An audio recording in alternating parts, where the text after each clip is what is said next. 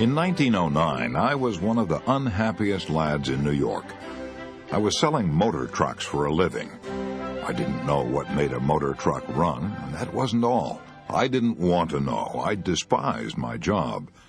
I despised living in a cheap furnished room on West 56th Street, a room infested with cockroaches. I still remember that I had a bunch of neckties hanging on the walls, and when I reached out of a morning to get a fresh necktie, the cockroaches scattered in all directions. I despised having to eat in cheap, dirty restaurants that were also probably infested with cockroaches. I came home to my lonely room each night with a sick headache, a headache bred and fed by disappointment, worry, bitterness, and rebellion. I was rebelling because the dreams I had nourished back in my college days had turned into nightmares. Was this life? Was this the vital adventure to which I had looked forward so eagerly? Was this all life would ever mean to me, working at a job I despised, living with cockroaches, eating vile food, and with no hope for the future? I longed for the leisure to read and to write the books I had dreamed of writing back in my college days. I knew I had everything to gain and nothing to lose by giving up the job I despised. I wasn't interested in making a lot of money, but I was interested in making a lot of living. In short, I had come to the Rubicon, to that moment of decision which faces most young people when they start out in life. So I made my decision, and that decision completely altered my future. It has made the rest of my life happy and rewarding beyond my most utopian aspirations. My decision was this. I would give up the work I loathed, and since I had spent 4 years studying in the State Teachers College in Warrensburg, Missouri, preparing to teach, I would make my living teaching adult classes in night schools. Then I'd have my days free to read books, prepare lectures, write novels and short stories. I wanted to live to write and write to live. What subject should I teach to adults at night? As I looked back and evaluated my own college training, I saw that the training and experience I had had in public speaking had been of more practical value to me in business and in life than everything else I had studied in college all put together. Why? Because it had wiped out my timidity and lack of self-confidence and given me the courage and assurance to deal with people. It had also made clear that leadership usually gravitates to the man who can get up and say what he thinks. I applied for a position teaching public speaking in the night extension courses both at Columbia University and New York University, but these universities decided they could struggle along somehow without my help. I was disappointed then, but now I thank God that they did turn me down, because I started teaching at YMCA night schools, where I had to show concrete results and show them quickly. What a challenge that was. These adults didn't come to my classes because they wanted college credits or social prestige. They came for one reason only. They wanted to solve their problems. They wanted to be able to stand up on their feet and say a few words at a business meeting without fainting from fright. Salesmen wanted to be able to call on a tough customer without having to walk around the block 3 times to get up courage. They wanted to develop poise and self-confidence. They wanted to get ahead in business. They wanted to have more money for their families. And since they were paying for their tuition on an installment basis, and they stopped paying if they didn't get results, and since I was being paid not a salary but a percentage of the profits, I had to be practical if I wanted to eat. I felt at the time that I was teaching under a handicap, but I realize now that I was getting priceless training. I had to motivate my students. I had to help them solve their problems.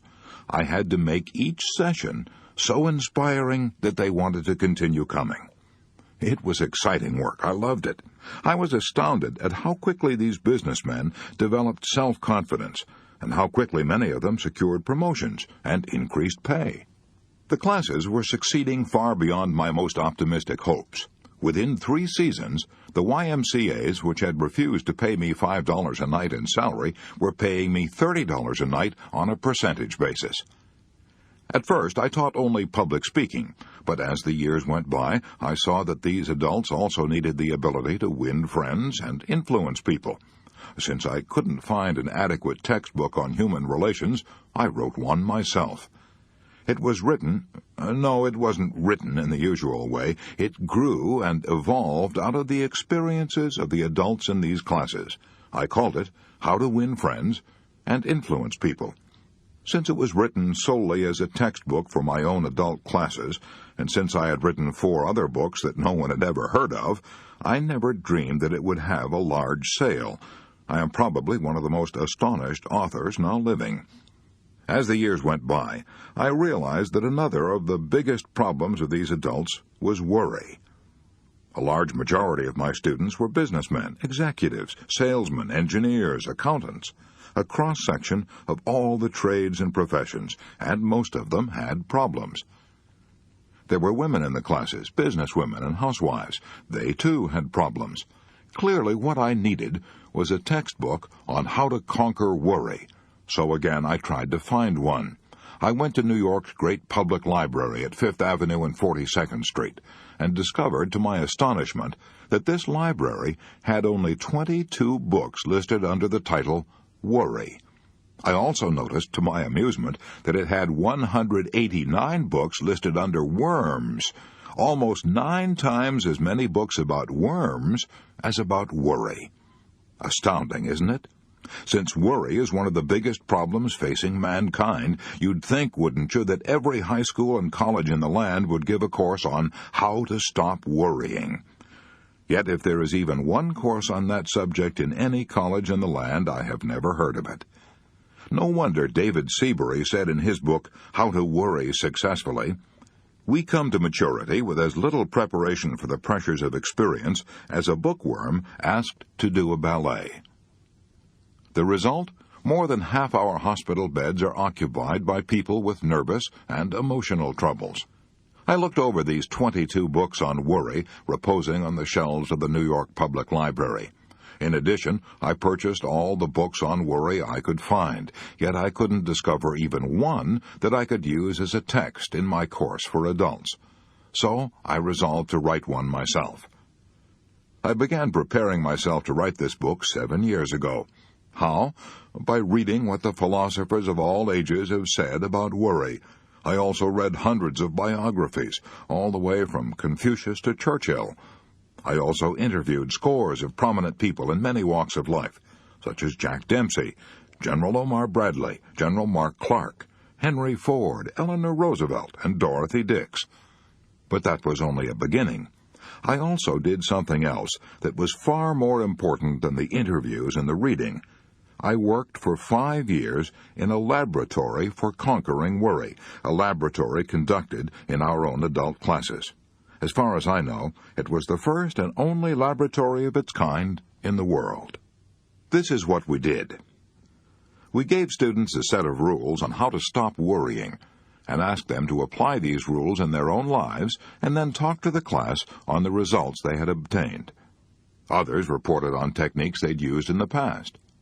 As a result of this experience, I presume I have listened to more talks on how I conquered worry than has any other individual who ever walked this earth. In addition, I read hundreds of other talks on how I conquered worry, talks that were sent to me by mail, talks that had won prizes in our classes that are held throughout the world. So this book didn't come out of an ivory tower. Neither is it an academic preachment on how worry might be conquered. Instead, I've tried to write a fast-moving, concise, documented report on how worry has been conquered by thousands of adults. One thing is certain, this book is practical. You can set your teeth in it. Science, said the French philosopher Valéry, is a collection of successful recipes. That's what this book is, a collection of successful and time-tested recipes to rid our lives of worry. However, let me warn you, you won't find anything new in it, but you will find much that's not generally applied. And when it comes to that, you and I don't need to be told anything new. We already know enough to lead perfect lives. We've all read the Golden Rule and the Sermon on the Mount. Our trouble is not ignorance, but inaction. The purpose of this book is to restate, illustrate, streamline, air condition, and glorify a lot of ancient and basic truths, and kick you in the shins and make you do something about applying them. You didn't pick up this book to read about how it was written. You're looking for action, all right? Let's go. Please read parts 1 and 2 of this book, and then if by that time you don't feel you've acquired a new power and a new inspiration to stop worry and enjoy life, then toss this book away. It is no good for you. How to Stop Worrying and Start Living by Dale Carnegie. Part 1. Fundamental Facts You Should Know About Worry. Chapter 1. Live in day-tight compartments. In the spring of 1871, a young man picked up a book and read 21 words that had a profound effect on his future. A medical student at the Montreal General Hospital, he was worried about passing the final examination, worried about what to do, where to go, how to build up a practice, how to make a living. The 21 words that this young medical student read in 1871 helped him to become the most famous physician of his generation. He organized the world-famous Johns Hopkins School of Medicine. He became Regius Professor of Medicine at Oxford, the highest honor that can be bestowed upon any medical man in the British Empire. He was knighted by the King of England. When he died, 2 huge volumes containing 1,466 pages were required to tell the story of his life. His name was Sir William Osler. Here are the 21 words that he read in the spring of 1871, 21 words from Thomas Carlyle that helped him lead a life free from worry. Our main business is not to see what lies dimly at a distance, but to do what lies clearly at hand. 42 years later, on a soft spring night when the tulips were blooming on the campus, this man, Sir William Osler, addressed the students of Yale University. He told those Yale students that a man like himself, who had been a professor in 4 universities and had written a popular book, was supposed to have brains of a special quality. He declared that this was untrue. He said that his intimate friends knew that his brains were of the most mediocre character. What then was the secret of his success? He stated that it was owing to what he called living in day-tight compartments. What did he mean by that? A few months before he spoke at Yale, Sir William Osler had crossed the Atlantic on a great ocean liner, where the captain, standing on the bridge, could press a button, and presto, there was a clanging of machinery, and various parts of the ship were immediately shut off from one another, shut off into watertight compartments. Now, each one of you, Dr. Osler said to these Yale students, is a much more marvelous organization than the great liner, and bound on a longer voyage. What I urge is that you so learn to control the machinery as to live with day-tight compartments as the most certain way to ensure safety on the voyage. Get on the bridge and see that at least the great bulkheads are in working order. Touch a button and hear at every level of your life the iron doors shutting out the past, the dread yesterdays. Touch another and shut off with a metal curtain the future, the unborn tomorrows. Then you are safe for today. Shut off the past. Let the dead past bury its dead. Shut out the yesterdays which have lighted fools the way to dusty death. The load of tomorrow added to that of yesterday, carried today, makes the strongest falter. Shut off the future as tightly as the past. The future is today. There is no tomorrow. The day of man's salvation is now. Waste of energy, mental distress, nervous worries dog the steps of a man who is anxious about the future. Shut close, then, the great fore and aft bulkheads, and prepare to cultivate the habit of a life of day-tight compartments. Did Dr. Osler mean to say that we should not make any effort to prepare for tomorrow? No, not at all. But he did go on in that address to say that the best possible way to prepare for tomorrow is to concentrate with all your intelligence, all your enthusiasm, on doing today's work superbly today. That's the only possible way you can prepare for the future. Sir William Osler urged the students at Yale to begin the day with Christ's prayer, "Give us this day our daily bread." Remember that the prayer asks only for today's bread. It doesn't complain about the stale bread we had to eat yesterday, and it doesn't say, "Oh God, it has been pretty dry out in the wheat belts lately, and we may have another drought, and then how will I get my bread to eat next fall?" Or, "Suppose I lose my job, oh God, how could I get bread then?" No, this prayer teaches us to ask for today's bread only. Today's bread is the only kind of bread you can possibly eat. Years ago, a penniless philosopher was wandering through stony country where the people had a hard time making a living. One day a crowd gathered about him on a hill, and he gave what is probably the most quoted speech ever delivered anywhere at any time. This speech contains 26 words that have gone ringing down across the centuries. "Take, therefore, no thought for the morrow shall take thought for the things of itself. Sufficient unto the day is the evil thereof." Many men have rejected those words of Jesus, "Take no thought for the morrow." They have rejected those words as a counsel of perfection, as a bit of mysticism. "I must take thought for the morrow," they say. "I must take out insurance to protect my family. I must lay aside money for my old age. I must plan and prepare to get ahead." Right, of course you must. The truth is that those words of Jesus, translated over 300 years ago, don't mean today what they meant during the reign of King James. 300 years ago, the word thought frequently meant anxiety. Modern versions of the Bible quote Jesus more accurately as saying, "Have no anxiety for the tomorrow." By all means, take thought for tomorrow, yes, careful thought, and planning and preparation, but have no anxiety. During the Second World War, our military leaders planned for the morrow, but they could not afford to have any anxiety. "I have supplied the best men with the best equipment we have," said Admiral Ernest J. King, who directed the United States Navy, "and have given them what seems to be the wisest mission. That is all I can do." Whether in war or peace, good thinking deals with causes and effects and leads to logical, constructive planning. Bad thinking frequently leads to tension and nervous breakdown. I had the privilege of interviewing Arthur Hayes Sulzberger, publisher from 1935 to 1961 of one of the most famous newspapers in the world, the New York Times. Mr. Sulzberger told me that when the Second World War flamed across Europe, he was so stunned, so worried about the future, that he found it almost impossible to sleep. He would frequently get out of bed in the middle of the night, take some canvas and tubes of paint, look in the mirror, and try to paint a portrait of himself. He didn't know anything about painting, but he painted anyway, to get his mind off his worries. Mr. Sulzberger told me that he was never able to banish his worries and find peace until he had adopted as his motto 5 words from a church hymn: "One step enough for me."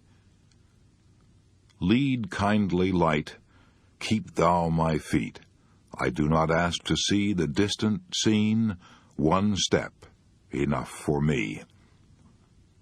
At about the same time, a young man in uniform somewhere in Europe was learning the same lesson. His name was Ted Benjamino of Baltimore, Maryland, and he had worried himself into a first-class case of combat fatigue. "In April 1945, wrote Ted Benjamino, I had worried until I had developed what doctors called a spasmodic transverse colon, a condition that produced intense pain. If the war hadn't ended when it did, I'm sure I would have had a complete physical breakdown. I was utterly exhausted. I was a Graves Registration non-commissioned officer for the 94th Infantry Division. My work was to help set up and maintain records of all men killed in action, missing in action, and hospitalized. I also had to help disinter the bodies of both Allied and enemy soldiers who had been killed and hastily buried in shallow graves during the pitch of battle. I had to gather up the personal effects of these men and see that they were sent back to parents or closest relatives who would prize these personal effects so much. I was constantly worried for fear we might be making embarrassing and serious mistakes. I was worried about whether or not I would come through all this. I was worried about whether I would live to hold my only child in my arms, a son of 16 months whom I had never seen. I was so worried and exhausted that I lost 34 pounds. I was so frantic that I was almost out of my mind. I looked at my hands. They were hardly more than skin and bones. I was terrified at the thought of going home a physical wreck. I broke down and sobbed like a child. I was so shaken that tears welled up every time I was alone. There was one period soon after the Battle of the Bulge started that I wept so often that I almost gave up hope of ever being a normal human being again. I ended up in an Army dispensary. An Army doctor gave me some advice which has completely changed my life. After giving me a thorough physical examination, he informed me that my troubles were mental. "Ted," he said, "I want you to think of your life as an hourglass. You know there are thousands of grains of sand in the top of the hourglass, and they all pass slowly and evenly through the narrow neck in the middle. Nothing you or I could do would make more than one grain of sand pass through this narrow neck without impairing the hourglass. You and I and everyone else are like this hourglass. When we start in the morning, there are hundreds of tasks which we feel that we must accomplish that day. But if we do not take them one at a time and let them pass through the day slowly and evenly, as do the grains of sand passing through the narrow neck of the hourglass, then we're bound to break our own physical or mental structure." I've practiced that philosophy ever since that memorable day that an Army doctor gave it to me. One grain of sand at a time, one task at a time. That advice saved me physically and mentally during the war, and it has also helped me in my present position as Public Relations and Advertising Director for the Ad Crafters Printing and Offset Company, Incorporated. I found the same problem arising in business that had arisen during the war. A score of things had to be done at once, and there was little time to do them. We were low in stocks. We had new forms to handle, new stock arrangements, changes of address, opening and closing offices, and so on. Instead of getting taut and nervous, I remembered what the doctor had told me: one grain of sand at a time, one task at a time. By repeating those words to myself over and over, I accomplished my tasks in a more efficient manner, and I did my work without the confused, jumbled feeling that had almost wrecked me on the battlefield. One of the most appalling comments on our present way of life is that at one time, half of all the beds in our hospitals were reserved for patients with nervous and mental troubles, patients who had collapsed under the crushing burden of accumulated yesterdays and fearful tomorrows. Yet a vast majority of those people could have avoided those hospitals, could have led happy, useful lives if they had only heeded the words of Jesus. Have no anxiety about the morrow. Or the words of Sir William Osler, live in day-tight compartments. You and I are standing this very second at the meeting place of two eternities, the vast past that has endured forever, and the future that is plunging on to the last syllable of recorded time. We can't possibly live in either of those eternities, no, not even for one split second. But by trying to do so, we can wreck both our bodies and our minds. So let's be content to live the only time we can possibly live, from now until bedtime. Anyone can carry his burden, however hard, until nightfall, wrote Robert Louis Stevenson. Anyone can do his work, however hard, for one day. Anyone can live sweetly, patiently, lovingly, purely, till the sun goes down. And this is all that life really means. Yes, that is all that life requires of us. But Mrs. E.K. Shields of Saginaw, Michigan, was driven to despair, even to the brink of suicide, before she learned to live just till bedtime. In 1937, I lost my husband, Mrs. Shields said as she told me her story. I was very depressed and almost penniless. I wrote my former employer, Mr. Leon Roach of the Roach Fowler Company of Kansas City, and got my old job back. I had formerly made my living selling world books to rural and town school boards. I had sold my car 2 years previously when my husband became ill, but I managed to scrape together enough money to put a down payment on a used car and started out to sell books again. I'd thought that getting back on the road would help relieve my depression, but driving alone and eating alone was almost more than I could take. Some of the territory was not very productive, and I found it hard to make those car payments, small as they were. In the spring of 1938, I was working out of Versailles, Missouri. The schools were poor, the roads bad, and I was so lonely and discouraged that at one time I even considered suicide. It seemed that success was impossible. I had nothing to live for. I dreaded getting up each morning and facing life. I was afraid of everything. Afraid I could not meet the car payments. Afraid I could not pay my room rent. Afraid I would not have enough to eat. I was afraid my health was failing, and I had no money for a doctor. All that kept me from suicide were the thoughts that my sister would be deeply grieved, and that I didn't have enough money to pay my funeral expenses. Then one day, I read an article that lifted me out of my despondence and gave me the courage to go on living. I shall never cease to be grateful for one inspiring sentence in that article. It said, "Every day is a new life to a wise man." I typed that sentence out and pasted it on the windshield of my car, where I saw it every minute I was driving. I found it wasn't so hard to live only one day at a time. I learned to forget the yesterdays and not to think of the tomorrows. Each morning I said to myself, "Today is a new life." I have succeeded in overcoming my fear of loneliness, my fear of want. I am happy and fairly successful now, and have a lot of enthusiasm and love for life. I know now that I shall never again be afraid, regardless of what life hands me. I know now that I won't have to fear the future. I know now that I can live one day at a time, and that every day is a new life to a wise man. Who do you suppose wrote this verse? "Happy the man, and happy he alone, he who can call today his own, he who, secure within, can say, 'Tomorrow do thy worst, for I have lived today.'" Those words sound modern, don't they? Yet they were written 30 years before Christ was born by the Roman poet Horace. One of the most tragic things I know about human nature is that all of us tend to put off living. We're all dreaming of some magical rose garden over the horizon instead of enjoying the roses that are blooming outside our windows today. Why are we such fools, such tragic fools? "How strange it is, our little procession of life," wrote Stephen Leacock. The child says, "When I am a big boy," but what is that? The big boy says, "When I grow up." And then grown up, he says, "When I get married." But to be married, what is that after all? The thought changes to "when I'm able to retire." And then when retirement comes, he looks back over the landscape traversed. A cold wind seems to sweep over it. Somehow he has missed it all, and it is gone.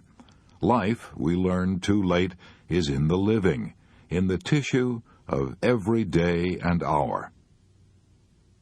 The late Edward S. Evans of Detroit almost killed himself with worry before he learned that life is in the living, in the tissue of every day and hour.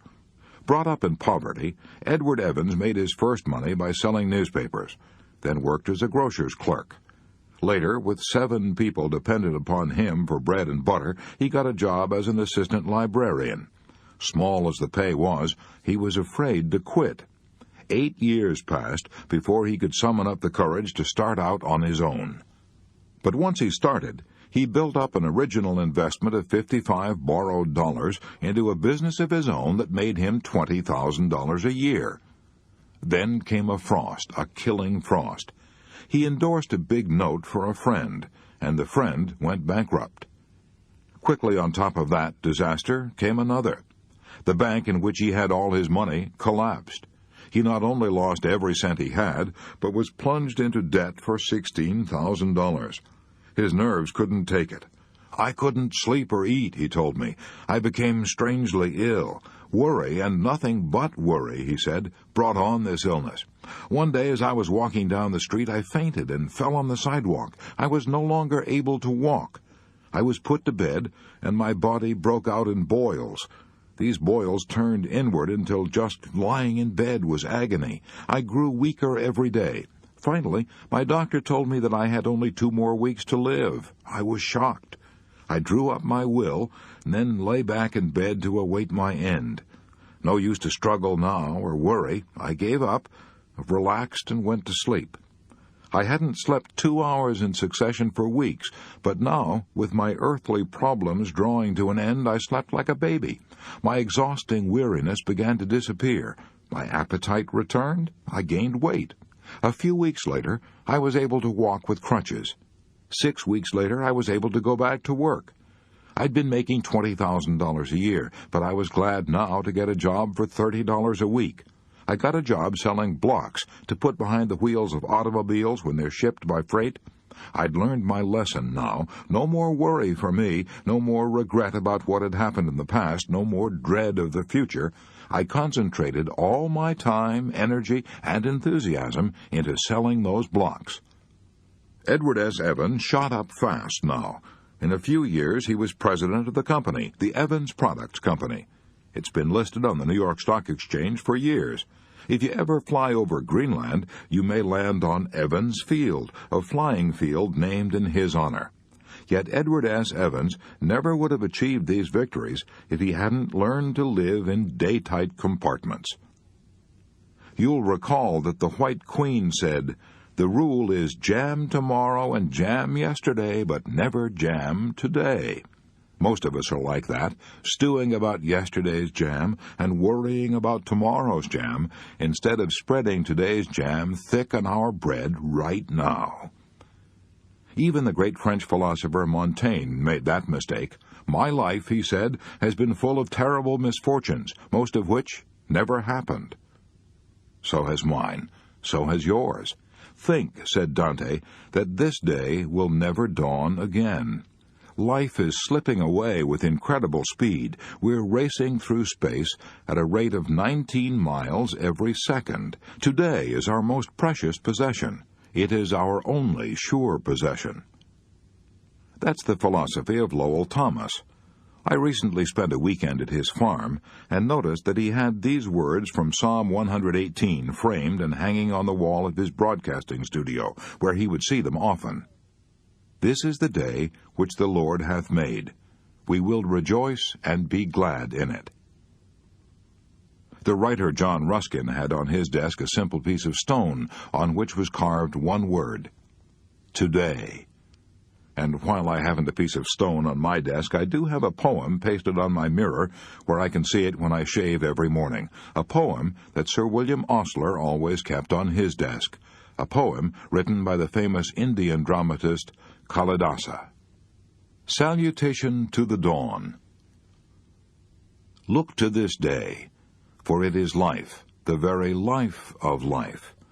In its brief course lie all the verities and realities of your existence, the bliss of growth, the glory of action, the splendor of beauty. For yesterday is but a dream, and tomorrow is only a vision. But today, well lived, makes every yesterday a dream of happiness, and every tomorrow a vision of hope.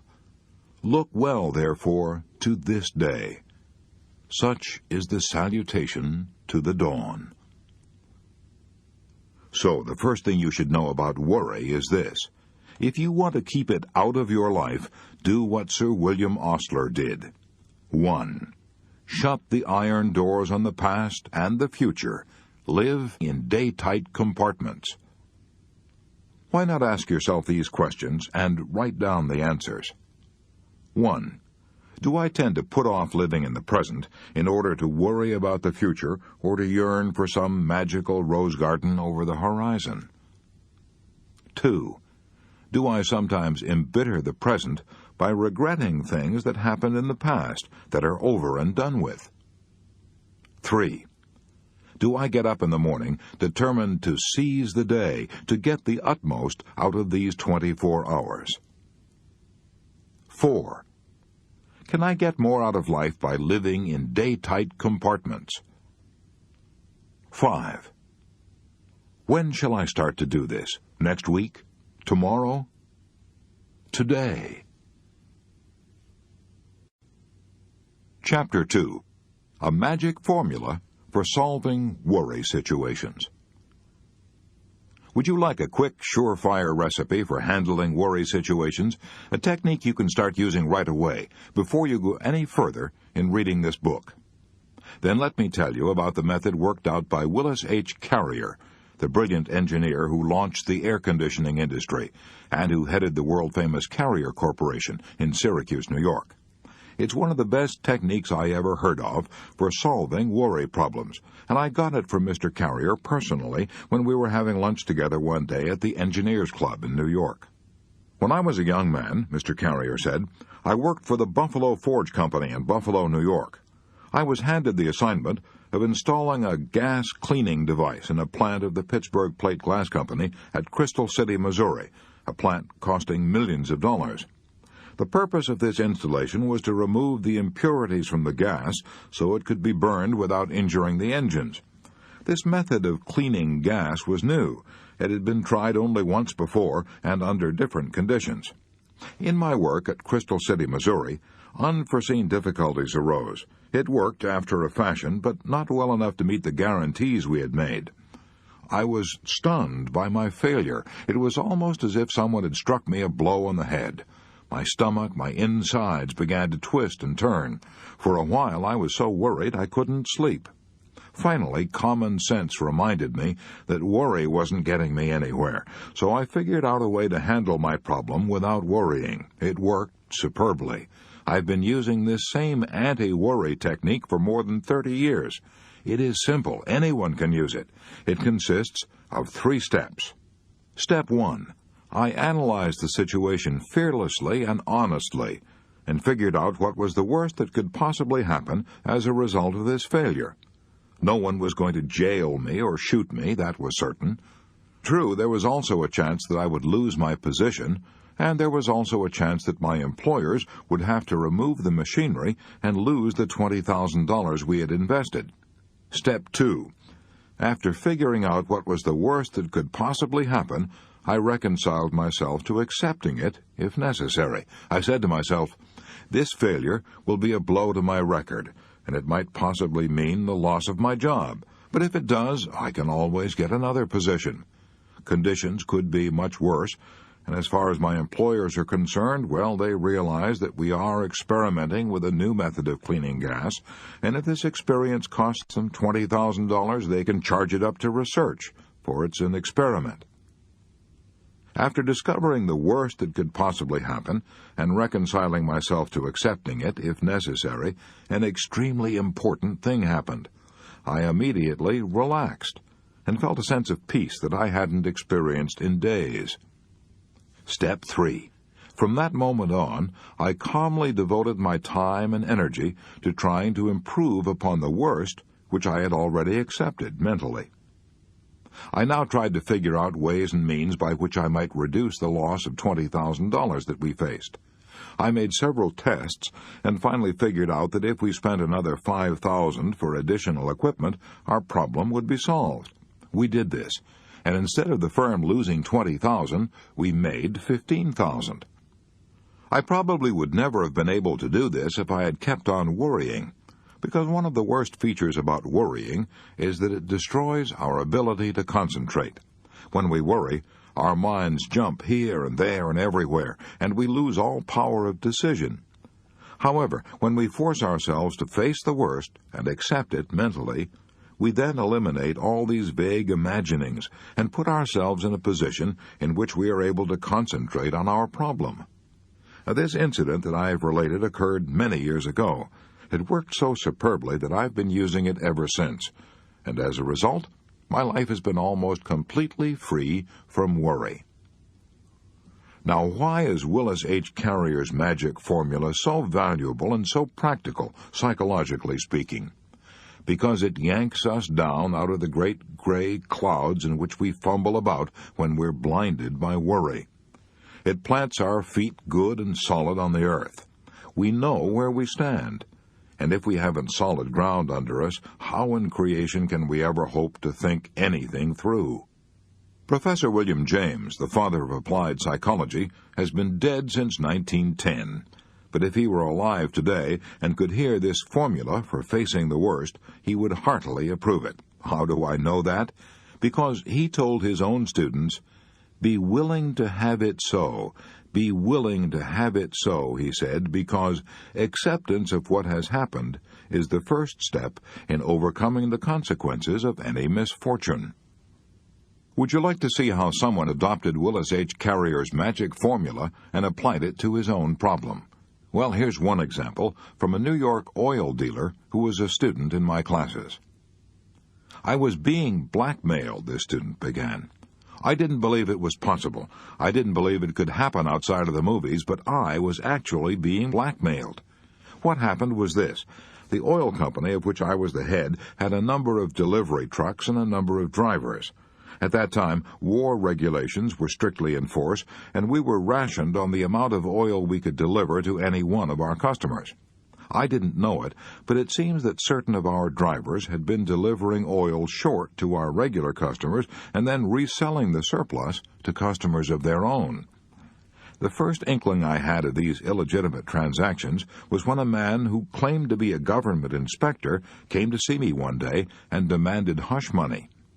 He had got documentary proof of what our drivers had been doing, and he threatened to turn this proof over to the district attorney's office if I didn't cough up. I knew, of course, that I had nothing to worry about, personally at least, but I also knew that the law says a firm is responsible for the actions of its employees. What's more, I knew that if the case came to court and it was aired in the newspapers, the bad publicity would ruin my business. And I was proud of my business. It had been founded by my father 24 years before. I was so worried I was sick. I didn't eat or sleep for 3 days and nights. I kept going around in crazy circles. Should I pay the money, $5,000, or should I tell this man to go ahead and do his damnedest? Either way, I tried to make up my mind. It ended in a nightmare. Then, on Sunday night, I happened to pick up the booklet on How to Stop Worrying, which I had been given in my Carnegie class in public speaking. I started to read it, and came across the story of Willis H. Carrier. Face the worst, it said, so I asked myself, what's the worst that could happen if I refuse to pay up and these blackmailers turn their records over to the district attorney? The answer to that was, the ruin of my business. That's the worst that can happen. I can't go to jail. All that can happen is that I shall be ruined by the publicity. I then said to myself, all right, the business is ruined. I accept that mentally. What happens next? Well, with my business ruined, I would probably have to look for a job. That wasn't bad. I knew a lot about oil. There were several firms that might be glad to employ me. I began to feel better. The blue funk I had been in for 3 days and nights began to lift a little. My emotions calmed down, and to my astonishment, I was able to think. I was clear-headed enough now to face step 3, improve on the worst. As I thought of solutions, an entirely new angle presented itself to me. If I told my attorney the whole situation, he might find a way out which I hadn't thought of. I know it sounds stupid to say that this hadn't even occurred to me before, but of course I hadn't been thinking. I had only been worrying. I immediately made up my mind that I would see my attorney first thing in the morning, and then I went to bed and slept like a log. How did it end? Well, the next morning, my lawyer told me to go and see the district attorney and tell him the truth. I did precisely that. When I finished, I was astonished to hear the DA say that this blackmail racket had been going on for months, and that the man who claimed to be a government agent was a crook wanted by the police. What a relief to hear all this after I had tormented myself for 3 days and nights wondering whether I should hand over $5,000 to this professional swindler. This experience taught me a lasting lesson. Now, whenever I face a pressing problem that threatens to worry me, I give it what I call the old Willis H. Carrier formula. If you think Willis H. Carrier had troubles, listen, you ain't heard nothing yet. Here's the story of Earl P. Haney of Winchester, Massachusetts. Here's the story as he told it to me himself on November 17, 1948, in the Hotel Statler in Boston. Back in the 20s, he said, I was so worried that ulcers began eating the lining of my stomach. One night I had a terrible hemorrhage. I was rushed to a hospital connected with the School of Medicine of Northwestern University of Chicago. My weight dropped from 175 pounds to 90 pounds. I was so ill, I was warned not even to lift my hand. 3 doctors, including a celebrated ulcer specialist, said my case was incurable. I lived on alkaline powders and a tablespoonful of half milk and half cream every hour. A nurse put a rubber tube down into my stomach every night and morning and pumped out the contents. This went on for months. Finally, I said to myself, Look here, Earl Haney, if you have nothing to look forward to except a lingering death, you might as well make the most of the little time you have left. You have always wanted to travel around the world before you die, so if you're ever going to do it, you'll have to do it now. When I told my physicians I was going to travel around the world and pump out my own stomach twice a day, they were shocked. Impossible. They'd never heard of such a thing. They warned me that if I started around the world, I would be buried at sea. No, I won't, I replied. I've promised my relative that I will be buried in the family plot in Broken Bow, Nebraska, so I'm going to take my casket with me. I arranged for a casket, put it aboard a ship, and then made arrangements with the steamship company in the event of my death to put my corpse in a freezing compartment and keep it there till the liner returned home. I set out on my trip imbued with the spirit of old Omar. Ah, make the most of what we yet may spend, before we too into the dust descend. Dust into dust, and under dust to lie, sans wine, sans song, sans singer, and sans end. The moment I boarded the SS President Adams in Los Angeles and headed for the Orient, I felt better. I gradually gave up my alkaline powders and my stomach pump. I was soon eating all kinds of food, even strange native mixtures and concoctions that were guaranteed to kill me. As the weeks went by, I even smoked long black cigars and drank highballs. I enjoyed myself more than I had in years. We ran into monsoons and typhoons which should have put me in my casket, if only from fright, but I got an enormous kick out of all this adventure. I played games aboard the ship, sang songs, made new friends, stayed up half the night. When we reached China and India, I realized that the business cares that I had faced back home were paradise compared to the poverty and hunger in the Orient. I stopped all my senseless worrying and felt fine. When I got back to America, I had gained 90 pounds and had almost forgotten I even had a stomach ulcer. I had never felt better in my life. I went back to business and haven't been ill a day since. Earl P. Haney told me he realizes now that he was unconsciously using the self-same principles that Willis H. Carrier used to conquer worry. First, I asked myself, what is the worst that could possibly happen? The answer was death. Second, I prepared myself to accept death. I had to. There was no choice. The doctors said my case was hopeless. Third, I tried to improve the situation by getting the utmost enjoyment out of life for the short time I had left.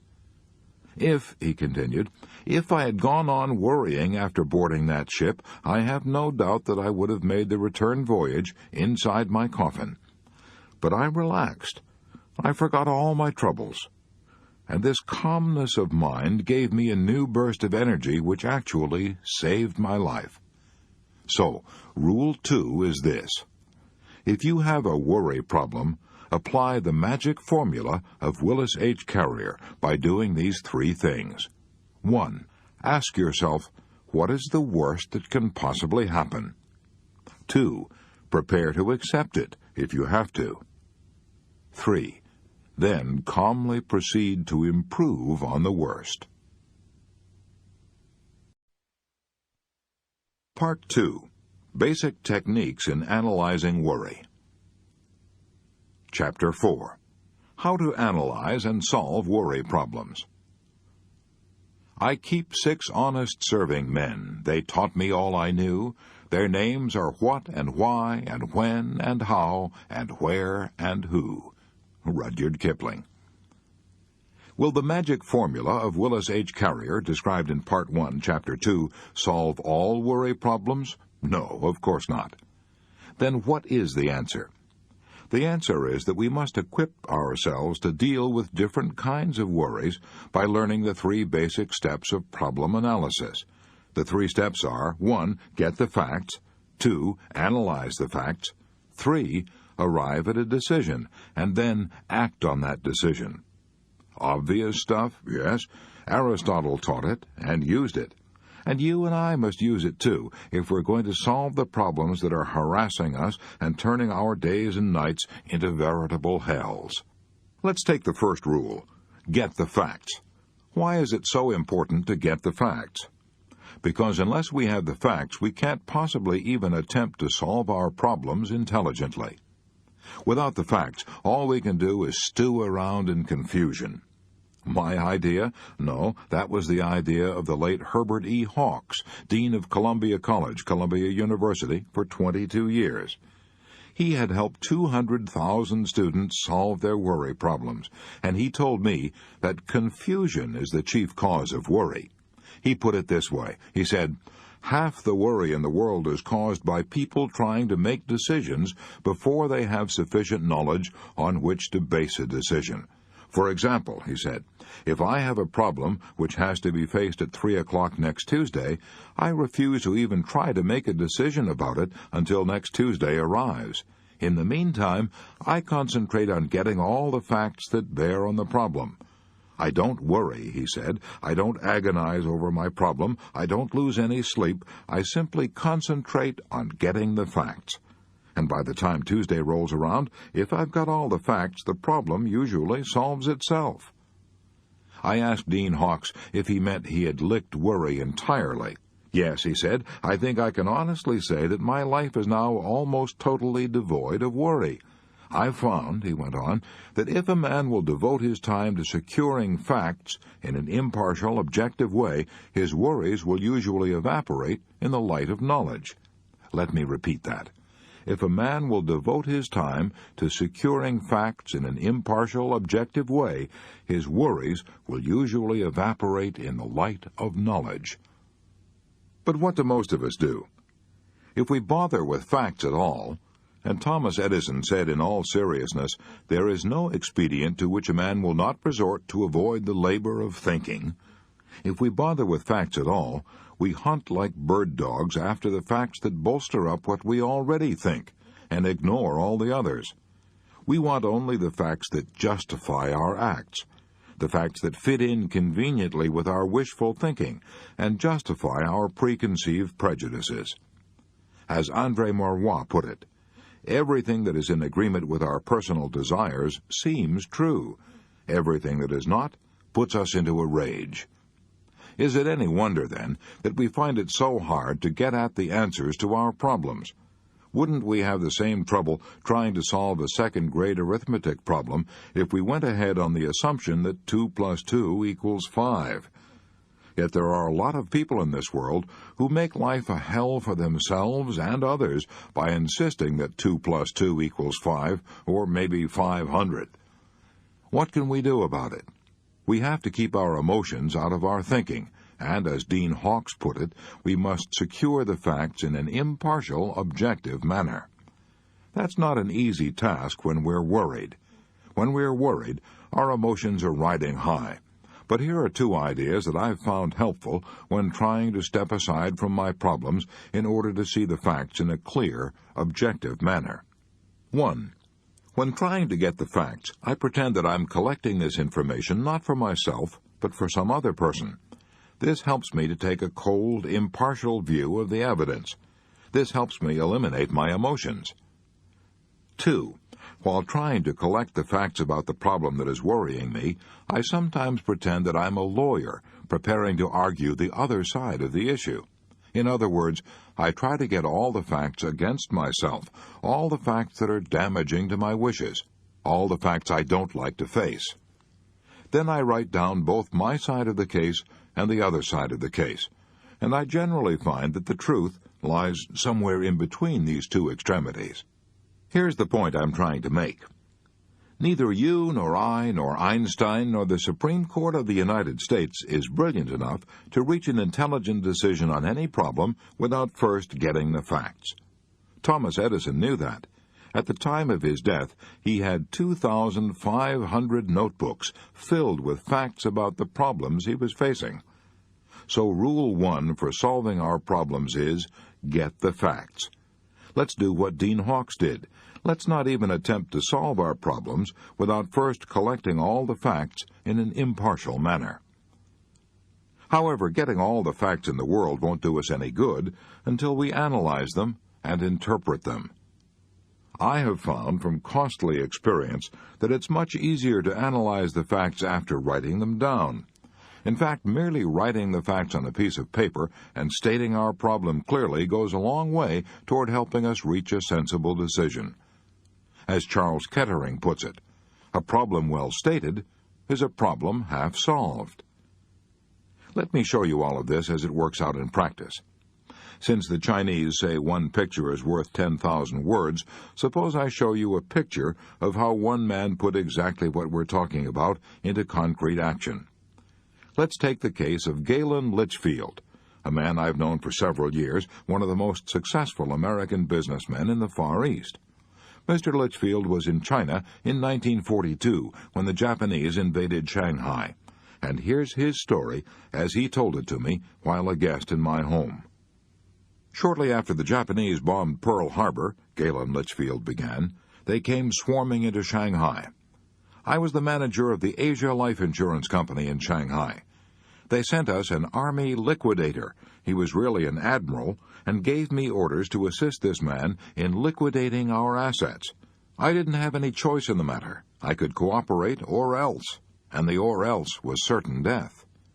I went through the motions of doing what I was told because I had no alternative. But there was one block of securities worth $750,000 which I left off the list I gave to the admiral. I left that block of securities off the list because they belonged to our Hong Kong organization and had nothing to do with the Shanghai assets. All the same, I feared I might be in hot water if the Japanese found out what I'd done, and they soon found out.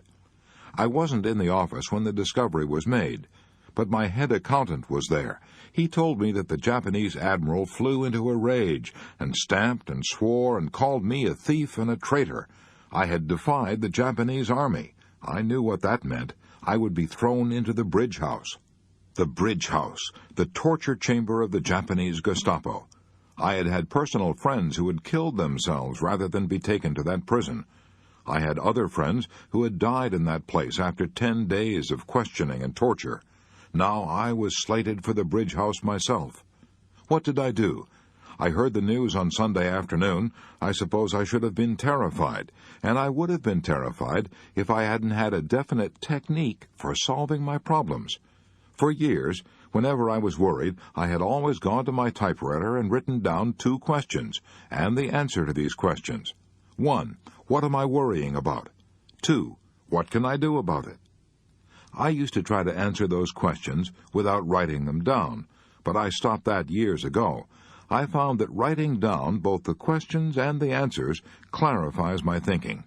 So that Sunday afternoon, I went directly to my room at the Shanghai YMCA and got out my typewriter. I wrote, 1. What am I worrying about?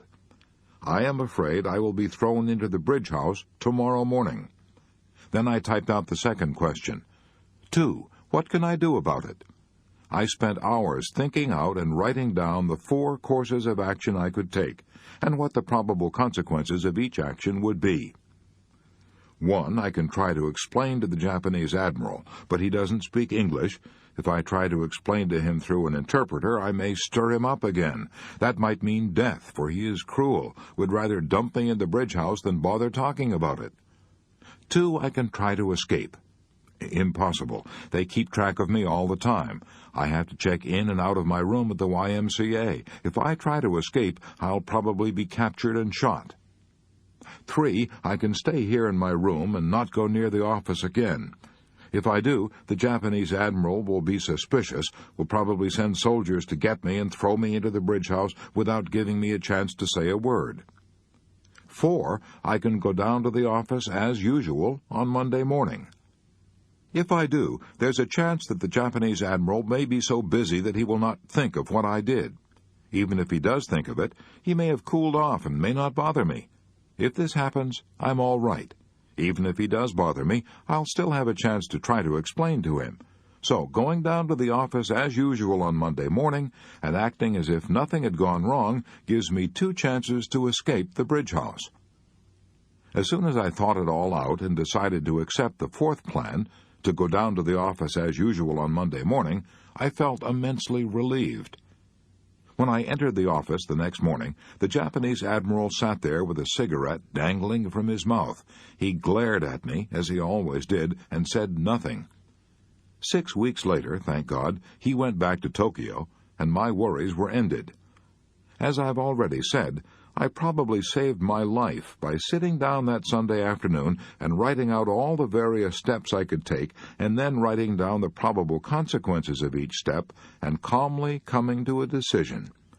If I hadn't done that, I might have floundered and hesitated and done the wrong thing on the spur of the moment. If I hadn't thought out my problem and come to a decision, I would have been frantic with worry all Sunday afternoon. I wouldn't have slept that night. I would have gone down to the office Monday morning with a harassed and worried look, and that alone might have aroused the suspicion of the Japanese admiral and spurred him to act. Experience has proved to me, time after time, the enormous value of arriving at a decision. It is the failure to arrive at a fixed purpose, the inability to stop going round and round in maddening circles, that drives men to nervous breakdowns and living hells. I find that 50% of my worries vanish once I arrive at a clear, definite decision, and another 40% usually vanish once I start to carry out that decision.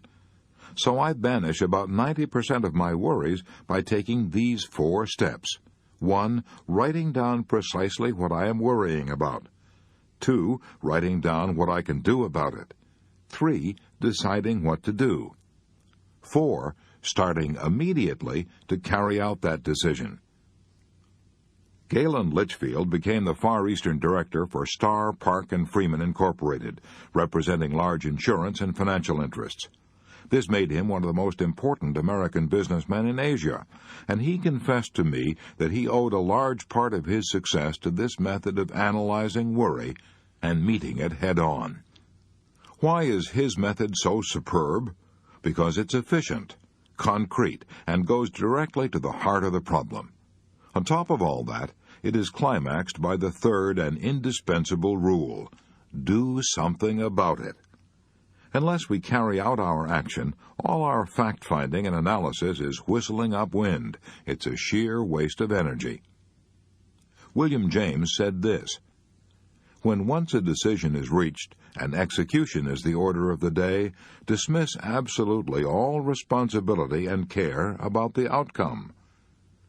In this case, William James undoubtedly used the word care as a synonym for anxiety. He meant, once you've made a careful decision based on facts, go into action.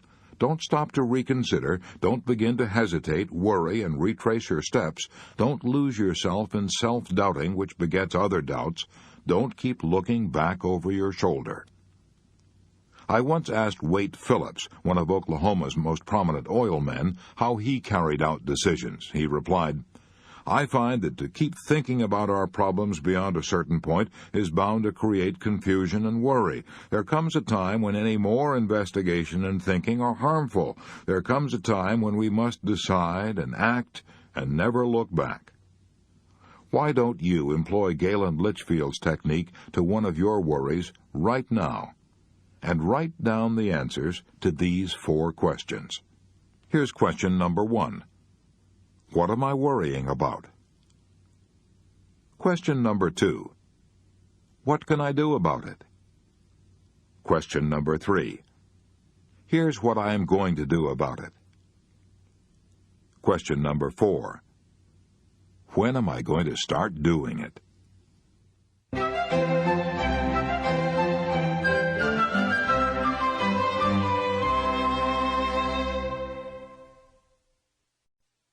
Chapter 5. How to Eliminate 50% of Your Business Worries. If you're in business, you're probably saying to yourself right now, the title of this chapter is ridiculous. I've been running my business for 19 years, and I certainly know the answers, if anybody does. The idea of anybody trying to tell me how I can eliminate 50% of my business worries, it's absurd. Fair enough. I would have felt exactly the same way myself a few years ago if I'd seen this title on a chapter. It promises a lot, and promises are cheap. But let's be very frank about it. Maybe I won't be able to help you eliminate 50% of your business worries. In the last analysis, no one can do that except yourself. But what I can do is show you how other people have done it, and leave the rest up to you. You may recall that earlier in this book I quoted the world-famous Dr. Alexis Carrel as saying, "Those who do not know how to fight worry die young." Since worry is that serious, wouldn't you be satisfied if I could help you eliminate even 10% of your worries? Yes? Good. Well, I'm going to show you how one business executive eliminated not 50% of his worries, but 75% of all the time he formerly spent in conferences trying to solve business problems. Furthermore, I'm not going to tell you this story about a Mr. Jones or a Mr. X or a man I knew in Ohio, vague stories that you can't check up on. It concerns a very real person. Leon Shimkin, a former partner and general manager of one of the foremost publishing houses in these United States, Simon & Schuster, Rockefeller Center, New York. Here is Leon Shimkin's experience in his own words. For 15 years, I spent almost half of every business day holding conferences, discussing problems. Should we do this or that or nothing at all? We would get tense, twist in our chairs, walk the floor, argue, and go around in circles. When night came, I would be utterly exhausted. I fully expected to go on doing this sort of thing for the rest of my life. I'd been doing it for 15 years, and it never occurred to me that there was a better way of doing it. If anyone had told me that I could eliminate 3/4 of all the time I spent in these worried conferences and 3/4 of my nervous strain, I would have thought he was a wild-eyed, slap-happy armchair optimist. Yet I devised a plan that did just that. I've been using this plan for 8 years. It has performed wonders for my efficiency, my health, and my happiness. It sounds like magic, but like all magic tricks, it's extremely simple when you see how it's done. Here's the secret. First, I immediately stopped the procedure I had been using in my conferences for 15 years, a procedure that began with my troubled associates reciting all the details of what had gone wrong and ended up by asking, "What shall we do?" Second, I made a new rule. A rule that everyone who wishes to present a problem to me must first prepare and submit a memorandum answering these 4 questions. Question 1. What is the problem? In the old days, we used to spend an hour or two in a worried conference without anyone's knowing specifically and concretely what the real problem was. We used to work ourselves into a lather discussing our troubles without ever troubling to write out specifically what our problem was.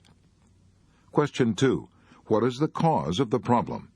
As I look back over my career, I'm appalled at the wasted hours I've spent in worried conferences without ever trying to find out clearly the conditions which lay at the root of the problem.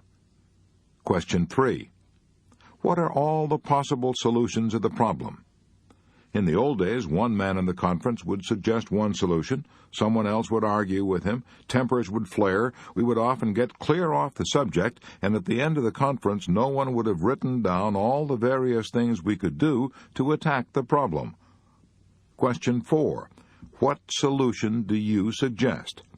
I used to go into a conference with a man who'd spent hours worrying about a situation and going around in circles without ever once thinking through all possible solutions and then writing down, "This is the solution I recommend." My associates rarely come to me now with their problems. Why?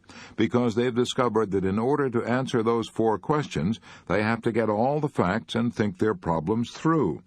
And after they've done that, they find in 3/4 of the cases they don't have to consult me at all, because the proper solution has popped out like a piece of bread popping out from an electric toaster.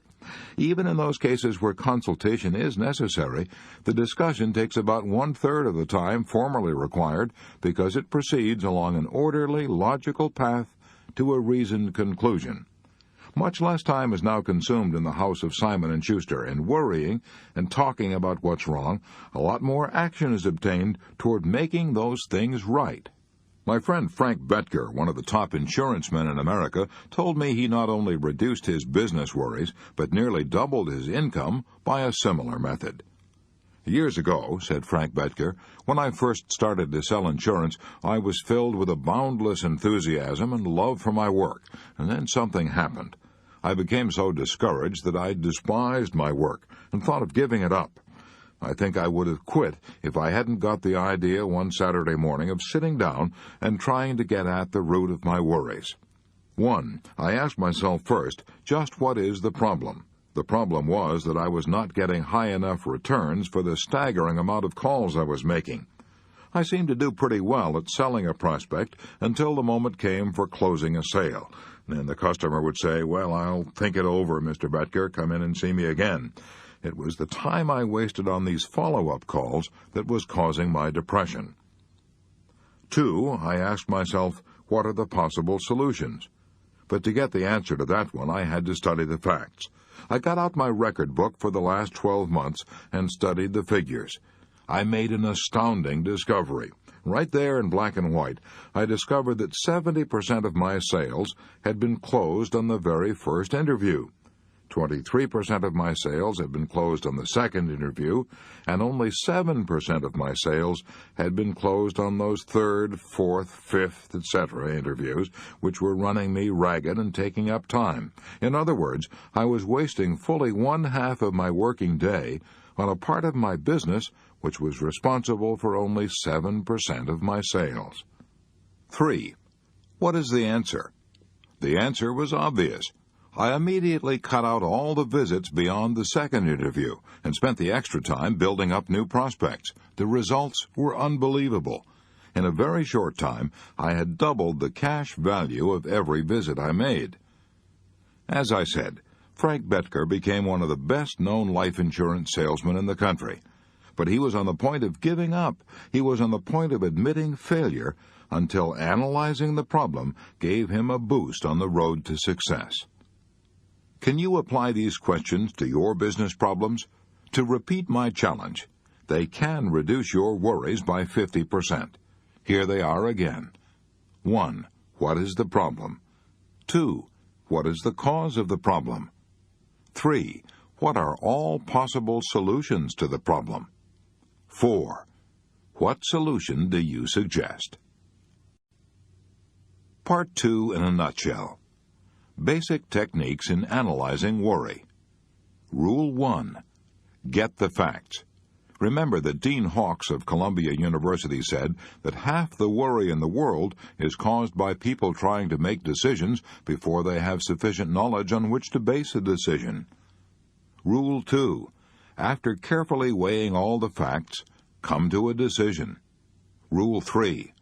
Once a decision is carefully reached, act. Get busy carrying out your decision and dismiss all anxiety about the outcome. Rule 4.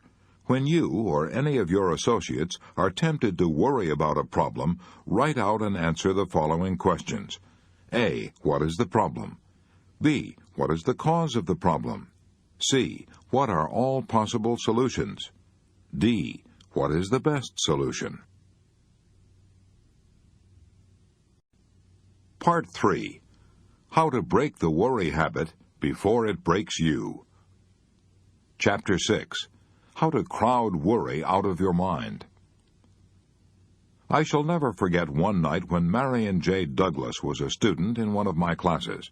I've not used his real name. He requested me for personal reasons not to reveal his identity, but here's his real story as he told it to the class. He told us how tragedy had struck at his home not once, but twice. The first time, he had lost his 5-year-old daughter, a child he adored.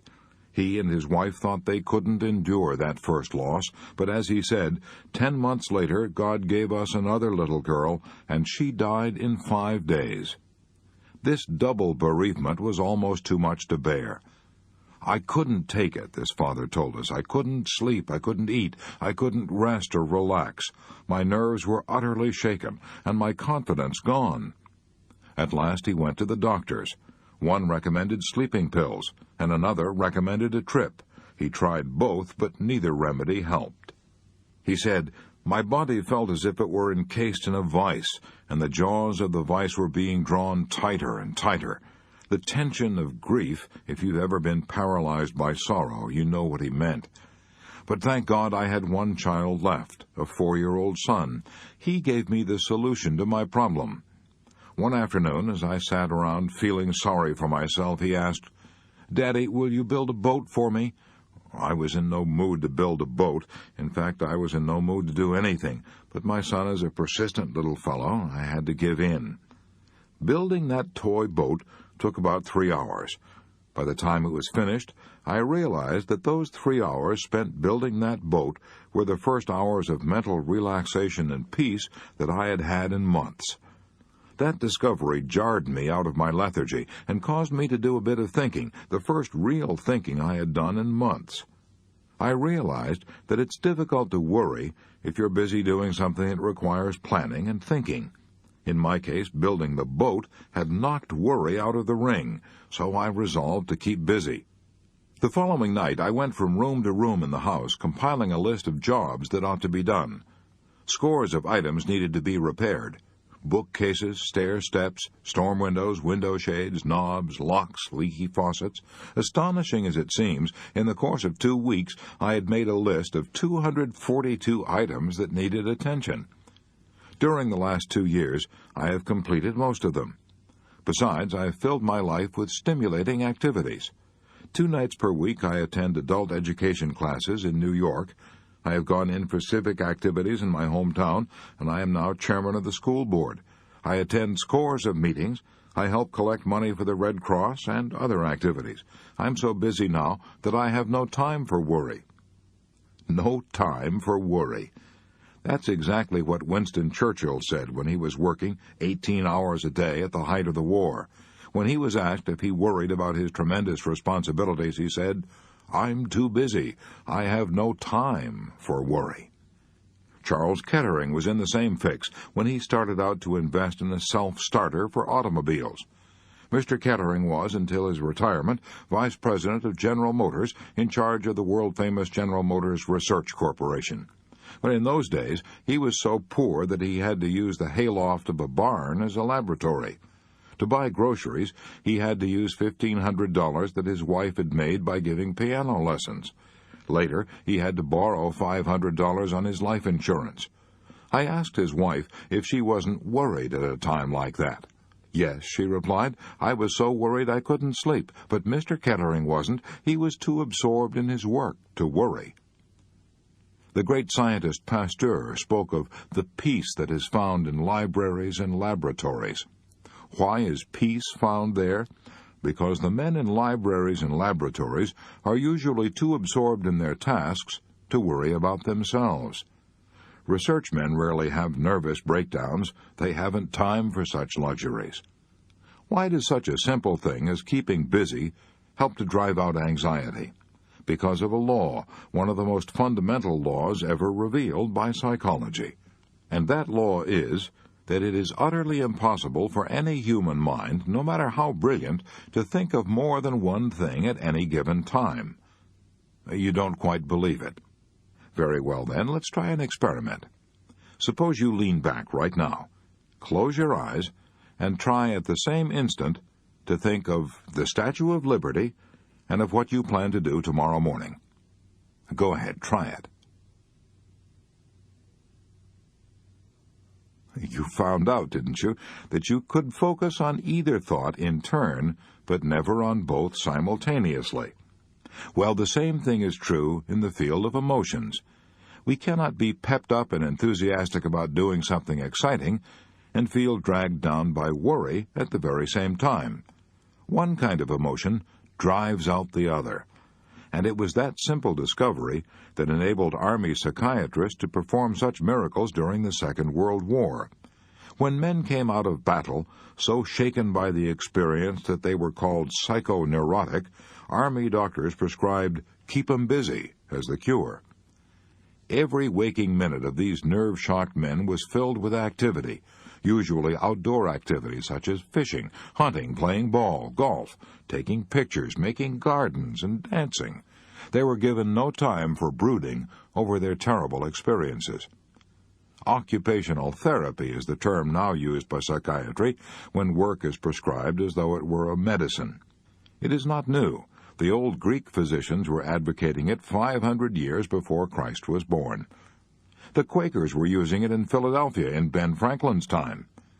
A man who visited a Quaker sanitarium in 1774 was shocked to see that the patients who were mentally ill were busy spinning flax. He thought these poor unfortunates were being exploited, until the Quakers explained that they found that their patients actually improved when they did a little work. It was soothing to the nerves. Any psychiatrist will tell you that work, keeping busy, is one of the best anesthetics ever known for sick nerves. Henry W. Longfellow found that out for himself when he lost his young wife. His wife had been melting some sealing wax at a candle one day when her clothes caught on fire. Longfellow heard her cries and tried to reach her in time, but she died from the burns. For a while, Longfellow was so tortured by the memory of that dreadful experience that he nearly went insane. But fortunately for him, his 3 small children needed his attention. In spite of his own grief, Longfellow undertook to be father and mother to his children. He took them for walks, told them stories, played games with them, and immortalized their companionship in his poem, The Children's Hour. He also translated Dante, and all these duties combined kept him so busy that he forgot himself entirely and regained his peace of mind. As Tennyson declared when he lost his most intimate friend, Arthur Hallam, "I must lose myself in action, lest I wither in despair." Most of us have little trouble losing ourselves in action while we have our noses to the grindstone and are doing our day's work, but the hours after work, they are the dangerous ones. Just when we're free to enjoy our own leisure and ought to be the happiest, that's when the blue devils of worry attack us. That's when we begin to wonder whether we're getting anywhere in life, whether we're in a rut, whether the boss meant anything by that remark he made today, or whether we're losing our sex appeal. When we're not busy, our minds tend to become a near vacuum. Every student of physics knows that nature abhors a vacuum. The nearest thing to a vacuum that you and I will probably ever see is inside of an incandescent electric light bulb. Break that bulb, and nature forces air in to fill the theoretical empty space. Nature also rushes in to fill the vacant mind. With what? Usually with emotions. Why?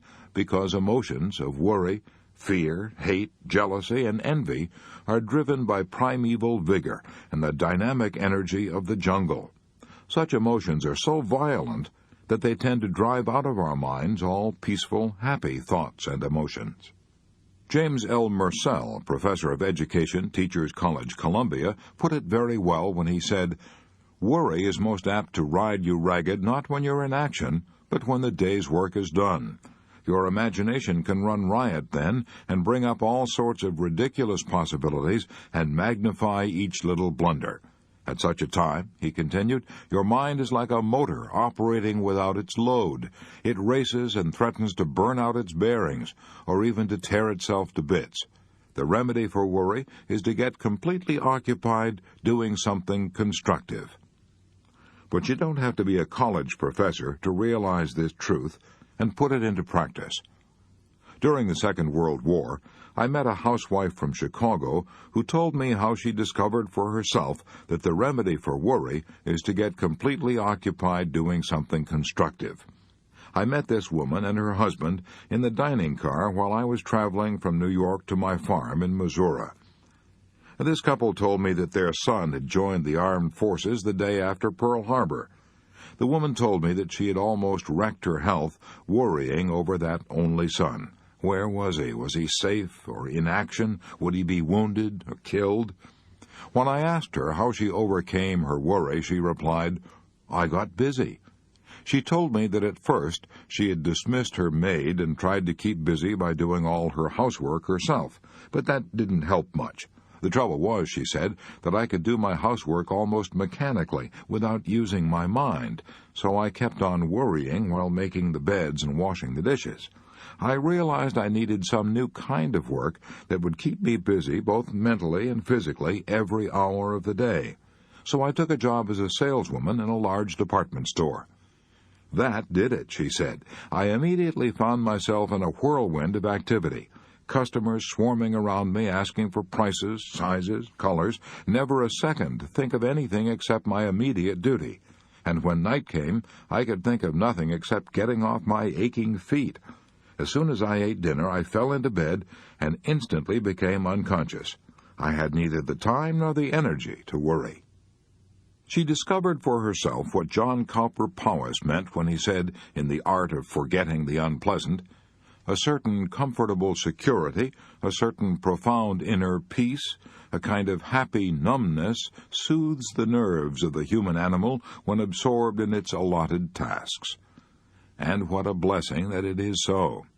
Osa Johnson, one of the world's most famous women explorers, told me how she found release from worry and grief. You may have read the story of her life. It's called I Married Adventure. If any woman ever married adventure, she certainly did. Martin Johnson married her when she was 16 and lifted her feet off the sidewalks of Chanute, Kansas, and set them down on the wild jungle trails of Borneo. For a quarter of a century, this Kansas couple traveled all over the world, making motion pictures of the vanishing wildlife of Asia and Africa. Some years later, they were on a lecture tour showing their famous films. They took a plane out of Denver bound for the coast. The plane plunged into a mountain. Martin Johnson was killed instantly. The doctors said Osa would never leave her bed again. But they didn't know Osa Johnson. 3 months later, she was in a wheelchair, lecturing before large audiences. In fact, she addressed over 100 audiences that season, all from a wheelchair. When I asked her why she did it, she replied, "I did it so I would have no time for sorrow and worry." Osa Johnson had discovered the same truth that Tennyson had sung about a century earlier. I must lose myself in action, lest I wither in despair. Admiral Byrd discovered this same truth when he lived all alone for 5 months in a shack that was literally buried in the great glacial ice cap that covers the South Pole, an ice cap that holds nature's oldest secrets, an ice cap covering an unknown continent larger than the United States and Europe combined. Admiral Byrd spent 5 months there alone. No other living creature of any kind existed within 100 miles. The cold was so intense that he could hear his breath freeze and crystallize as the wind blew it past his ears. In his book, Alone, Admiral Byrd tells all about those 5 months he spent in bewildering and soul-shattering darkness. The days were as black as the nights. He had to keep busy to preserve his sanity. At night, he says, before blowing out the lantern, I formed the habit of blocking out the morrow's work. It was a case of assigning myself an hour, say, to the escape tunnel, half an hour to leveling drift, an hour to straightening up the fuel drums, an hour to cutting bookshelves in the walls of the food tunnel, and 2 hours to renew a broken bridge in the man-hauling sledge. It was wonderful, he says, to be able to dole out the time in this way. It brought me an extraordinary sense of command over myself. And he adds, without that, or an equivalent, the days would have been without purpose, and without purpose they would have ended, as such days always end, in disintegration. And note that last again. Without purpose, the days would have ended, as such days always end, in disintegration. If you and I are worried, let's remember that we can use good old-fashioned work as a medicine. That was said by no less an authority than the late Dr. Richard C. Cabot, formerly professor of clinical medicine at Harvard. In his book, What Men Live By, Dr. Cabot says, "As a physician, I have had the happiness of seeing work cure many persons who have suffered from trembling palsy of the soul, which results from overmastering doubts, hesitations, vacillation, and fear. Courage given us by our work is like the self-reliance which Emerson has made forever glorious." If you and I don't keep busy, if we sit around and brood, we will hatch out a whole flock of what Charles Darwin used to call the whibber-gibbers. And the whibber-gibbers are nothing but old-fashioned gremlins that will run us hollow and destroy our power of action and our power of will. I know a businessman in New York who fought the whibber-gibbers by getting so busy that he had no time to fret and stew. His name is Tremper Ongman. He was a student in one of my classes, and his talk on conquering worry was so interesting, so impressive, that I asked him to have a late supper with me after class, and we sat in a restaurant until long past midnight discussing his experiences. Here's the story he told me. 18 years ago, I was so worried I had insomnia. I was tense, irritated, and jittery. I felt I was headed for a nervous breakdown. I had reason to be worried. I was treasurer of the Crown Fruit and Extract Company. We had $500,000 invested in strawberries packed in gallon tins. For 20 years, we'd been selling these gallon tins of strawberries to manufacturers of ice cream. Suddenly, our sales stopped because the big ice cream makers, such as National Dairy and Borden's, were rapidly increasing their production and were saving money and time by buying strawberries packed in barrels.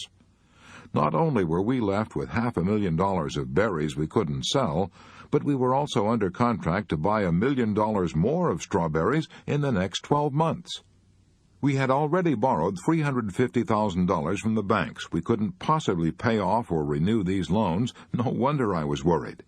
I rushed out to Watsonville, California, where our factory was located, and tried to persuade our president that conditions had changed, that we were facing ruin. He refused to believe it. He blamed our New York office for all the trouble, poor salesmanship. After days of pleading, I finally persuaded him to stop packing more strawberries and sell our new supply on the fresh berry market in San Francisco. That almost solved our problems. I should have been able to stop worrying then, but I couldn't. Worry is a habit, and I had that habit. When I returned to New York, I began worrying about everything. The cherries we were buying in Italy, the pineapples we were buying in Hawaii, and so on. I was tense, jittery, couldn't sleep, and as I've already said, I was heading for a nervous breakdown. In despair, I adopted a way of life that cured my insomnia and stopped my worries. I got busy. I got so busy with problems demanding all my faculties that I had no time to worry. I'd been working 7 hours a day. I now began working 15 and 16 hours a day. I got down to the office every morning at 8 o'clock and stayed there every night until almost midnight. I took on new duties, new responsibilities. When I got home at midnight, I was so exhausted when I fell in bed that I became unconscious in a few seconds. I kept up this program for about 3 months. I had broken the habit of worry by that time, so I returned to a normal working day of 7 or 8 hours. This event occurred 18 years ago. I have never been troubled with insomnia or worry since then. George Bernard Shaw was right. He summed it all up when he said, "The secret of being miserable is to have the leisure to bother about whether you are happy or not.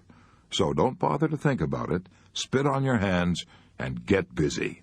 Your blood will start circulating, your mind will start ticking, and pretty soon this whole positive upsurge of life in your body will drive worry from your mind. Get busy, keep busy. It's the cheapest kind of medicine there is on this earth, and one of the best. To break the worry habit, here is Rule 1. Keep busy. The worried person must lose himself in action, lest he wither in despair. Chapter 7.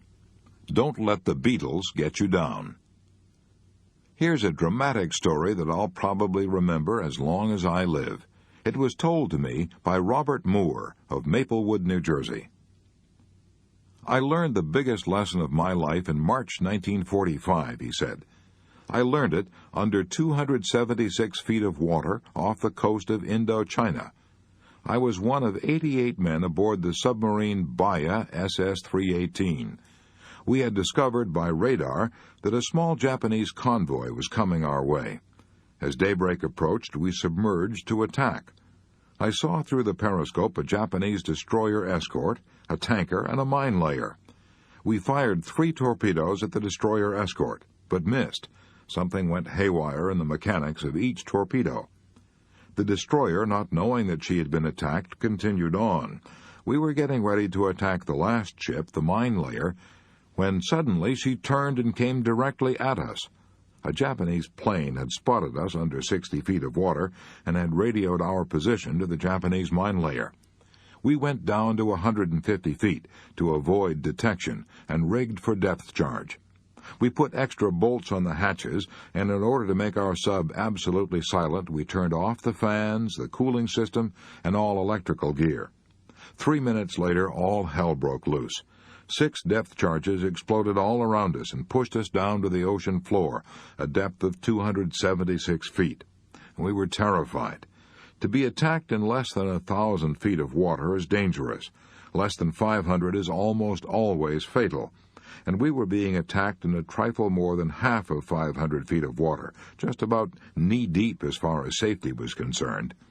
For 15 hours, that Japanese mine layer kept dropping depth charges. If a depth charge explodes within 17 feet of a sub, the concussion will blow a hole in it.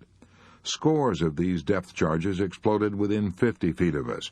We were ordered to secure, to lie quietly in our bunks and remain calm. I was so terrified I could hardly breathe. This is death, I kept saying to myself over and over. This is death.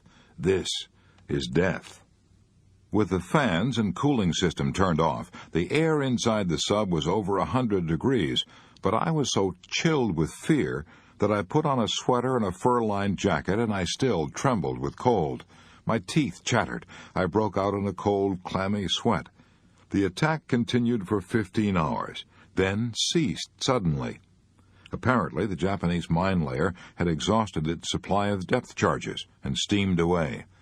Those 15 hours of attack seemed like 15 million years. All my life passed before me in review. I remembered all the bad things I had done, all the little absurd things that I had worried about. I'd been a bank clerk before I joined the Navy. I had worried about the long hours, the poor pay, the poor prospect of advancement. I had worried because I couldn't own my own home, couldn't buy a new car, couldn't buy my wife nice clothes. How I had hated my old boss, who was always nagging and scolding. I remembered how I would come home at night, sore and grouchy, and quarrel with my wife over trifles. I'd worried about a scar on my forehead, a nasty cut from an auto accident. How big all those worries seemed years ago. How absurd they seemed when depth charges were threatening to blow me to kingdom come. I promised myself then and there that if I ever saw the sun and stars again, I would never, never worry again. Never, never, never. I learned more about the art of living in those 15 terrible hours in that submarine than I had learned by studying books for 4 years in Syracuse University. We often face the major disasters of life bravely, and then let the trifles, the pains in the neck, get us down. For example, Samuel Pepys tells in his diary about seeing Sir Harry Vane's head chopped off in London. As Sir Harry mounted the platform, he was not pleading for his life, but was pleading with the executioner not to hit the painful boil on his neck. And that was another thing that Admiral Byrd discovered down in the terrible cold and darkness of the polar nights, that his men fussed more about the pains in the neck than about the big things. They bore without complaining the dangers, the hardships, and the cold that was often 80 degrees below zero. But, says Admiral Byrd, I know of bunkmates who quit speaking to each other because each suspected the other of inching his gear into the other's allotted space. And I knew of one who could not eat unless he could find a place in the mess hall out of sight of the Fletcherist who solemnly chewed his food 28 times before swallowing. In a polar camp, says Admiral Byrd, little things like that have the power to drive even disciplined men to the edge of insanity. And you might have added, Admiral Byrd, that little things in marriage drive people to the edge of insanity and cause half the heartaches in the world. At least that's what the authorities say. For example, Judge Joseph Sabath of Chicago, after acting as arbiter in more than 40,000 unhappy marriages, declared, "Trivialities are at the bottom of most marital unhappiness." And Frank S. Hogan, former district attorney of New York County, says, "Fully half the cases in our criminal courts originate in little things. Barroom bravado, domestic wrangling, an insulting remark, a disparaging word, a rude action, those are the little things that lead to assault and murder. Very few of us are cruelly and greatly wronged. It is the small blows to our self-esteem, the indignities, the little jolts to our vanity, which cause half the heartaches in the world." When Eleanor Roosevelt was first married, she was worried for days because her new cook had served a poor meal. "But if that happened now," Mrs. Roosevelt said, "I would shrug my shoulders and forget it." Good. That is acting like an adult emotionally.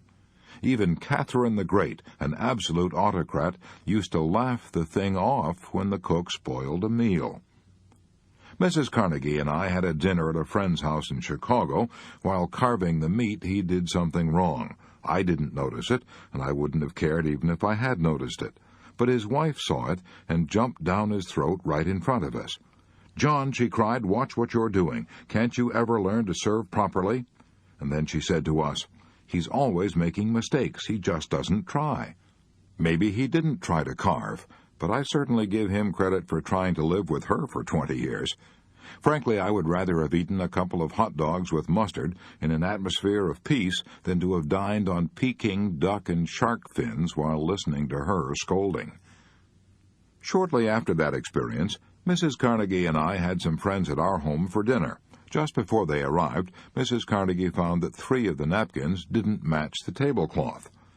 "I rushed to the cook," she told me later, "and found that the other 3 napkins had gone to the laundry. The guests were at the door. There was no time to change. I felt like bursting into tears. All I could think was, why did this stupid mistake have to spoil my whole evening? Then I thought, well, why let it? I went in to dinner determined to have a good time, and I did.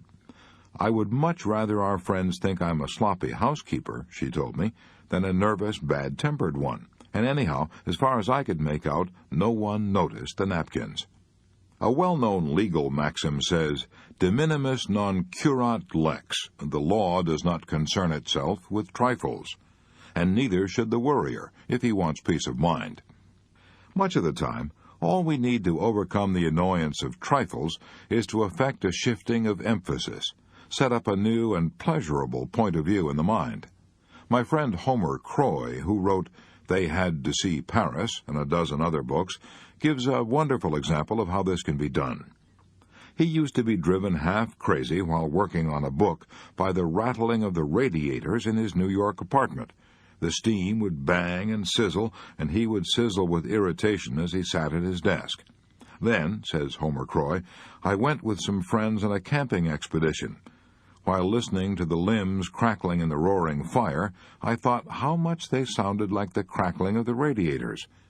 Why should I like one and hate the other? When I went home, I said to myself, the crackling of the limbs in the fire was a pleasant sound. The sound of the radiators is about the same. I'll go to sleep and not worry about the noise." And I did. For a few days I was conscious of the radiators, but soon I forgot all about them. And so it is with many petty worries. We dislike them and get into a stew, all because we exaggerate their importance. Disraeli said, "Life is too short to be little." Those words, said André Maurois in This Week magazine, have helped me through many a painful experience. Often we allow ourselves to be upset by small things we should despise and forget. Here we are on this earth with only a few more decades to live, and we lose many irreplaceable hours brooding over grievances that in a year's time will be forgotten by us and by everybody. No, let's devote our life to worthwhile actions and feelings, to great thoughts, real affections, and enduring undertakings, for life is too short to be little. Even so illustrious a figure as Rudyard Kipling forgot at times that life is too short to be little, and the result?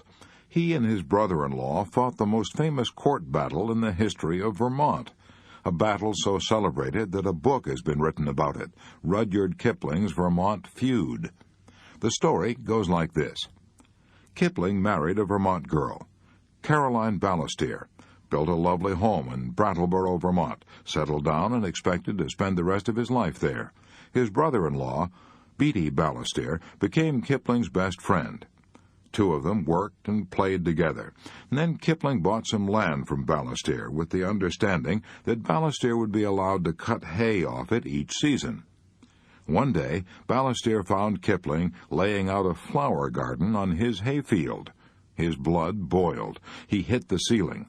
Kipling fired right back. The air over the Green Mountains of Vermont turned blue. A few days later, when Kipling was out riding his bicycle, his brother-in-law drove a wagon and a team of horses across the road suddenly and forced Kipling to take a spill. And Kipling, the man who wrote, "If you can keep your head when all about you are losing theirs and blaming it on you," he lost his own head and swore out a warrant for Balestier's arrest. A sensational trial followed. Reporters from the big cities poured into the town. The news flashed around the world. Nothing was settled. This quarrel caused Kipling and his wife to abandon their American home for the rest of their lives. All that worry and bitterness over a mere trifle, a load of hay. Pericles said 24 centuries ago, "Come, gentlemen, we sit too long on trifles." We do indeed. Here's one of the most interesting stories that Dr. Harry Emerson Fosdick ever told, a story about the battles won and lost by a giant of the forest. On the slope of Long's Peak in Colorado lies the ruin of a gigantic tree. Naturalists tell us that it stood for some 400 years. It was a seedling when Columbus landed at San Salvador, and half-grown when the Pilgrims settled at Plymouth. During the course of its long life, it was struck by lightning 14 times, and the innumerable avalanches and storms of 4 centuries thundered past it. It survived them all. In the end, however, an army of beetles attacked the tree and leveled it to the ground. The insects ate their way through the bark and gradually destroyed the inner strength of the tree by their tiny but incessant attacks. A forest giant, which age had not withered, nor lightning blasted, nor storm subdued, fell at last before beetles so small that a man could crush them between his forefinger and his thumb. Aren't we all like that battling giant of the forest? Don't we manage somehow to survive the rare storms and avalanches and lightning blasts of life, only to let our hearts be eaten out by little beetles of worry, little beetles that could be crushed between a finger and a thumb?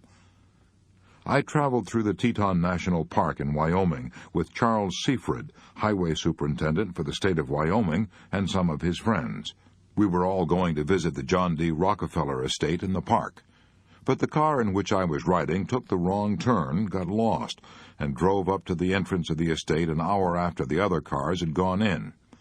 Mr. Seaford had the key that unlocked the private gate, so he waited in the hot, mosquito-infested woods for an hour until we arrived. The mosquitoes were enough to drive a saint insane, but they couldn't triumph over Charles Seaford. While waiting for us, he cut a limb off an aspen tree and made a whistle of it. When we arrived, was he cussing the mosquitoes? No, he was playing his whistle.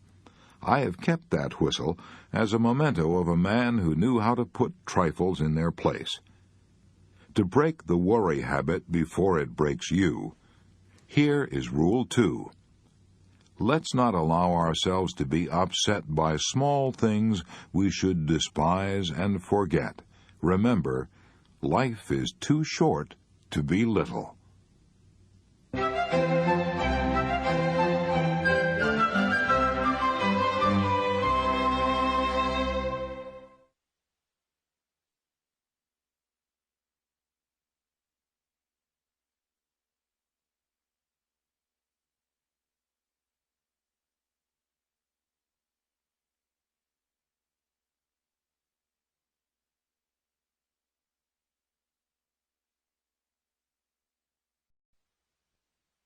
Chapter 8. A Law That Will Outlaw Many of Your Worries. As a child, I grew up on a Missouri farm, and one day, while helping my mother pick cherries, I began to cry. My mother said, "Dale, what in the world are you crying about?" I blubbered, "I'm afraid I'm going to be buried alive." I was full of worries in those days. When thunderstorms came, I worried for fear I would be killed by lightning. When hard times came, I worried for fear we wouldn't have enough to eat. I worried for fear I would go to hell when I died. I was terrified for fear of an older boy, Sam White, would cut off my big ears as he threatened to do. I worried for fear girls would laugh at me if I tipped my hat to them. I worried for fear no girl would ever be willing to marry me. I worried about what I would say to my wife immediately after we were married. I imagined that we would be married in some country church, and then get in a surrey with a fringe on top and ride back to the farm. But how would I be able to keep the conversation going on that ride back to the farm? How? I pondered over that earth-shaking problem for many an hour as I walked behind the plow. As the years went by, I gradually discovered that 99% of the things I worried about never happened. For example, as I've already said, I was once terrified of lightning, but I now know that the chances of my being killed by lightning in any one year are, according to the National Safety Council, only 1 in 350,000. My fear of being buried alive was even more absurd. I don't imagine that even back in the days before embalming was the rule, that 1 person in 10 million was buried alive, yet I once cried for fear of it. 1 person out of every 8 dies of cancer. If I had wanted something to worry about, I should have worried about cancer instead of being killed by lightning or being buried alive. To be sure, I've been talking about the worries of youth and adolescence, but many of our adult worries are almost as absurd. You and I could probably eliminate 9/10 of our worries right now if we would cease our fretting long enough to discover whether, by the law of averages, there was any real justification for our worries. The most famous insurance company on earth, Lloyd's of London, has made countless millions of dollars out of the tendency of everybody to worry about things that rarely happen. Lloyd's of London bets people that the disasters they're worrying about will never occur. However, they don't call it betting, they call it insurance. But it is really betting based on the law of averages. This great insurance firm has been going strong for over 200 years, and unless human nature changes, it will still be going strong 50 centuries from now by insuring shoes and ships and sealing wax against disasters that, by the law of averages, don't happen nearly so often as people imagine. If we examine the law of averages, we will often be astounded at the facts we uncover. For example, if I knew that during the next 5 years I would have to fight in a battle as bloody as the Battle of Gettysburg, I would be terrified. I would take out all the life insurance I could get. I would draw up my will and set all my earthly affairs in order. I would say, I'll probably never live through that battle, so I had better make the most of the few years I have left. Yet the facts are that, according to the law of averages, it is just as dangerous, just as fatal, to try to live from age 50 to age 55 in peacetime as it was to fight in the Battle of Gettysburg. What I'm trying to say is this. In times of peace, just as many people die per 1,000 between the ages of 50 and 55 as were killed per 1,000 among the 163,000 soldiers who fought at Gettysburg.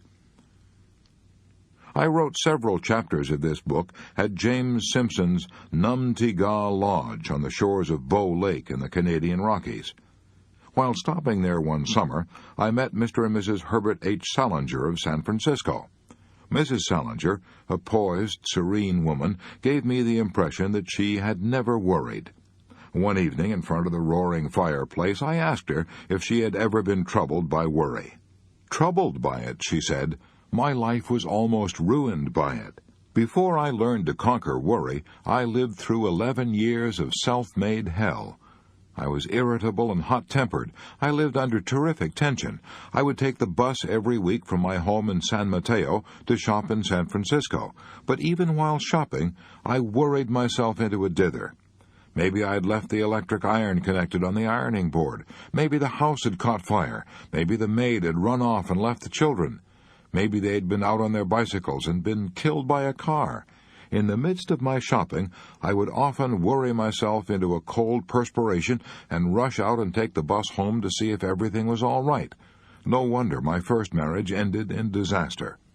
My second husband is a lawyer, a quiet, analytical man who never worries about anything. When I became tense and anxious, he would say to me, "Relax, let's think this thing out. What are you really worrying about? Let's examine the law of averages and see whether or not it is likely to happen." For example, I remember the time we were driving from Albuquerque, New Mexico, to the Carlsbad Caverns, driving on a dirt road when we were caught in a terrible rainstorm. The car was slithering and sliding. We couldn't control it. I was positive we would slide off into one of the ditches that flanked the road, but my husband kept repeating to me, "I am driving very slowly. Nothing serious is likely to happen. Even if the car does slide into the ditch, by the law of averages, we won't be hurt." His calmness and confidence quieted me. One summer, we were on a camping trip in the Token Valley of the Canadian Rockies. One night, we were camping 7,000 feet above sea level when a storm threatened to tear our tent to shreds. The tents were tied with guy ropes to a wooden platform. The outer tent shook and trembled and screamed and shrieked in the wind. I expected every minute to see our tent torn loose and hurled through the sky. I was terrified.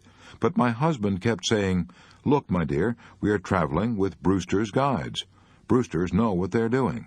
They've been pitching tents in these mountains for 60 years. This tent has been here for many seasons. It hasn't blown down yet, and by the law of averages, it won't blow away tonight. And even if it does, we can take shelter in another tent. So relax." I did, and I slept soundly the balance of the night. A few years ago, an infantile paralysis epidemic swept over our part of California. In the old days, I would have been hysterical, but my husband persuaded me to act calmly. We took all the precautions we could. We kept our children away from crowds, away from school and the movies. By consulting the Board of Health, we found out that even during the worst infantile paralysis epidemic that California had ever known up to that time, only 1,835 children had been stricken in the entire state of California, and that the usual number was around 200 or 300. Tragic as those figures are, we nevertheless felt that, according to the law of averages, the chances of any one child being stricken were remote. By the law of averages, it won't happen. That phrase has destroyed 90% of my worries and has made the past 20 years of my life beautiful and peaceful beyond my highest expectations.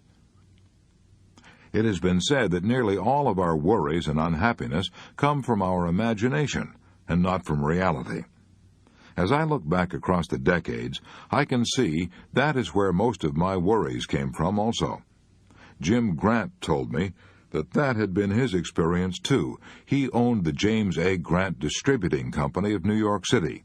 He ordered from 10 to 15 carloads of Florida oranges and grapefruit at a time. He told me that he used to torture himself with such thoughts as, what if there's a train wreck? What if my fruit is strewn all over the countryside? What if a bridge collapses as my cars are going over it? Of course, the fruit was insured, but he feared that if he didn't deliver his fruit on time, he might risk the loss of his market. He worried so much that he feared he had stomach ulcers and went to a doctor. The doctor told him there was nothing wrong with him except jumpy nerves. I saw the light then, he said, and began to ask myself questions. I said to myself, "Look here, Jim Grant, how many fruit cars have you handled over the years?" The answer was about 25,000. Then I asked myself, how many of those cars were ever wrecked? The answer was, maybe 5. Then I said to myself, only 5 out of 25,000. Do you know what that means? A ratio of 5,000 to 1. In other words, by the law of averages, based on experience, the chances are 5,000 to 1 against one of your cars ever being wrecked. So, what are you worried about?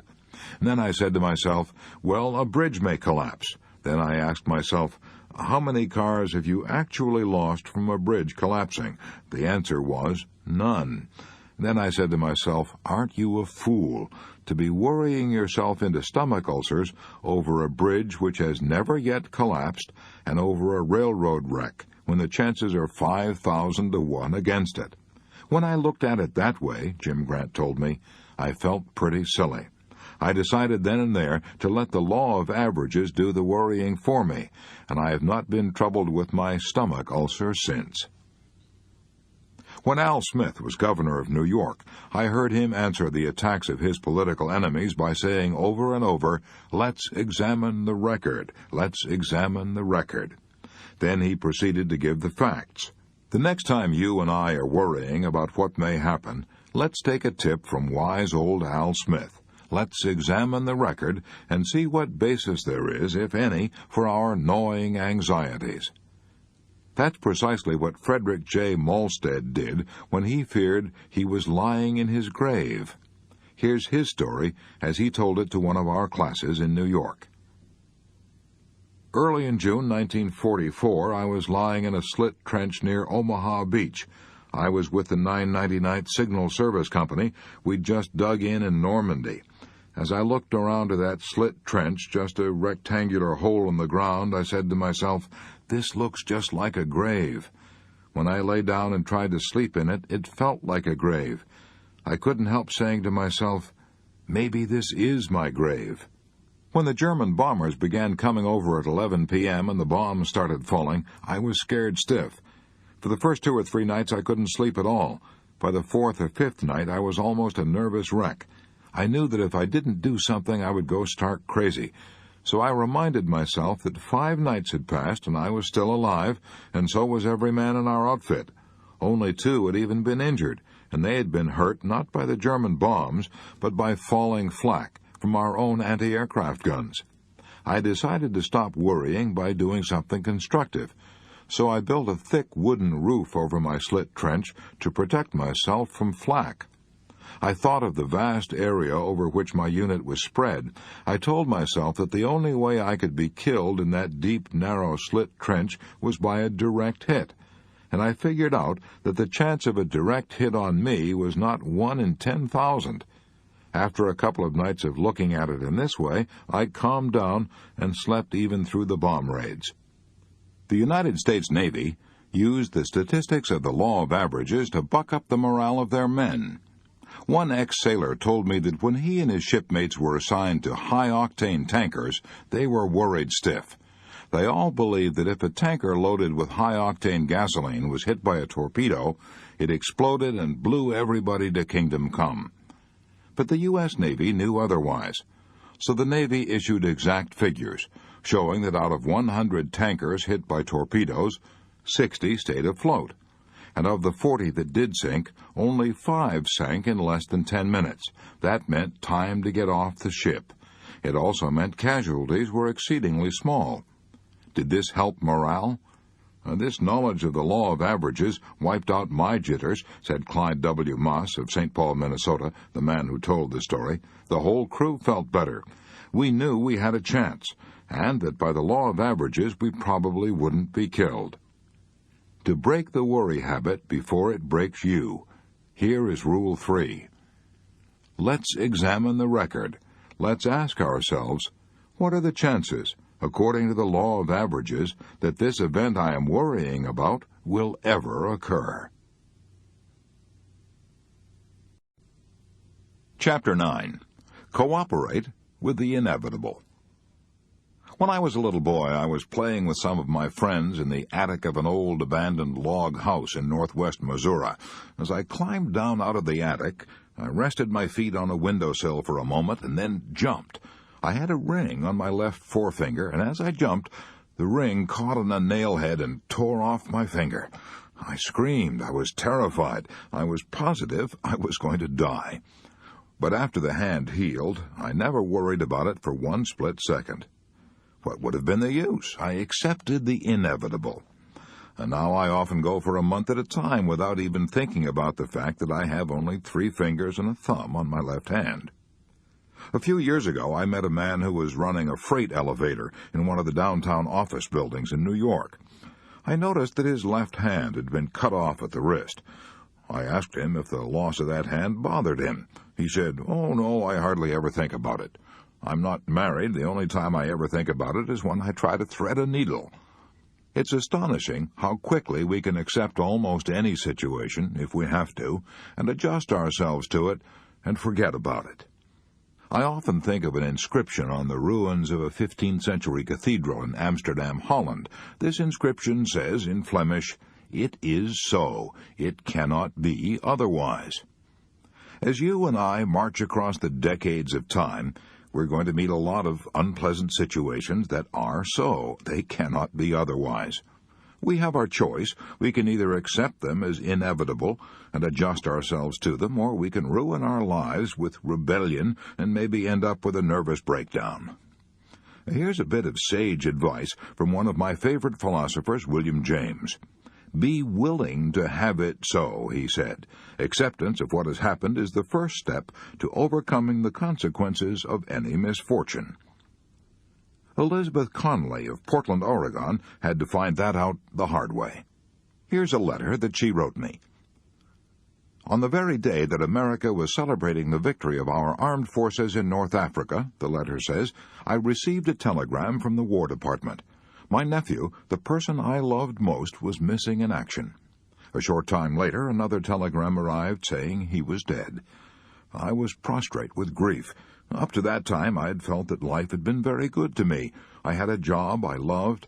I'd helped to raise this nephew. He represented to me all that was fine and good in young manhood.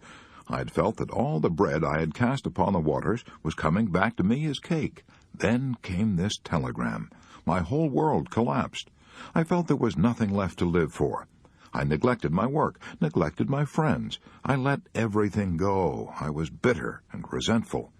Why did my loving nephew have to be taken? Why did this good boy, with life all before him, why did he have to be killed? I couldn't accept it. My grief was so overwhelming that I decided to give up my work and go away and hide myself in tears and bitterness. I was clearing out my desk, getting ready to quit, when I came across a letter that I had forgotten, a letter from this nephew who had been killed, a letter he'd written to me when my mother had died a few years ago. Of course we will all miss her, the letter said, and especially you, but I know you'll carry on. Your own personal philosophy will make you do that. I shall never forget the beautiful truths you taught me. Wherever I am, or how far apart we may be, I shall always remember that you taught me to smile and to take whatever comes like a man." I read and reread that letter. It seemed as if he were there beside me, speaking to me. He seemed to be saying to me, "Why don't you do what you taught me to do? Carry on, no matter what happens. Hide your private sorrows under a smile, and carry on." So I went back to my work. I stopped being bitter and rebellious. I kept saying to myself, "It is done. I can't change it, but I can and will carry on as he wished me to do." I threw all my mind and strength into my work. I wrote letters to soldiers, to other people's boys. I joined an adult education class at night, seeking out new interests and making new friends. I can hardly believe the change that has come over me. I have ceased mourning over the past that is forever gone. I am living each day now with joy, just as my nephew would have wanted me to do. I have made peace with life. I have accepted my fate. I am now living a fuller and more complete life than I have ever known. Elizabeth Conley learned what all of us will have to learn sooner or later, namely that we must accept and cooperate with the inevitable. It is so, it cannot be otherwise. That's not an easy lesson to learn. Even kings on their thrones have to keep reminding themselves of it. The late George V had these framed words hanging on the wall of his library at Buckingham Palace. "Teach me neither to cry for the moon nor over spilt milk." The same thought is expressed by Schopenhauer in this way. A good supply of resignation is of the first importance in providing for the journey of life. Obviously, circumstances alone do not make us happy or unhappy. It is the way we react to circumstances that determines our feelings. Jesus said that the kingdom of heaven is within you. That is where the kingdom of hell is, too. We can all endure disaster and tragedy and triumph over them if we have to. We may not think we can, but we have surprisingly strong inner resources that will see us through if we will only make use of them. We are stronger than we think. The late Booth Tarkington always said, "I could take anything that life could force upon me except one thing, blindness. I could never endure that." Then one day, when he was along in his 60s, Tarkington glanced down at the carpet on the floor. The colors were blurred. He couldn't see the pattern. He went to a specialist. He learned the tragic truth. He was losing his sight. One eye was nearly blind, and the other would follow. That which he feared most had come upon him. How did Tarkington react to this worst of all disasters? Did he feel, "This is it, this is the end of my life"? No. To his amazement, he felt quite gay. He even called upon his humor. Floating specks annoyed him. They would swim across his eyes and cut off his vision. Yet when the largest of these specks would swim across his sight, he would say, "Hello, there's Grandfather again. Wonder where he's going this fine morning." How could fate ever conquer a spirit like that? Well, the answer is it couldn't. When total darkness closed in, Tarkington said, "I found I could take the loss of my eyesight just as a man can take anything else. If I lost all 5 of my senses, I know I could live on inside my mind. For it is in the mind we see, and in the mind we live, whether we know it or not." In the hope of restoring his eyesight, Tarkington had to go through more than 12 operations within 1 year, with local anesthetic. Did he rail against this? He knew it had to be done. He knew he couldn't escape it, so the only way to lessen his suffering was to take it with grace. He refused a private room at the hospital and went into a ward where he could be with other people who had troubles too. He tried to cheer them up, and when he had to submit to repeated operations, fully conscious of what was being done to his eyes, he tried to remember how fortunate he was. How wonderful, he said, how wonderful that science now has the skill to operate on anything so delicate as the human eye. The average man would have been a nervous wreck if he had had to endure more than 12 operations and blindness. Yet Tarkington said, "I would not exchange this experience for a happier one." It taught him acceptance. It taught him that nothing life could bring him was beyond his strength to endure. It taught him, as John Milton discovered, that it is not miserable to be blind, it is only miserable not to be able to endure blindness. Margaret Fuller, the famous New England feminist, once offered as her credo, "I accept the universe." When grouchy old Thomas Carlyle heard that in England, he snorted, "By gad, she'd better. Yes, and by gad, you and I had better accept the inevitable, too." If we rail and kick against it and grow bitter, we won't change the inevitable, but we will change ourselves. I know. I've tried it. I once refused to accept an inevitable situation with which I was confronted. I played the fool and railed against it and rebelled. It ruined my nights into hells of insomnia. I brought upon myself everything I didn't want. Finally, after a year of self-torture, I had to accept what I knew from the outset I couldn't possibly alter. I should have cried out years ago with old Walt Whitman, "Oh, to confront night, storms, hunger, ridicule, accident, rebuffs, as the trees and animals do." I spent 12 years working with cattle, yet I never saw a Jersey cow running a temperature because the pasture was burning up from a lack of rain, or because of sleet and cold, or because her boyfriend was paying too much attention to another heifer. The animals confront night, storms, and hunger calmly, so they never have nervous breakdowns or stomach ulcers, and they never go insane. Am I advocating that we simply bow down to all the adversities that come our way? Not by a long shot. That's mere fatalism. As long as there's a chance we can save a situation, let's fight. But when common sense tells us that we're up against something that is so and cannot be otherwise, then in the name of our sanity, let's not look before and after and pine for what is not. The late Dean Hawkes of Columbia University told me that he had taken a Mother Goose rhyme as one of his mottos. For every ailment under the sun there is a remedy, or there is none. If there be one, try to find it. If there be none, never mind it. While writing this book, I interviewed a number of the leading business executives of America, and I was impressed by the fact that they cooperated with the inevitable and led lives singularly free from worry. If they hadn't done that, they would have cracked under the strain. Here are a few examples of what I mean. J.C. Penney, founder of the nationwide chain of Penny stores, said to me, "I wouldn't worry if I lost every dollar I have, because I don't see what is to be gained by worrying. I do the best job I possibly can and leave the results in the laps of the gods." Henry Ford told me much the same thing. "When I can't handle events," he said, "I let them handle themselves." When I asked K.T. Keller, then president of the Chrysler Corporation, how he kept from worrying, he replied, "When I'm up against a tough situation, if I can do anything about it, I do it. If I can't, I just forget it. I never worry about the future because I know no man living can possibly figure out what's going to happen in the future. There are so many forces that will affect the future. Nobody can tell what prompts these forces or understands them, so why worry about them?" K.T. Keller would be embarrassed if you told him he's a philosopher. He's just a good businessman. Yet he has stumbled onto the same philosophy that Epictetus taught in Rome 19 centuries ago. There is only one way to happiness, Epictetus taught the Romans, and that is to cease worrying about things which are beyond the power of our will. Sarah Bernhardt, the divine Sarah, was an illustrious example of a woman who knew how to cooperate with the inevitable.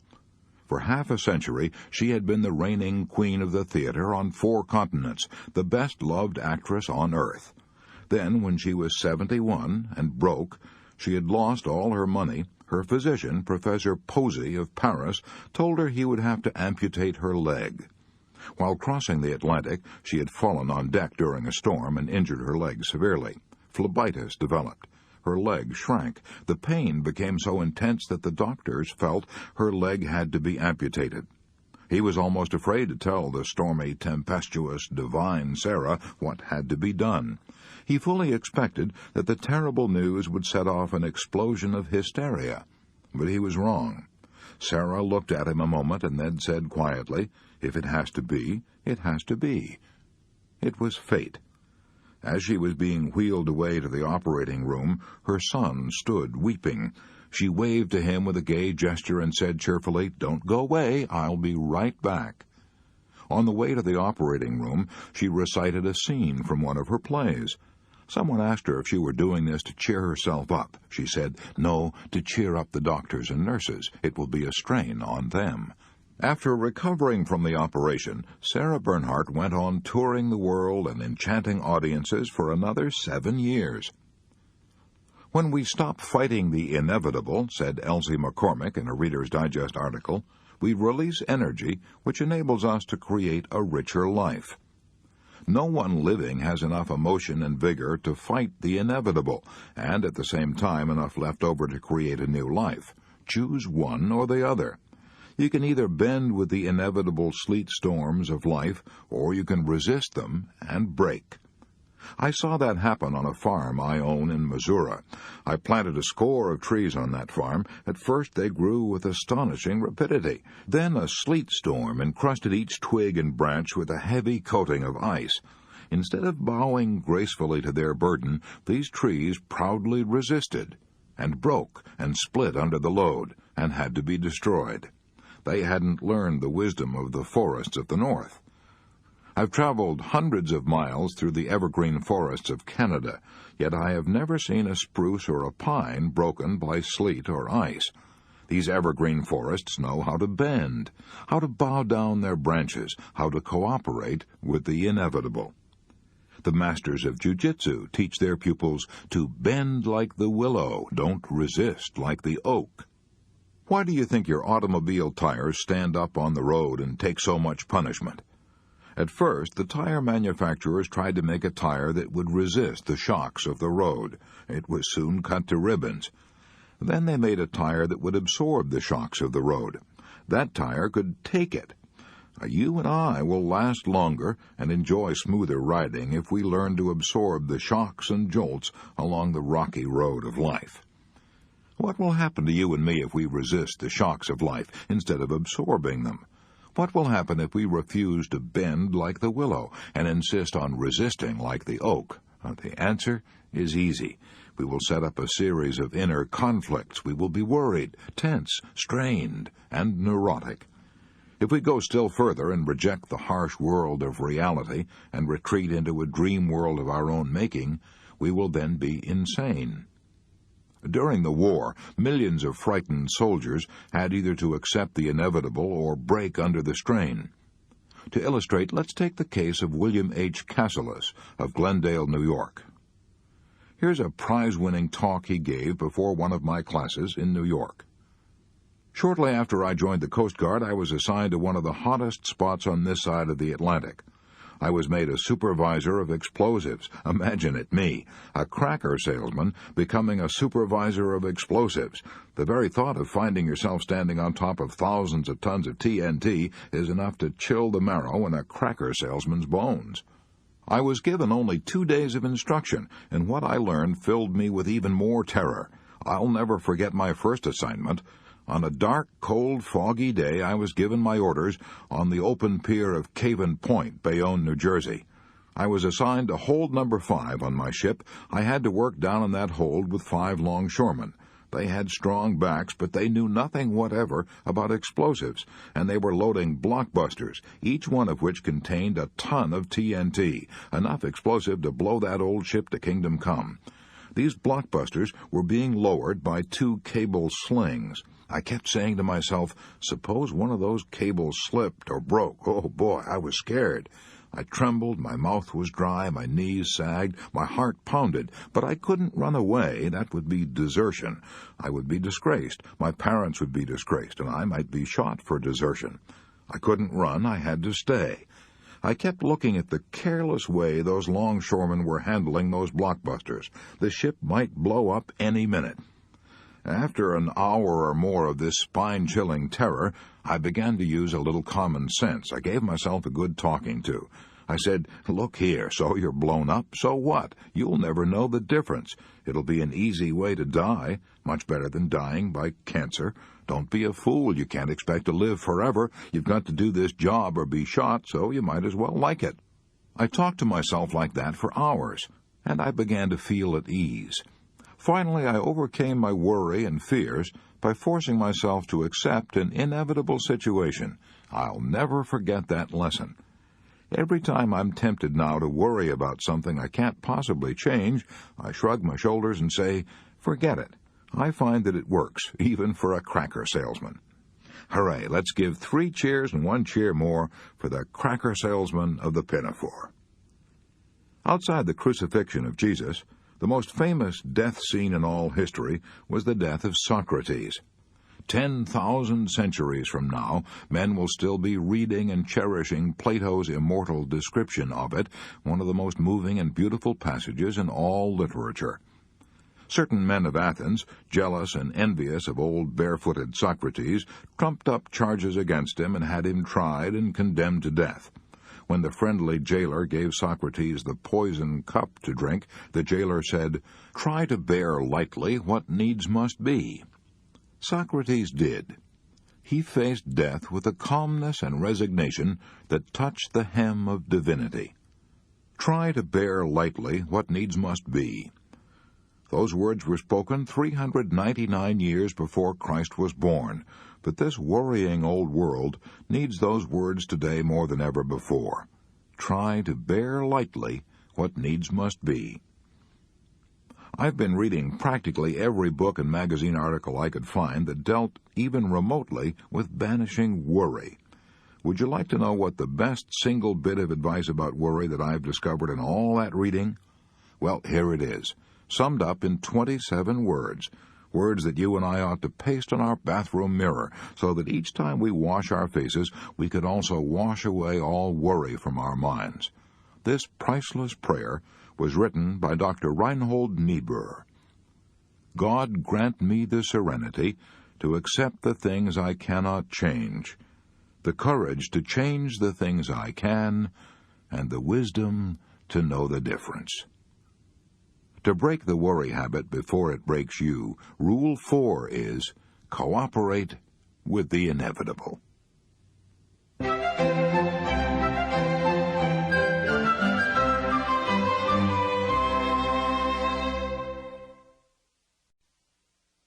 Chapter 10. Put a stop-loss order on your worries. Would you like to know how to make money in Wall Street? Well, so would a million other people, and if I knew the answer, this book would sell for $10,000 a copy. However, there's one good idea that some successful operators use. This story was told to me by Charles Roberts, an investment counselor. I originally came up to New York from Texas with $20,000 which my friends had given me to invest in the stock market, Charles Roberts told me. I thought, he continued, that I knew the ropes in the stock market, but I lost every cent. True, I made a lot of profits on some deals, but I ended up by losing everything. I did not mind so much losing my own money, Mr. Roberts explained, but I felt terrible about having lost my friends' money, even though they could well afford it. I dreaded facing them again after our venture had turned out so unfortunately, but to my astonishment, they not only were good sports about it, but proved to be incurable optimists. I knew I'd been trading on a hit-or-miss basis, and depending largely on luck and other people's opinions, I had been playing the stock market by ear. I began to think over my mistakes, and I determined that before I went back into the market again, I would try to find out what it was all about. So I sought out and became acquainted with one of the most successful speculators who ever lived, Burton S. Cassels. I believed I could learn a great deal from him because he had long enjoyed the reputation of being successful year after year, and I knew that such a career was not the result of mere chance or luck.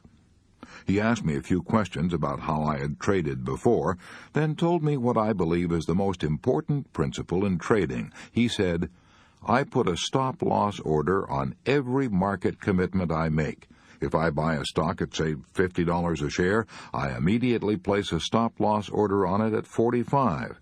That means that when and if the stock should decline by as much as 5 points below its cost, it would be sold automatically, thereby limiting the loss to 5 points.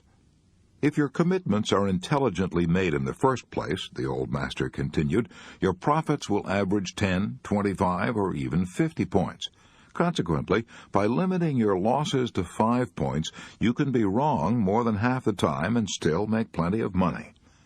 I adopted that principle immediately and have used it ever since. It has saved my clients and me many thousands of dollars. After a while, I realized that the stop-loss principle could be used in other ways besides in the stock market. I began to place stop-loss orders on other worries besides financial ones. I began to place a stop-loss order on any and every kind of annoyance and resentment that came to me. It has worked like magic. For example, I often have a luncheon date with a friend who's rarely on time. In the old days, he used to keep me stewing around for half my lunch hours before he showed up. Finally, I told him about my stop-loss orders on my worries. I said, Bill, my stop-loss order on waiting for you is exactly 10 minutes. If you arrive more than 10 minutes late, our luncheon engagement will be sold down the river and I'll be gone. Man alive, how I wish I had the sense years ago to put stop-loss orders on my impatience, on my temper, on my desire for self-justification, on my regrets, and on all my mental and emotional strains. Why didn't I have the horse sense to size up each situation that threatened to destroy my peace of mind and say to myself, see here, Dale Carnegie, this situation is worth just so much fussing about and no more. Why didn't I?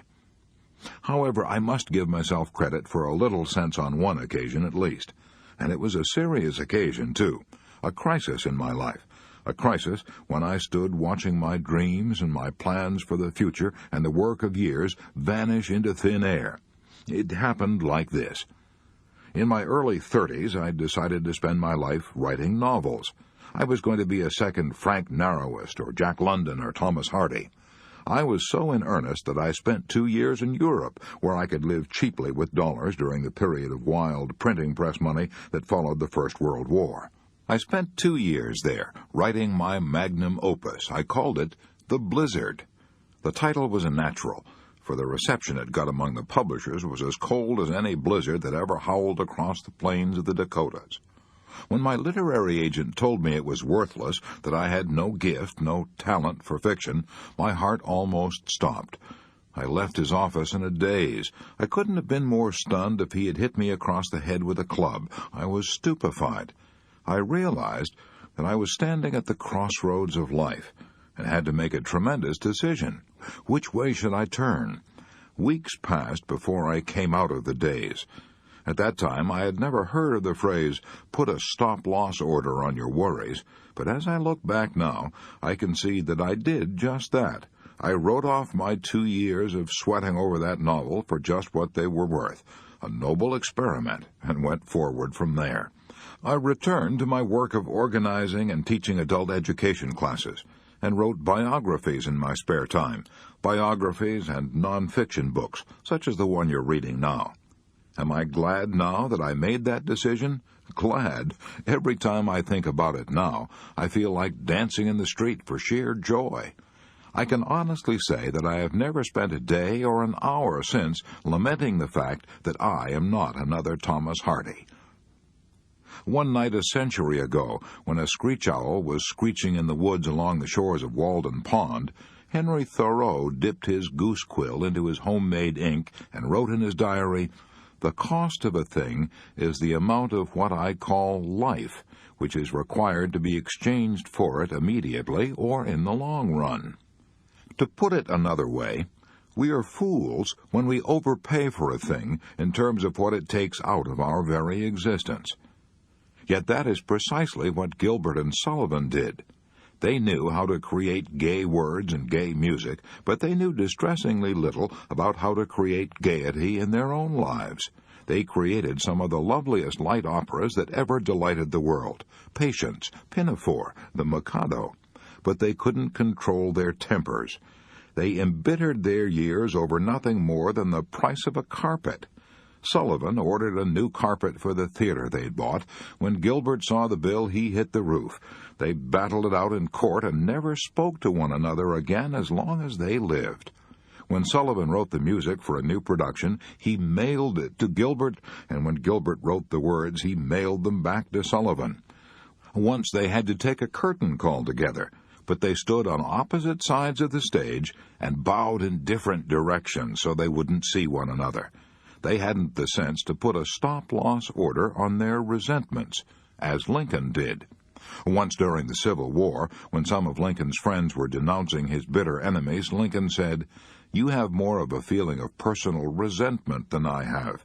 Perhaps I have too little of it, but I never thought it paid. A man doesn't have the time to spend half his life in quarrels. If any man ceases to attack me, I never remember the past against him." I wish an old aunt of mine, Aunt Edith, had had Lincoln's forgiving spirit. She and Uncle Frank lived on a mortgaged farm that was infested with cockleburs and cursed with poor soil and ditches. They had tough going, had to squeeze every nickel. But Aunt Edith loved to buy a few curtains and other small items to brighten up their bare home. She bought these small luxuries on credit at Dan Eversole's dry goods store in Maryville, Missouri. Uncle Frank worried about their debts. He had a farmer's horror of running up bills, so he secretly told Dan Eversole to stop letting his wife buy on credit. When she heard that, she hit the roof, and she was still hitting the roof about it almost 50 years after it had happened. I've heard her tell the story not once but many times. The last time I ever saw her, and she was in her late 70s, I said to her, "Aunt Edith, Uncle Frank did wrong to humiliate you, but don't you honestly feel that your complaining about it, almost half a century after it happened, is infinitely worse than what he did?" I might as well have said it to the moon. Aunt Edith paid dearly for the grudges and bitter memories that she nourished. She paid for them with her own peace of mind. When Benjamin Franklin was 7 years old, he made a mistake that he remembered for 70 years. When he was a lad of 7, he fell in love with a whistle. He was so excited about it that he went into the toy shop, piled his coppers on the counter, and demanded the whistle without even asking its price.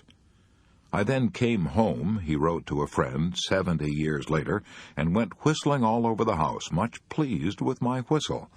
But when his older brothers and sisters found out that he had paid far more for his whistle than he should have paid, they gave him the horse laugh, and, as he said, "I cried with vexation."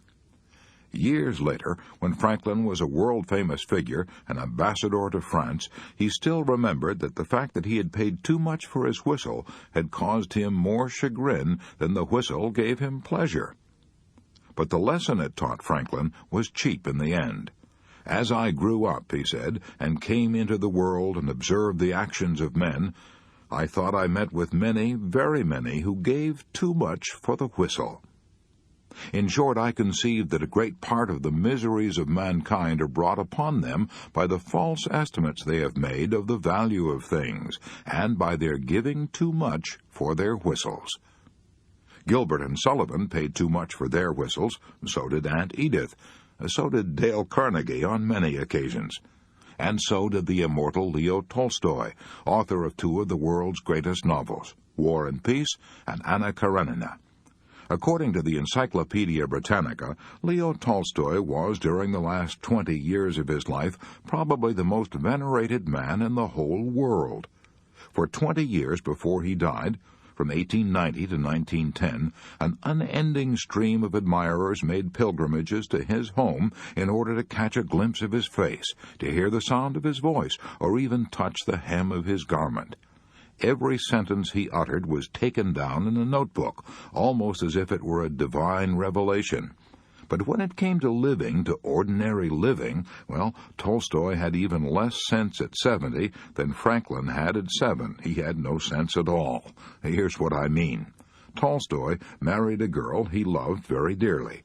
In fact, they were so happy together that they used to get on their knees and pray to God to let them continue their lives in such sheer, heavenly ecstasy. But the girl Tolstoy married was jealous by nature. She used to dress herself up as a peasant and spy on his movements, even out in the woods. They had fearful rows. She became so jealous even of her own children that she grabbed a gun and shot a hole in her daughter's photograph. She even rolled on the floor with an opium bottle held to her lips and threatened to commit suicide, while the children huddled in a corner of the room and screamed with terror. And what did Tolstoy do? Well, I don't blame the man for up and smashing the furniture. He had good provocation, but he did far worse than that. He kept a private diary. Yes, a diary in which he placed all the blame on his wife. That was his whistle. He was determined to make sure that coming generations would exonerate him and put the blame on his wife. What did his wife do in answer to this? Why, she tore pages out of his diary and burned them, of course. She started a diary of her own, in which she made him the villain. She even wrote a novel entitled Whose Fault?, in which she depicted her husband as a household fiend and herself as a martyr. All to what end? Why did these two people turn the only home they had into what Tolstoy himself called a lunatic asylum? Obviously, there were several reasons. One of those reasons was their burning desire to impress you and me. Yes, we are the posterity whose opinions they were worried about. Do we give a hoot in Hades about which one was to blame? No, we're too concerned with our own problems to waste a minute thinking about the Tolstoys. What a price these two wretched people paid for their whistle. 50 years of living in a veritable hell just because neither of them had the sense to say, stop. because neither of them had enough judgment of values to say, let's put a stop-loss order on this thing instantly. We are squandering our lives. Let's say enough now. Yes, I honestly believe that this is one of the greatest secrets to true peace of mind, a decent sense of values. And I believe we could annihilate 50% of all our worries at once if we would develop a sort of private gold standard, a gold standard of what things are worth to us in terms of our lives. So, to break the worry habit before it breaks you, here is Rule 5. Whenever we are tempted to throw good money after bad in terms of human living, let's stop and ask ourselves these 3 questions. 1. How much does this thing I am worrying about really matter to me? 2. At what point shall I set a stop-loss order on this worry and forget it? 3. Exactly how much shall I pay for this whistle? Have I already paid more than it is worth? Chapter 11. Don't try to saw sawdust. As I write this sentence, I can look out of my window and see some dinosaur tracks in my garden. Dinosaur tracks embedded in shale and stone. I purchased those dinosaur tracks from the Peabody Museum of Yale University, and I have a letter from the curator of the Peabody Museum saying that those tracks were made 180 million years ago. Even a Mongolian idiot wouldn't dream of trying to go back 180 million years to change those tracks. Yet that would not be any more foolish than worrying because we can't go back and change what happened 180 seconds ago, and a lot of us are doing just that. To be sure, we may do something to modify the effects of what happened 180 seconds ago, but we can't possibly change the event that occurred then.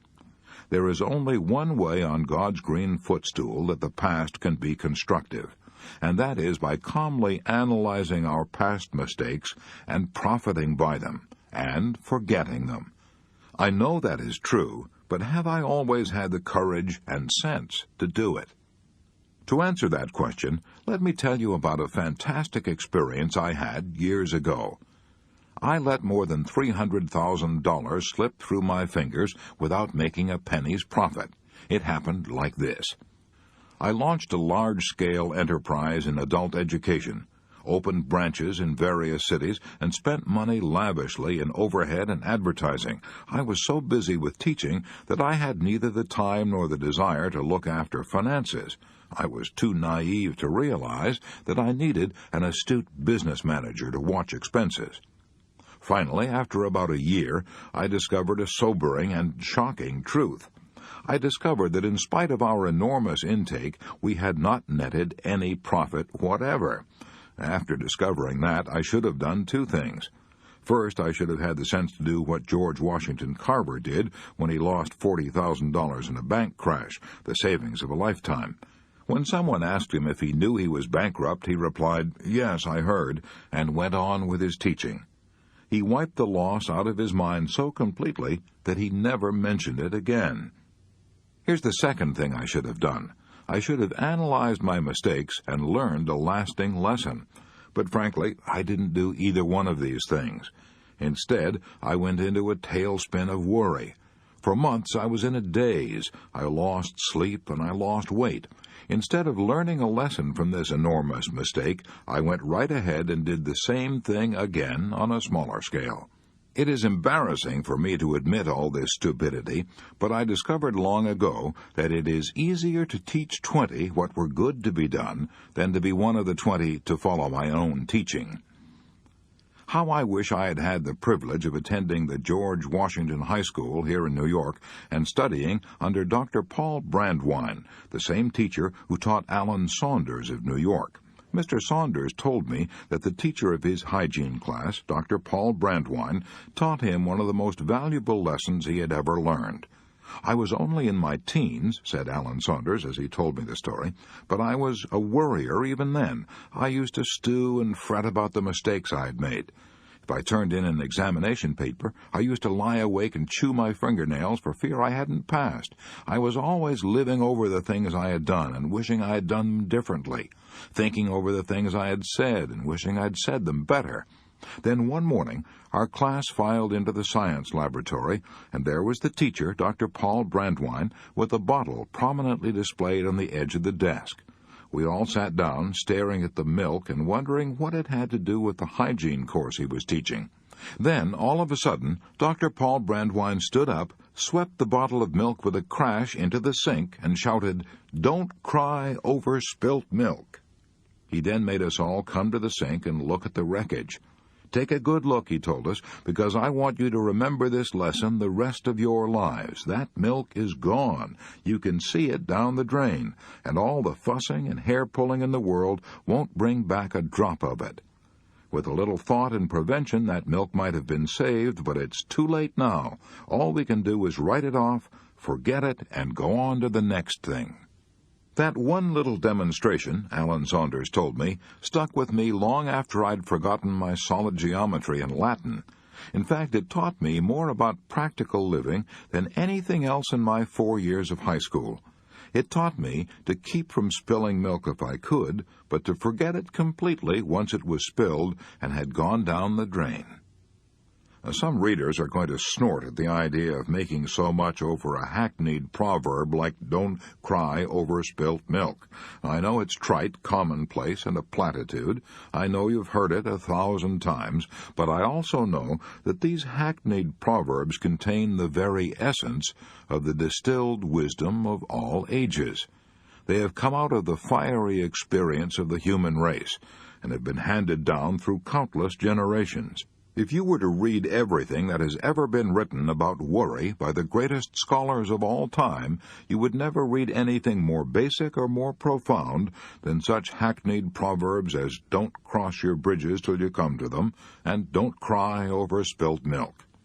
If we only applied those 2 proverbs instead of snorting at them, we wouldn't need this book at all. In fact, if we applied most of the old proverbs, we would lead almost perfect lives. However, knowledge isn't power until it's applied, and the purpose of this book is not to tell you something new. The purpose of this book is to remind you of what you already know, and to kick you in the shins and inspire you to do something about applying it. I have always admired a man like the late Fred Fuller Shedd, who had a gift for stating an old truth in a new and picturesque way. While editor of the Philadelphia Bulletin and addressing a college graduating class, he asked, "How many of you have ever sawed wood? Let's see your hands." Most of them had. Then he inquired, "How many of you have ever sawed sawdust?" No hands went up. "Of course you can't saw sawdust," Mr. Shedd exclaimed. "It's already sawed, and it's the same with the past. When you start worrying about things that are over and done with, you're merely trying to saw sawdust." When Connie Mack, the grand old man of baseball, was 81 years old, I asked him if he had ever worried over games that were lost. "Oh, yes, I used to," Connie Mack told me, "but I got over that foolishness long years ago. I found out it didn't get me anywhere at all. You can't grind any grain," he said, "with water that has already gone down the creek." No, you can't grind any grain, and you can't saw any logs with water that has already gone down the creek. But you can saw wrinkles in your face and ulcers in your stomach. I had dinner with Jack Dempsey one Thanksgiving, and he told me over the turkey and cranberry sauce about the fight in which he lost the heavyweight championship to Tunney. Naturally, it was a blow to his ego. In the midst of that fight, he told me, I suddenly realized I had become an old man. At the end of the 10th round, I was still on my feet, but that was about all. My face was puffed and cut, and my eyes were nearly closed. I saw the referee raise Gene Tunney's hand in a token of victory. I was no longer champion of the world. I started back in the rain, back through the crowd to my dressing room. As I passed, some people tried to grab my hand. Others had tears in their eyes. A year later, I fought Tunney again, but it was no use. I was through forever. It was hard to keep from worrying about it all, but I said to myself, I'm not going to live in the past or cry over spilt milk. I'm going to take this blow on the chin and not let it floor me. And that is precisely what Jack Dempsey did. How? by saying to himself over and over, "I won't worry about the past." No, that would merely have forced him to think of his past worries. He did it by accepting and writing off his defeat and then concentrating on plans for the future. He did it by running the Jack Dempsey restaurant on Broadway and the Great Northern Hotel on 57th Street. He did it by promoting prize fights and giving boxing exhibitions. He did it by getting so busy on something constructive that he had neither the time nor the temptation to worry about the past. "I have had a better time during the last 10 years, Jack Dempsey said, "than I had when I was champion." Mr. Dempsey told me that he had not read many books, but without knowing it he was following Shakespeare's advice. "Wise men ne'er sit and wail their loss, but cheerily seek how to redress their harms." As I read history and biography and observe people under trying circumstances, I'm constantly astonished and inspired by some people's ability to write off their worries and tragedies and go on living fairly happy lives. I once paid a visit to Sing Sing, and the thing that astonished me most was that the prisoners there appeared to be about as happy as the average person on the outside. I commented on it to Louis E. Laws, then warden of Sing Sing, and he told me that when criminals first arrive at Sing Sing, they're likely to be resentful and bitter. But after a few months, the majority of the more intelligent ones write off their misfortunes and settle down and accept prison life calmly and make the best of it. Warden Laws told me about one Sing Sing prisoner, a gardener, who sang as he cultivated the vegetables and flowers inside the prison walls. That Sing Sing prisoner who sang as he cultivated the flowers showed a lot more sense than most of us do. He knew that the moving finger writes, and having writ moves on. Nor all your piety nor wit shall lure it back to cancel half a line, nor all your tears wash out a word of it. So why waste the tears? Of course we have been guilty of blunders and absurdities, and so what? Who hasn't? Even Napoleon lost 1/3 of all the important battles he fought. Perhaps our batting average is no worse than Napoleon's, who knows? And anyhow, all the king's horses and all the king's men can't put the past back together again. So, let's remember Rule 6. Don't try to saw sawdust. Part 3 in a nutshell. How to break the worry habit before it breaks you. Rule 1. Crowd worry out of your mind by keeping busy.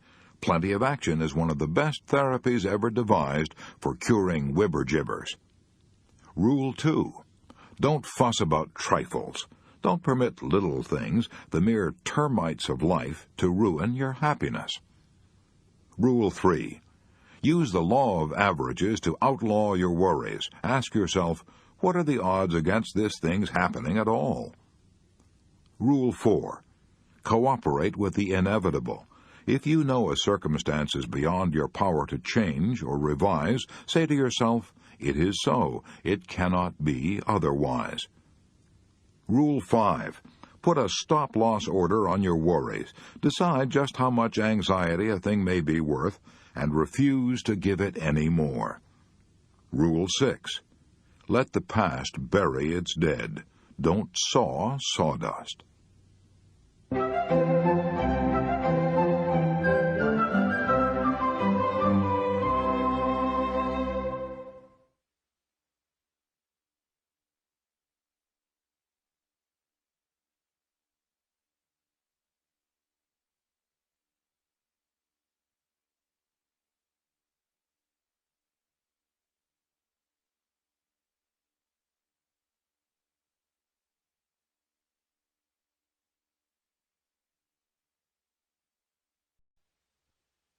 Part 4. 7 ways to cultivate a mental attitude that will bring you peace and happiness. Chapter 12. 8 words that can transform your life. A few years ago, I was asked to answer this question on a radio program. What is the biggest lesson you have ever learned? That was easy. By far the most vital lesson I have ever learned is the importance of what we think. If I knew what you think, I would know what you are. Our thoughts make us what we are. Our mental attitude is the X factor that determines our fate.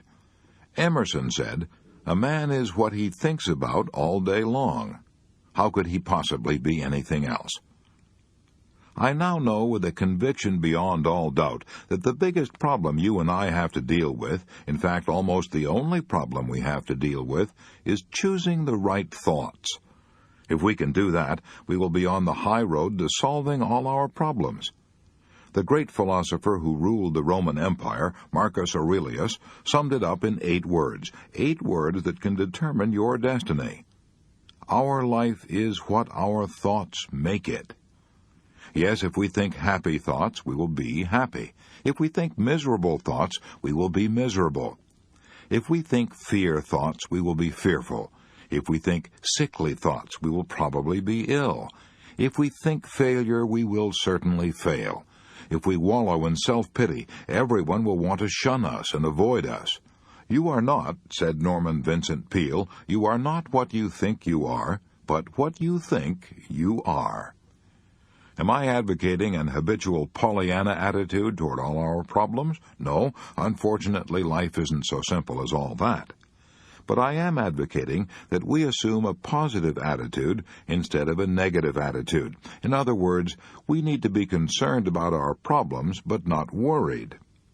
What is the difference between concern and worry? Well, let me illustrate. Every time I cross the traffic-jammed streets of New York, I'm concerned about what I'm doing, but not worried.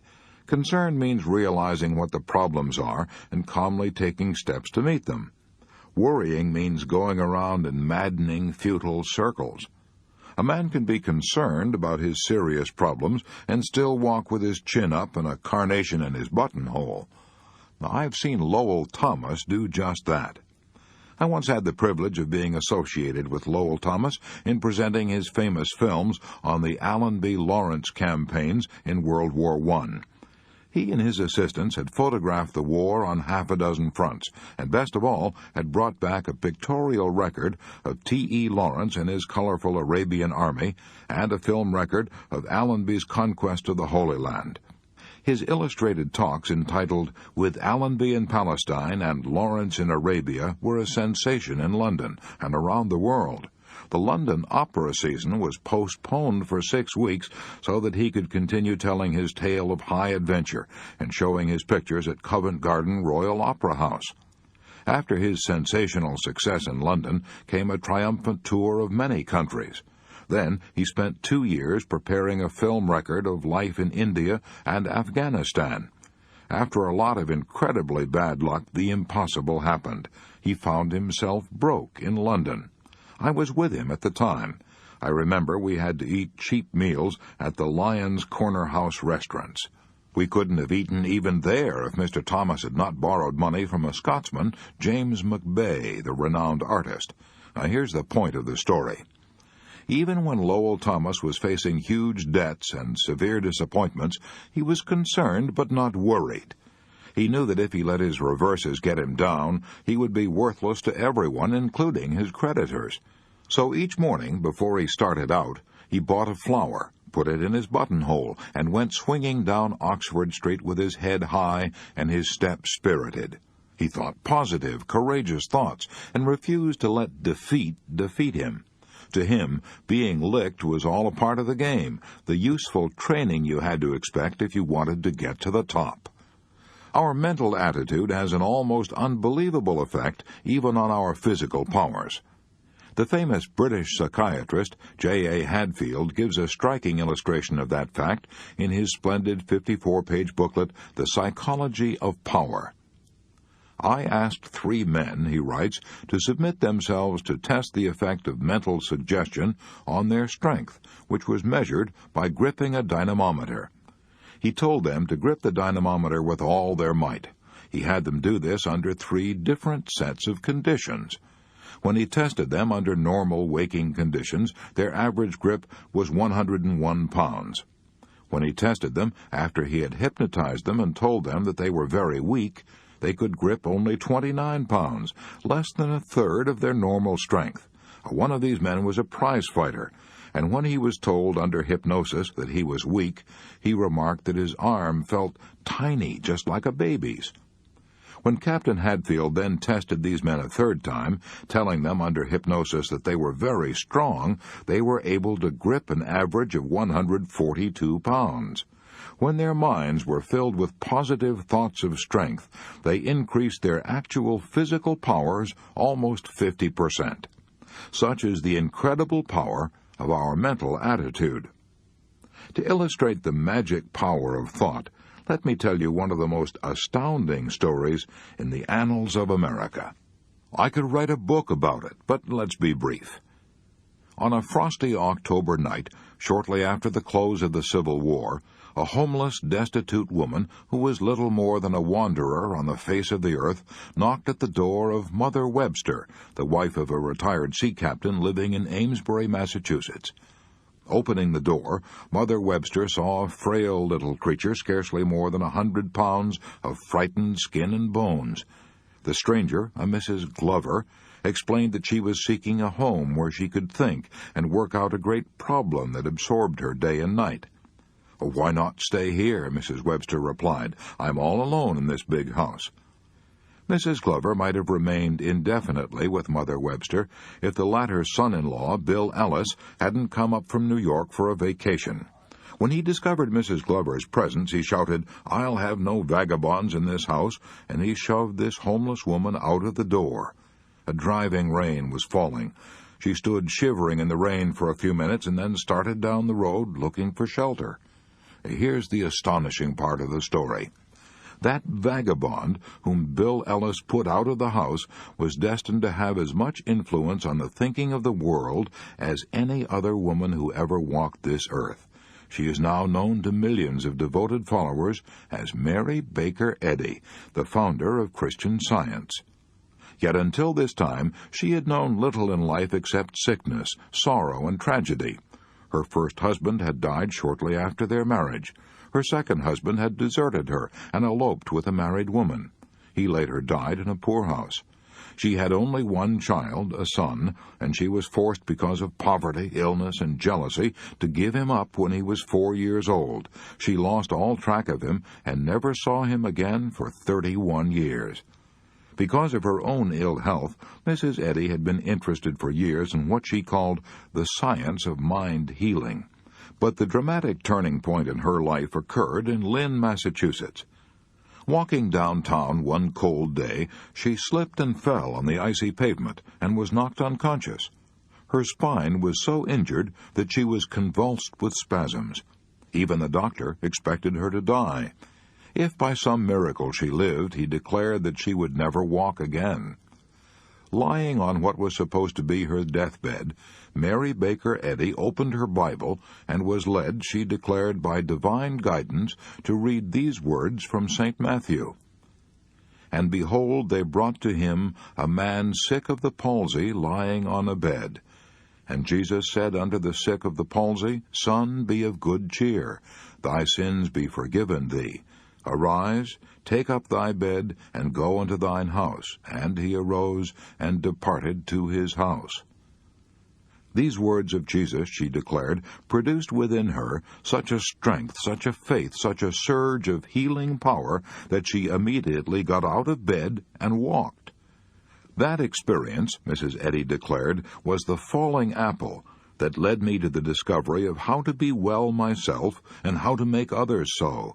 I gained the scientific certainty that all causation was mind, and every effect a mental phenomenon.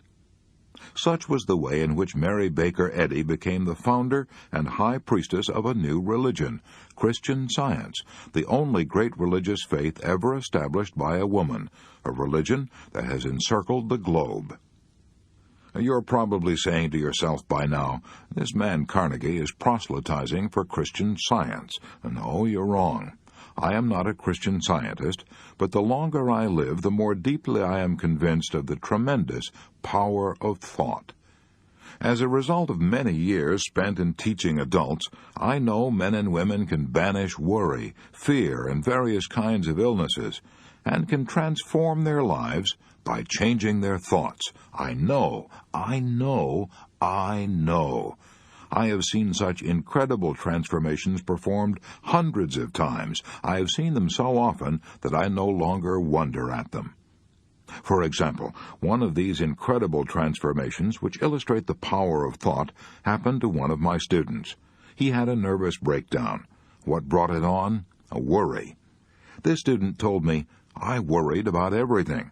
I worried because I was too thin, because I thought I was losing my hair, because I feared I would never make enough money to get married, because I felt I would never make a good father, because I feared I was losing the girl I wanted to marry, because I felt I was not living a good life. I worried about the impression I was making on other people. I worried because I thought I had stomach ulcers. I could no longer work. I gave up my job. I built up tension inside me until I was like a boiler without a safety valve. The pressure got so unbearable that something had to give." And it did. If you have ever had a nervous breakdown, pray God that you never do, for no pain of the body can exceed the excruciating pain of an agonized mind.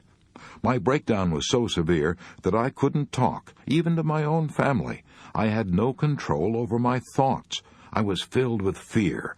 I would jump at the slightest noise. I avoided everybody. I would break out crying for no apparent reason at all. Every day was one of agony. I felt that I was deserted by everybody, even God.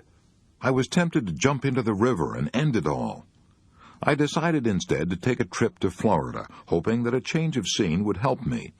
As I stepped on the train, my father handed me a letter and told me not to open it until I reached Florida. I landed in Florida during the height of the tourist season. Since I couldn't get in a hotel, I rented a sleeping room in a garage. I tried to get a job on a tramp freighter out of Miami, but had no luck, so I spent my time on the beach. I was more wretched in Florida than I had been at home, so I opened the envelope to see what Dad had written. His note said, "Son, you are 1,500 miles from home, and you don't feel any different, do you? I knew you wouldn't, because you took with you the one thing that is the cause of all your trouble, that is, yourself. There is nothing wrong with either your body or your mind. It is not the situations you have met that have thrown you. It is what you think of these situations. As a man thinketh in his heart, so is he. When you realize that, son, come home, for you will be cured." Dad's letter made me angry. I was looking for sympathy, not instruction. I was so mad that I decided then and there that I would never go home. That night, as I was walking down one of the side streets of Miami, I came to a church where services were going on. Having no place to go, I drifted in and listened to the sermon on the text, "He who conquers his spirit is mightier than he who taketh a city." Sitting in the sanctity of the house of God, and hearing the same thoughts that my dad had written in his letter, all this swept the accumulated litter out of my brain. I was able to think clearly and sensibly for the first time in my life. I realized what a fool I had been. I was shocked to see myself in my true light. Here I was, wanting to change the whole world and everyone in it, when the only thing that needed changing was the focus of the lens of the camera, which was my mind. The next morning, I packed and started home. A week later, I was back on the job. 4 months later, I married the girl I had been afraid of losing. We now have a happy family of 5 children. God has been good to me, both materially and mentally. At the time of the breakdown, I was a night foreman of a small department handling 18 people. I am now superintendent of carton manufacture in charge of over 450 people. Life is much fuller and friendlier. I believe I appreciate the true values of life now. When moments of uneasiness try to creep in, as they will in everyone's life, I tell myself to get that camera back in focus, and everything is okay. I can honestly say that I am glad I had the breakdown, because I found out the hard way what power our thoughts can have over our mind and body. Now I can make my thoughts work for me instead of against me. I can see now that Dad was right when he said it wasn't outward situations that had caused all my suffering, but what I thought of those situations. And as soon as I realized that, I was cured, and stayed cured. Such was the experience of this student. I'm deeply convinced that our peace of mind and the joy we get out of living depends not on where we are or what we have or who we are, but solely upon our mental attitude. Outward conditions have very little to do with it. For example, let's take the case of old John Brown, who was hanged for seizing the United States arsenal at Harper's Ferry and trying to incite the slaves to rebellion. He rode away to the gallows, sitting on his coffin. The jailer who rode beside him was nervous and worried, but old John Brown was calm and cool. Looking up at the Blue Ridge Mountains of Virginia, he exclaimed, "What a beautiful country! I never had an opportunity to really see it before." Or take the case of Robert Falcon Scott and his companions, the first Englishmen ever to reach the South Pole. Their return trip was probably the cruelest journey ever undertaken by man. Their food was gone, and so was their fuel. They could no longer march because a howling blizzard roared down over the rim of the earth for 11 days and nights, a wind so fierce and sharp that it cut ridges in the polar ice. Scott and his companions knew they were going to die, and they had brought a quantity of opium along for just such an emergency. A big dose of opium, and they could all lie down to pleasant dreams, never to wake again. But they ignored the drug and died singing ringing songs of cheer. We know they did because of a farewell letter found with their frozen bodies by a searching party 8 months later. Yes, if we cherish creative thoughts of courage and calmness, we can enjoy the scenery while sitting on our coffin, riding to the gallows, or we can fill our tents with ringing songs of cheer while starving and freezing to death. Milton, in his blindness, discovered that same truth 300 years ago. The mind is its own place, and in itself can make a heaven of hell, a hell of heaven. Napoleon and Helen Keller are perfect illustrations of Milton's statement. Napoleon had everything men usually crave, glory, power, riches, yet he said at St. Helena, "I have never known 6 happy days in my life," while Helen Keller, blind, deaf, dumb, declared, "I have found life so beautiful." If half a century of living has taught me anything at all, it has taught me that nothing can bring you peace but yourself. I'm merely trying to repeat what Emerson said so well in the closing words of his essay on self-reliance. A political victory, a rise in rents, the recovery of your sick, or the return of your absent friend, or some other quite external event raises your spirits, and you think good days are preparing for you. Do not believe it. It can never be so. Nothing can bring you peace but yourself. Epictetus, the great Stoic philosopher, warned that we ought to be more concerned about removing wrong thoughts from the mind than about removing tumors and abscesses from the body. Epictetus said that 19 centuries ago, but modern medicine would back him up. Dr. G. Canby Robinson declared that 4 out of 5 patients admitted to Johns Hopkins Hospital were suffering from conditions brought on in part by emotional strains and stresses. This was often true, even in cases of organic disturbances. Eventually, he declared, these traced back to maladjustments to life and its problems. Montaigne, the great French philosopher, adopted these 17 words as the motto of his life. A man is not hurt so much by what happens as by his opinion of what happens, and our opinion of what happens is entirely up to us. What do I mean? Have I the colossal effrontery to tell you to your face, when you're mowed down by troubles and your nerves are sticking out like wires and curling up at the ends, have I the colossal effrontery to tell you that under those conditions you can change your mental attitude by an effort of the will? Yes, I mean precisely that. And that is not all. I am going to show you how to do it. It may take a little effort, but the secret is simple. William James, who has never been topped in his knowledge of practical psychology, once made this observation. Action seems to follow feeling, but really action and feeling go together, and by regulating the action, which is under the more direct control of the will, we can indirectly regulate the feeling, which is not. In other words, William James tells us that we cannot instantly change our emotions just by making up our minds to, but that we can change our actions, and that when we change our actions, we will automatically change our feelings. Thus, he explains, the sovereign voluntary path to cheerfulness, if your cheerfulness be lost, is to set up cheerfully and to act and speak as if cheerfulness were already there. Does that simple trick work? Try it yourself. Put a big, broad, honest-to-God smile on your face. Throw back your shoulders, take a good deep breath, and sing a snatch of song. If you can't sing, whistle. If you can't whistle, hum.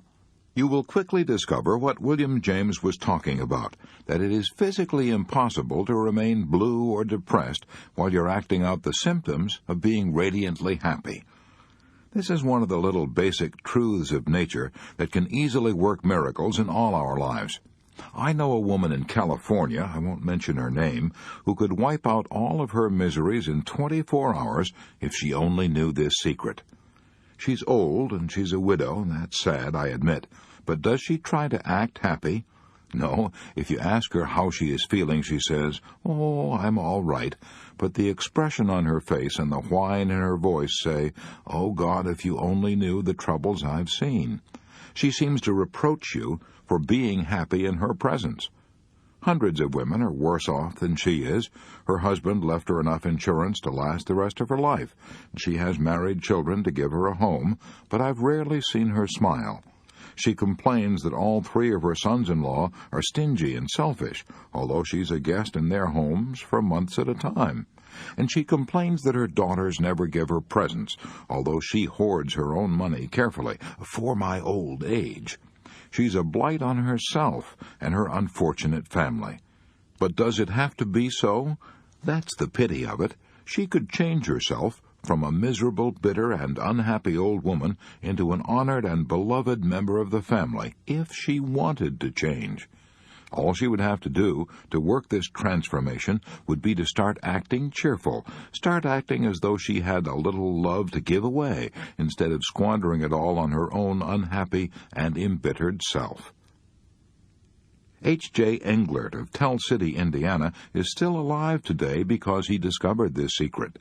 10 years ago, Mr. Englert had a case of scarlet fever, and when he recovered, he found that he had developed nephritis, a kidney disease.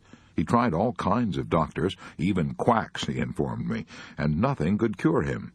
Then, a short time ago, he got other complications. His blood pressure soared. He went to a doctor and was told that his blood pressure was hitting the top at 214. He was told that it was fatal, that the condition was progressive, and he had better put his affairs in order at once.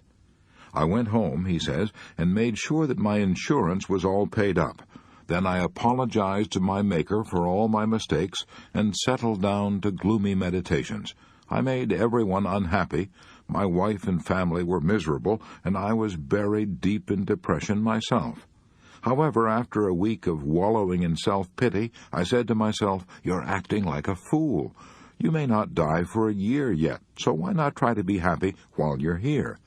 I threw back my shoulders, put a smile on my face, and attempted to act as though everything were normal.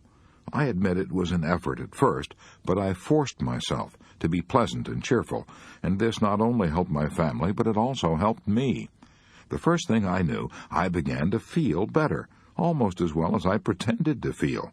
The improvement went on, and today, months after I was supposed to be in my grave, I am not only happy, well, and alive, but my blood pressure is down. I know one thing for certain. The doctor's prediction would certainly have come true if I had gone on thinking dying thoughts of defeat, but I gave my body a chance to heal itself by nothing in the world but a change of mental attitude. Let me ask you a question. If merely acting cheerful and thinking positive thoughts of health and courage could save this man's life, why should you and I tolerate for 1 minute more our minor glooms and depressions? Why make ourselves and everyone around us unhappy and blue when it's possible for us to start creating happiness by merely acting cheerful? Years ago, I read a little book that had a lasting and profound effect on my life. It was called As a Man Thinketh by James Allen. And here's what it said. A man will find that as he alters his thoughts toward things and other people will alter towards him. Let a man radically alter his thoughts, and he will be astonished at the rapid transformation it will effect in the material conditions of his life. Men do not attract that which they want, but that which they are. The divinity that shapes our ends is in ourselves. It is our very self. All that a man achieves is the direct result of his own thoughts. A man can only rise, conquer, and achieve by lifting up his thoughts. He can only remain weak and abject and miserable by refusing to lift up his thoughts. According to the book of Genesis, the Creator gave man dominion over the whole wide earth, a mighty big present. But I'm not interested in any such super-royal prerogatives. All I desire is dominion over myself, dominion over my thoughts, dominion over my fears, dominion over my mind and over my spirit. And the wonderful thing is that I know I can attain this dominion to an astonishing degree any time I want to, by merely controlling my actions, which in turn control my reactions. So let us remember these words of William James. Much of what we call evil can often be converted into a bracing and tonic good by a simple change of the sufferer's inner attitude, from one of fear to one of fight. Let's fight for our happiness. Let's fight for our happiness by following a daily program of cheerful and constructive thinking. Here is such a program. It is entitled Just for Today. I found this program so inspiring that I gave away hundreds of copies. It was written by the late Sybil F. Partridge. If you and I follow it, we will eliminate most of our worries and increase immeasurably our portion of what the French call la joie de vivre. Just for today. 1. Just for today, I will be happy. This assumes that what Abraham Lincoln said is true, that most folks are about as happy as they make up their minds to be. Happiness is from within. It is not a matter of externals. 2. Just for today, I will try to adjust myself to what is, and not try to adjust everything to my own desires. I will take my family, my business, and my luck as they come, and fit myself to them. 3. Just for today, I will take care of my body. I will exercise it, care for it, nourish it, not abuse it nor neglect it, so that it will be a perfect machine for my bidding. 4. Just for today, I will try to strengthen my mind. I will learn something useful. I will not be a mental loafer. I will read something that requires effort, thought, and concentration. 5. Just for today, I will exercise my soul in 3 ways. I will do somebody a good turn and not get found out. I will do at least 2 things I don't want to do, as William James suggests, just for exercise. 6. Just for today, I will be agreeable. I will look as well as I can, dress as becomingly as possible, talk low, act courteously, be liberal with praise, criticize not at all, nor find fault with anything, and not try to regulate nor improve anyone. 7. Just for today, I will try to live through this day only, not to tackle my whole life problem at once. I can do things for 12 hours that would appall me if I had to keep them up for a lifetime. 8. Just for today, I will have a program. I will write down what I expect to do every hour. I may not follow it exactly, but I will have it. It will eliminate 2 pests, hurrying and indecision. 9. Just for today, I will have a quiet half-hour all by myself and relax. In this half-hour, sometimes I will think of God, so as to get a little more perspective into my life. 10. Just for today, I will be unafraid. Especially, I will not be afraid to be happy, to enjoy what is beautiful, to love, and to believe that those I love love me. If we want to develop a mental attitude that will bring us peace and happiness, here is Rule 1. Think and act cheerfully, and you will feel cheerful. Chapter 13. The High Cost of Getting Even. One night years ago, as I was traveling through Yellowstone Park, I sat with other tourists on bleachers facing a dense growth of pine and spruce. Presently, the animal which we had been waiting to see, the terror of the forest, the grizzly bear, strode out into the glare of the lights and began devouring the garbage that had been dumped there from the kitchen of one of the park hotels. A forest ranger, Major Martindale, sat on a horse and talked to the excited tourists about bears. He told us that the grizzly bear can whip any other animal in the Western world, with the possible exception of the buffalo and the Kodiak bear. Yet I noticed that night that there was one animal, and only one, that the grizzly permitted to come out of the forest and eat with him under the glare of the lights: a skunk. The grizzly knew that he could liquidate a skunk with one swipe of his mighty paw. Why didn't he do it? Because he had found out from experience that it didn't pay. I found that out, too. As a farm boy, I trapped four-legged skunks along the hedgerows in Missouri, and as a man, I encountered a few two-legged skunks on the sidewalks of New York. I have found out from sad experience that it doesn't pay to stir up either variety. When we hate our enemies, we're giving them power over us, power over our sleep, our appetites, our blood pressure, our health, and our happiness. Our enemies would dance with joy if only they knew how they were worrying us, lacerating us, and getting even with us. Our hate is not hurting them at all, but our hate is turning our own days and nights into a hellish turmoil. Who do you suppose said this? If selfish people try to take advantage of you, cross them off your list, but don't try to get even. When you try to get even, you hurt yourself more than you hurt the other fellow. Now, those words sound as if they might have been uttered by some starry-eyed idealist, but they weren't. Those words appeared in the bulletin issued by the police department of Milwaukee. How will trying to get even hurt you? In many ways. According to Life magazine, it may even wreck your health. The chief personality characteristic of persons with hypertension, high blood pressure, is resentment, said Life. When resentment is chronic hypertension and heart trouble follow. So you see that when Jesus said, "Love your enemies," he was not only preaching sound ethics, he was also preaching 20th century medicine. When he said, "Forgive 70 times 7, Jesus was telling you and me how to keep from having high blood pressure, heart trouble, stomach ulcers, and many other ailments. A friend of mine recently had a serious heart attack. Her physician put her to bed and ordered her to refuse to get angry about anything, no matter what happened.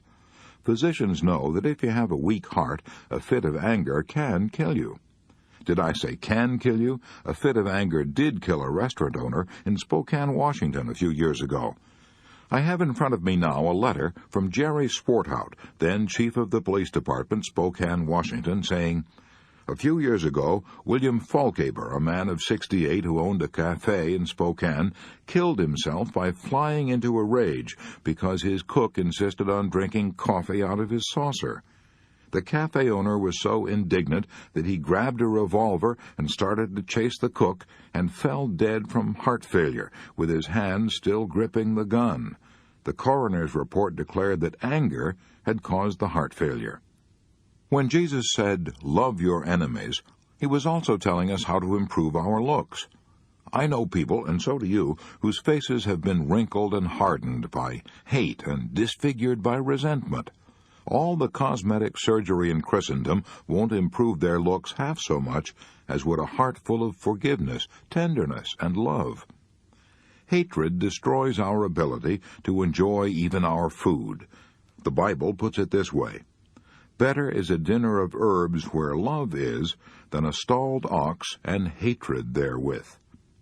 Wouldn't our enemies rub their hands with glee if they knew that our hate for them was exhausting us, making us tired and nervous, ruining our looks, giving us heart trouble, and probably shortening our lives?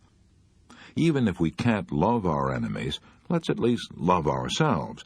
Let's love ourselves so much that we won't permit our enemies to control our happiness, our health, and our looks. As Shakespeare put it, "Heat not a furnace for your foe so hot that it do singe yourself." When Jesus said that we should forgive our enemies 70 times 7, he was also preaching sound business. For example, I have before me as I write a letter I received from George Rona of Uppsala, Sweden. For years, George Rona was an attorney in Vienna, but during the Second World War he fled to Sweden. He had no money, needed work badly. Since he could speak and write several languages, he hoped to get a position as correspondent for some firm engaged in importing or exporting. Most of the firms replied that they had no need of such services because of the war, but they would keep his name on file, and so on. One man, however, wrote George Rona a letter saying, "What you imagine about my business is not true. You are both wrong and foolish. I do not need any correspondent. Even if I did need one, I wouldn't hire you, because you can't even write good Swedish. Your letter is full of mistakes." When George Rona read that letter, he was as mad as Donald Duck. What did this Swede mean by telling him he couldn't write the language? Why, the letter that this Swede himself had written was full of mistakes. So George Rona wrote a letter that was calculated to burn this man up. And then he paused. He said to himself, "Wait a minute now. How do I know this man isn't right? I have studied Swedish, but it's not my native language, so maybe I do make mistakes I don't know anything about. If I do, then I certainly have to study harder if I ever hope to get a job. This man has possibly done me a favor, even though he didn't mean to. The mere fact that he expressed himself in disagreeable terms doesn't alter my debt to him. Therefore, I am going to write him and thank him for what he has done." So George Rona tore up the scorching letter he had already written and wrote another that said, "It was kind of you to go to the trouble of writing to me, especially when you do not need a correspondent. I am sorry I was mistaken about your firm. The reason that I wrote to you was that I made inquiry, and your name was given to me as a leader in your field. I did not know I had made grammatical errors in my letter. I am sorry and ashamed of myself. I will now apply myself more diligently to the study of the Swedish language and try to correct my mistakes. I want to thank you for helping me get started on the road to self-improvement." Within a few days, George Rona got a letter from this man asking Rona to come to see him. Rona went and got a job. George Rona discovered for himself that a soft answer turneth away wrath. We may not be saintly enough to love our enemies, but for the sake of our own health and happiness, let's at least forgive them and forget them. That is the smart thing to do. To be wronged or robbed, said Confucius, is nothing unless you continue to remember it. I once asked General Eisenhower's son John if his father ever nourished resentments. "No," he replied, "Dad never wastes a minute thinking about people he doesn't like." There's an old saying that a man is a fool who can't be angry, but a man is wise who won't be angry. That was the policy of William J. Gaynor, a former mayor of New York.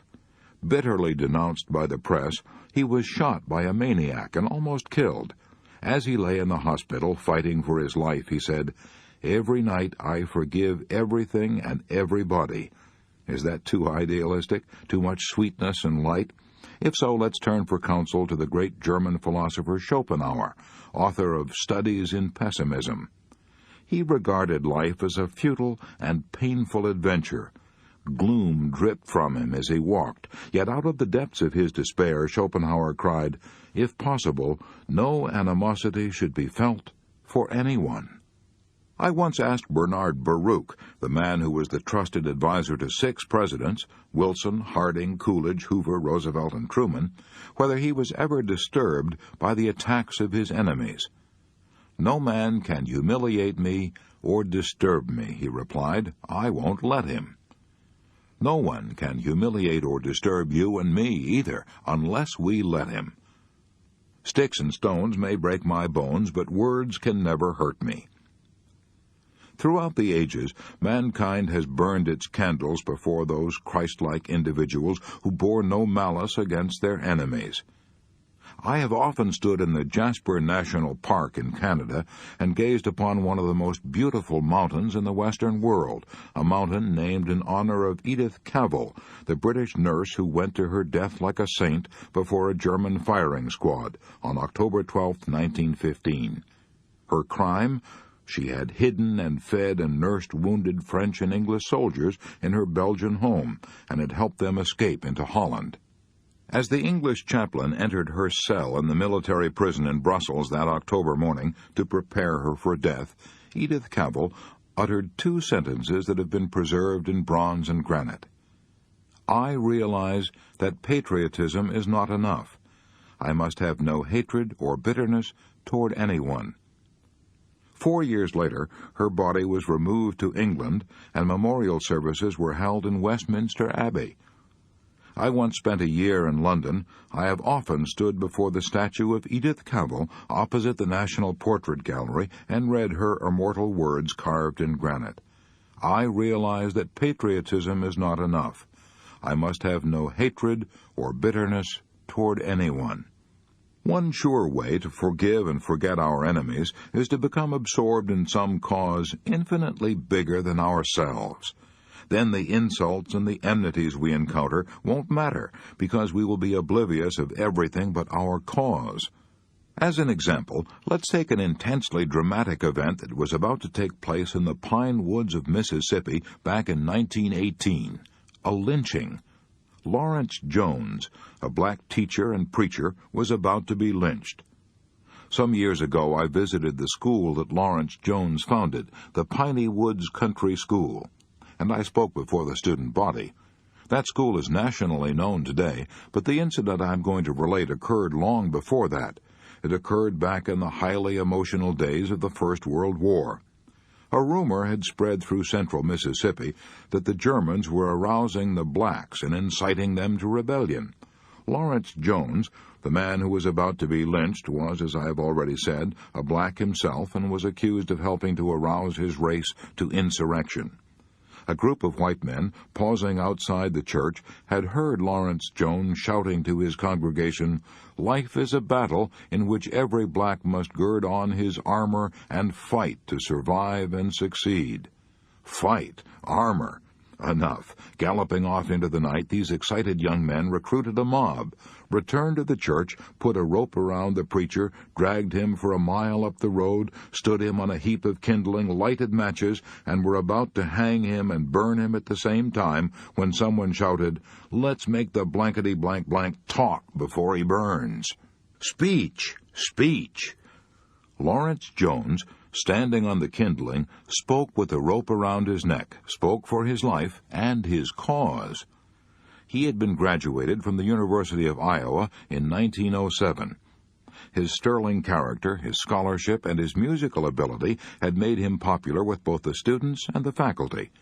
Upon graduation, he had turned down the offer of a hotel man to set him up in business, and had turned down the offer of a wealthy man to finance his musical education. Why? Because he was on fire with a vision.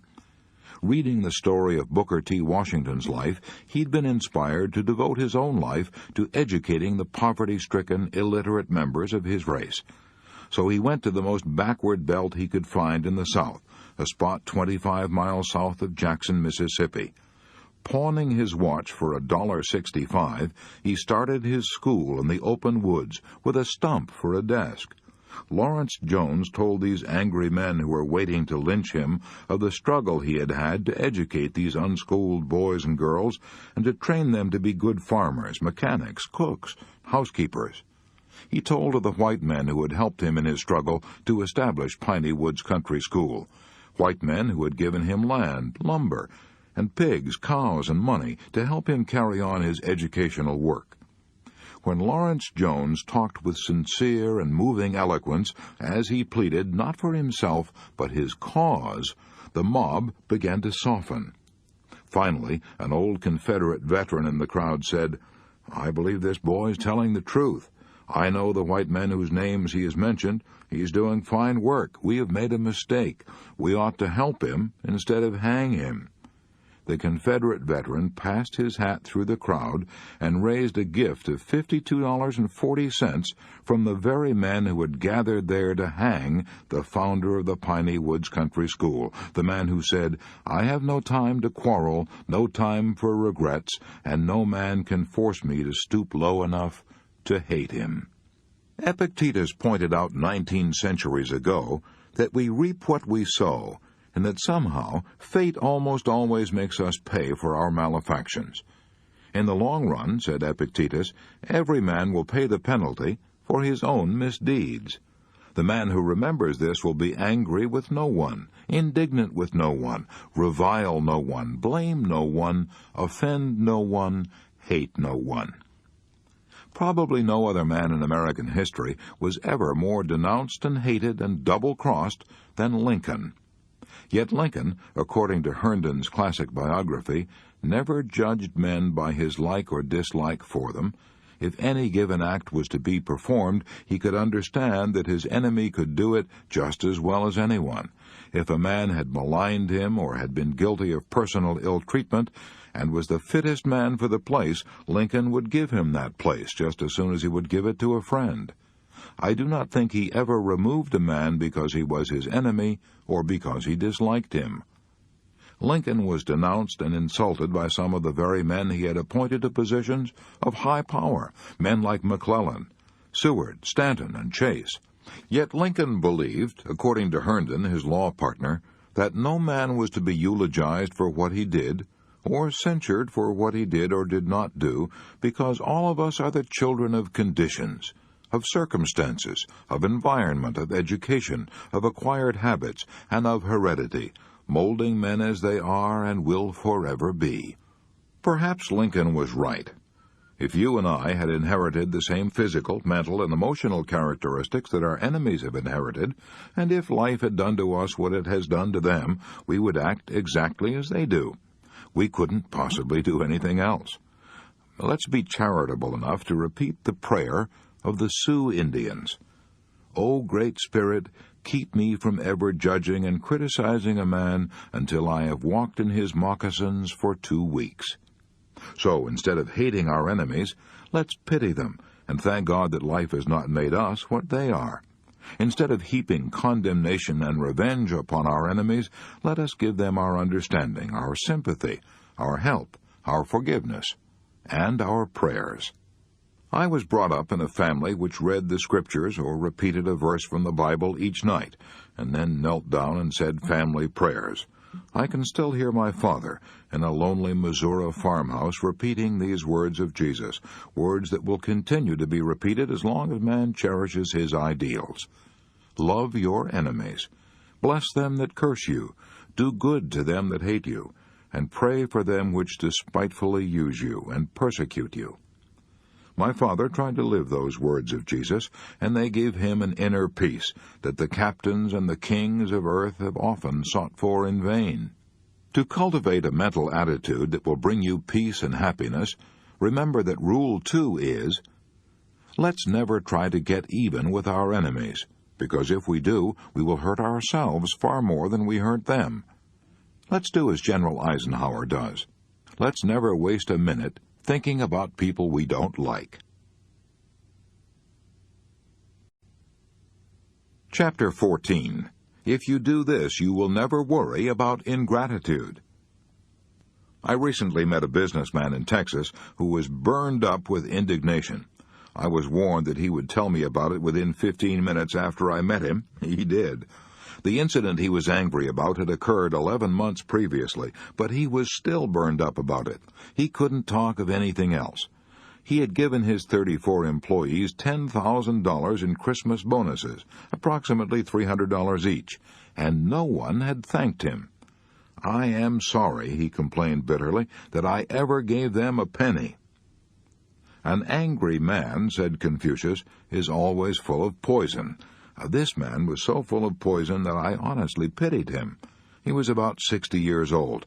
Now, life insurance companies figure that on the average we will live slightly more than two-thirds of the difference between our present age and 80. So this man, if he was lucky, probably had about 14 or 15 years to live. Yet he had already wasted almost one of his few remaining years by his bitterness and resentment over an event that was past and gone. I pitied him. Instead of wallowing in resentment and self-pity, he might have asked himself why he didn't get any appreciation. Maybe he'd underpaid and overworked his employees.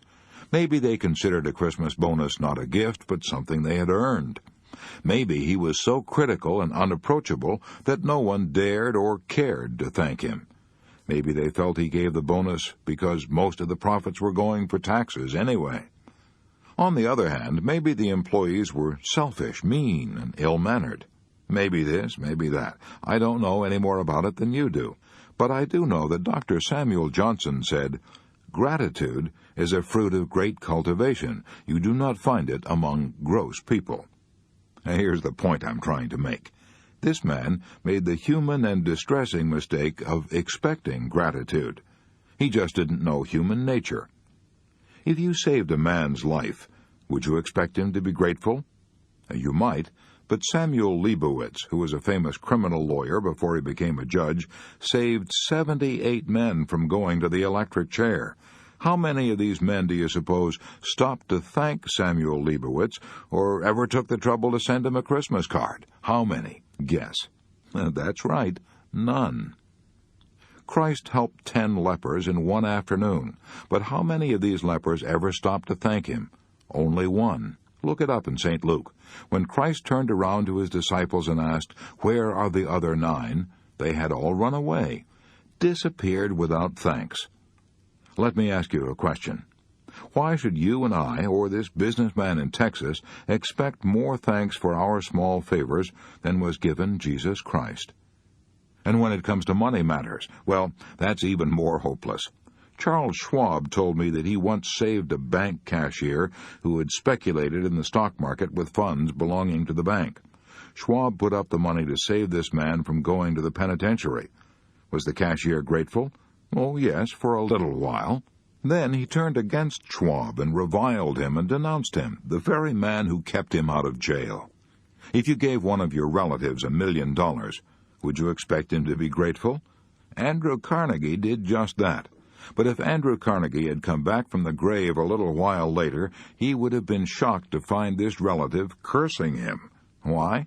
Because old Andy had left $365 million to public charities and had cut him off with one measly million, as he put it. That's how it goes. Human nature has always been human nature, and it probably won't change in your lifetime, so why not accept it? Why not be as realistic about it as was old Marcus Aurelius, one of the wisest men who ever ruled the Roman Empire? He wrote in his diary one day, "I am going to meet people today who talk too much, people who are selfish, egotistical, ungrateful, but I won't be surprised or disturbed, for I couldn't imagine a world without such people." That makes sense, doesn't it? If you and I go around grumbling about ingratitude, who is to blame? Is it human nature, or is it our ignorance of human nature? Let's not expect gratitude. Then, if we get some occasionally, it will come as a delightful surprise. If we don't get it, we won't be disturbed. Here's the first point I'm trying to make in this chapter. It is natural for people to forget to be grateful. So if we go around expecting gratitude, we're heading straight for a lot of headaches. I know a woman in New York who's always complaining because she's lonely. Not one of her relatives wants to go near her, and no wonder. If you visit her, she'll tell you for hours what she did for her nieces when they were children. She nursed them through the measles and the mumps and the whooping cough. She boarded them for years. She helped to send one of them through business school, and she made a home for the other until she got married. Do the nieces come to see her? Oh, yes, now and then, out of a spirit of duty. But they dread these visits. They know they will have to sit and listen for hours to half-veiled reproaches. They will be treated to an endless litany of bitter complaints and self-pitying sighs. And when this woman can no longer bludgeon, browbeat, or bully her nieces into coming to see her, she has one of her spells. She develops a heart attack. Is the heart attack real? Yes. The doctors say she has a nervous heart, suffers from palpitations. But the doctors also say they can do nothing for her. Her trouble is emotional. What this woman really wants is love and attention, but she calls it gratitude. And she will never get gratitude or love because she demands it. She thinks it's her due. And there are thousands of people like her, people who are ill from ingratitude, loneliness, and neglect. They long to be loved, but the only way in this world that they can ever hope to be loved is to stop asking for it and to start pouring out love without hope of return. Does that sound like sheer, impractical, visionary idealism? It isn't. It's just horse sense. It's a good way for you and me to find the happiness we long for. I know. I have seen it happen right in my own family. My own mother and father gave for the joy of helping others. We were poor, always overwhelmed with debts, yet poor as we were, my father and mother always managed to send money every year to an orphan's home, the Christian home in Council Bluffs, Iowa. Mother and father never visited that home. Probably no one thanked them for their gifts except by letter, but they were richly repaid, for they had the joy of helping little children, without wishing for or expecting any gratitude in return. After I left home, I would always send father and mother a check at Christmas and urge them to indulge in a few luxuries for themselves, but they rarely did. When I came home a few days before Christmas, Father would tell me of the coal and groceries they'd bought for some widow woman in town who had a lot of children and no money to buy food and fuel. What joy they got out of giving these gifts, the joy of giving without expecting anything whatever in return. I believe my father would almost have qualified for Aristotle's description of the ideal man, the man most worthy of being happy. The ideal man, said Aristotle, takes joy in doing favors for others. Now, here's the second point I'm trying to make in this chapter. If we want to find happiness, let's stop thinking about gratitude or ingratitude and give for the inner joy of giving. Parents have been tearing their hair about the ingratitude of children for 10,000 years. Even Shakespeare's King Lear cried out, "How sharper than a serpent's tooth it is to have a thankless child." But why should children be thankful, unless we train them to be? Ingratitude is natural, like weeds. Gratitude is like a rose. It has to be fed and watered and cultivated and loved and protected. If our children are ungrateful, who's to blame? Maybe we are. If we have never taught them to express gratitude to others, how can we expect them to be grateful to us? I knew a man in Chicago who had cause to complain of the ingratitude of his stepsons. He slaved in a box factory, seldom earning more than $40 a week. He married a widow, and she persuaded him to borrow money and send her 2 grown sons to college. Out of his salary of $40 a week, he had to pay for food, rent, fuel, clothes, and also for the payments on his note. He did this for 4 years, working like a coolie and never complaining. Did he get any thanks? No. His wife took it all for granted, and so did her sons. They never imagined that they owed their stepfather anything, not even thanks. Who was to blame? The boys? Yes, but the mother was even more to blame. She thought it was a shame to burden their young lives with a sense of obligation. She didn't want her sons to start out under debt, so she never dreamed of saying, "What a prince your stepfather is to help you through college." Instead, she took the attitude, "Oh, that's the least he can do." She thought she was sparing her sons, but in reality she was sending them out into life with the dangerous idea that the world owed them a living. And it was a dangerous idea, for one of those sons tried to borrow from an employer and ended up in jail. We must remember that our children are very much what we make them. For example, my mother's sister, Viola Alexander of Minneapolis, is a shining example of a woman who never had cause to complain about the ingratitude of children.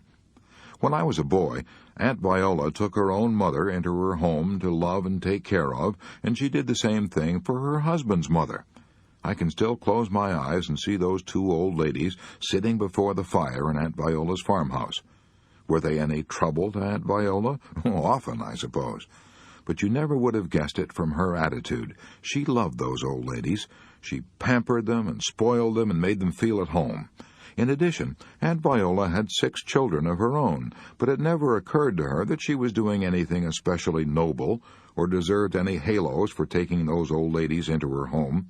To her, it was the natural thing, the right thing, the thing she wanted to do. Now, where is Aunt Viola today?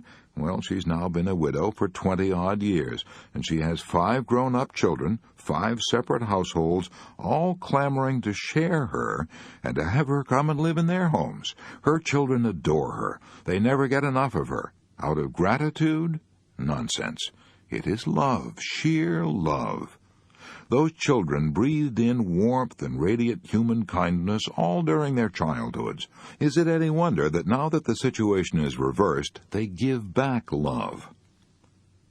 So let us remember that to raise grateful children, we have to be grateful.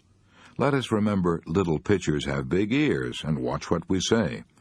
To illustrate, the next time we're tempted to belittle someone's kindness in the presence of our children, let's stop. Let's never say, "Look at these dishcloths Cousin Sue sent for Christmas. She knit them herself. They didn't cost her a cent." The remark may seem trivial to us, but the children are listening. So instead we'd better say, "Look at the hours Cousin Sue spent making these for Christmas. Isn't she nice? Let's write her a thank you note right now." And our children may unconsciously absorb the habit of praise and appreciation. To avoid resentment and worry over ingratitude, here is Rule 3. A. Instead of worrying about ingratitude, let's expect it. Let's remember that Jesus healed 10 lepers in one day, and only 1 thanked him. Why should we expect more gratitude than Jesus got? B. Let's remember that the only way to find happiness is not to expect gratitude, but to give for the joy of giving. C. Let's remember that gratitude is a cultivated trait. So if we want our children to be grateful, we must train them to be grateful.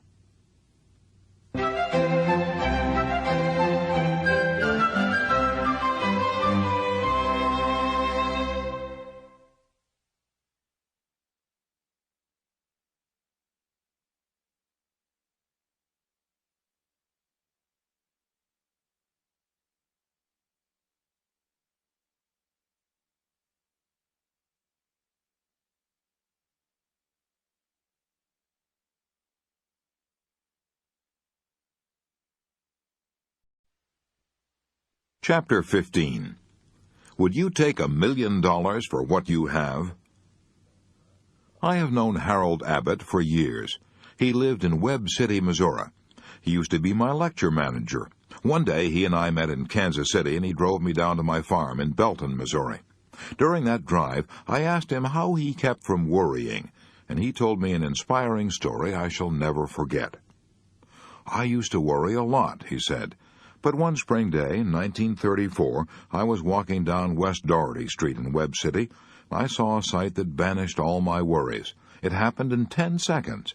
But during those 10 seconds, I learned more about how to live than I had learned in the previous 10 years. For 2 years, I'd been running a grocery store in Webb City," Harold Abbott said, as he told me the story. "I had not only lost all my savings, but I had incurred debts that took me 7 years to pay back. My grocery store had been closed the previous Saturday, and now I was going to the Merchants and Miners Bank to borrow money so I could go to Kansas City to look for a job.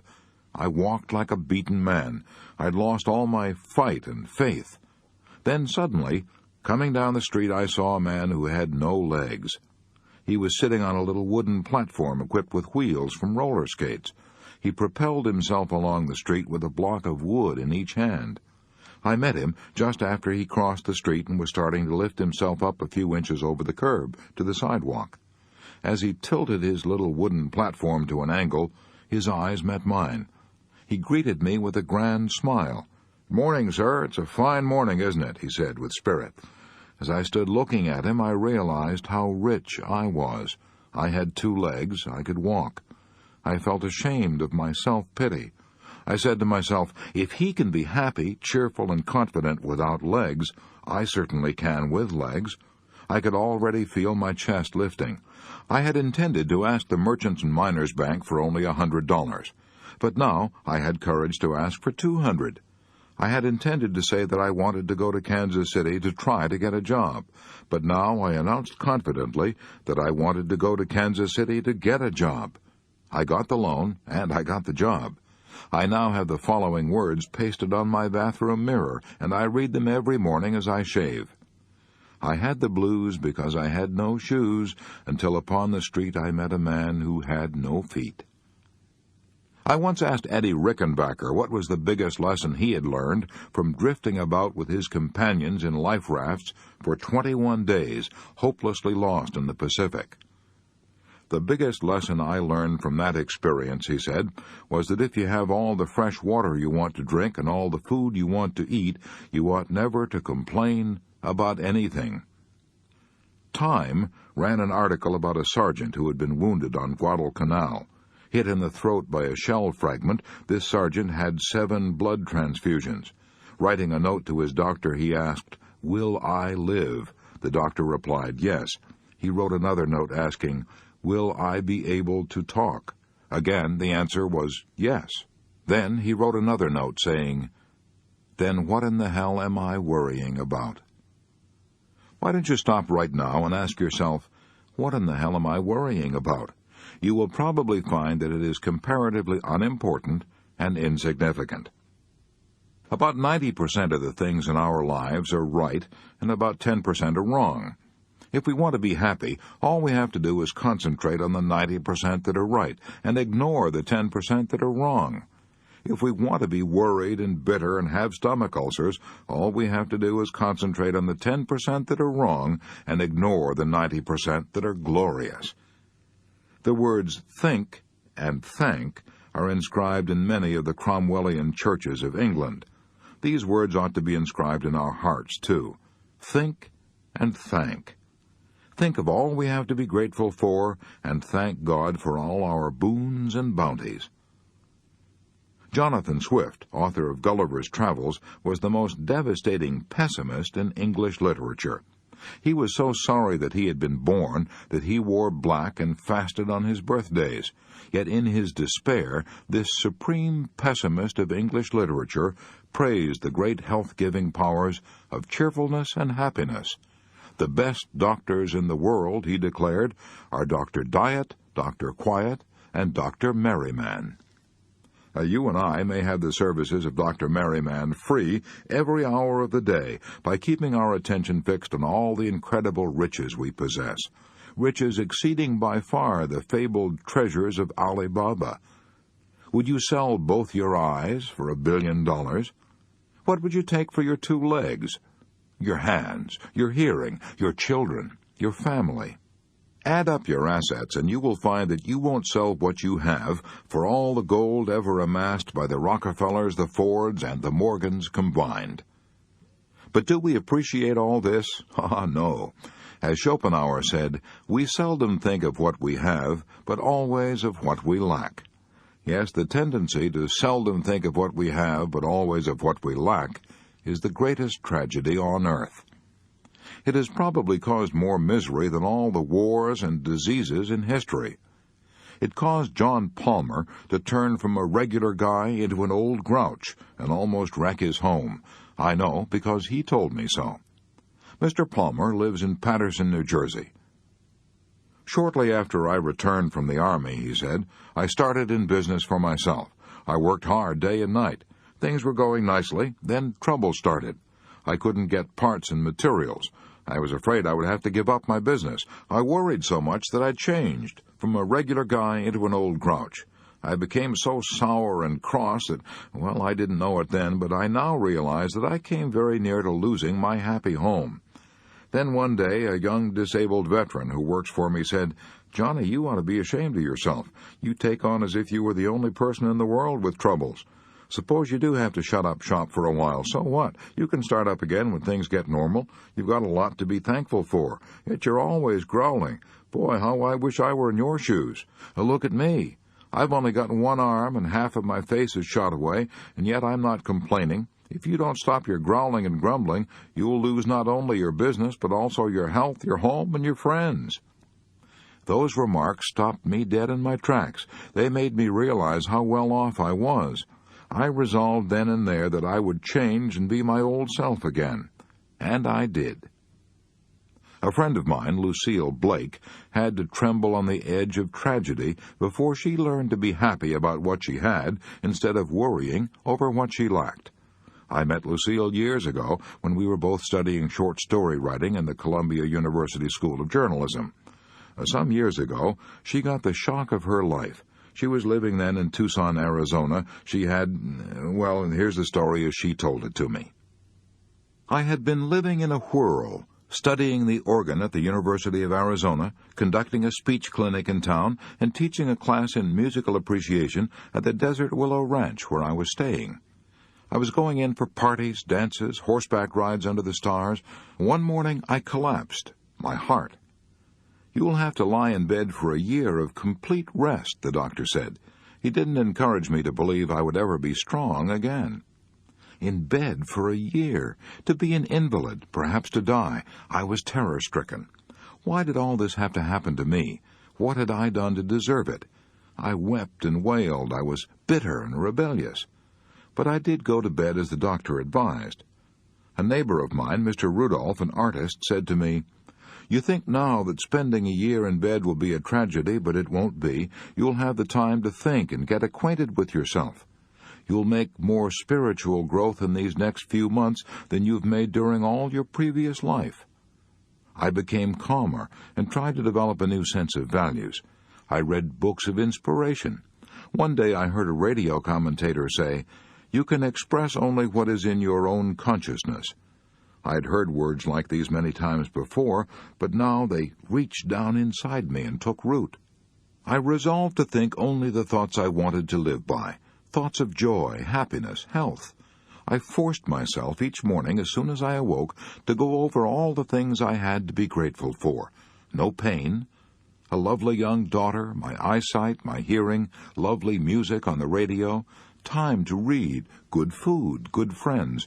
I was so cheerful and had so many visitors that the doctor put up a sign saying that only one visitor at a time would be allowed in my cabin, and only at certain hours.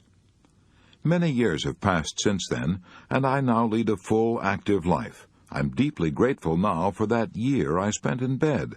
It was the most valuable and the happiest year I spent in Arizona. The habit I formed then of counting my blessings each morning still remains with me. It is one of my most precious possessions. I'm ashamed to realize that I never really learned to live until I feared I was going to die. My dear Lucille Blake, you may not realize it, but you learned the same lesson that Dr. Samuel Johnson learned 200 years ago. "The habit of looking on the best side of every event," said Dr. Johnson, "is worth more than 1,000 pounds a year." Those words were uttered, mind you, not by a professional optimist, but by a man who had known anxiety, rags, and hunger for 20 years, and finally became one of the most eminent writers of his generation and the most celebrated conversationalist of all time. Logan Pearsall Smith packed a lot of wisdom into a few words when he said, "There are two things to aim at in life. First, to get what you want, and after that, to enjoy it. Only the wisest of mankind achieve the second." Would you like to know how to make even dishwashing at the kitchen sink a thrilling experience? If so, read an inspiring book of incredible courage by Borghild Dahl. It is called I Wanted to See. This book was written by a woman who was practically blind for half a century. "I had only one eye," she writes, "and it was so covered with dense scars that I had to do all my seeing through one small opening in the left of the eye. I could see a book only by holding it up close to my face and by straining my one eye as hard as I could to the left." But she refused to be pitied, refused to be considered different. As a child, she wanted to play hopscotch with other children, but she couldn't see the markings. So after the other children had gone home, she got down on the ground and crawled along with her eyes near to the marks. She memorized every bit of the ground where she and her friends played, and soon became an expert at running games. She did her reading at home, holding a book of large print so close to her eyes that her eyelashes brushed the pages. She earned 2 college degrees, an A.B. from the University of Minnesota and a Master of Arts from Columbia University. She started teaching in the tiny village of Twin Valley, Minnesota, and rose until she became Professor of Journalism and Literature at Augustana College in Sioux Falls, South Dakota. She taught there for 13 years, lecturing before women's clubs and giving radio talks about books and authors. In the back of my mind, she writes, there had always lurked a fear of total blindness. In order to overcome this, I had adopted a cheerful, almost hilarious attitude toward life. Then in 1943, when she was 52 years old, a miracle happened. An operation at the famous Mayo Clinic. She could now see 40 times as well as she had ever been able to see before. A new and exciting world of loveliness opened before her. She now found it thrilling even to wash dishes in the kitchen sink. I began to play with the white fluffy suds in the dishpan, she writes. I dip my hands into them, and I pick up a ball of tiny soap bubbles. I hold them up against the light, and in each of them I can see brilliant colors of a miniature rainbow. As she looked through the windows above the kitchen sink, she saw the flapping gray-black wings of the sparrows flying through the thick, falling snow. She found such ecstasy looking at the soap bubbles and sparrows that she closed her book with these words. Dear Lord, I whisper, our Father in heaven, I thank Thee. I thank Thee. Imagine thanking God because you can wash dishes and see rainbows and bubbles and sparrows flying through the snow. You and I ought to be ashamed of ourselves. All the days of our years we have been living in a fairyland of beauty, but we have been too blind to see, too satiated to enjoy. If we want to stop worrying and start living, Rule 4 is, count your blessings, not your troubles. Chapter 16. Find yourself and be yourself. Remember, there is no one else on earth like you. I have a letter from Mrs. Edith Allred of Mount Airy, North Carolina. As a child, I was extremely sensitive and shy, she says in her letter. I was always overweight, and my cheeks made me look even fatter than I was. I had an old-fashioned mother who thought it was foolish to make clothes look pretty. She always said, wide will wear while narrow will tear, and she dressed me accordingly. I never went to parties, never had any fun, and when I went to school, I never joined the other children in outside activities, not even athletics. I was morbidly shy. I felt I was different from everybody else, and entirely undesirable. When I grew up, I married a man who was several years my senior, but I didn't change. My in-laws were a poised and self-confident family. They were everything I should have been, but simply was not. I tried my best to be like them, but I couldn't. Every attempt they made to draw me out of myself only drove me further into my shell. I became nervous and irritable. I avoided all friends. I got so bad, I even dreaded the sound of the doorbell ringing. I was a failure, I knew it, and I was afraid my husband would find out. So whenever we were in public, I tried to be gay and overacted my part. I knew I overacted, and I would be miserable for days afterward. At last I became so unhappy that I could see no point in prolonging my existence. I began to think of suicide. What happened to change this unhappy woman's life? Just a chance remark. A chance remark, Mrs. Allred continued, transformed my whole life. My mother-in-law was talking one day of how she brought her children up, and she said, no matter what happened, I always insisted on their being themselves. On being themselves. That remark is what did it. In a flash, I realized I had brought all this misery on myself by trying to fit myself into a pattern to which I did not conform. I changed overnight. I started being myself. I tried to make a study of my own personality, tried to find out what I was. I studied my strong points. I learned all I could about colors and styles, and dressed in a way that I felt was becoming to me. I reached out to make friends. I joined an organization, a small one at first, and was petrified with fright when they put me on a program.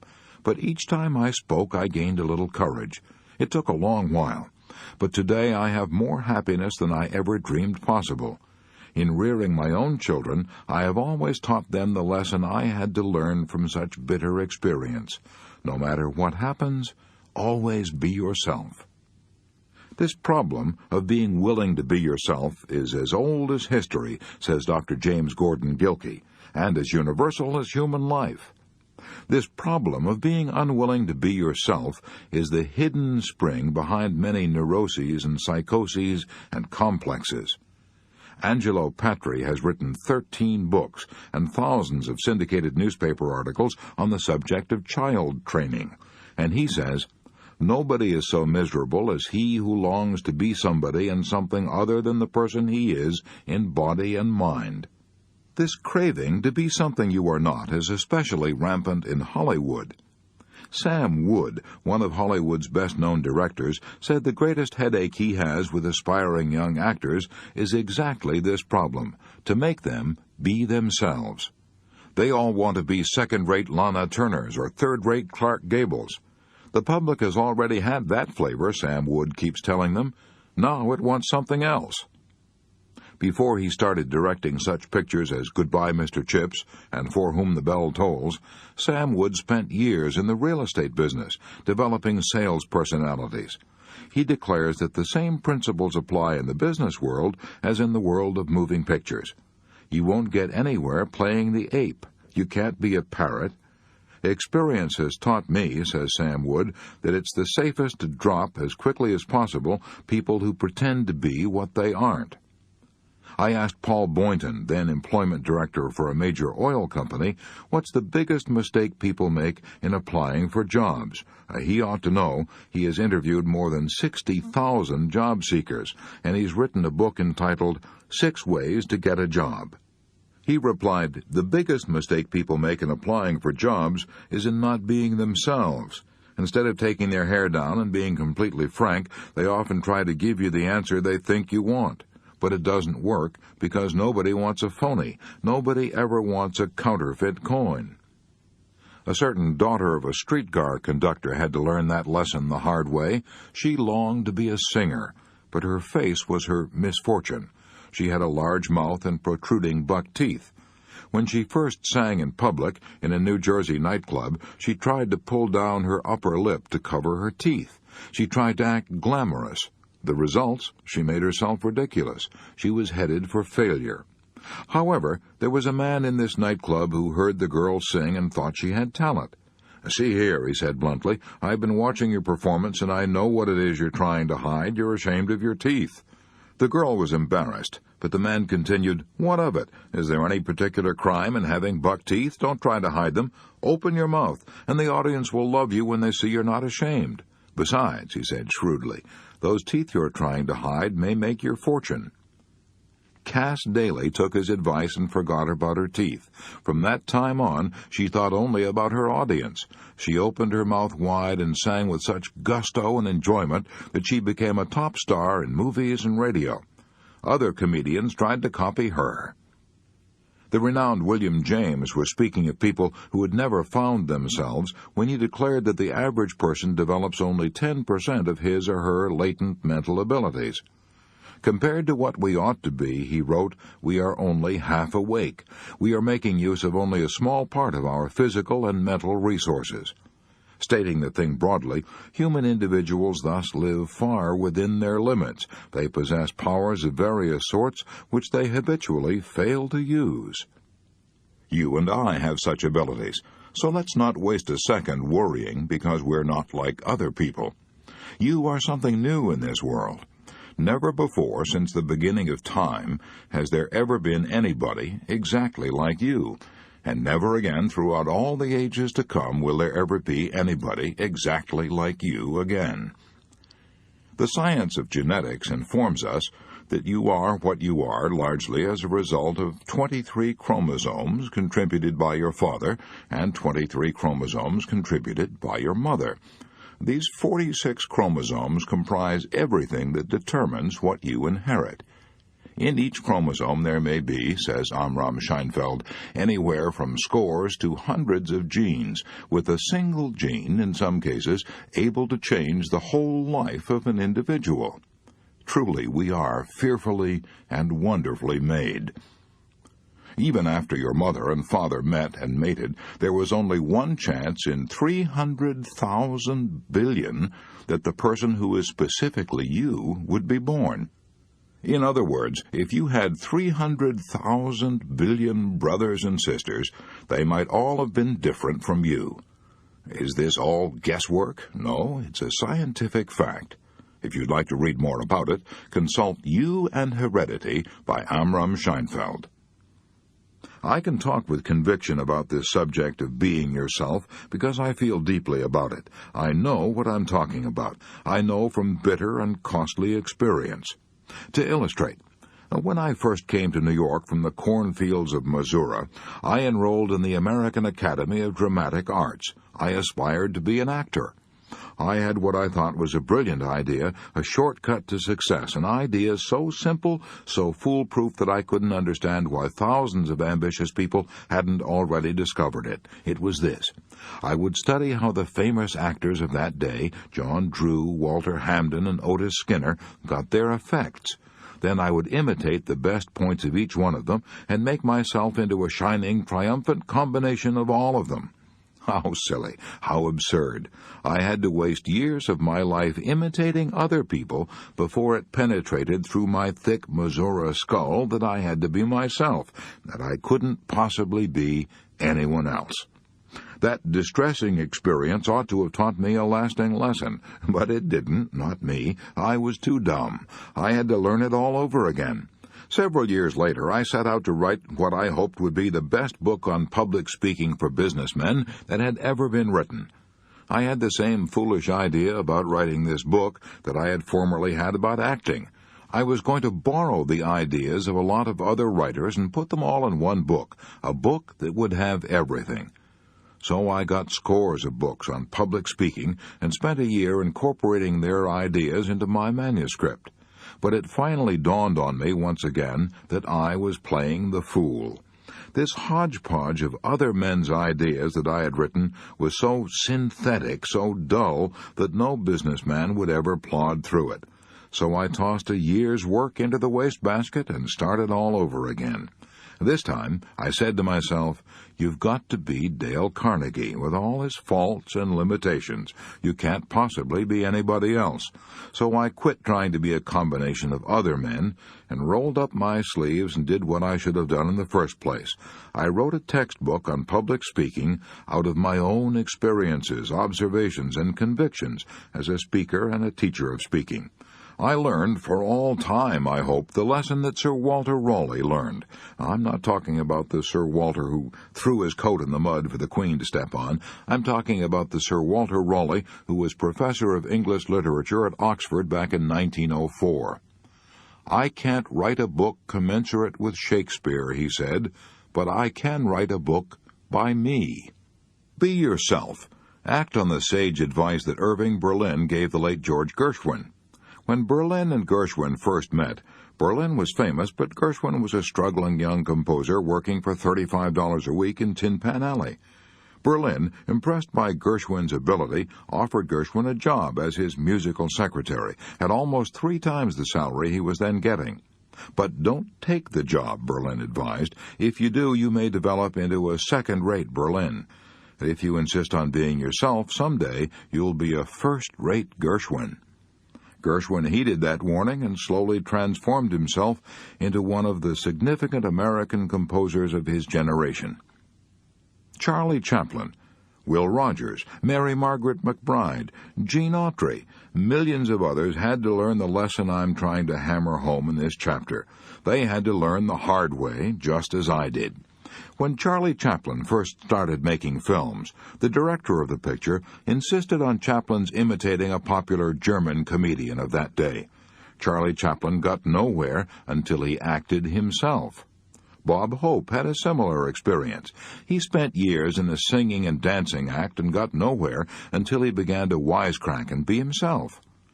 Will Rogers twirled a rope in vaudeville for years without saying a word. He got nowhere until he discovered his unique gift for humor and began to talk as he twirled his rope. When Mary Margaret McBride first went on the air, she tried to be an Irish comedian and failed. When she tried to be just what she was, a plain country girl from Missouri, she became one of the most popular radio stars in New York. When Gene Autry tried to get rid of his Texas accent and dressed like city boys and claimed he was from New York, people merely laughed behind his back. But when he started twanging his banjo and singing cowboy ballads, Gene Autry started out on a career that made him the world's most popular cowboy, both in pictures and on the radio. You are something new in this world. Be glad of it. Make the most of what nature gave you. In the last analysis, all art is autobiographical.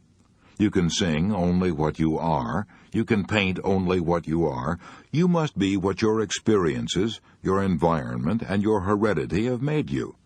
For better or for worse, you must cultivate your own little garden.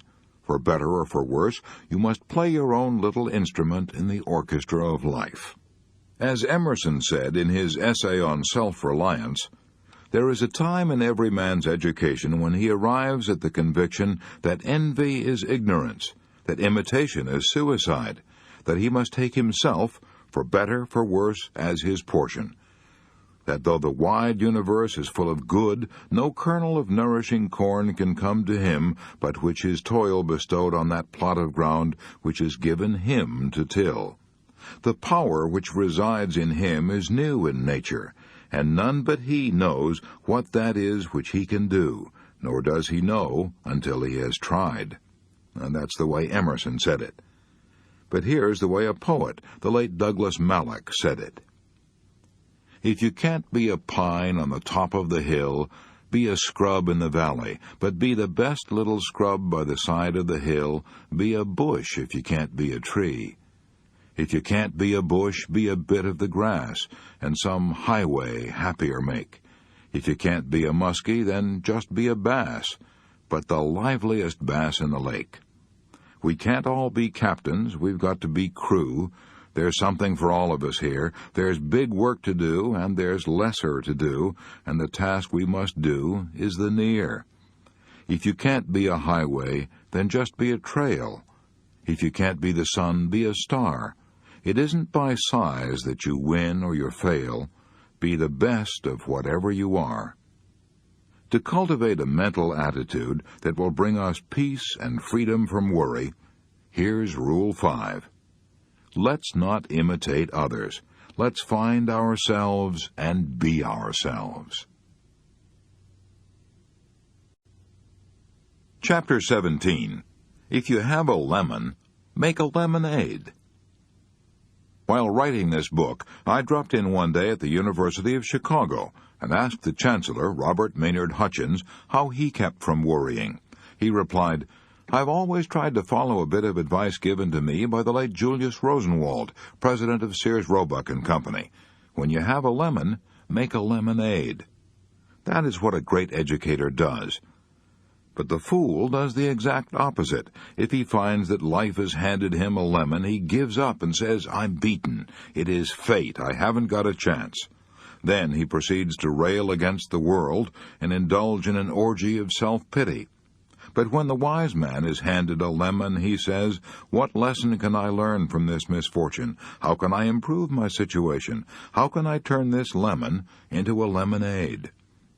After spending a lifetime studying people and their hidden reserves of power, the great psychologist Alfred Adler declared that one of the wonder-filled characteristics of human beings is their power to turn a minus into a plus.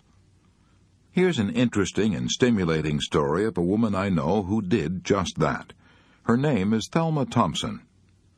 "During the war," she said, as she told me of her experience, "during the war, my husband was stationed at an Army training camp near the Mojave Desert in California. I went to live there in order to be near him. I hated the place. I loathed it. I had never before been so miserable. My husband was ordered out on maneuvers in the Mojave Desert, and I was left in a tiny shack alone. The heat was unbearable, 125 degrees in the shade of a cactus. Not a soul to talk to. The wind blew incessantly, and all the food I ate, the very air I breathed, were filled with sand, sand, sand. I was so utterly wretched, so sorry for myself, that I wrote to my parents. I told them I was giving up and coming back home. I said I couldn't stand it 1 minute longer. I would rather be in jail. My father answered my letter with just 2 lines that will always sing in my memory, 2 lines that completely altered my life. 2 men looked out from prison bars. One saw the mud, the other saw the stars. I read those 2 lines over and over. I was ashamed of myself. I made up my mind I would find out what was good in my present situation. I would look for the stars. I made friends with the natives, and their reaction amazed me. When I showed interest in their weaving and pottery, they gave me presents of their favorite pieces, which they'd refused to sell to tourists. I studied the fascinating forms of the cactus and the yuccas and the Joshua trees. I learned about prairie dogs, watched for the desert sunsets, and hunted for seashells that had been left there millions of years ago when the sands of the desert had been an ocean floor. What brought about this astonishing change in me? The Mojave Desert hadn't changed, but I had. I had changed my attitude of mind, and by doing so, I had transformed a wretched experience into the most exciting adventure of my life. I was stimulated and excited by this new world that I'd discovered. I was so excited, I wrote a book about it, a novel that was published under the title Bright Ramparts. I had looked out of my self-created prison and found the stars. Thelma Thompson, you discovered an old truth that the Greeks taught 500 years before Christ was born. The best things are the most difficult. Harry Emerson Fosdick repeated it again in the 20th century. Happiness is not mostly pleasure, it is mostly victory. Yes, the victory that comes from a sense of achievement, of triumph, of turning our lemons into lemonades. I once visited a happy farmer down in Florida who turned even a poison lemon into lemonade. When he first got his farm, he was discouraged. The land was so wretched he could neither grow fruit nor raise pigs. Nothing thrived there but scrub oaks and rattlesnakes. Then he got his idea. He would turn his liability into an asset. He would make the most of these rattlesnakes. To everyone's amazement, he started canning rattlesnake meat. When I stopped to visit him a few years ago, I found that tourists were pouring in to see his rattlesnake farm at the rate of $20,000 a year. His business was thriving. I saw poison from the fangs of his rattlers being shipped to laboratories to make anti-venom toxin. I saw rattlesnake skins being sold at fancy prices to make women's shoes and handbags. I saw canned rattlesnake meat being shipped to customers all over the world. I bought a picture postcard of the place and mailed it at the local post office of the village, which had been rechristened Rattlesnake, Florida, in honor of a man who had turned a poison lemon into a sweet lemonade. As I've traveled up and down and back and forth across this nation time after time, it has been my privilege to meet dozens of men and women who have demonstrated their power to turn a minus into a plus. The late William Bolitho, author of 12 Against the Gods, put it like this: "The most important thing in life is not to capitalize on your gains. Any fool can do that. The really important thing is to profit from your losses. That requires intelligence, and it makes the difference between a man of sense and a fool." Bolitho uttered those words after he had lost a leg in a railway accident. But I know a man who lost both legs and turned his minus into a plus. His name is Ben Fortson. I met him in a hotel elevator in Atlanta, Georgia. As I stepped into the elevator, I noticed this cheerful-looking man who had both legs missing sitting in a wheelchair in a corner of the elevator. When the elevator stopped at his floor, he asked me pleasantly if I would step to one corner so he could manage his chair better. "So sorry," he said, "to inconvenience you," and a deep, heartwarming smile lighted his face as he said it. When I left the elevator and went to my room, I could think of nothing but this cheerful cripple, so I hunted him up and asked him to tell me his story. "It happened in 1929, he told me with a smile. "I'd gone out to cut a load of hickory poles to stake the beans in my garden. I had loaded the poles onto my Ford and started back home. Suddenly, one pole slipped under the car and jammed the steering apparatus at the very moment I was making a sharp turn. The car shot over an embankment and hurled me against a tree. My spine was hurt. My legs were paralyzed. I was 24 when that happened, and I've never taken a step since." 24 years old and sentenced to a wheelchair for the rest of his life. I asked him how he managed to take it so courageously, and he said, "I didn't." He said he raged and rebelled. He fumed about his fate. But as the years dragged on, he found that his rebellion wasn't getting him anything except bitterness. "I finally realized," he said, "that other people were kind and courteous to me, so the least I could do was be kind and courteous to them."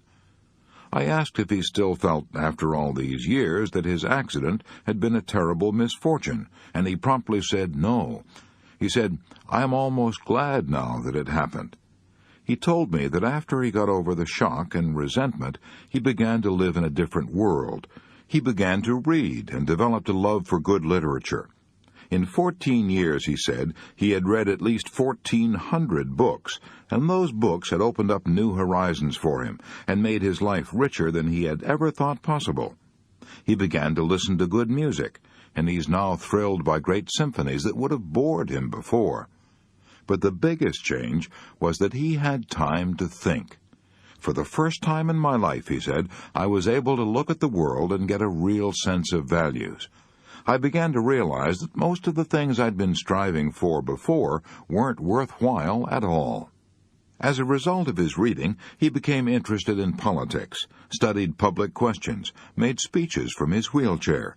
He got to know people, and people got to know him, and, still in his wheelchair, he got to be Secretary of State for the state of Georgia.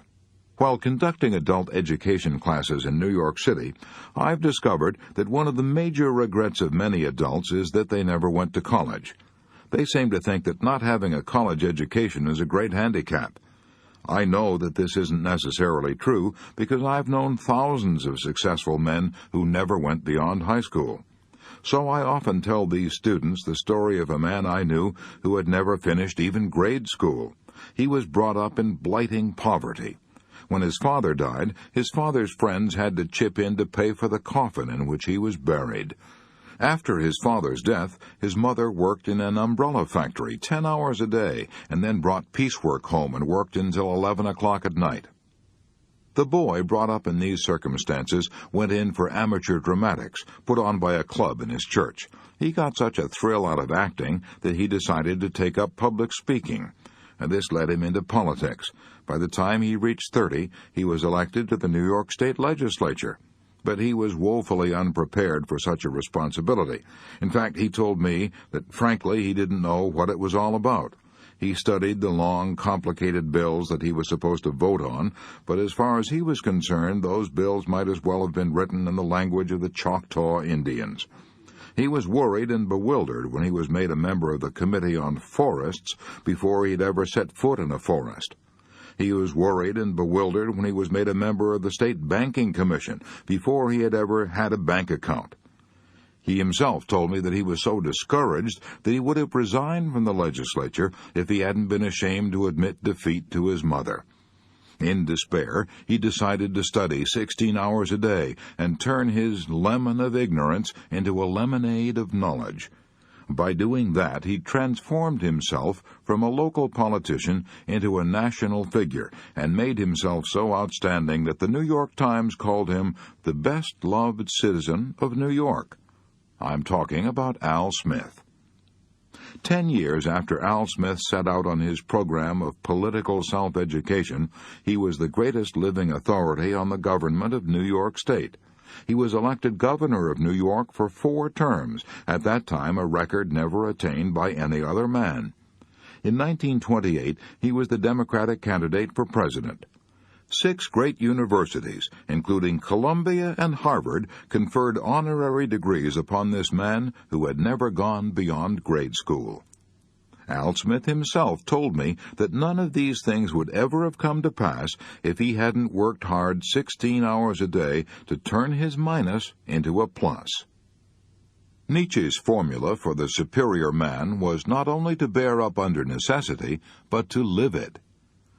The more I've studied the careers of men of achievement, the more deeply I've been convinced that surprisingly large numbers of them succeeded because they started out with handicaps that spurred them on to greater endeavor and greater rewards.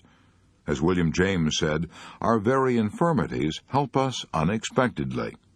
Yes, it's highly probable that Milton wrote better poetry because he was blind, and that Beethoven composed better music because he was deaf. Helen Keller's brilliant career was inspired and made possible because of her blindness and deafness. If Tchaikovsky had not been frustrated and driven almost to suicide by his tragic marriage, if his own life had not been pathetic, he probably would never have been able to compose his immortal Symphonie Pathétique.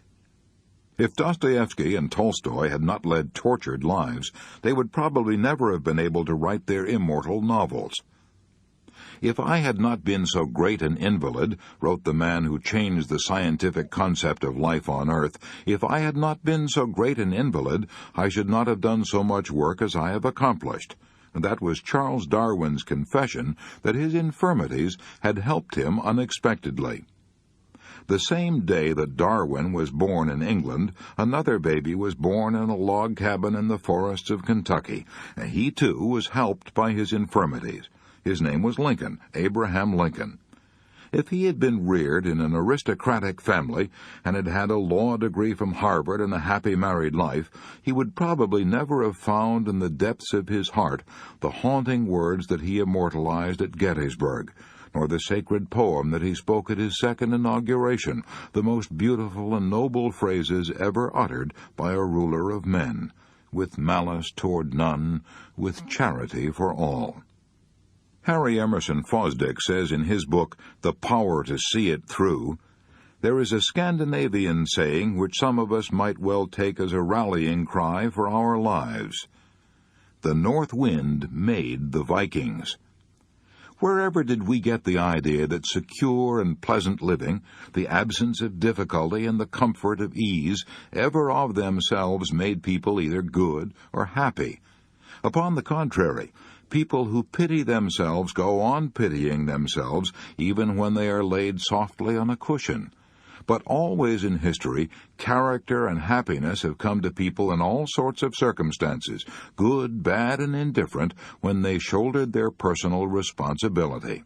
So repeatedly, the north wind has made the Vikings. Suppose we're so discouraged that we feel there's no hope of our ever being able to turn our lemons into lemonade. Then here are 2 reasons why we ought to try, anyway. 2 reasons why we have everything to gain and nothing to lose. Reason 1, we may succeed. Reason 2, even if we don't succeed, the mere attempt to turn our minus into a plus will cause us to look forward instead of backward. It will replace negative thoughts with positive thoughts. It will release creative energy and spur us to get so busy that we won't have either the time or the inclination to mourn over what is past and forever gone. Once when Uwe Boll, the world-famous violinist, was giving a concert in Paris, the A string on his violin suddenly snapped. But Uwe Boll simply finished the melody on 3 strings. That is life, says Harry Emerson Fosdick, to have your A string snap and finish on 3 strings. That is not only life, it is more than life, it is life triumphant. If I had the power to do so, I would have these words of William Bolitho carved in eternal bronze and hung in every schoolhouse in the land. The most important thing in life is not to capitalize on your gains. Any fool can do that. The really important thing is to profit from your losses. That requires intelligence, and it makes the difference between a man of sense and a fool. So to cultivate a mental attitude that will bring us peace and happiness, let's do something about Rule 6. When fate hands us a lemon, let's try to make a lemonade. Chapter 18. How to Cure Depression in 14 Days. When I started writing this book, I offered a $200 prize for the most helpful and inspiring true story on how I conquered worry. The 3 judges for this contest were Eddie Rickenbacker, President, Eastern Airlines; Dr. Stuart W. McClelland, President, Lincoln Memorial University; H.B. Kaltenborn, radio news analyst. However, we received 2 stories so superb that the judges found it impossible to choose between them. So we divided the prize. Here's one of the stories that tied for first prize. The story of C.R. Burton, who worked for Whizzer Motor Sales of Springfield, Missouri. I lost my mother when I was 9 years old and my father when I was 12, Mr. Burton wrote me. My father was killed, but my mother simply walked out of the house one day 19 years ago, and I've never seen her since. Neither have I ever seen my 2 little sisters that she took with her. She never even wrote me a letter until after she'd been gone 7 years. My father was killed in an accident 3 years after Mother left. He and a partner had bought a cafe in a small Missouri town, and while Father was away on a business trip, his partner sold the cafe for cash and skipped out. A friend wired Father to hurry back home, and in his hurry, Father was killed in a car accident at Salinas, Kansas. 2 of my father's sisters, who were poor and old and sick, took 3 of the children into their homes, and nobody wanted me and my little brother. We were left at the mercy of the town. We were haunted by the fear of being called orphans and treated as orphans. Our fears soon materialized, too. I lived for a little while with a poor family in town, but times were hard, and the head of the family lost his job, so they couldn't afford to feed me any longer. Then Mr. and Mrs. Lofton took me to live with them on their farm 11 miles from town. Mr. Lofton was 70 years old and sick in bed with shingles. He told me I could stay there as long as I didn't lie, didn't steal, and did as I was told. Those 3 orders became my Bible. I lived by them strictly. I started to school, but the first week found me at home bawling like a baby. The other children picked on me and poked fun at my big nose and said I was dumb and called me an orphan brat. I was hurt so badly that I wanted to fight them, but Mr. Lofton, the farmer who'd taken me in, said to me, "Always remember that it takes a bigger man to walk away from a fight than it does to stay and fight." I didn't fight until one day a kid picked up some chicken manure from the schoolhouse yard and threw it in my face. I beat the hell out of him and made a couple of friends. They said he had it coming to him. I was proud of a new cap that Mrs. Lofton had bought me. One day one of the big girls jerked it off my head and filled it with water and ruined it. She said she filled it with water so the water would wet my thick skull and keep my popcorn brains from popping. I never cried at school, but I used to bawl it out at home. Then one day Mrs. Lofton gave me some advice that did away with all troubles and worries and turned my enemies into friends. She said, "Ralph, they won't tease you and call you an orphan brat any more if you'll get interested in them and see how much you can do for them." I took her advice. I studied hard, and though I soon headed the class, I was never envied because I went out of my way to help them. I helped several of the boys write their themes and essays. I wrote complete debates for some of the boys. One lad was ashamed to let his folks know that I was helping him, so he used to tell his mother he was going possum hunting. And he'd come up to Mr. Lofton's and tie his dogs up in the barn while I helped him with his lessons. I wrote book reviews for one lad, and I spent several evenings helping one of the girls on her math. Death struck our neighborhood. 2 elderly farmers died, and one woman was deserted by her husband. I was the only male in 4 families. I helped these widows for 2 years. On my way to and from school, I stopped at their farms, cut wood for them, milked their cows, and fed and watered their stock. I was now blessed instead of cursed. I was accepted as a friend by everyone. They showed me their real feelings when I returned home from the Navy. More than 200 farmers came to see me the first day I was home. Some of them drove as far as 80 miles, and their concern for me was really sincere. Because I've been busy and happy trying to help other people, I have few worries, and I haven't been called an orphan brat now for 13 years. Hooray for C.R. Burton. He knows how to win friends, and he also knows how to conquer worry and enjoy life. So did the late Dr. Frank Loop of Seattle, Washington. He was an invalid for 23 years, arthritis. Yet Stuart Whithouse of the Seattle Star wrote me saying, "I interviewed Dr. Loop many times, and I have never known a man more unselfish or a man who got more out of life." How did this bedridden invalid get so much out of life? I'll give you 2 guesses. Did he do it by complaining and criticizing? No. By wallowing in self-pity and demanding that he be the center of attention and everyone cater to him? No. Still wrong. He did it by adopting as his slogan the motto of the Prince of Wales, "Ich dien, I serve." He accumulated the names and addresses of other invalids and cheered both them and himself by writing happy, encouraging letters. In fact, he organized a letter-writing club for invalids and got them writing letters to one another. Finally, he formed a national organization called the Shut-In Society. As he lay in bed, he wrote an average of 1,400 letters a year and brought joy to thousands of invalids by getting radios and books for shut-ins. What was the chief difference between Dr. Loop and a lot of other people? Just this. Dr. Loop had the inner glow of a man with a purpose, a mission. He had the joy of knowing that he was being used by an idea far nobler and more significant than himself, instead of being, as Shaw put it, a self-centered little clod of ailments and grievances, complaining that the world would not devote itself to making him happy.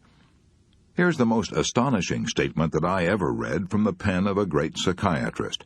This statement was made by Alfred Adler. He used to say to his melancholia patients, "You can be cured in 14 days if you follow this prescription. Try to think every day how you can please someone." That statement sounds so incredible that I feel I ought to try to explain it by quoting a couple of pages from Dr. Adler's splendid book, What Life Should Mean to You. Melancholia is like a long-continued rage and reproach against others. Though for the purpose of gaining care, sympathy, and support, the patient seems only to be dejected about his own guilt. A melancholiac's first memory is generally something like this.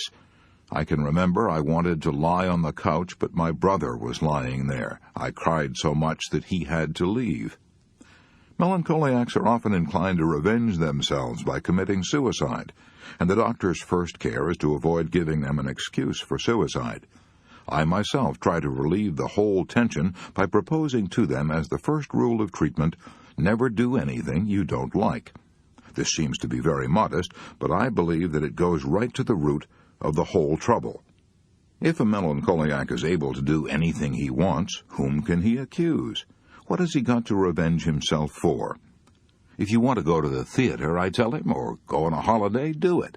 If you find on the way that you don't want to, stop it. It's the best situation anyone could be in. It gives a satisfaction to his striving for superiority. He is like God and can do what he pleases. On the other hand, it does not fit very easily into his style of life. He wants to dominate and accuse others, and if they agree with him, there is no way of dominating them. This rule is a great relief, and I have never had a suicide among my patients. Generally, the patient replies, "But there is nothing I like doing. I have prepared for this answer because I have heard it so often." Then refrain from doing anything you dislike, I say. Sometimes, however, he will reply, "I should like to stay in bed all day." I know that if I allow it, he will no longer want to do it. I know that if I hinder him, he will start a war. I always agree. This is one rule. Another attacks their style of life still more directly. I tell them, you can be cured in 14 days if you follow this prescription. Try to think every day how you can please someone. See what this means to them. They are occupied with the thought, how can I worry someone? Their answers are very interesting. Some say, this will be very easy for me. I have done it all my life. They have never done it. I ask them to think it over. They do not think it over. I tell them, you can make use of all the time you spend when you're unable to go to sleep by thinking how you can please someone, and it will be a big step forward in your health. When I see them the next day, I ask them, did you think over what I suggested? And they answer, last night I went to sleep as soon as I got into bed. All this must be done, of course, in a modest, friendly manner, without a hint of superiority. Others will answer, I could never do it. I was so worried. I tell them, don't stop worrying, but at the same time you can think now and then of others. I want to direct their interest always toward their fellows. Many say, why should I please others? Others do not try to please me. You must think of your health, I answer. The others will suffer later on. It's extremely rare that I have found a patient who said, I have thought over what you suggested. All my efforts are devoted toward increasing the social interest of the patient. I know that the real reason for his malady is his lack of cooperation, and I want him to see it too. As soon as he can connect himself with his fellow men on an equal and cooperative footing, he is cured. The most important task imposed by religion has always been love thy neighbor. It is the individual who is not interested in his fellow man who has the greatest difficulties in life and provides the greatest injury to others. It is from among such individuals that all human failures spring. All that we demand of a human being, and the highest praise we can give him, is that he should be a good fellow worker, a friend to all other men, and a true partner in love and marriage. Dr. Adler urges us to do a good deed every day. And what is a good deed? A good deed, said the Prophet Muhammad, is one that brings a smile of joy to the face of another. Why will doing a good deed every day produce such astounding effects on the doer? Because trying to please others will cause us to stop thinking of ourselves, the very thing that produces worry and fear and melancholia. Mrs. William T. Moon, who operated the Moon Secretarial School in New York, didn't have to spend 2 weeks thinking how she could please someone in order to banish her melancholy. She went Alfred Adler one better. No, she did Adler 13 better. She banished her melancholy, not in 14 days, but in 1 day, by thinking how she could please a couple of orphans. It happened like this. In December 5 years ago, said Mrs. Moon, I was engulfed in a feeling of sorrow and self-pity. After several years of happy married life, I had lost my husband. As the Christmas holidays approached, my sadness deepened. I'd never spent a Christmas alone in all my life, and I dreaded to see this Christmas come. Friends had invited me to spend Christmas with them, but I did not feel up to any gaiety. I knew I would be a wet blanket at any party, so I refused their kind invitations. As Christmas Eve approached, I was more and more overwhelmed with self-pity. True, I should have been thankful for many things, as all of us have many things for which to be thankful. The day before Christmas, I left my office at 3 o'clock in the afternoon and started walking aimlessly up Fifth Avenue, hoping that I might banish my self-pity and melancholy. The avenue was jammed with gay and happy crowds, scenes that brought back memories of happy years that were gone. I just couldn't bear the thought of going home to a lonely, empty apartment. I was bewildered. I didn't know what to do. I couldn't keep the tears back. After walking aimlessly for an hour or so, I found myself in front of a bus terminal. I remembered that my husband and I had often boarded an unknown bus for adventure, so I boarded the first bus I found at the station. After crossing the Hudson River and riding for some time, I heard the bus conductor say, "Last stop, lady." I got off. I didn't even know the name of the town. It was a quiet, peaceful little place. While waiting for the next bus home, I started walking up a residential street. As I passed a church, I heard the beautiful strains of Silent Night. I went in. The church was empty, except for the organist. I sat down, unnoticed, in one of the pews. The lights from the gaily decorated Christmas tree made the decoration seem like myriads of stars dancing in the moonbeams. The long-drawn cadences of the music and the fact that I had forgotten to eat since morning made me drowsy. I was weary and heavy-laden, so I drifted off to sleep. When I awoke, I didn't know where I was. I was terrified. I saw in front of me 2 small children who had apparently come in to see the Christmas tree. One, a little girl, was pointing at me, saying, I wonder if Santa Claus brought her. These children were also frightened when I awoke. I told them that I wouldn't hurt them. They were poorly dressed. I asked them where their mother and daddy were. We ain't got no mother and daddy, they said. Here were two little orphans, much worse off than I had ever been. They made me feel ashamed of my sorrow and self-pity. I showed them the Christmas tree, and then took them to a drugstore, and we had some refreshments, and I bought them some candy and a few presents. My loneliness vanished as if by magic. These two orphans gave me the only real happiness and self-forgetfulness that I had had in months. As I chatted with them, I realized how lucky I had been. I thanked God that all my Christmases as a child had been bright with parental love and tenderness. Those two little orphans did far more for me than I did for them. That experience showed me again the necessity of making other people happy in order to be happy ourselves. I found that happiness is contagious. By giving, we receive. By helping someone and giving out love, I had conquered worry and sorrow and self-pity and felt like a new person. And I was a new person, not only then, but in the years that followed. I could fill a book with stories of people who forgot themselves into health and happiness. For example, let's take the case of Margaret Taylor Yates, one of the most popular women in the United States Navy. Mrs. Yates is a writer of novels, but none of her mystery stories is half so interesting as the true story of what happened to her that fateful morning when the Japanese struck our fleet at Pearl Harbor. Mrs. Yates had been an invalid for more than a year, a bad heart. She spent 22 out of every 24 hours in bed.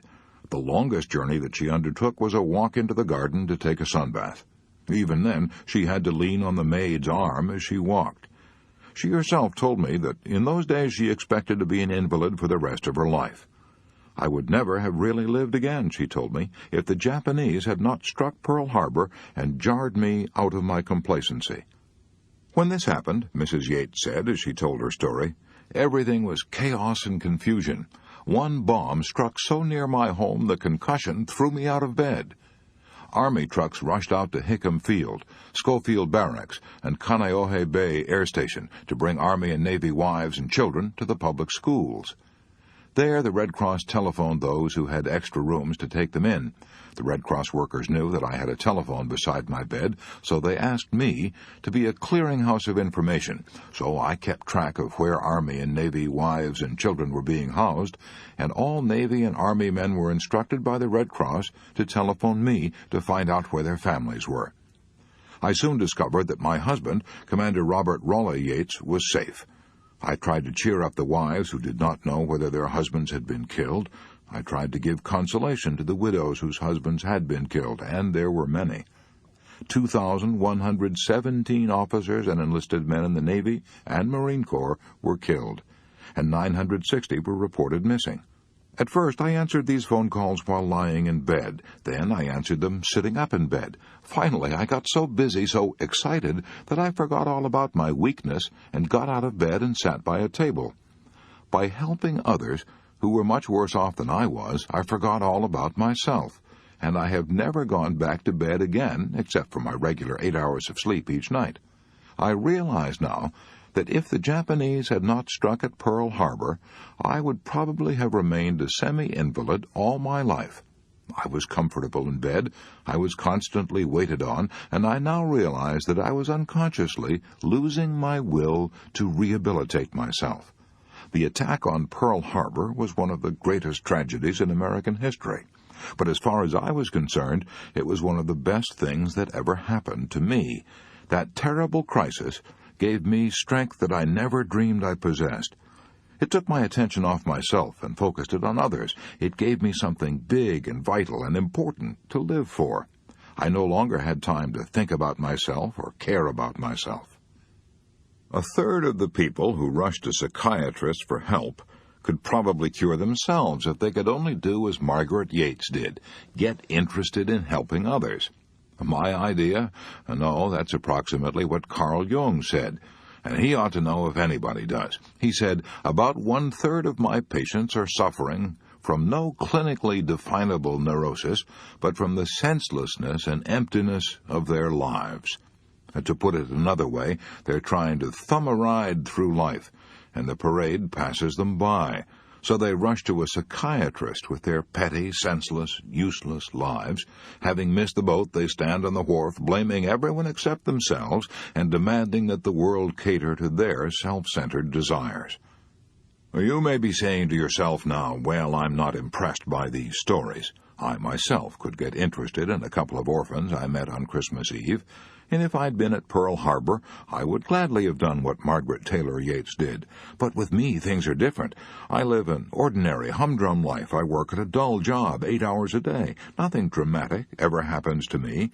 How can I get interested in helping others? And why should I? What is there in it for me? A fair question. I'll try to answer it. However humdrum your existence may be, you surely meet some people every day of your life. And what do you do about them? Do you merely stare through them, or do you try to find out what it is that makes them tick? How about the postman, for example? He travels hundreds of miles every year delivering your mail, but have you ever taken the trouble to find out where he lives, or asked to see a snapshot of his wife and his kids? Did you ever ask him if he gets tired, or if he ever gets bored? What about the grocery boy, the newspaper vendor, the chap at the corner who polishes your shoes? These people are human, bursting with troubles and dreams and private ambitions. They're also bursting for the chance to share them with someone. But do you ever let them? Do you ever show an eager, honest interest in them or their lives? That's the sort of thing I mean. You don't have to become a Florence Nightingale or a social reformer to help improve the world, your own private world. You can start tomorrow morning with the people you meet. What's in it for you? Much greater happiness, greater satisfaction and pride in yourself. Aristotle called this kind of attitude enlightened selfishness.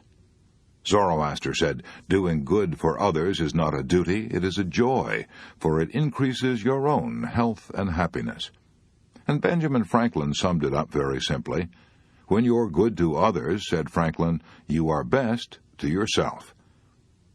No discovery of modern psychology, wrote Henry C. Link, director of the Psychological Service Center in New York, is, in my opinion, so important as its scientific proof of the necessity of self-sacrifice or discipline to self-realization and happiness.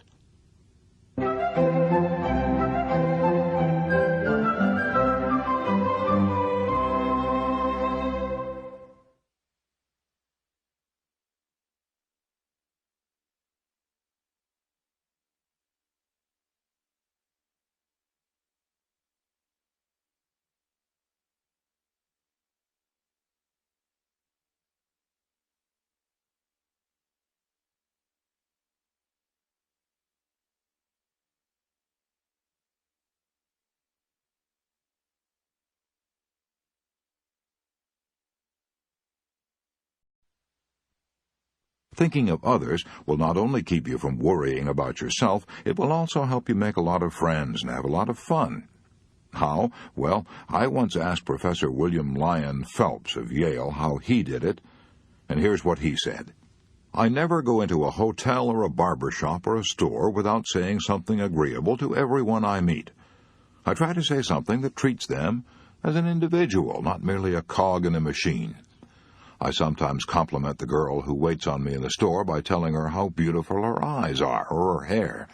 I'll ask a barber if he doesn't get tired standing on his feet all day.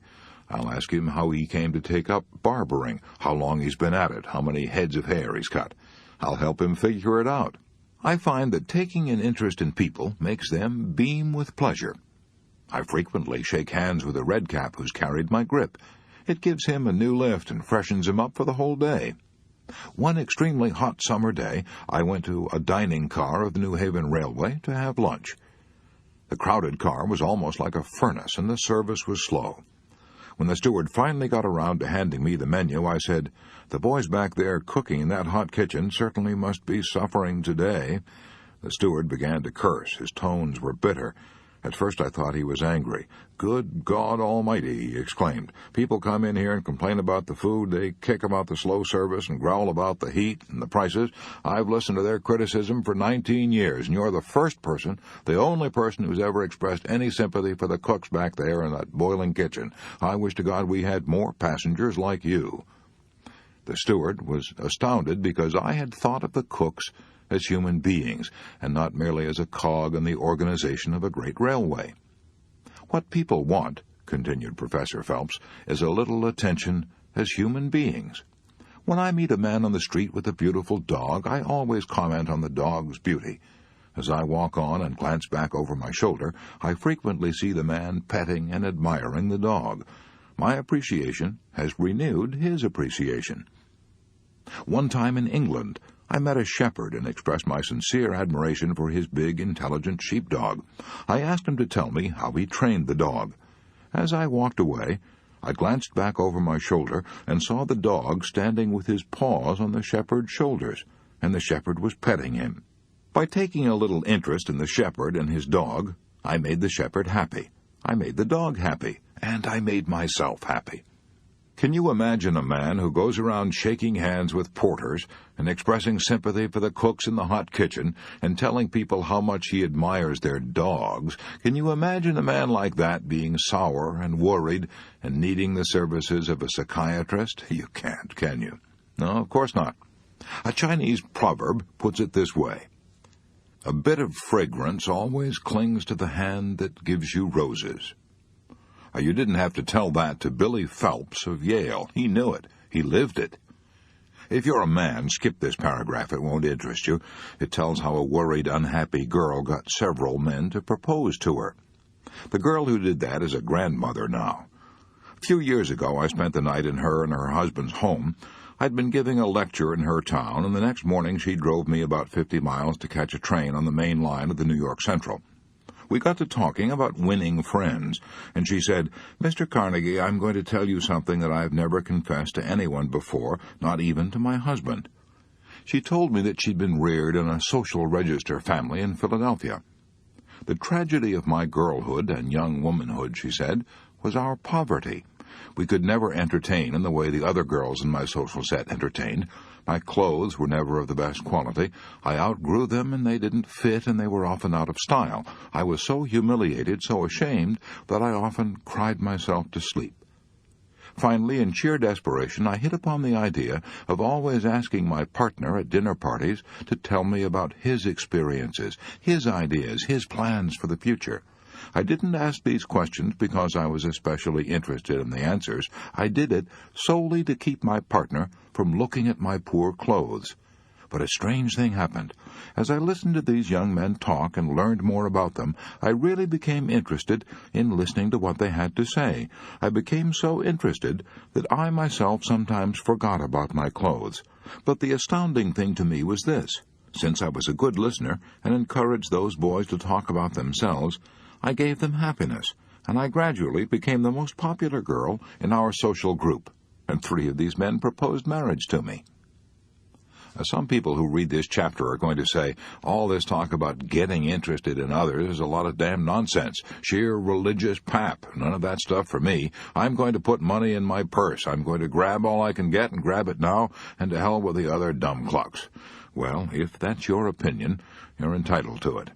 But if you're right, then all the great philosophers and teachers since the beginning of recorded history, Jesus, Confucius, Buddha, Plato, Aristotle, Socrates, St. Francis, were all wrong. But since you may sneer at the teachings of religious leaders, let's turn for advice to a couple of atheists. First, let's take the late A.E. Housman, professor at Cambridge University and one of the most distinguished scholars of his generation. In 1936, he gave an address at Cambridge University on the name and nature of poetry. In that address, he declared that the greatest truth ever uttered and the most profound moral discovery of all times were these words of Jesus. "He that findeth his life shall lose it, and he that loseth his life for my sake shall find it." We have heard preachers say that all our lives, but Housman was an atheist, a pessimist, a man who contemplated suicide, and yet he felt that the man who thought only of himself wouldn't get much out of life. He would be miserable. But the man who forgot himself in service to others would find the joy of living. If you're not impressed by what A.E. Hausman said, let's turn for advice to the most distinguished American atheist of the 20th century, Theodore Dreiser. Dreiser ridiculed all religions as fairy tales and regarded life as a tale told by an idiot, full of sound and fury, signifying nothing. Yet Dreiser advocated the one great principle that Jesus taught, service to others. If he, man, is expected to extract any joy out of his span, Dreiser said, he must think and plan to make things better not only for himself but for others, since joy for himself depends upon his joy in others and theirs in him. If we're going to make things better for others, as Dreiser advocated, let's be quick about it, time's a-wasting. I shall pass this way but once. Therefore any good that I can do, or any kindness that I can show, let me do it now. Let me not defer nor neglect it, for I shall not pass this way again. So, if you want to banish worry and cultivate peace and happiness, here's Rule 7. Forget yourself by becoming interested in others. Every day, do a good deed that will put a smile of joy on someone's face. Part 4 in a nutshell. 7 ways to cultivate a mental attitude that will bring you peace and happiness. Rule 1. Let's fill our minds with thoughts of peace, courage, health, and hope, for our life is what our thoughts make it. Rule 2. Let's never try to get even with our enemies, because if we do, we will hurt ourselves far more than we hurt them. Let's do as General Eisenhower does. Let's never waste a minute thinking about people we don't like. Rule 3. A. Instead of worrying about ingratitude, let's expect it. Let's remember that Jesus healed 10 lepers in one day, and only one thanked him. Why should we expect more gratitude than Jesus got? B. Let's remember that the only way to find happiness is not to expect gratitude, but to give for the joy of giving. C. Let's remember that gratitude is a cultivated trait, so that if we want our children to be grateful, we must train them to be grateful. Rule 4. Count your blessings, not your troubles. Rule 5.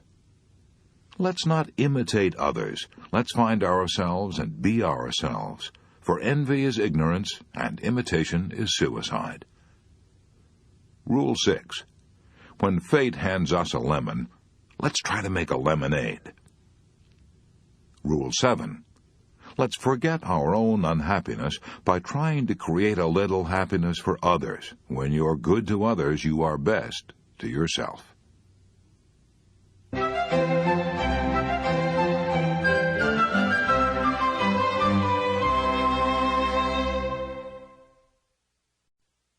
Part 5. The Perfect Way to Conquer Worry. Chapter 19. How My Mother and Father Conquered Worry. As I have said, I was born and brought up on a Missouri farm. Like most farmers of that day, my parents had pretty hard scratching. My mother had been a country school teacher. My father had been a farmhand working for $12 a month. Mother made not only my clothes, but also the soap with which we washed our clothes. We rarely had any cash, except once a year when we sold our hogs. We traded our butter and eggs at the grocery store for flour, sugar, coffee. When I was 12 years old, I didn't have as much as 50 cents a year to spend on myself. I can still remember the day we went to a 4th of July celebration, and Father gave me 10 cents to spend as I wished. I felt the wealth of the Indies was mine. I walked a mile to attend a one-room country school. I walked when the snow was deep and the thermometer shivered around 28 degrees below zero. Until I was 14, I never had any rubbers or overshoes. During the long, cold winters, my feet were always wet and cold. As a child, I never dreamed that anyone had dry, warm feet during the winter. My parents slaved 16 hours a day, yet we constantly were oppressed by debts and harassed by hard luck.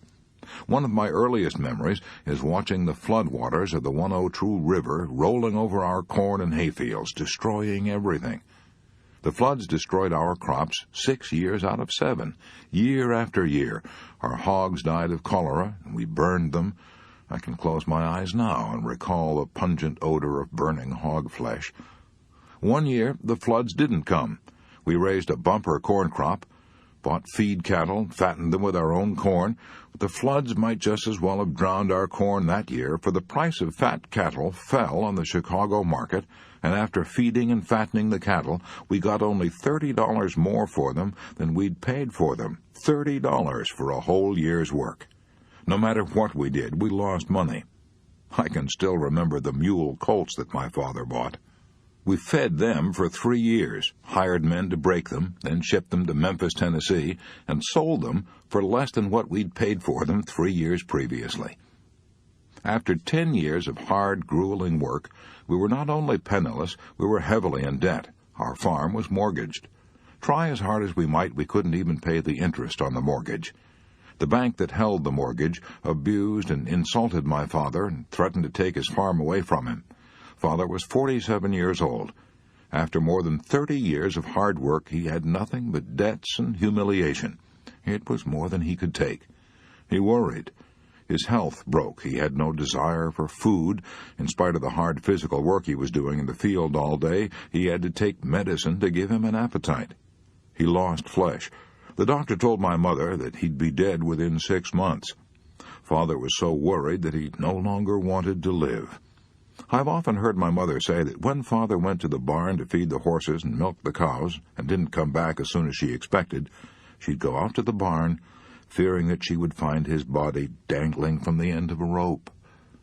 One day, as he returned home from Maryville, where the banker had threatened to foreclose the mortgage, he stopped his horses on a bridge crossing the 102 River, got off the wagon, and stood there for a long time, looking down at the water, debating with himself whether he should jump in and end it all.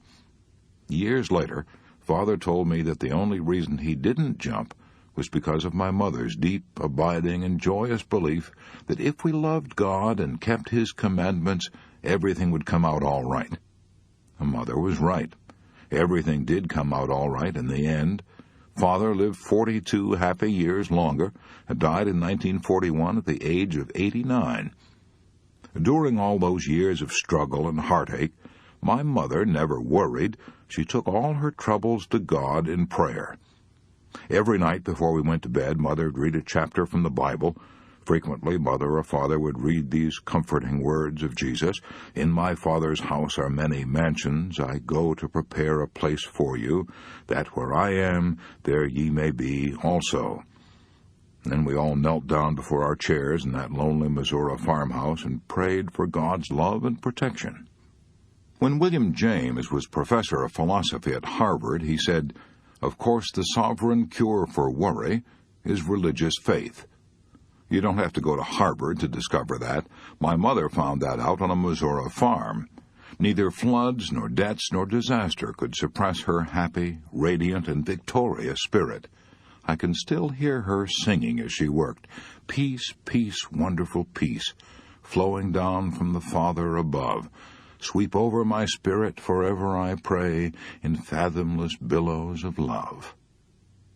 My mother wanted me to devote my life to religious work. I thought seriously of becoming a foreign missionary.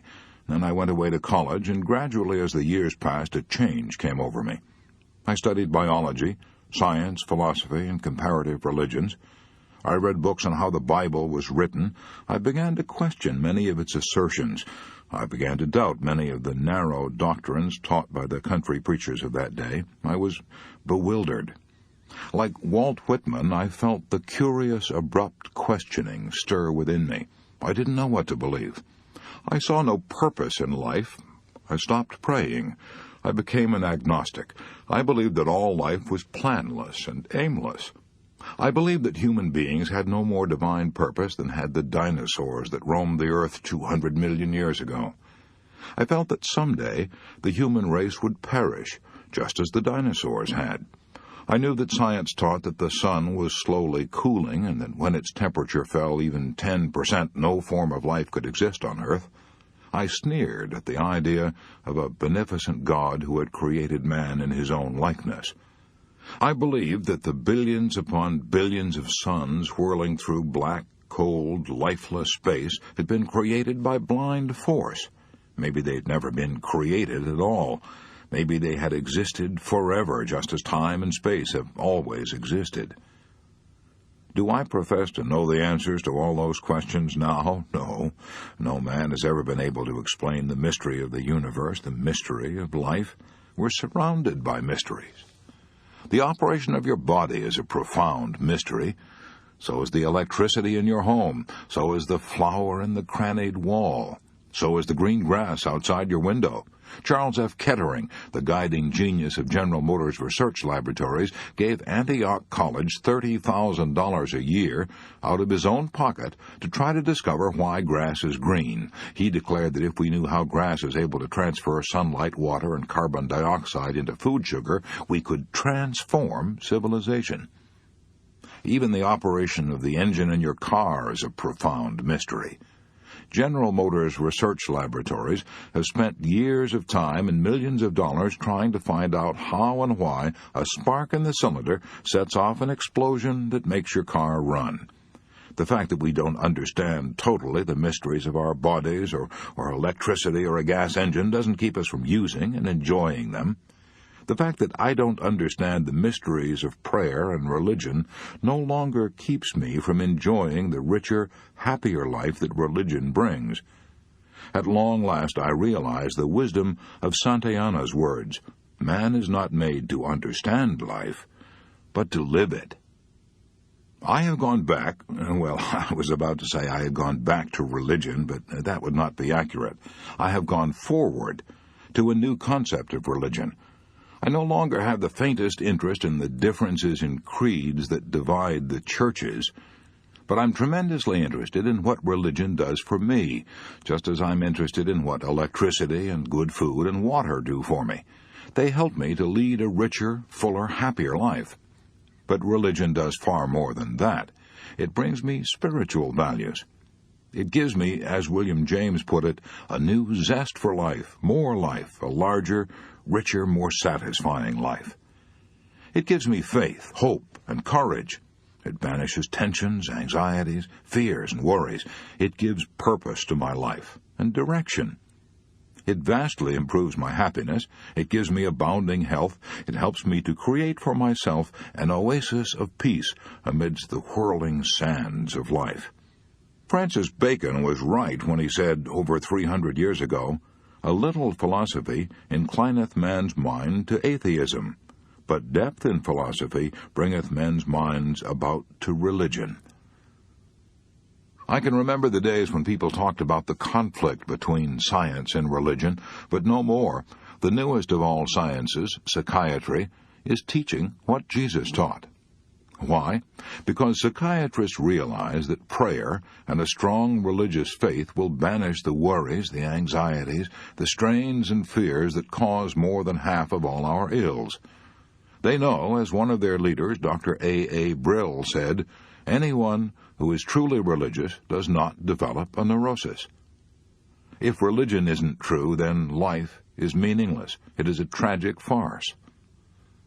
I interviewed Henry Ford a few years prior to his death. Before I met him, I had expected him to show the strains of the long years he'd spent in building up and managing one of the world's greatest businesses.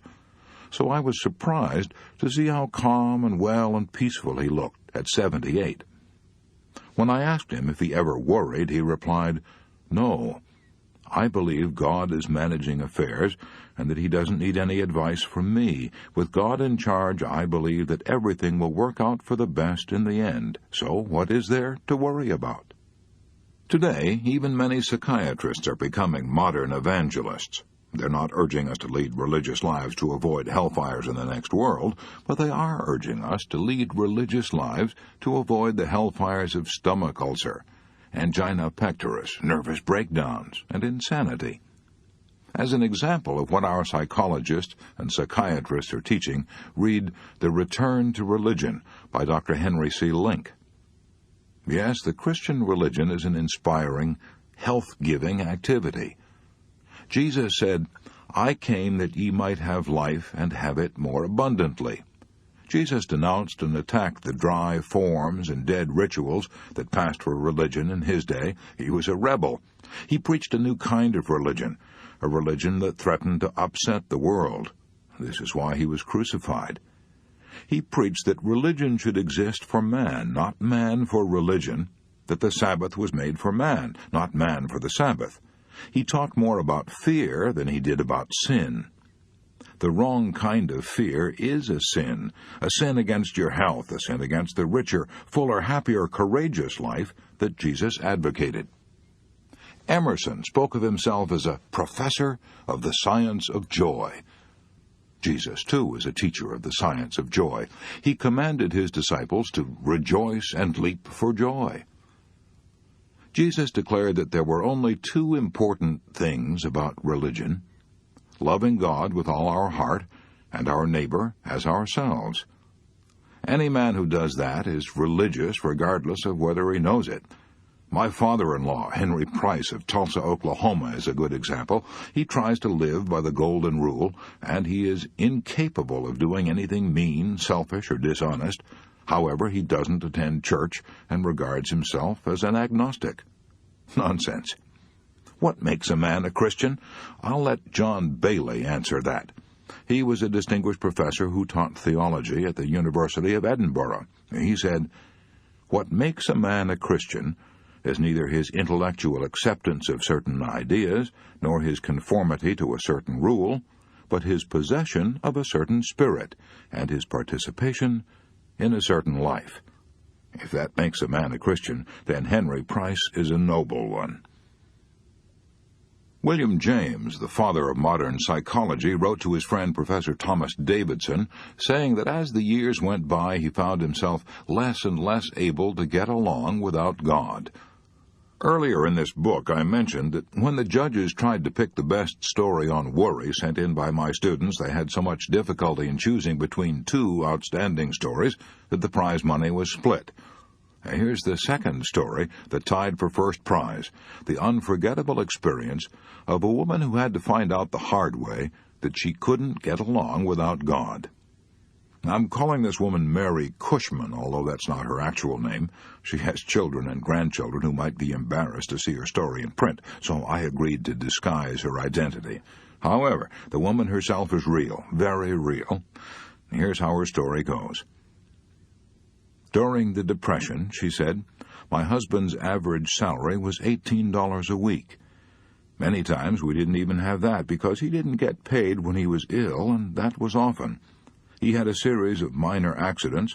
He also had mumps, scarlet fever, and repeated attacks of flu. We lost the little house that we'd built with our own hands. We owed $50 at the grocery store and had 5 children to feed. I took in washing and ironing from the neighbors and bought second-hand clothes from the Salvation Army store and made them over for my children to wear. I made myself ill with worry. One day, the grocer to whom we owed $50 accused my 11-year-old boy of stealing a couple of pencils. My son wept as he told me about it. I knew he was honest and sensitive, and I knew that he'd been disgraced and humiliated in front of other people. That was the straw that broke my back.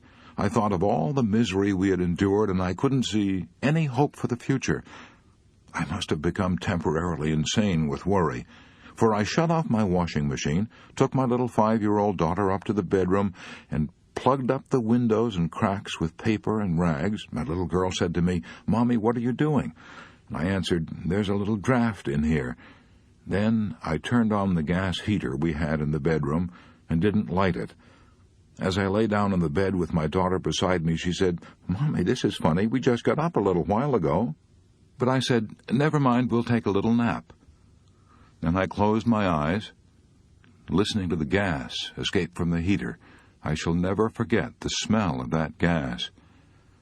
Suddenly, I thought I heard music. I listened. I'd forgotten to turn the radio off in the kitchen. It didn't matter now, but the music kept on, and presently I heard someone singing an old hymn. What a friend we have in Jesus, all our sins and griefs to bear. What a privilege to carry everything to God in prayer. Oh, what peace we often forfeit. Oh, what needless pains we bear. All because we do not carry everything to God in prayer. As I listened to that hymn, I realized I'd made a tragic mistake. I'd tried to fight all my terrible battles alone. I'd not taken everything to God in prayer. I jumped up, turned off the gas, opened the door, and raised the windows. I wept and prayed all the rest of that day. Only I didn't pray for help. Instead, I poured out my soul in thanksgiving to God for all the blessings He had given me. 5 splendid children, all of them healthy and fine, strong in body and mind. I promised God that never again would I prove so ungrateful, and I have kept that promise. Even after we lost our home and had to move into a little country schoolhouse that we rented for $5 a month, I thanked God for that schoolhouse. I thanked Him for the fact that at least I had a roof to keep us warm and dry. I thanked God honestly that things were not worse, and I believe that He heard me. For in time things improved, no, not overnight, but as the Depression lightened, we made a little more money. I got a job as a hat check girl in a large country club and sold stockings as a sideline.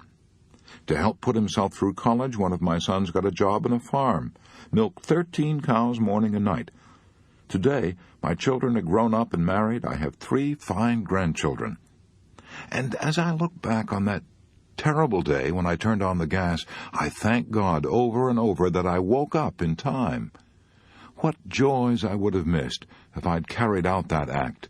How many wonderful years I would have forfeited forever. Whenever I hear now of someone who wants to end his life, I feel like crying out, "Don't do it, don't." The blackest moments we live through can only last a little time, and then comes the future. On the average, someone commits suicide in these United States every 35 minutes. On the average, someone goes insane every 120 seconds. Most of these suicides, and probably many of the tragedies of insanity, could have been prevented if these people had only had the solace and peace that are found in religion and prayer. One of the most distinguished of psychiatrists, Dr. Carl Jung, says on page 264 of his book, Modern Man in Search of a Soul, "During the past 30 years, people from all the civilized countries of the earth have consulted me. I have treated many hundreds of patients. Among all my patients in the second half of life, that is to say, over 35, there has not been one whose problem in the last resort was not that of finding a religious outlook on life. It is safe to say that every one of them fell ill because he had lost that which the living religions of every age have given to their followers, and none of them has been really healed who did not regain his religious outlook." That statement is so significant, I want to repeat it. Dr. Carl Jung said, "During the past 30 years, people from all the civilized countries of the earth have consulted me. I have treated many hundreds of patients. Among all my patients in the second half of life, that is to say, over 35, there has not been one whose problem in the last resort was not that of finding a religious outlook on life. It is safe to say that every one of them fell ill because he had lost that which the living religions of every age have given to their followers, and none of them has been really healed who did not regain his religious outlook." William James said approximately the same thing. "Faith is one of the forces by which men live," he declared, "and the total absence of it means collapse." The late Mahatma Gandhi, the greatest Indian leader since Buddha, would have collapsed if he had not been inspired by the sustaining power of prayer. How do I know? Because Gandhi himself said so. "Without prayer," he wrote, "I should have been a lunatic long ago." Thousands of people could give similar testimony. My own father, well, as I've already said, my own father would have drowned himself if it had not been for my mother's prayers and faith. Probably thousands of the tortured souls who are now screaming in our insane asylums could have been saved if they had only turned to a higher power for help, instead of trying to fight life's battles alone. When we are harassed and reach the limit of our strength, many of us then turn in desperation to God. There are no atheists in foxholes. But why wait until we're desperate? Why not renew our strength every day? Why wait even till Sunday? For years, I've had the habit of dropping into empty churches on weekday afternoons.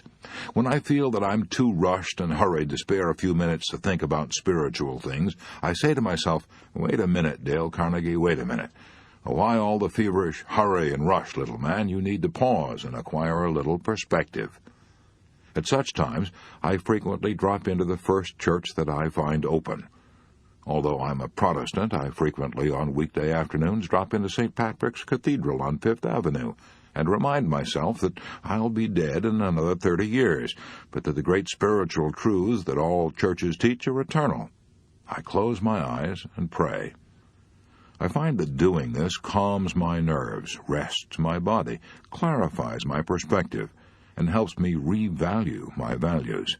May I recommend this practice to you. During the past 6 years that I've been writing this book, I've collected hundreds of examples and concrete cases of how men and women conquered fear and worry by prayer. I have in my filing cabinet folders bulging with case histories. Let's take as a typical example the story of a discouraged and disheartened book salesman, John R. Anthony of Houston, Texas. Here's his story as he told it to me. 22 years ago, I closed my private law office to become state representative of an American law book company. My specialty was selling a set of law books to lawyers, a set of books that were almost indispensable. I was ably and thoroughly trained for the job. I knew all the direct sales talks and the convincing answers to all possible objections. Before calling on a prospect, I familiarized myself with his rating as an attorney, the nature of his practice, his politics and hobbies. During my interview, I used that information with ample skill, yet something was wrong. I just couldn't get orders. I grew discouraged. As the days and weeks passed, I doubled and redoubled my efforts, but was still unable to close enough sales to pay my expenses. A sense of fear and dread grew within me. I became afraid to call on people. Before I could enter a prospect's office, that feeling of dread flared up so strong I'd pace up and down the hallway outside the door, or go out of the building and circle the block. Then, after losing much valuable time and feigning enough courage by sheer willpower to crash the office door, I feebly turned the doorknob with trembling hand, half hoping my prospect would not be in. My sales manager threatened to stop my advances if I didn't send in more orders. My wife at home pleaded with me for money to pay the grocery bill for herself and our 3 children. Worry seized me. Day by day, I grew more desperate. I didn't know what to do.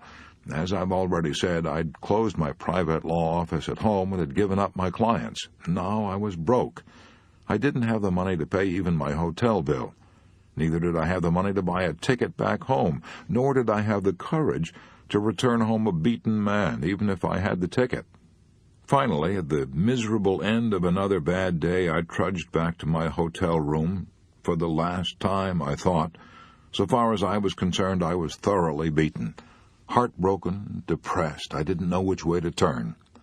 I hardly cared whether I lived or died. I was sorry I had ever been born. I had nothing but a glass of hot milk that night for dinner. Even that was more than I could afford.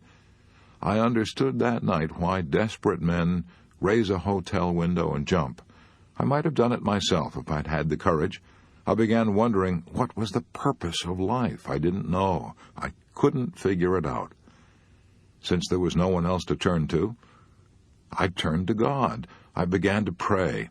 I implored the Almighty to give me light and understanding and guidance through the dark, dense wilderness of despair that had closed in about me. I asked God to help me get orders for my books and to give me money to feed my wife and children. After that prayer, I opened my eyes, and saw a Gideon Bible that lay on the dresser in that lonely hotel room.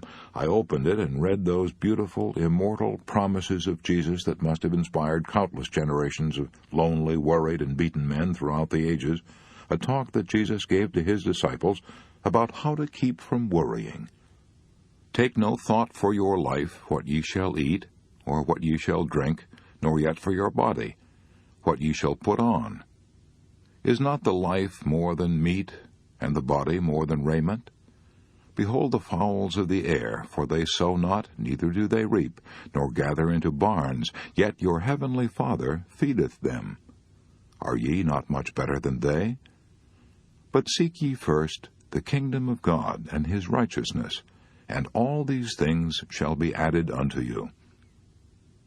As I prayed, and as I read those words, a miracle happened. My nervous tension fell away. My anxieties, fears, and worries were transformed into heart-warming courage and hope and triumphant faith. I was happy, even though I didn't have enough money to pay my hotel bill. I went to bed and slept soundly, free from care, as I had not done for many years. Next morning, I could hardly hold myself back until the offices of my prospects were open. I approached the office door of my first prospect that beautiful, cold, rainy day with a bold and positive stride. I turned the doorknob with a firm and steady grip. As I entered, I made a beeline for my man, energetically, chin up, with appropriate dignity, and all smiled, saying, "Good morning, Mr. Smith. I'm John R. Anthony of the All-American Law Book Company." "Oh, yes, yes," he replied, smiling too, as he rose from his chair with outstretched hand. "I'm glad to see you. Have a seat." I made more sales that day than I had made in weeks. That evening I proudly returned to my hotel like a conquering hero. I felt like a new man, and I was a new man, because I had a new and victorious mental attitude. No dinner of hot milk that night, no sir.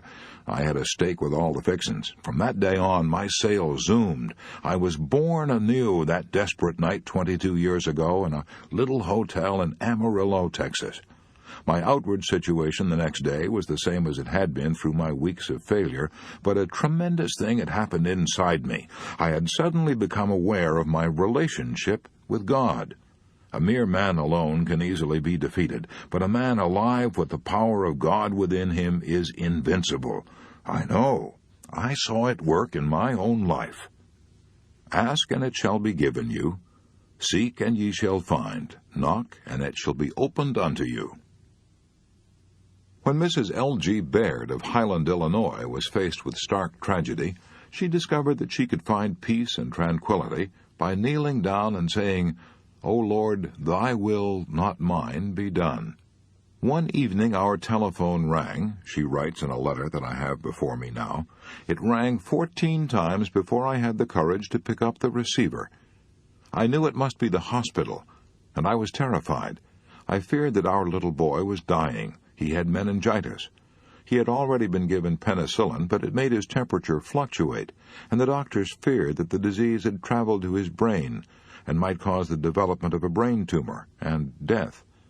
The phone call was just what I feared. The hospital was calling. The doctor wanted us to come immediately. Maybe you can picture the anguish my husband and I went through sitting in the waiting room.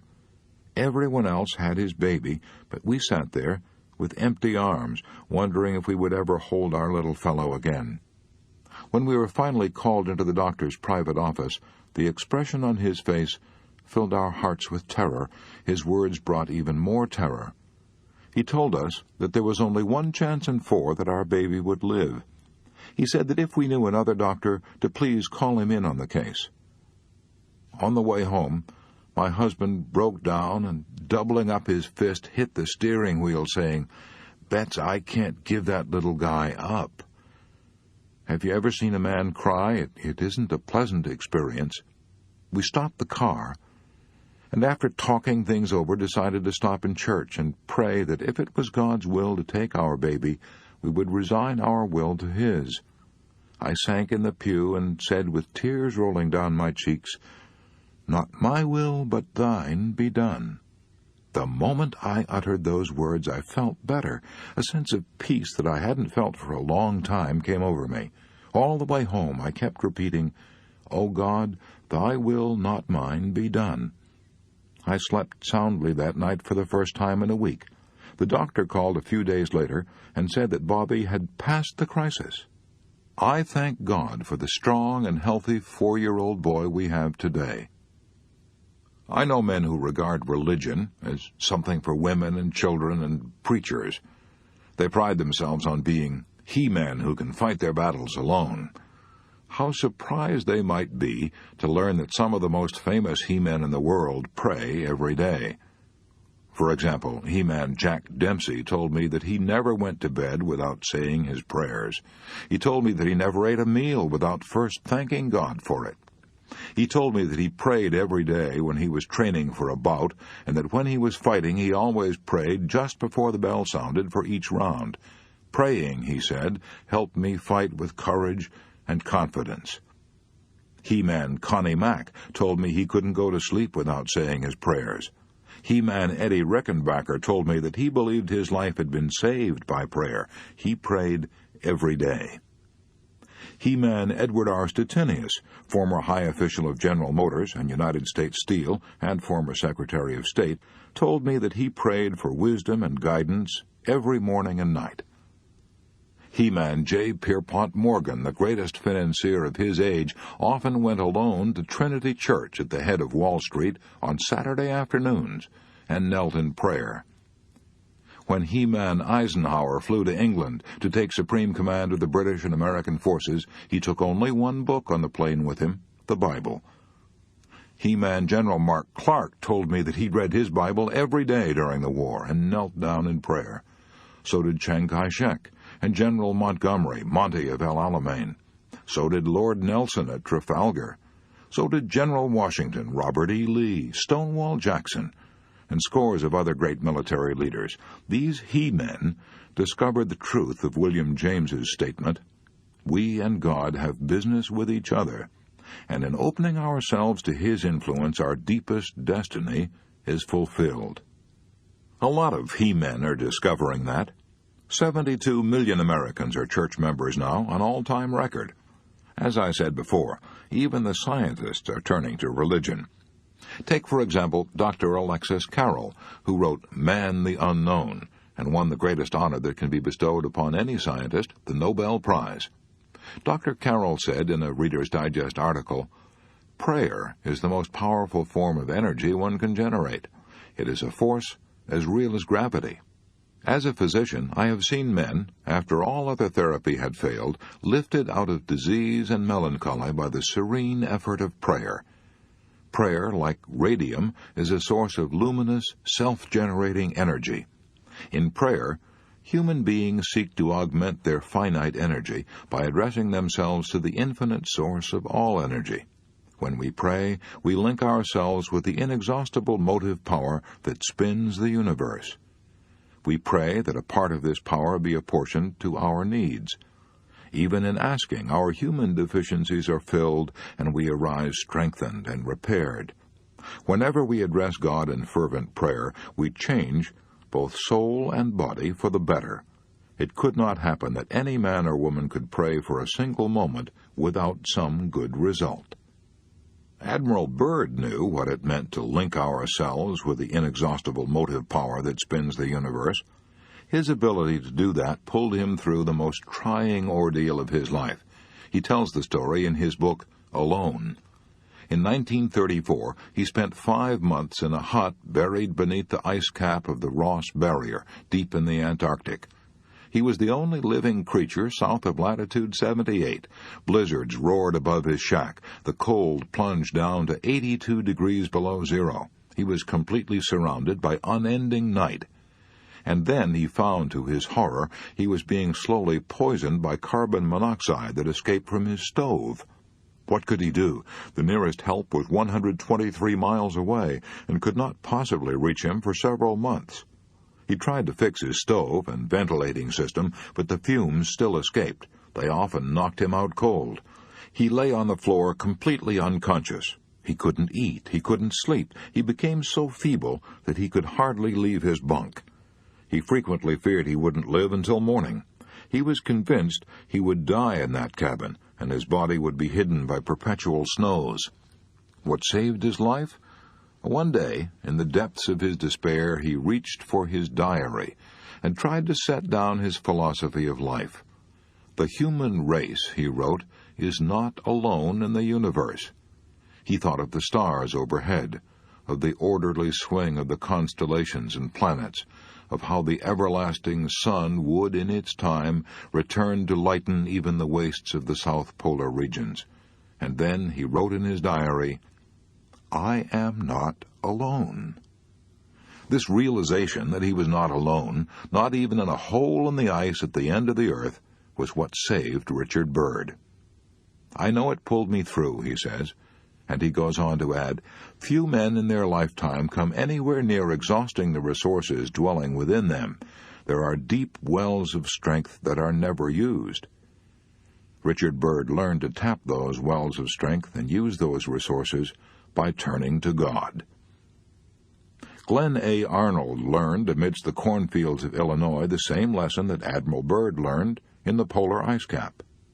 Mr. Arnold, an insurance broker in Chillicothe, Illinois, opened his speech on conquering worry like this: 8 years ago I turned the key in the lock of my front door for what I believed was the last time in my life. Then I climbed in my car and started down for the river. I was a failure," he said. 1 month before, my entire little world had come crashing down on my head. My electrical appliance business had gone on the rocks. In my home, my mother lay at the point of death. My wife was carrying our second child. Doctor's bills were mounting. We'd mortgaged everything we had to start the business, our car and our furniture. I'd even taken out a loan on my insurance policies. Now everything was gone. I couldn't take it any longer, so I climbed into my car and started for the river, determined to end the sorry mess. I drove a few miles out in the country, pulled off the road, and got out and sat on the ground and wept like a child. Then I really started to think. Instead of going around in frightening circles of worry, I tried to think constructively. How bad was my situation? Couldn't it be worse? Was it really hopeless? What could I do to make it better? I decided then and there to take the whole problem to the Lord and ask Him to handle it. I prayed. I prayed hard. I prayed as though my very life depended on it, which, in fact, it did. Then a strange thing happened. As soon as I turned all my problems over to a power greater than myself, I immediately felt a peace of mind that I hadn't known in months. I must have sat there for half an hour, weeping and praying. Then I went home and slept like a child. The next morning I arose with confidence. I no longer had anything to fear, for I was depending on God for guidance.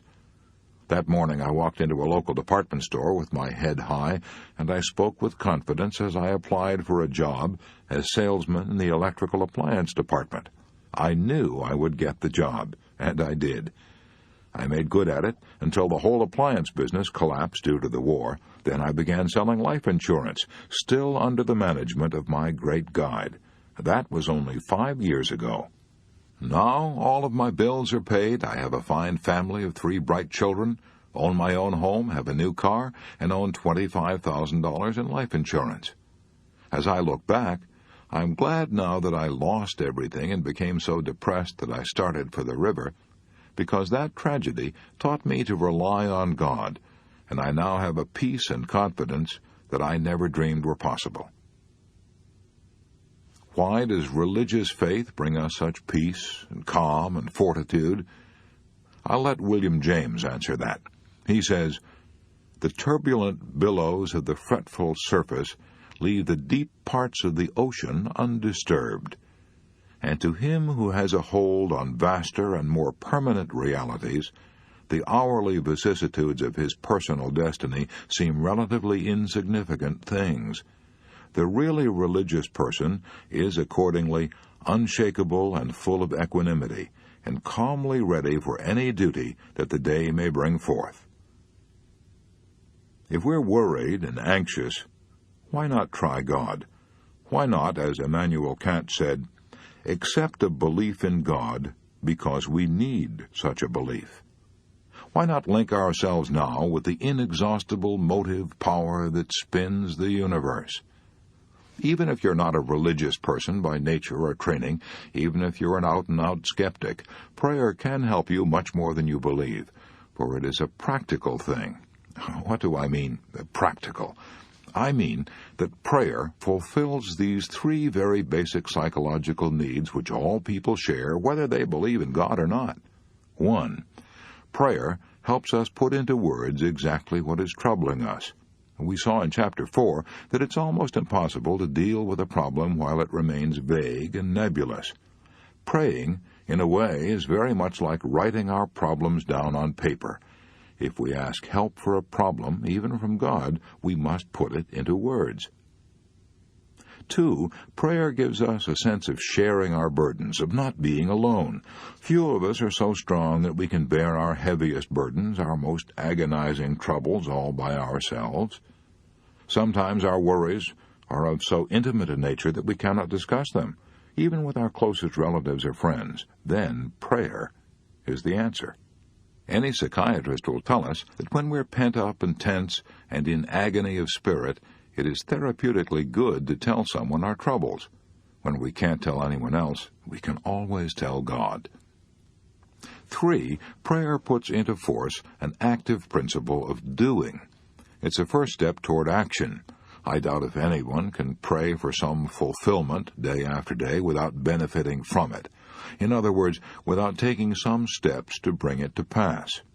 The world-famous scientist, Dr. Alexis Carrel, said, "Prayer is the most powerful form of energy one can generate, so why not make use of it? Call it God or Allah or Spirit, why quarrel with the definitions as long as the mysterious powers of nature take us in hand? Why not close this book right now, shut the door, kneel down, and unburden your heart? If you've lost your faith, beseech Almighty God to renew it, and repeat this beautiful prayer written by St. Francis of Assisi 700 years ago. Lord, make me an instrument of thy peace. Where there is hatred, let me sow love. Where there is injury, pardon. Where there is doubt, faith. Where there is despair, hope. Where there is darkness, light. Where there is sadness, joy. O divine Master, grant that I may not so much seek to be consoled as to console, to be understood as to understand, to be loved as to love, for it is in giving that we receive, it is in pardoning that we are pardoned, and it is in dying that we are born to eternal life. Part 6. How to Keep from Worrying About Criticism. Chapter 20. Remember that no one ever kicks a dead dog. An event occurred in 1929 that created a national sensation in educational circles. Learned men from all over America rushed to Chicago to witness the affair. A few years earlier, a young man by the name of Robert Hutchins had worked his way through Yale, acting as a waiter, a lumberjack, a tutor, and a clothesline salesman. Now, only 8 years later, he was being inaugurated as president of the fourth richest university in America, the University of Chicago. His age, 30. Incredible. The older educators shook their heads. Criticism came roaring down upon this boy wonder like a rock slide. He was this and he was that, too young, inexperienced. His educational ideas were cockeyed. Even the newspapers joined in the attack. The day he was inaugurated, a friend said to the father of Robert Maynard Hutchins, "I was shocked this morning to read that newspaper editorial denouncing your son." Yes, the elder Hutchins replied, it was severe, but remember that no one ever kicks a dead dog. Yes, and the more important a dog is, the more satisfaction people get in kicking him. The Prince of Wales, who later became Edward VIII, had that brought home to him in the seat of his pants. He was attending Dartmouth College in Devonshire at the time, a college that corresponds to our Naval Academy at Annapolis. The prince was about 14. One day, one of the naval officers found him crying and asked him what was wrong. He refused to tell at first, but finally admitted the truth. He was being kicked by the naval cadets. The commodore of the college summoned the boys and explained to them that the prince had not complained, but he wanted to find out why the prince had been singled out for this rough treatment. After much hemming and hawing and toe-scraping, the cadets finally confessed that when they themselves became commanders and captains in the king's navy, they wanted to be able to say that they had kicked the king. So when you're kicked and criticized, remember that it's often done because it gives the kicker a feeling of importance. It often means that you're accomplishing something and are worthy of attention. Many people get a sense of savage satisfaction out of denouncing those who are better educated than they are or more successful. For example, while I was writing this chapter, I received a letter from a woman denouncing General William Booth, founder of the Salvation Army. I'd given a laudatory broadcast about General Booth, so this woman wrote me, saying that General Booth had stolen $8 million of the money he had collected to help poor people. The charge, of course, was absurd. But this woman wasn't looking for truth. She was seeking the mean-spirited gratification she got from tearing down someone far above her. I threw her bitter letter into the wastebasket, and thanked God that I wasn't married to her. Her letter didn't tell me anything at all about General Booth, but it did tell me a lot about her. Schopenhauer had said years ago, "Vulgar people take huge delight in the faults and follies of great men." One hardly thinks of the president of Yale as a vulgar man, yet a former president of Yale, Timothy Dwight, apparently took huge delight in denouncing a man who was running for president of the United States.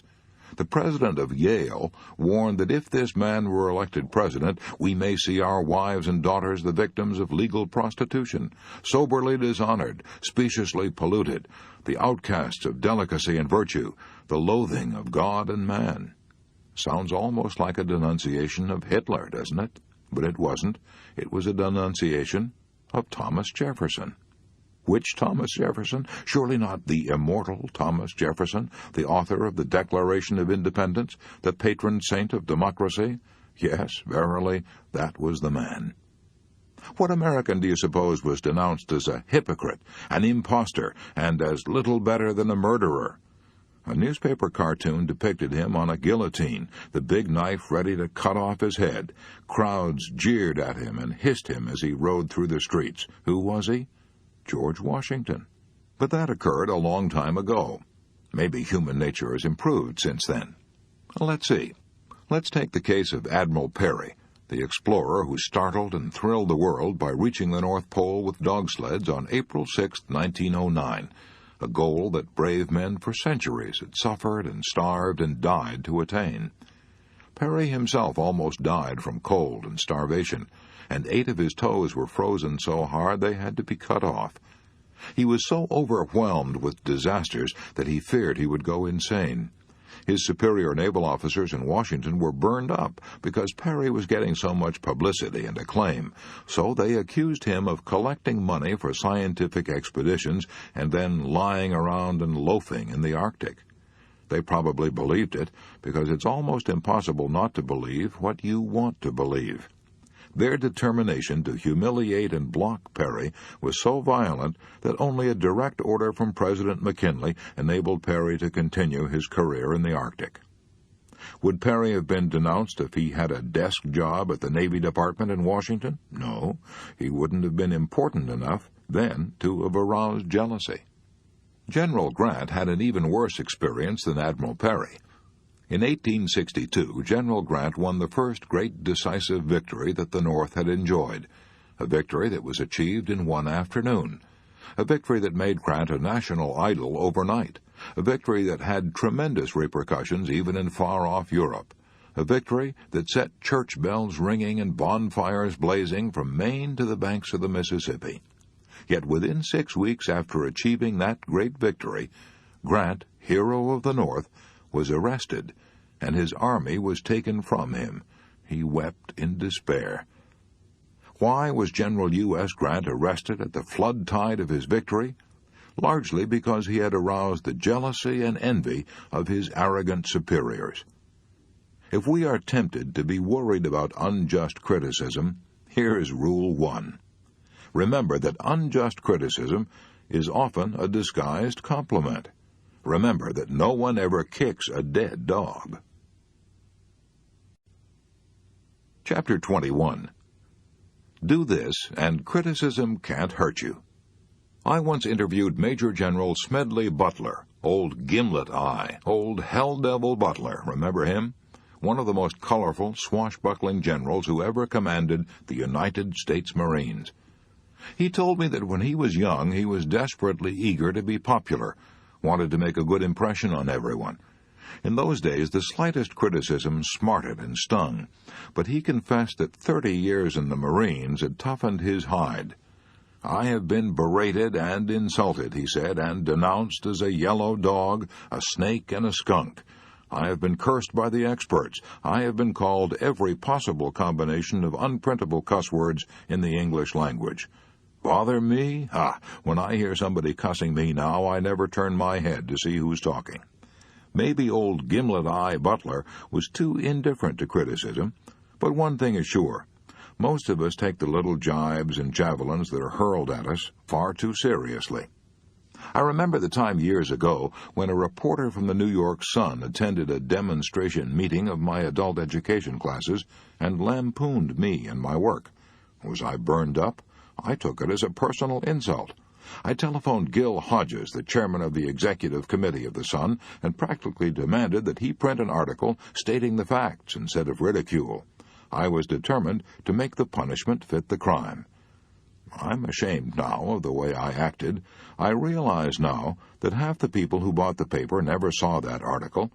Half of those who read it regarded it as a source of innocent merriment. Half of those who gloated over it forgot all about it in a few weeks. I realize now that people are not thinking about you and me or caring what is said about us. They're thinking about themselves, before breakfast, after breakfast, and right on until 10 minutes past midnight. They would be 1,000 times more concerned about a slight headache of their own than they would about the news of your death or mine. Even if you and I are lied about, ridiculed, double-crossed, knifed in the back, and sold down the river by 1 out of every 6 of our most intimate friends, let's not indulge in an orgy of self-pity.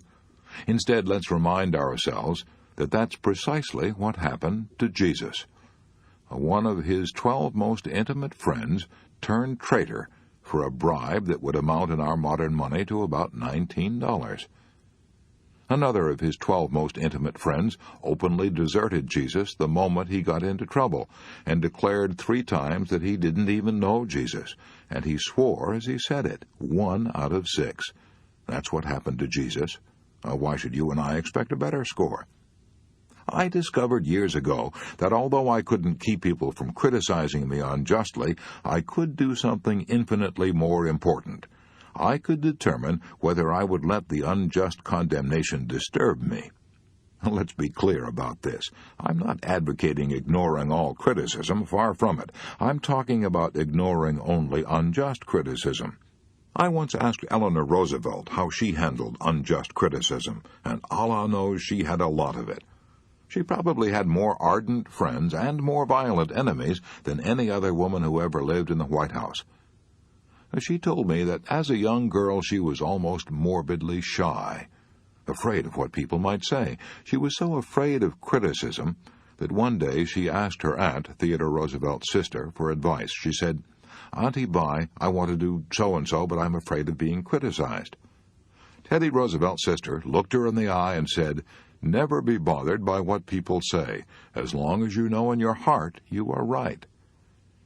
Eleanor Roosevelt told me that bit of advice proved to be her rock of Gibraltar years later when she was in the White House.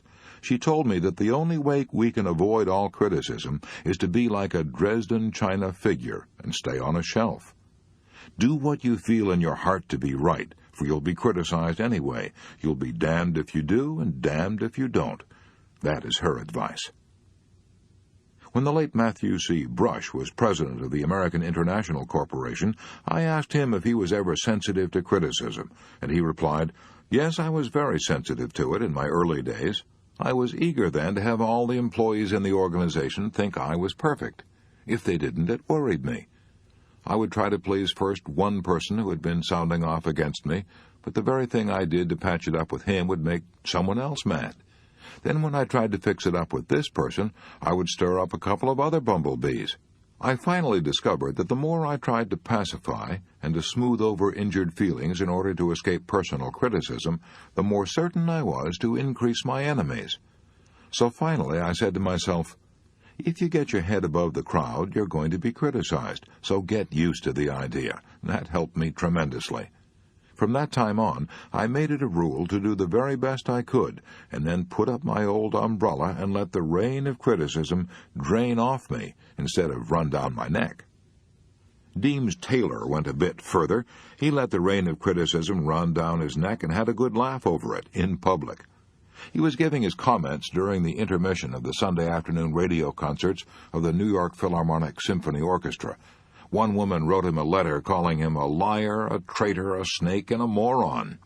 Mr. Taylor says in his book, Of Men and Music, I have a suspicion that she didn't care for that talk. On the following week's broadcast, Mr. Taylor read this letter over the radio to millions of listeners, and received another letter from the same lady a few days later, expressing her unaltered opinion, says Mr. Taylor, that I was still a liar, a traitor, a snake, and a moron. We can't keep from admiring a man who takes criticism like that. We admire his serenity, his unshaken poise, and his sense of humor. When Charles Schwab was addressing the student body at Princeton, he confessed that one of the most important lessons he ever learned was taught to him by an old German who worked in Schwab's steel mill. This old German got involved in a hot wartime argument with the other steel workers, and they tossed him into the river. When he came into my office, Mr. Schwab said, covered with mud and water, I asked him what he had said to the men who had thrown him in the river, and he replied, I just laughed.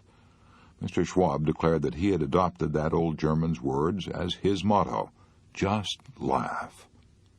That motto is especially good when you're the victim of unjust criticism. You can answer the man who answers you back, but what can you say to the man who just laughs? Lincoln might have broken under the strain of the Civil War if he hadn't learned the folly of trying to answer all the vitriolic condemnation hurled at him. His description of how he handled his critics has become a literary gem, a classic. General MacArthur had a copy of it hanging above his headquarters desk during the war, and Winston Churchill had a framed copy of it on the walls of his study at Chartwell. It goes like this. If I were to try to read, much less to answer all the attacks made on me, this shop might as well be closed for any other business. I do the very best I know how, the very best I can, and I mean to keep on doing so until the end. If the end brings me out all right, then what is said against me won't matter. If the end brings me out wrong, then 10 angels swearing I was right would make no difference. When you and I are unjustly criticized, let's remember Rule 2. Do the very best you can, and then put up your old umbrella and keep the rain of criticism from running down the back of your neck.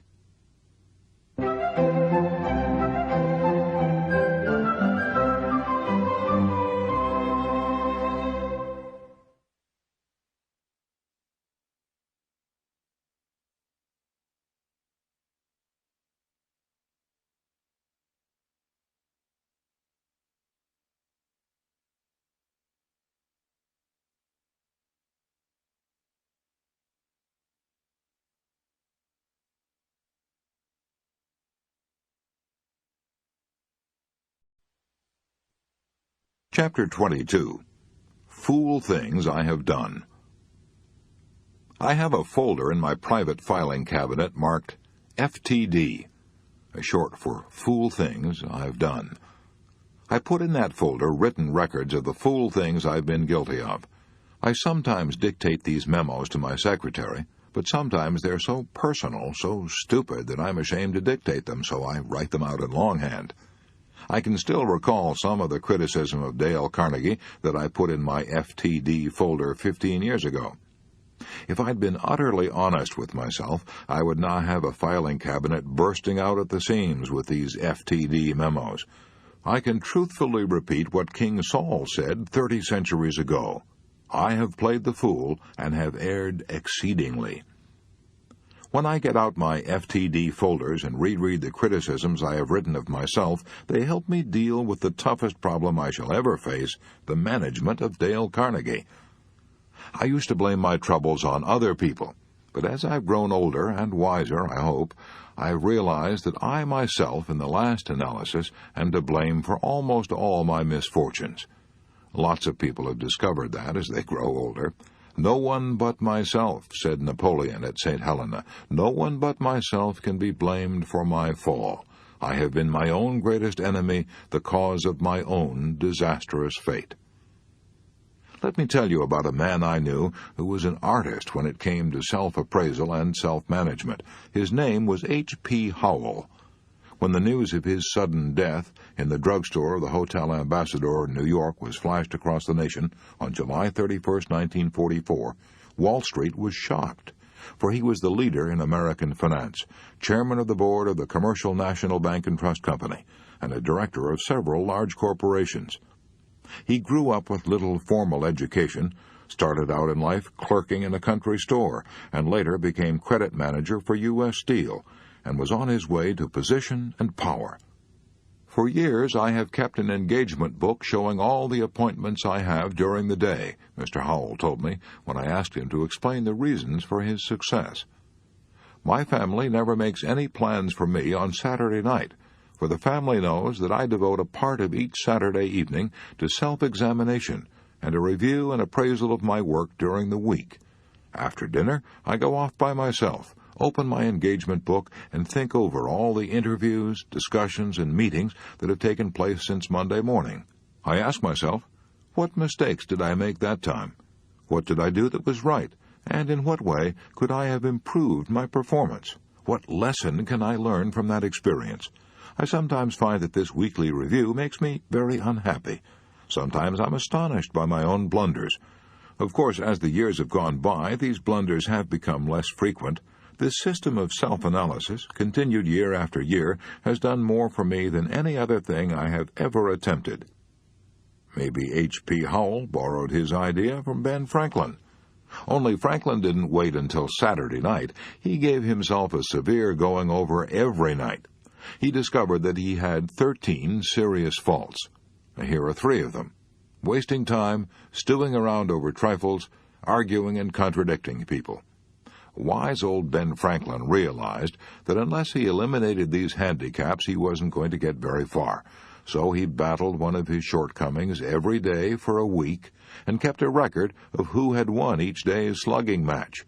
The next week, he would pick out another bad habit, put on the gloves, and when the bell rang, he would come out of his corner fighting.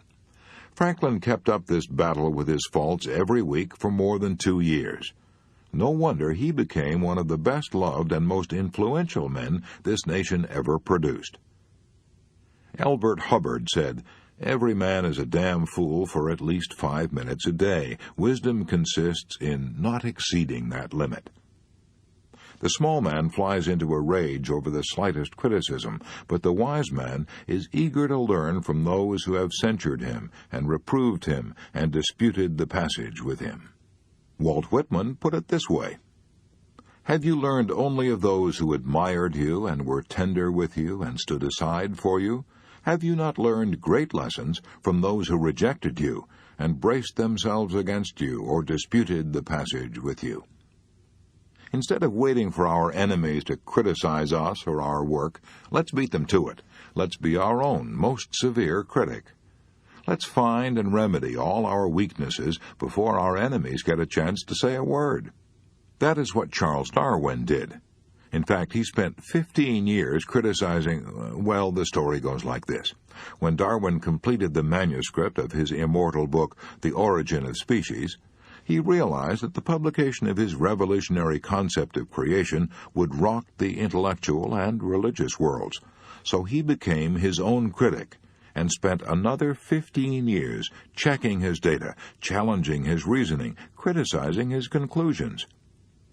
Suppose someone denounced you as a mad fool. What would you do? Get angry? Indignant? Here's what Lincoln did. Edward M. Stanton, Lincoln's Secretary of War, once called Lincoln a damned fool.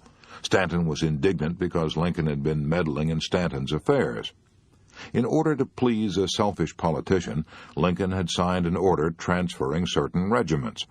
Stanton not only refused to carry out Lincoln's orders, but swore that Lincoln was a damn fool for ever signing such orders. What happened? When Lincoln was told what Stanton had said, Lincoln calmly replied, "If Stanton said I am a damned fool, then I must be, for he is nearly always right. I'll just step over and see for myself." Lincoln did go to see Stanton. Stanton convinced him that the order was wrong, and Lincoln withdrew it. Lincoln welcomed criticism when he knew it was sincere, founded on knowledge, and given in a spirit of helpfulness. You and I ought to welcome that kind of criticism, too, for we can't even hope to be right more than 3 times out of 4. At least, that was all Theodore Roosevelt said he could hope for when he was in the White House. Einstein, the most profound thinker of our day, confessed that his conclusions were wrong 99% of the time. "The opinions of our enemies," said La Rochefoucauld, "come nearer to the truth about us than do our own opinions." I know that statement may be true many times, yet when anyone starts to criticize me, if I do not watch myself, I instantly and automatically leap to the defensive, even before I have the slightest idea of what my critic is going to say. I'm disgusted with myself every time I do it. We all tend to resent criticism and lap up praise, regardless of whether either the criticisms or the praise is justified. We are not creatures of logic. We're creatures of emotions. Our logic is like a birch-bark canoe tossed about on a deep, dark, stormy sea of emotion. If we hear that someone has spoken ill of us, let's not try to defend ourselves. Every fool does that. Let's be original and humble and brilliant.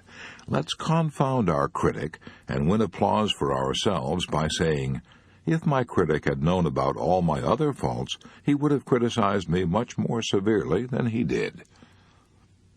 In previous chapters, I've talked about what to do when you're unjustly criticized. But here's another idea. When your anger is rising because you feel you've been unjustly condemned, why not stop and say, "Just a minute, I am far from perfect. If Einstein admits he is wrong 99% of the time, maybe I'm wrong at least 80% of the time. Maybe I deserve this criticism. If I do, I ought to be thankful for it and try to profit by it." Charles Luckman, a former president of the Pepsodent Company, spent $1 million a year putting Bob Hope on the air. He didn't look at the letters praising the program, but he insisted on seeing the critical letters. He knew he might learn something from them. The Ford Company was so eager to find out what was wrong with its management and operations that it polled the employees and invited them to criticize the company. I know a former soap salesman who used to even ask for criticism. When he first started out selling soap for Colgate, orders came slowly. He worried about losing his job. Since he knew there was nothing wrong with the soap or the price, he figured that the trouble must be himself. When he failed to make a sale, he would often walk around the block trying to figure out what was wrong. Had he been too vague? Did he lack enthusiasm?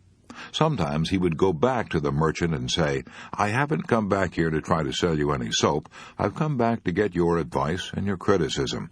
Won't you please tell me what I did that was wrong when I tried to sell you soap a few minutes ago? You're far more experienced and successful than I am. Please give me your criticism. Be frank. Don't pull your punches." This attitude won him a lot of friends and priceless advice. And what do you suppose ever happened to him? He rose to be president of the Colgate-Palmolive Peet Soap Company, one of the world's largest makers of soap. His name is E. H. Little. It takes a big man to do what H. P. Howell, Ben Franklin, and E. H. Little did.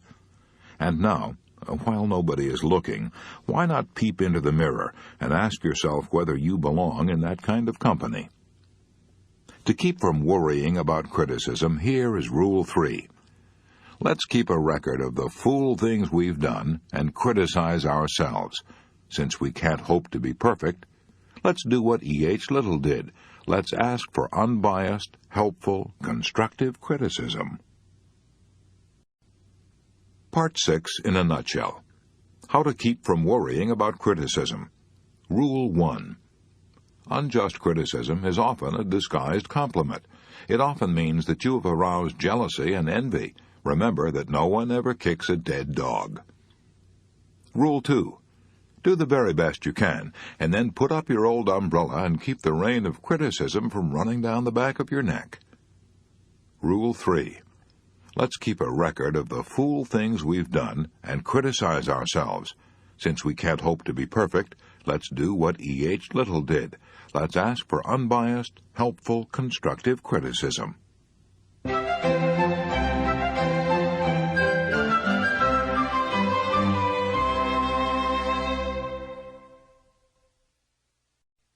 Part 7. 6 ways to prevent fatigue and worry, and keep your energy and spirits high. Chapter 23. How to add 1 hour a day to your waking life. Why am I writing a chapter on preventing fatigue in a book on preventing worry? That's simple, because fatigue often produces worry, or at least it makes you susceptible to worry. Any medical student will tell you that fatigue lowers your resistance to the emotions of fear and worry, so preventing fatigue tends to prevent worry. And did I say tends to prevent worry? This is putting it mildly. Dr. Edmund Jacobson goes much further. Dr. Jacobson has written 2 books on relaxation, Progressive Relaxation and You Must Relax. And as director of the University of Chicago Laboratory for Clinical Physiology, he spent years conducting investigations in using relaxation as a method in medical practice.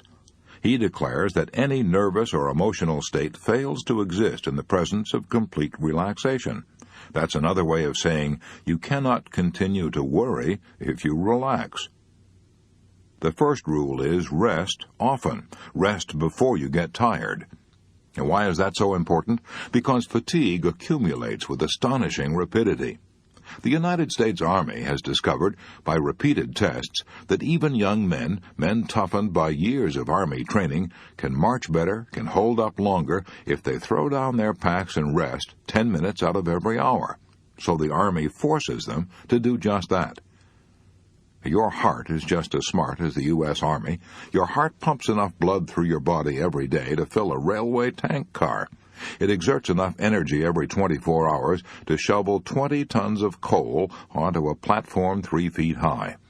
It does this incredible amount of work for 50, 70, maybe 90 years. How can it stand it?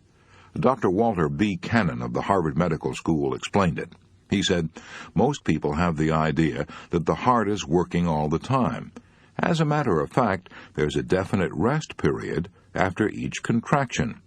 When beating at a moderate rate of 70 pulses per minute, the heart is actually working only 9 hours out of the 24.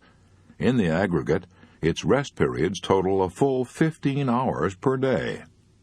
During World War II, Winston Churchill, in his late 60s and early 70s, was able to work 16 hours a day year after year directing the war efforts of the British Empire, a phenomenal record. His secret?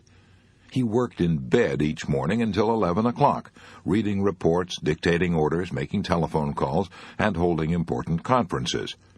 After lunch, he went to bed again and slept for an hour. In the evening, he went to bed once more and slept for 2 hours before having dinner at 8.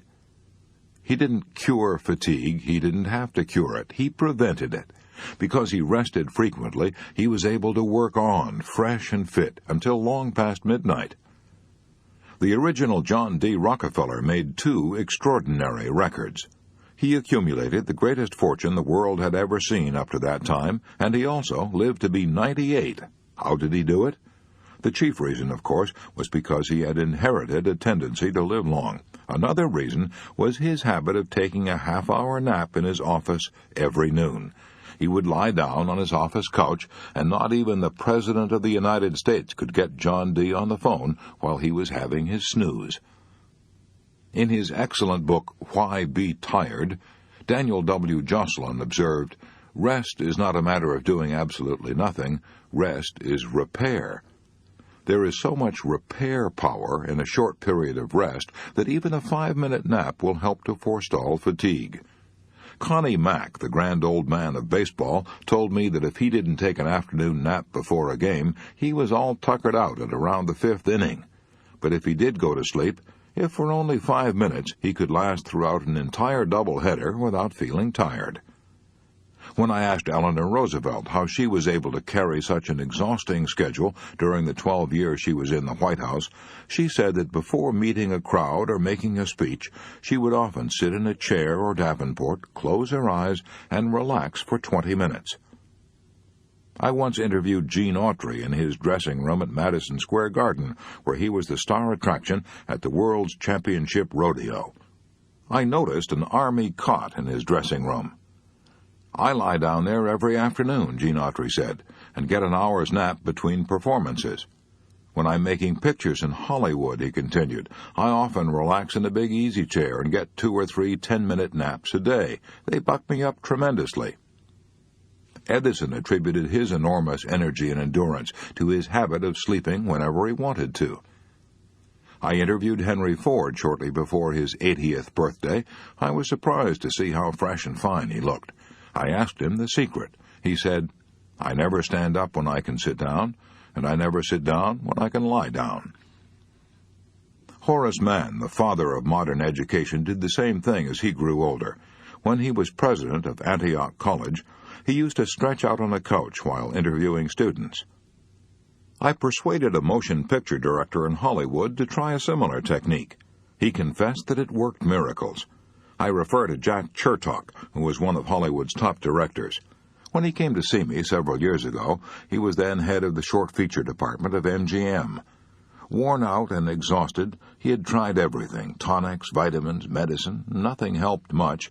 I suggested that he take a vacation a day. How? By stretching out in his office and relaxing while holding conferences with his staff writers. When I saw him again 2 years later, he said, "A miracle has happened. That's what my own physicians call it. I used to sit up in my chair, tense and taut, while discussing ideas for our short features. Now I stretch out on the office couch during these conferences. I feel better than I have felt in 20 years. Work 2 hours a day longer, yet I rarely get tired." How does all this apply to you? If you're a stenographer, you can't take naps in the office, as Edison did, and as Sam Goldwyn did. And if you're an accountant, you can't stretch out on the couch while discussing a financial statement with the boss. But if you live in a small city and go home for lunch, you may be able to take a 10-minute nap after lunch. That is what General George C. Marshall used to do. He felt he was so busy directing the U.S. Army in wartime that he had to rest at noon. If you're over 50 and feel you're too rushed to do it, then buy immediately all the life insurance you can get. Funerals come high, and suddenly these days, and your spouse may want to take your insurance money and marry a younger person. If you can't take a nap at noon, you can at least try to lie down for an hour before the evening meal. It is cheaper than a cocktail, and over a long stretch it is 5,467 times more effective. If you can sleep for an hour around 5, 6, or 7 o'clock, you can add 1 hour a day to your waking life. Why? How? Because an hour's nap before the evening meal, plus 6 hours sleep at night, a total of 7 hours, will do you more good than 8 hours of unbroken sleep. A physical worker can do more work if he takes more time out for rest. Frederick Taylor demonstrated that while working as a scientific management engineer with the Bethlehem Steel Company. He observed that laboring men were loading approximately 12.5 tons of pig iron per man each day on freight cars, and they were exhausted at noon. He made a scientific study of all the fatigue factors involved, and declared that these men should be loading not 12.5 tons of pig iron per day, but 47 tons per day. He figured that they ought to do almost 4 times as much as they were doing and not be exhausted. But prove it. Taylor selected a Mr. Schmidt, who was required to work by the stopwatch. Schmidt was told by the man who stood over him with a watch, "Now pick up a pig and walk. Now sit down and rest. Now walk. Now rest." And what happened? Schmidt carried 47 tons of pig iron each day, while the other men carried only 12.5 tons per man. And he practically never failed to work at this pace during the 3 years that Frederick Taylor was at Bethlehem. Schmidt was able to do this because he rested before he got tired. He worked approximately 26 minutes before he got tired. He worked approximately 26 minutes out of the hour and rested 34 minutes. He rested more than he worked, yet he did almost 4 times as much work as the others. Is this mere hearsay? No, you can read the record yourself on pages 41 through 62 of Principles of Scientific Management by Frederick Winslow Taylor. And let me repeat. Do what the Army does. Take frequent rests. Do what your heart does. Rest before you get tired, and you will add 1 hour a day to your waking life. Chapter 24. What makes you tired, and what you can do about it.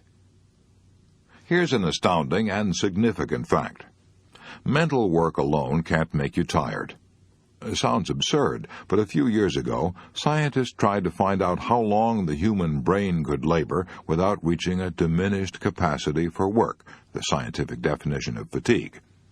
To the amazement of these scientists, they discovered that blood passing through the brain when it's active shows no fatigue at all. If you took blood from the veins of a day laborer while he was working, you would find it full of fatigue toxins and fatigue products. But if you took a drop of blood from the brain of an Albert Einstein, it would show no fatigue toxins whatever at the end of the day. So far as the brain is concerned, it can work as well and as swiftly at the end of 8 or even 12 hours of effort as at the beginning. The brain is utterly tireless. So what makes you tired? Psychiatrists declare that most of our fatigue derives from our mental and emotional attitudes. One of England's most distinguished psychiatrists, A.J. Hadfield, says in his book, The Psychology of Power, the greater part of the fatigue from which we suffer is of mental origin. In fact, exhaustion of purely physical origin is rare. One of America's most distinguished psychiatrists, Dr. A.A. Brill, goes even further. He declares 100% of the fatigue of the sedentary worker in good health is due to psychological factors, by which we mean emotional factors. What kinds of emotional factors tire the sedentary or sitting worker? Joy? Commitment? No, never. Boredom, resentment, the feeling of not being appreciated, a feeling of futility, hurry, anxiety, worry. Those are the emotional factors that exhaust the sitting worker, make him susceptible to colds, reduce his output, and send him home with a nervous headache. Yes, we get tired because our emotions produce nervous tensions in the body. The Metropolitan Life Insurance Company pointed that out in a leaflet on fatigue. Hard work by itself, says this great life insurance company, seldom causes fatigue which cannot be cured by a good sleep or rest. Worry, tenseness, and emotional upsets are 3 of the biggest causes of fatigue. Often they're to blame when physical or mental work seems to be the cause. Remember that a tense muscle is a working muscle. Ease up. Save energy for important duties. Stop now, right where you are, and give yourself a checkup. As you read these lines, are you scowling at the book? Are you sitting relaxed in your chair, or are you hunching up your shoulders? Are the muscles of your face tense? Unless your entire body is as limp and relaxed as an old rag doll, you are at this very moment producing nervous tensions and muscular tensions. You are producing nervous tensions and nervous fatigue. Why do we produce these unnecessary tensions in doing mental work? Daniel W. Jocelyn says, I find that the chief obstacle is the almost universal belief that hard work requires a feeling of effort, else it is not well done. So we scowl when we concentrate. We hunch up our shoulders. We call on our muscles to make the motion of effort, which in no way assists our brain in its work. Here's an astonishing and tragic truth. Millions of people who wouldn't dream of wasting dollars go right on wasting and squandering their energy with the recklessness of 7 drunken sailors in Singapore. What is the answer to this nervous fatigue? Relax, relax, relax. Learn to relax while you're doing your work. Easy? No, you'll probably have to reverse the habits of a lifetime. but it is worth the effort, for it may revolutionize your life. William James said in his essay, The Gospel of Relaxation, "The American over-tension and jerkiness and breathlessness and intensity and agony of expression are bad habits, nothing more or less. Tension is a habit. Relaxing is a habit, and bad habits can be broken, good habits formed." How do you relax? Do you start with your mind, or do you start with your nerves? You don't start with either. You always begin to relax with your muscles. Let's give it a try. To show how it's done, suppose we start with your eyes. Read this paragraph through, and when you've reached the end, lean back, close your eyes, and say to your eyes silently, "Let go, let go. Stop straining, stop frowning. Let go, let go." Repeat this over and over, very slowly, for a minute. Didn't you notice that after a few seconds the muscles of the eyes began to obey? Didn't you feel as though some hand had wiped away the tension? Well, incredible as it seems, you have sampled in that 1 minute the whole key and secret to the art of relaxing. You can do the same thing with the jaw, with the muscles of the face, with the neck, with the shoulders, the whole of the body. But the most important organ of all is the eye. Dr. Edmund Jacobson of the University of Chicago has gone so far as to say that if you can completely relax the muscles of your eyes, you can forget all your troubles. The reason the eyes are so important in relieving nervous tension is that they burn up 1/4 of all the nervous energies consumed by the body. That is also why so many people with perfectly sound vision suffer from eye strain. They are tensing the eyes. Vicki Baum, the famous novelist, said that when she was a child, she met an old man who taught her one of the most important lessons she ever learned. She had fallen down and cut her knees and hurt her wrist. The old man picked her up. He had once been a circus clown, and as he brushed her off, he said, "The reason you injured yourself was because you don't know how to relax. You have to pretend you are as limp as a sock, an old crumpled sock. Come, I'll show you how to do it." That old man taught Vicki Baum and the other children how to fall, how to do flip-flops, and how to turn somersaults. And he always insisted, "Think of yourself as an old crumpled sock, then you've got to relax." You can relax in odd moments almost anywhere you are. Only don't make an effort to relax. Relaxation is the absence of all tension and effort. Think ease and relaxation. Begin by thinking relaxation of the muscles of your eyes and your face, saying over and over, "Let go, let go, let go," and relax. Feel the energy flowing out of your facial muscles to the center of your body. Think of yourself as free from tension as a baby. That is what Galli-Curci, the great soprano, used to do. Helen Jepson told me that she used to see Galli-Curci before a performance, sitting in a chair with all her muscles relaxed and her lower jaw so limp it actually sagged. An excellent practice. It kept her from becoming too nervous before her stage entrance. It prevented fatigue. Here are 4 suggestions that will help you learn to relax. 1. Relax in odd moments. Let your body go limp like an old sock. I keep an old maroon-colored sock on my desk as I work. Keep it there as a reminder of how limp I ought to be. If you haven't got a sock, a cat will do. Did you ever pick up a kitten sleeping in the sunshine? If so, both ends sagged like a wet newspaper. Even the yogis in India say that if you want to master the art of relaxation, study the cat.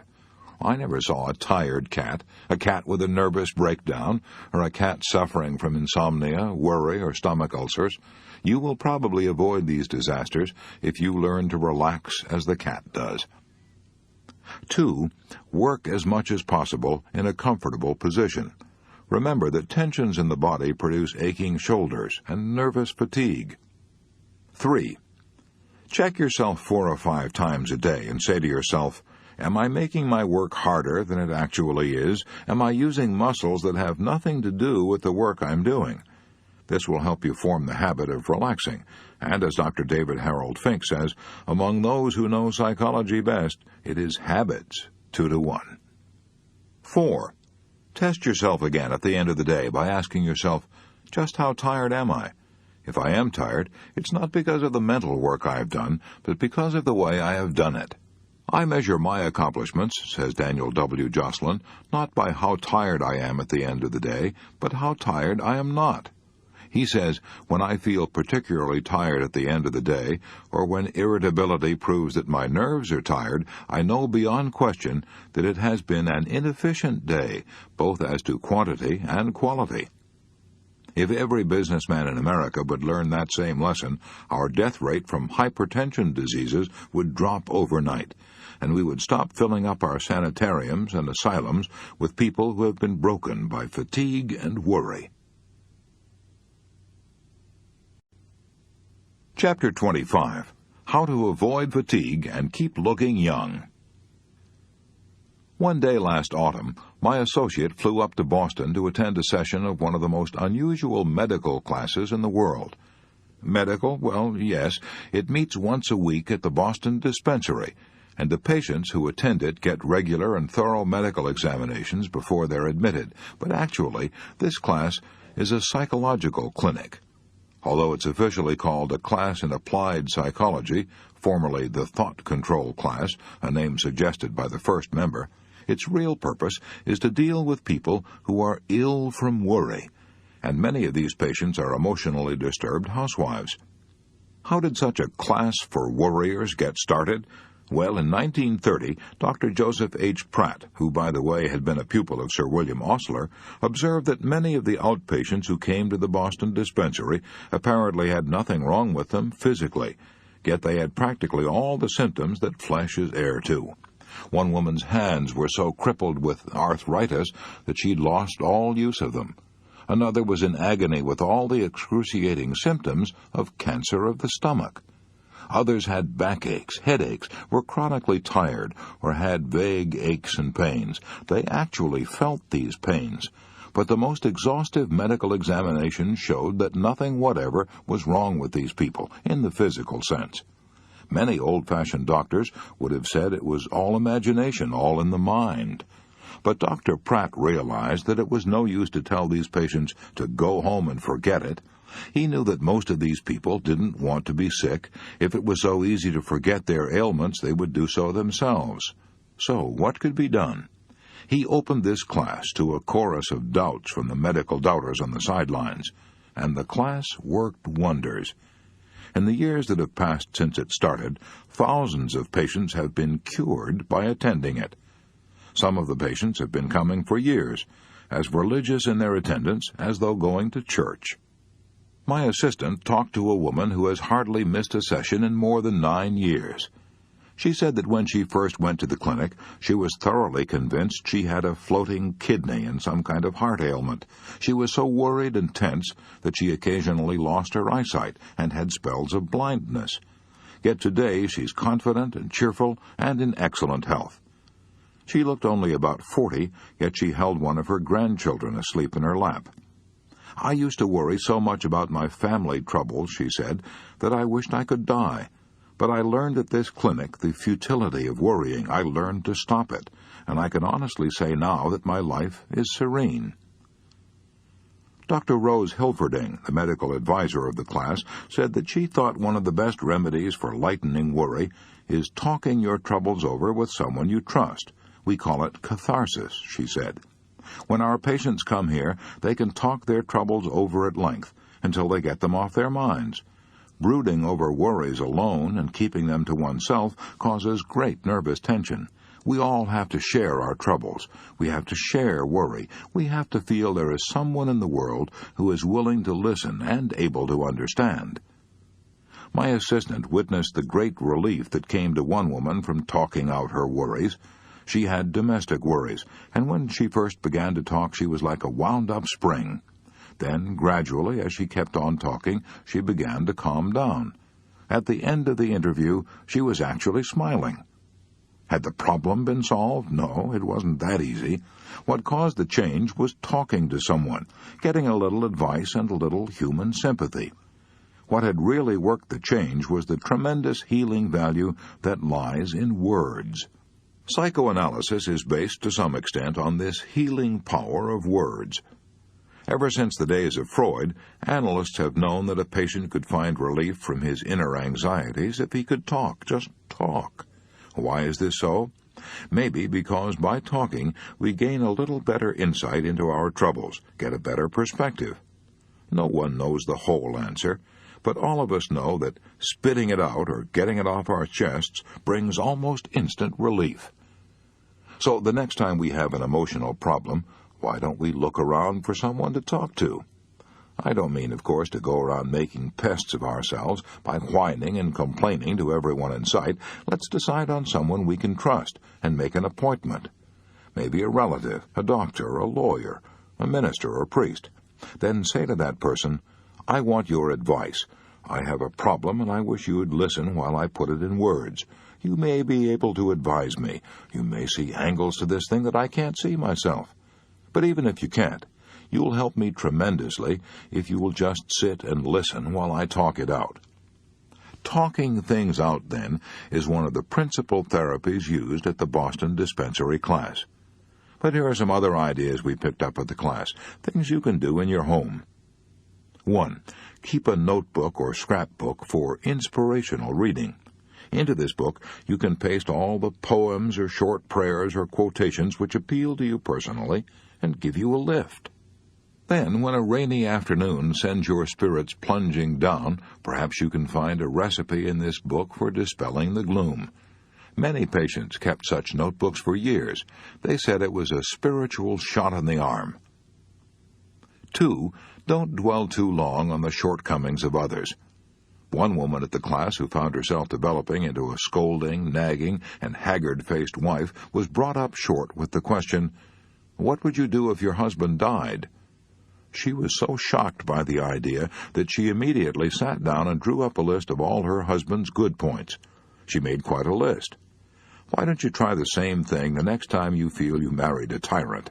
Maybe you'll find after reading your spouse's virtues that he or she is a person you'd like to meet. 3. Get interested in people. Develop a friendly, healthy interest in the people who share your life. One ailing woman who felt herself so exclusive that she hadn't any friends was told to try to make up a story about the next person she met. She began in the bus to weave backgrounds and settings for the people she saw. She tried to imagine what their lives had been like. First thing you know, she was talking to people everywhere, and today she's happy, alert, and a charming human being, cured of her pains. 4. Make up a schedule for tomorrow's work before you go to bed tonight. The class found out that many people feel driven and harassed by the unending round of work and things they must do. They never got their work finished. They were chased by the clock. To cure this sense of hurry and worry, the suggestion was made that they draw up a schedule each night for the following day. What happened? More work was accomplished, much less fatigue, a feeling of pride and achievement, and time left over for rest and enjoyment. 5. Finally, avoid tension and fatigue. Relax, relax. Nothing will make you look old sooner than tension and fatigue. Nothing will work such havoc with your freshness and looks. My assistant sat for an hour in the Boston Thought Control class while Professor Paul E. Johnson, the director, went over many of the principles we've already discussed in the previous chapter, the rules for relaxing. At the end of 10 minutes of these relaxing exercises, which my assistant did with the others, she was almost asleep sitting upright in her chair. Why is such stress laid on this physical relaxing? Because the clinic knows, as other doctors know, that if you're going to get the worry kinks out of people, they've got to relax. Yes, you have got to relax. Strangely enough, a good hard floor is better to relax on than an inner spring bed. It gives more resistance. It's good for the spine. All right then, here are some exercises you can do. Try them for a week and see what you do for your looks and disposition. A. Lie flat on the floor whenever you feel tired. Stretch as tall as you can. Roll around if you want to. Do it twice a day. B. Close your eyes. You might try saying, as Professor Johnson recommended, something like this. The sun is shining overhead. The sky is blue and sparkling. Nature is calm and in control of the world. And I, as nature's child, am in tune with the universe. or better still, pray. C. If you cannot lie down because you can't spare the time, then you can achieve almost the same effect sitting down in a chair. A hard, upright chair is the best for relaxing. Sit upright in the chair like a seated Egyptian statue, and let your hands rest, palms down, on the tops of your thighs. D. Now, slowly tense the toes, then let them relax. Tense the muscles in your legs, and let them relax. Do this slowly upward with all the muscles of your body until you get to the neck. Then let your head roll around heavily, as though it were a football. Keep saying to your muscles, as in the previous chapter, let go, let go. E. Quiet your nerves with slow, steady breathing. Breathe from deep down. The yogis of India were right. Rhythmical breathing is one of the best methods ever discovered for soothing the nerves. F. Think of all the wrinkles and frowns in your face, and smooth them all out. Loosen up the worry creases you feel between your brows and at the sides of your mouth. Do this twice a day, and maybe you won't have to go to a health club to get a massage. Maybe the lines will disappear from the inside out. Chapter 26. 4 Good Working Habits that will help prevent fatigue and worry. Good working habit number 1. Clear your desk of all papers except those relating to the immediate problem at hand. Roland L. Williams, president of Chicago and Northwestern Railway, once said, "A person with his desk piled high with papers on various matters will find his work much easier and more accurate if he clears that desk of all but the immediate problem on hand. I call this good housekeeping, and it's the number 1 step toward efficiency." If you visit the Library of Congress in Washington, D.C., you will find 5 words painted on the ceiling, 5 words written by the poet Pope. Order is heaven's first law. Order ought to be the first law of business, too. But is it? No. The average desk is cluttered up with papers that haven't been looked at for weeks. In fact, the publisher of a New Orleans newspaper once told me that his secretary cleared up one of his desks and found a typewriter that had been missing for 2 years. The mere sight of a desk littered with unanswered mail and reports and memos is enough to breed confusion, tensions, and worries. It is much worse than that. The constant reminder of a million things to do and no time to do them can worry you not only into tension and fatigue, but it can also worry you into high blood pressure, heart trouble, and stomach ulcers. Dr. John H. Stokes, professor, Graduate School of Medicine, University of Pennsylvania, read a paper before the National Convention of the American Medical Association, a paper entitled Functional Neuroses as Complications of Organic Disease. In that paper, Dr. Stokes listed 11 conditions under the title, What to Look For in the Patient's State of Mind. Here's the first item on that list. The sense of must or obligation, the unending stretch of things ahead that simply have to be done.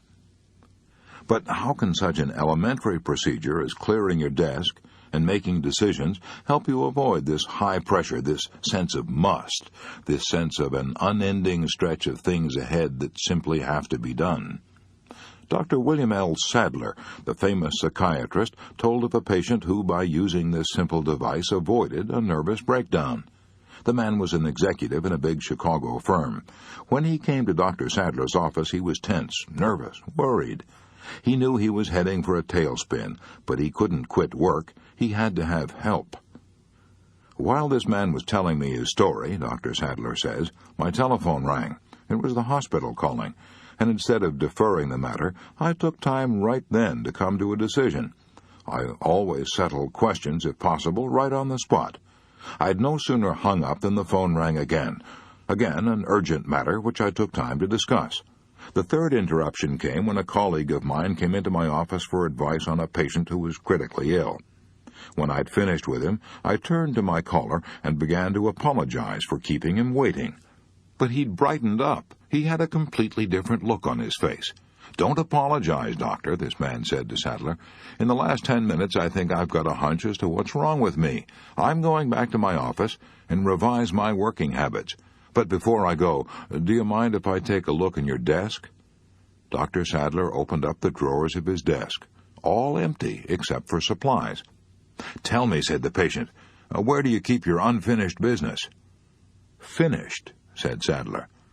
"And where do you keep your unanswered mail?"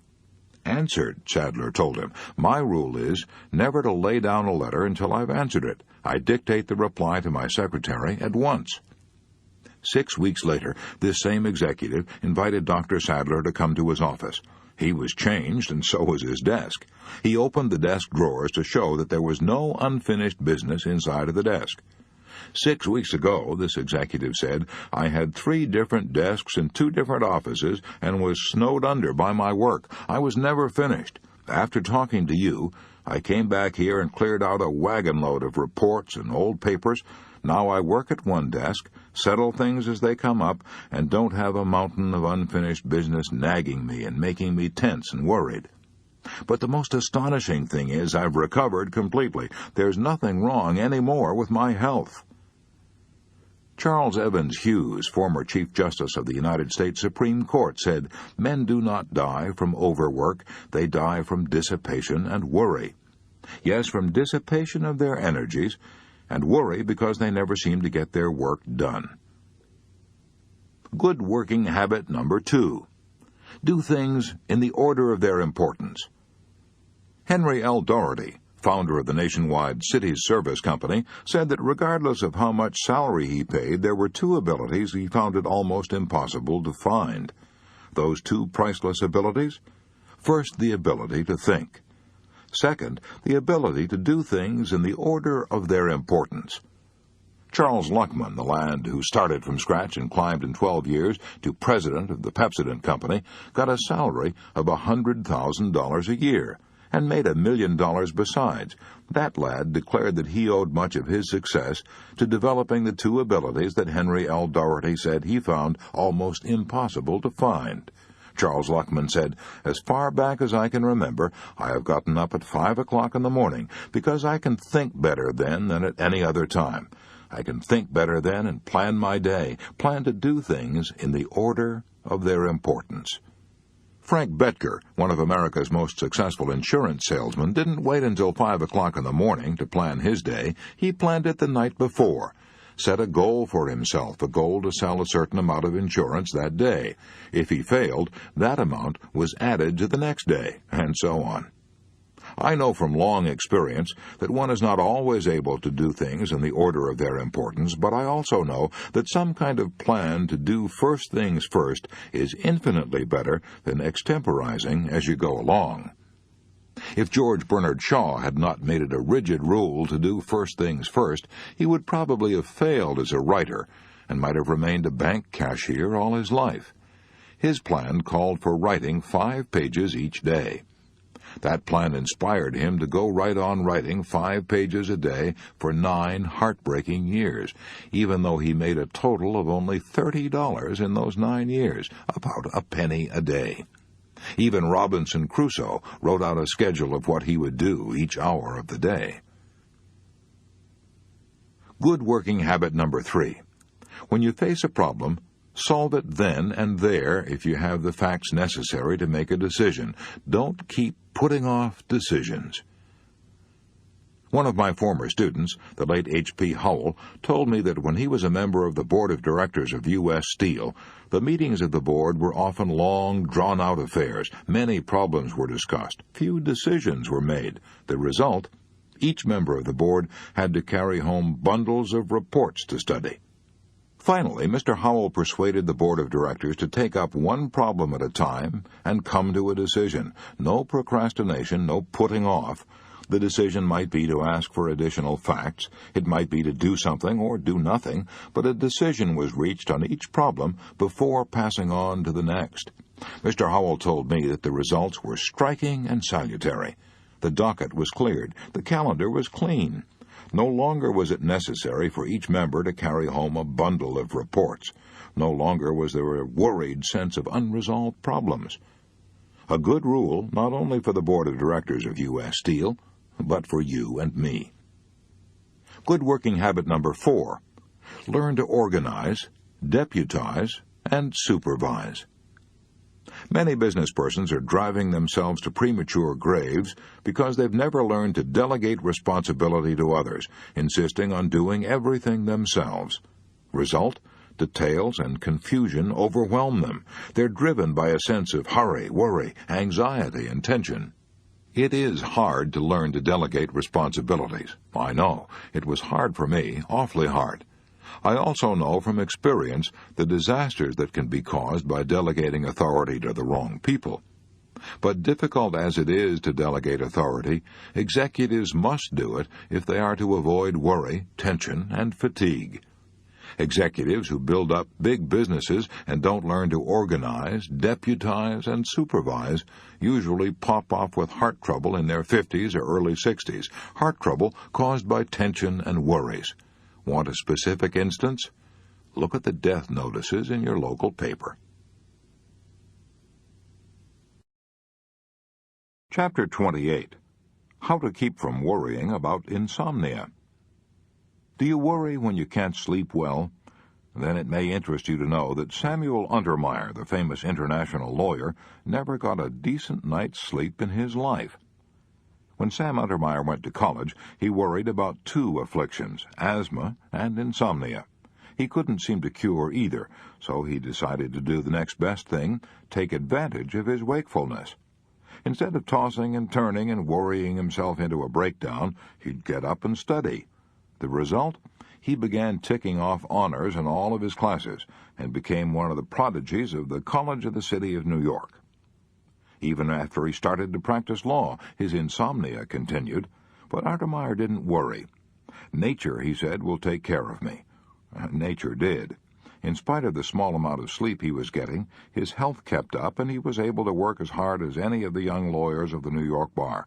He even worked harder, for he worked while they slept. At the age of 21, Sam Untermeyer was earning $75,000 a year, and other young attorneys rushed to courtrooms to study his methods. In 1931, he was paid for handling one case, what was at that time probably the highest lawyer's fee ever paid, a cool $1 million cash on the barrelhead. Still, he had insomnia, read half the night, then got up at 5 a.m. and started dictating letters. By the time most people were just starting work, his day's work would be almost half done. He lived to the age of 81, this man who had rarely had a sound night's sleep. But if he fretted and worried about his insomnia, he probably would have wrecked his life. We spend a third of our lives sleeping, yet nobody knows what sleep really is.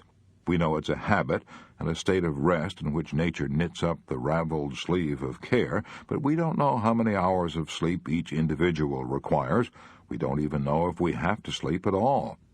Fantastic? Well, during the First World War, Paul Kern, a Hungarian soldier, was shot through the frontal lobe of his brain. He recovered from the wound, but curiously enough, he couldn't fall asleep. No matter what the doctors did, and they tried all kinds of sedatives and narcotics, even hypnotism, Paul Kern couldn't be put to sleep or even made to feel drowsy. The doctors said he wouldn't live long, but he fooled them. He got a job and went on living in the best of health for years. He would lie down and close his eyes and rest, but he got no sleep whatever. His case was a medical mystery that upset many of our beliefs about sleep. Some people require far more sleep than others. Toscanini needed only 5 hours a night, but Calvin Coolidge needed more than twice that much. Coolidge slept 11 hours out of every 24. In other words, Toscanini slept away approximately 1/5 of his life, while Coolidge slept away almost half of his life. Worrying about insomnia will hurt you far more than insomnia. For example, one of my students, Ira Sandner of Ridgefield Park, New Jersey, was driven nearly to suicide by chronic insomnia. "I actually thought I was going insane," Ira Sandner told me. The trouble was, in the beginning, that I was too sound a sleeper. I wouldn't wake up when the alarm clock went off, and the result was that I was getting to work late in the morning. I worried about it, and in fact my boss warned me that I would have to get to work on time. I knew that if I kept oversleeping, I'd lose my job. I told my friends about it, and one of them suggested I concentrate hard on the alarm clock before I went to sleep. That started the insomnia. The tick-tick-tick of that blasted alarm clock became an obsession. It kept me awake, tossing all night long. When morning came, I was almost ill. I was ill from fatigue and worry. This kept on for 8 weeks. I can't put into words the tortures I suffered. I was convinced I was going insane. Sometimes I paced the floor for hours at a time, and I honestly considered jumping out of the window and ending the whole thing. At last I went to a doctor I had known all my life. He said, "Ira, I can't help you. No one can help you, because you've brought this thing on yourself. Go to bed nights, and if you can't fall asleep, forget all about it. Just say to yourself, I don't care a hang if I don't go to sleep. It's all right with me if I lie awake till morning. Keep your eyes closed and say, as long as I just lie still and don't worry about it, I'll be getting rest anyway." I did that, says Santner, and in 2 weeks' time I was dropping off to sleep. In less than 1 month I was sleeping 8 hours, and my nerves were back to normal. It wasn't insomnia that was killing Ira Sandner. It was his worry about it. Dr. Nathaniel Kleitman, professor at the University of Chicago, had done more research work on sleep than had any other living man. An expert on sleep, he declared that he had never known anyone to die from insomnia. To be sure, a man might worry about insomnia until he lowered his vitality and was swept away by germs, but it was the worry that did the damage, not the insomnia itself. Dr. Kleitman also said that the people who worry about insomnia usually sleep far more than they realize. The man who swears, "I never slept a wink last night," may have slept for hours without knowing it. For example, one of the most profound thinkers of the 19th century, Herbert Spencer, was an old bachelor, lived in a boarding house, and bored everyone with his talk about his insomnia. He even put stoppings in his ears to keep out the noise and quiet his nerves. Sometimes he took opium to induce sleep. One night, he and Professor Sayce of Oxford shared the same room at a hotel, and the next morning Spencer declared he hadn't slept a wink all night. In reality, it was Professor Sayce who hadn't slept a wink. He'd been kept awake all night by Spencer's snoring. The first requisite for a good night's sleep is a feeling of security. We need to feel that some power greater than ourselves will take care of us until morning. Dr. Thomas Hyslop of the Great West Riding Asylum stressed that point in an address before the British Medical Association. He said, "One of the best sleep-producing agents which my years of practice have revealed to me is prayer. I say this purely as a medical man." The exercise of prayer, in those who habitually exert it, must be regarded as the most adequate and normal of all the pacifiers of the mind and calmer of the nerves. Let God and let go. Jeanette MacDonald told me that when she was depressed and worried and had difficulty in going to sleep, she could always get a feeling of security by repeating Psalm 23, "The Lord is my shepherd, I shall not want. He maketh me to lie down in green pastures. He leadeth me beside the still waters." But if you're not religious and have to do things the hard way, then learn to relax by physical measures. Dr. David Harold Fink, who wrote Release from Nervous Tension, says that the best way to do this is to talk to your body. According to Dr. Fink, words are the key to all kinds of hypnosis, and when you consistently can't sleep, it's because you've talked yourself into a case of insomnia. The way to undo this is to de-hypnotize yourself, and you can do it by saying to the muscles of your body, let go, loosen up and relax. We already know that the mind and the nerves can't relax while the muscles are tense, so if we want to go to sleep, we start with the muscles. Dr. Fink recommends, and it works out in practice, that we put a pillow under the knees to ease the tension of the legs, and that we tuck small pillows under arms for the very same reason. Then, by telling the jaw to relax, the eyes, the arms, and the legs, we finally drop off to sleep before we know what's hit us. I've tried it, I know.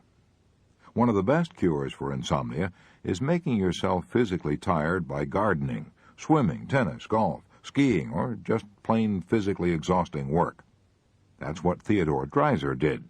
When he was a struggling young author, he was worried about insomnia, so he got a job working as a section hand on the New York Central Railway, and after a day of driving spikes and shoveling gravel, he was so exhausted that he could hardly stay awake long enough to eat.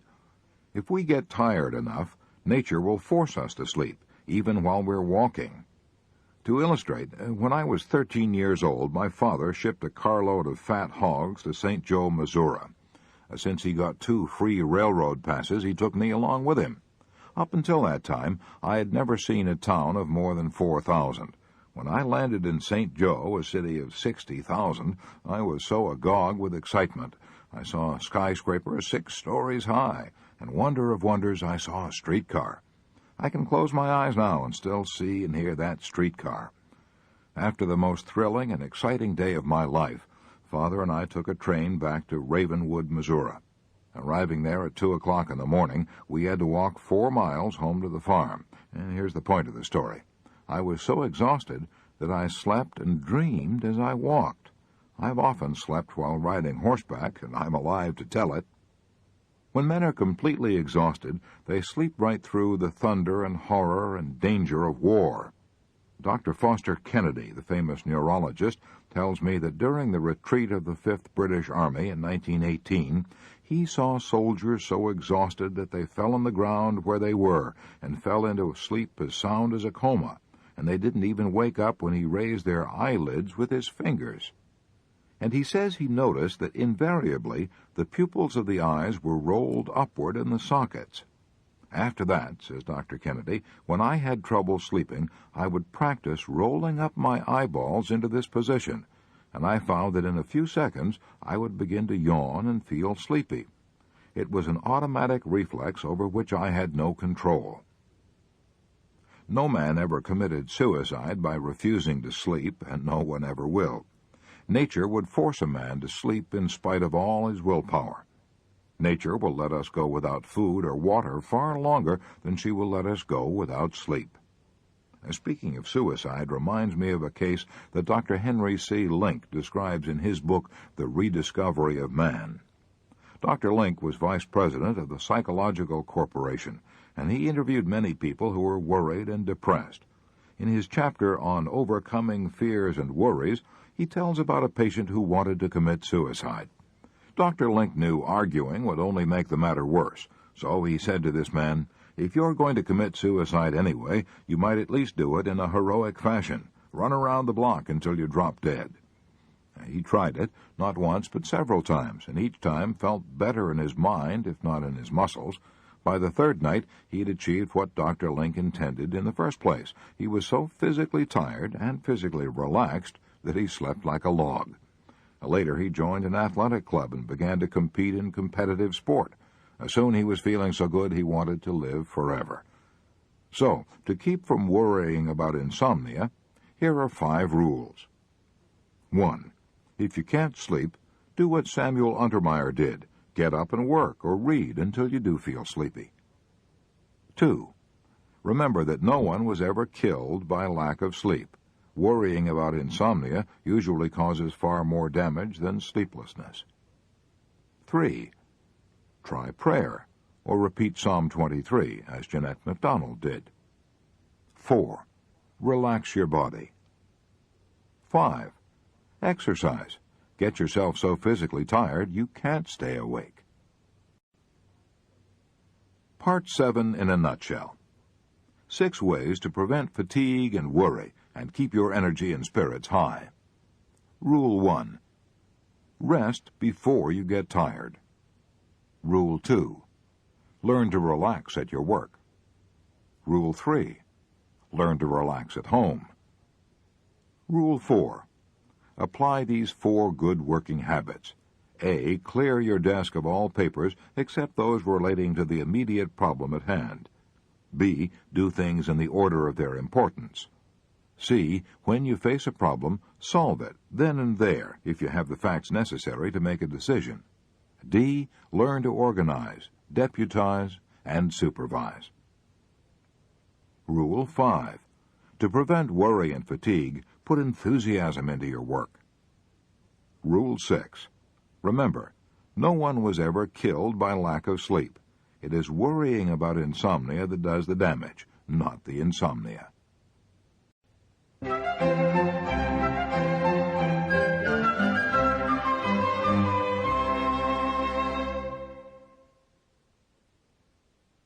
Part 8. How I Conquered Worry. 31 True Stories.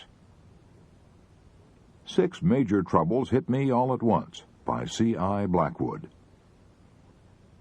In the summer of 1943, it seemed to me that half the worries of the world had come to rest on my shoulders. For more than 40 years, I had lived a normal, carefree life with only the usual troubles which come to a husband, father, and businessman. I could usually meet these troubles easily, but suddenly, wham, wham, wham, wham, wham, 6 major troubles hit me all at once. I pitched and tossed and turned in bed all night long, half dreading to see the day come, because I faced these 6 major worries. 1, my business college was trembling on the verge of financial disaster because all the boys were going to war, and most of the girls were making more money working in war plants without training than my graduates could make in business offices with training. 2, my older son was in service, and I had the heart-numbing worry common to all parents whose sons were away at war. 3, Oklahoma City had already started proceedings to condemn a large tract of land for an airport, and my home, formerly my father's home, was located in the center of this tract. I knew that I would be paid only 1/10 of its value, and what was even worse, I would lose my home, and because of the housing shortage, I worried about whether I could possibly find another home to shelter my family of 6. I feared we might have to live in a tent. I even worried about whether we would be able to buy a tent.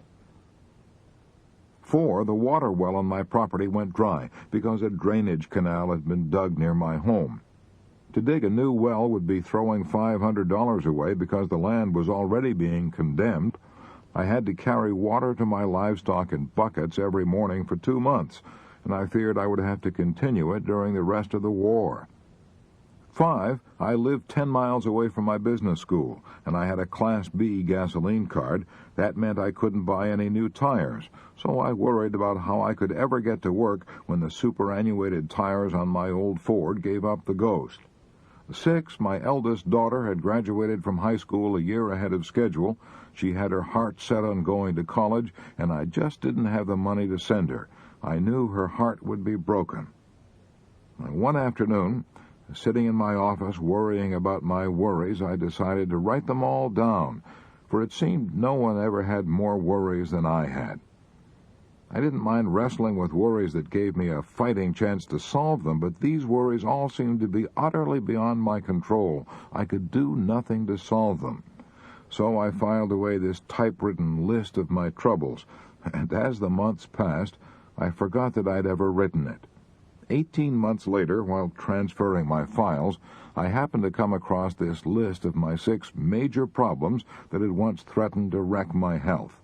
I read them with a great deal of interest and profit. I now saw that not one of them had come to pass. Here's what happened to them. 1, I saw that all my worries about having to close my business college had been useless, because the government had started paying business schools for training veterans, and my school was soon filled to capacity. 2, I saw that all my worries about my son in service had been useless. He was coming through the war without a scratch. 3, I saw that all my worries about my land being condemned had been useless, because as soon as I knew my land would not be condemned, I spent the money necessary to dig a new well to a deeper level and found an unfailing supply of water. 5, I saw that all my worries about my tires giving out had been useless, because by recapping and careful driving, the tires had managed somehow to survive. 6, I saw that all my worries about my daughter's education had been useless, because just 60 days before the opening of college, I was offered, almost like a miracle, an auditing job which I could do outside of school hours, and this job made it possible for me to send her to college on schedule. I'd often heard people say that 90% of the things we worry and stew and fret about never happen, but this old saying didn't mean much to me until I ran across that list of worries I'd typed out that dreary afternoon 18 months previously. I'm thankful now that I had to wrestle in vain with those 6 terrible worries. That experience has taught me a lesson I'll never forget. It's shown me the folly and tragedy of stewing about events that haven't happened, events that are beyond our control and may never happen. Remember, Today is the tomorrow you worried about yesterday. Ask yourself, how do I know this thing I'm worrying about will really come to pass? I Can Turn Myself into a Shouting Optimist Within an Hour, by Roger W. Babson, famous economist. When I find myself depressed over present conditions, I can, within 1 hour, banish worry and turn myself into a shouting optimist. Here is how I do it. I enter my library, close my eyes, and walk to certain shelves containing only books on history. With my eyes still shut, I reach for a book, not knowing whether I am picking up Prescott's Conquest of Mexico or Suetonius' Lives of the 12 Caesars. With my eyes still closed, I open the book at random.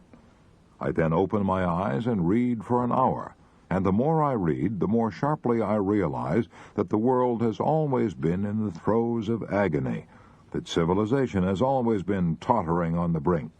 The pages of history fairly shriek with tragic tales of war, famine, poverty, pestilence, and man's inhumanity to man. After reading history for an hour, I realize that bad as conditions are now, they are infinitely better than they used to be. This enables me to see and face my present troubles in their proper perspective, as well as to realize that the world as a whole is constantly growing better. Here is a method that deserves a whole chapter. Read history. Try to get the viewpoint of 10,000 years and see how trivial your troubles are in terms of eternity. How I Got Rid of an Inferiority Complex, by Elmer Thomas, former United States Senator from Oklahoma. When I was 15, I was constantly tormented by worries and fears and self-consciousness. I was extremely tall for my age and thin as a fence rail. I stood 6 feet 2 inches and weighed only 118 pounds. In spite of my height, I was weak and could never compete with the other boys in baseball or running games. They poked fun at me and called me Hatchet Face. I was so worried and self-conscious that I dreaded to meet anyone, and I seldom did, for our farmhouse was off the public road and surrounded by thick virgin timber that had never been cut since the beginning of time. We lived half a mile from the highway, and a week would often go by without my seeing anyone except my mother, father, brothers, and sisters. I would have been a failure in life if I'd let those worries and fears whip me. Every day and every hour of the day, I brooded over my tall, gaunt, weak body. I could hardly think of anything else. My embarrassment, my fear was so intense that it's almost impossible to describe it. My mother knew how I felt. She'd been a school teacher, so she said to me, "Son, you ought to get an education. You ought to make your living with your mind, because your body will always be a handicap." Since my parents were unable to send me to college, I knew I'd have to make my own way. So I hunted and trapped a possum, skunk, mink, and raccoon one winter, sold my hides for $4 in the spring, then bought 2 little pigs with my $4. I fed the pigs slop and later corn and sold them for $40 the next fall. With the proceeds from the sale of the 2 hogs, I went away to the Central Normal College, located in Danville, Indiana. I paid $1.40 a week for my board, 50 cents a week for my room. I wore a brown shirt my mother had made me. Obviously, she used brown cloth because it wouldn't show dirt. I wore a suit of clothes that had once belonged to my father. Dad's clothes didn't fit me, and neither did his old Congress gaiter shoes that I wore, shoes that had elastic bands in the sides that stretched when you put them on. The stretch had long since gone out of the bands, and the tops were so loose the shoes almost dropped off my feet as I walked. I was so embarrassed to associate with the other students, so I sat in my room alone and studied.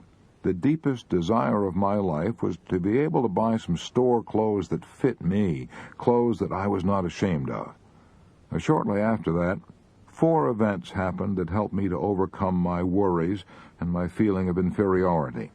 One of these events gave me courage and hope and confidence and completely changed all the rest of my life. I'll describe these events briefly. First, after attending this normal school for only 8 weeks, I took an examination and was given a third-grade certificate to teach in the country public schools. To be sure, the certificate was good for only 6 months, but it was fleeting evidence that somebody had faith in me. The first evidence of faith that I had ever had from anyone except my mother. Second, a country school board at a place called Happy Hollow hired me to teach at a salary of $2 a day, or $40 a month. Here was even more evidence of somebody's faith in me. Third, as soon as I got my first check, I bought some store clothes that I wasn't ashamed to wear.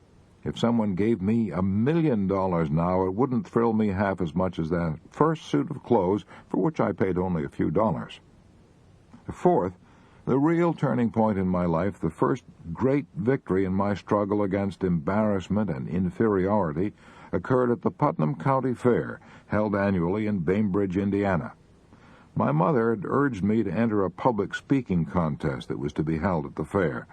To me, the very idea seemed fantastic. I didn't have the courage to talk to even one person, let alone a crowd. But my mother's faith in me was almost pathetic. She dreamed great dreams for my future. She was living her own life over in her son. Her faith inspired me to enter the contest. I chose for my subject about the last thing in the world that I was qualified to talk on, the fine and liberal arts of America. Frankly, when I began to prepare the speech, I didn't know what the liberal arts were, but it didn't matter much because my audience didn't know either. I memorized my flowery talk and rehearsed it to the trees and cows 100 times. I was so eager to make a good showing for my mother's sake that I must have spoken with emotion. At any rate, I was awarded first prize. I was astounded at what happened. A cheer went up from the crowd. The very boys who'd once ridiculed me and poked fun at me and called me hatchet-face now slapped me on the back and said, "I knew you could do it, Elmer." My mother put her arms around me and sobbed. As I look back, in retrospect, I can see that winning that speaking contest was the turning point of my life. The local newspapers ran an article about me on the front page and prophesied great things for my future. Winning that contest put me on the map locally and gave me prestige, and, what's far more important, it multiplied my confidence 100-fold.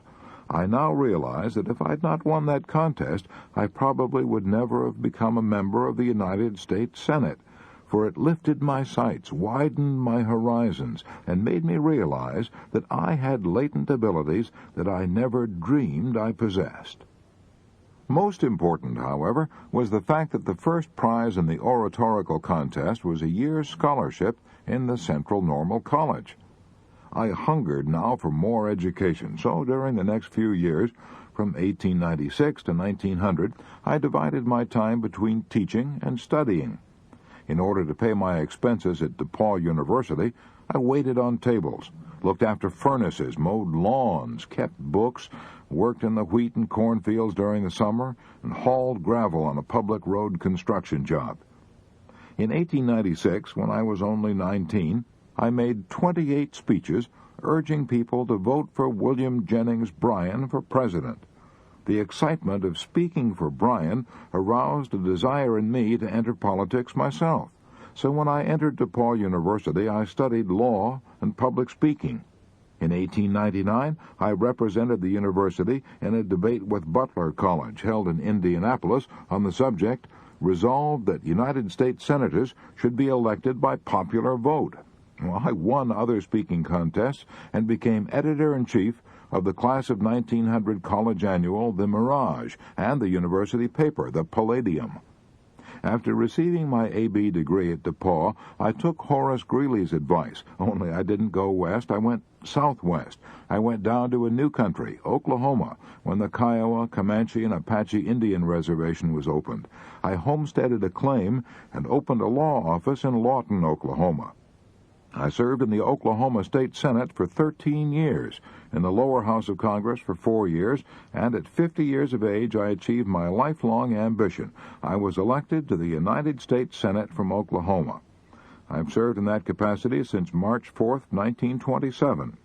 Since Oklahoma and Indian Territories became the state of Oklahoma on November 16, 1907, I have been continuously honored by the Democrats of my adopted state by nominations, first for state Senate and for Congress, and later for the United States Senate.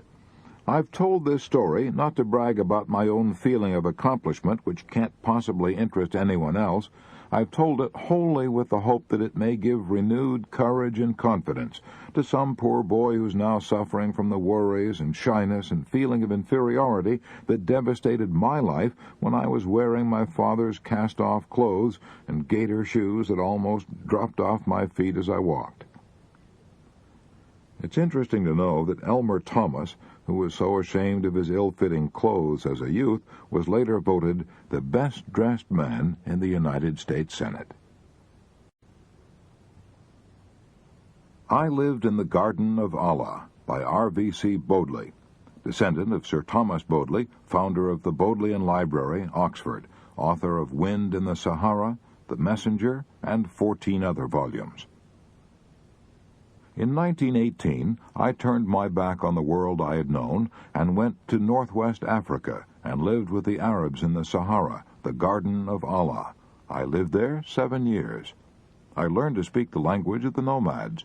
I wore their clothes, I ate their food, and adopted their mode of life, which has changed very little during the last 20 centuries. I became an owner of sheep and slept on the ground in the Arabs' tents. I also made a detailed study of their religion. In fact, I later wrote a book about Muhammad entitled The Messenger.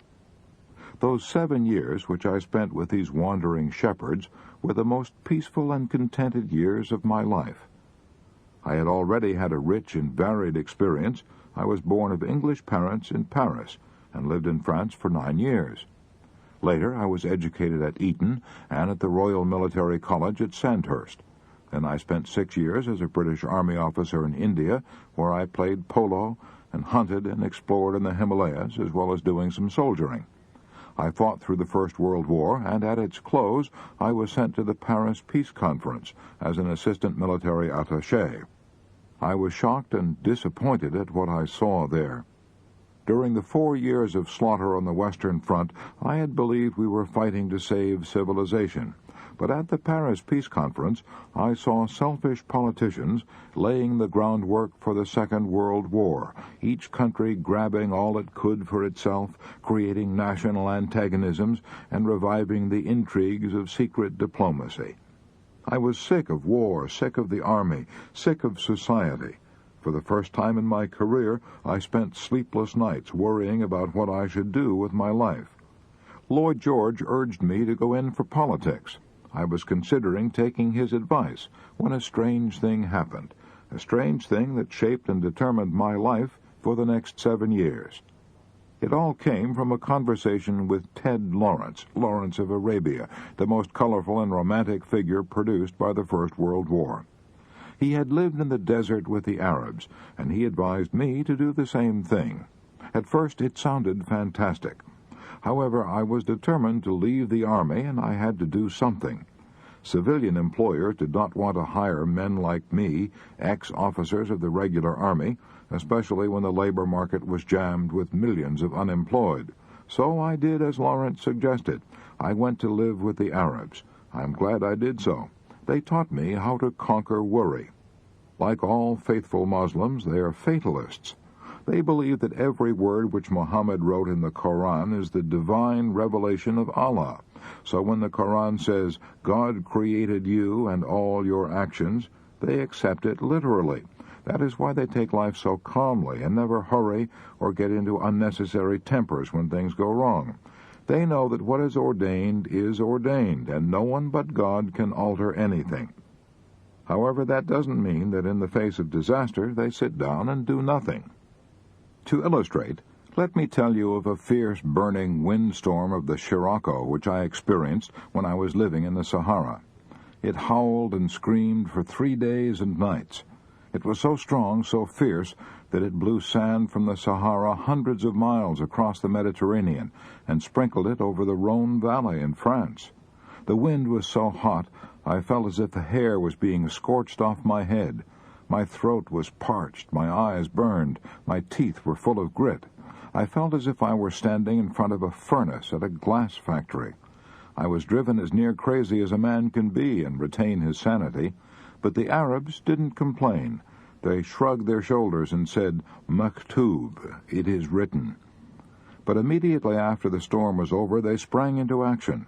They slaughtered all the lambs because they knew they would die anyway, and by slaughtering them at once, they hoped to save the mother sheep.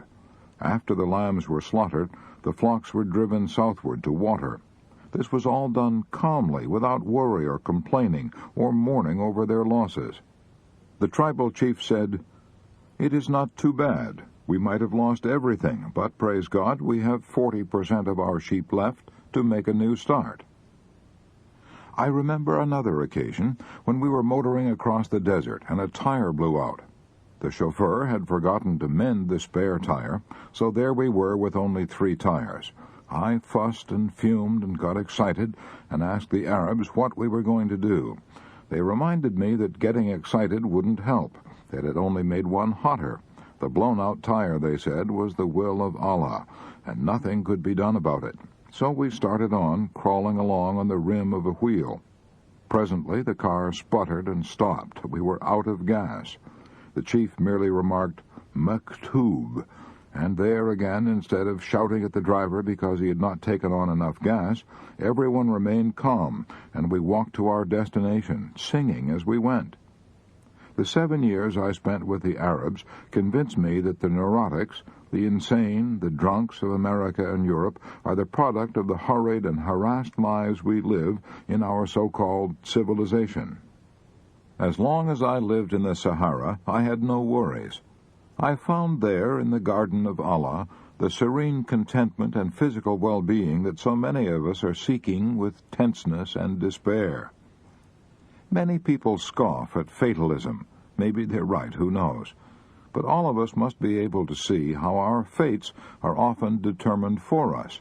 For example, if I had not spoken to Lawrence of Arabia at 3 minutes past noon on a hot August day in 1919, all the years that have elapsed since then would have been completely different. Looking back over my life, I can see how it has been shaped and molded time and again by events far beyond my control. The Arabs call it Mektub, Kismet, the will of Allah. Call it anything you wish. It does strange things to you. I only know that today, 17 years after leaving the Sahara, I still maintain that happy resignation to the inevitable which I learned from the Arabs. That philosophy has done more to settle my nerves than 1,000 sedatives could have achieved.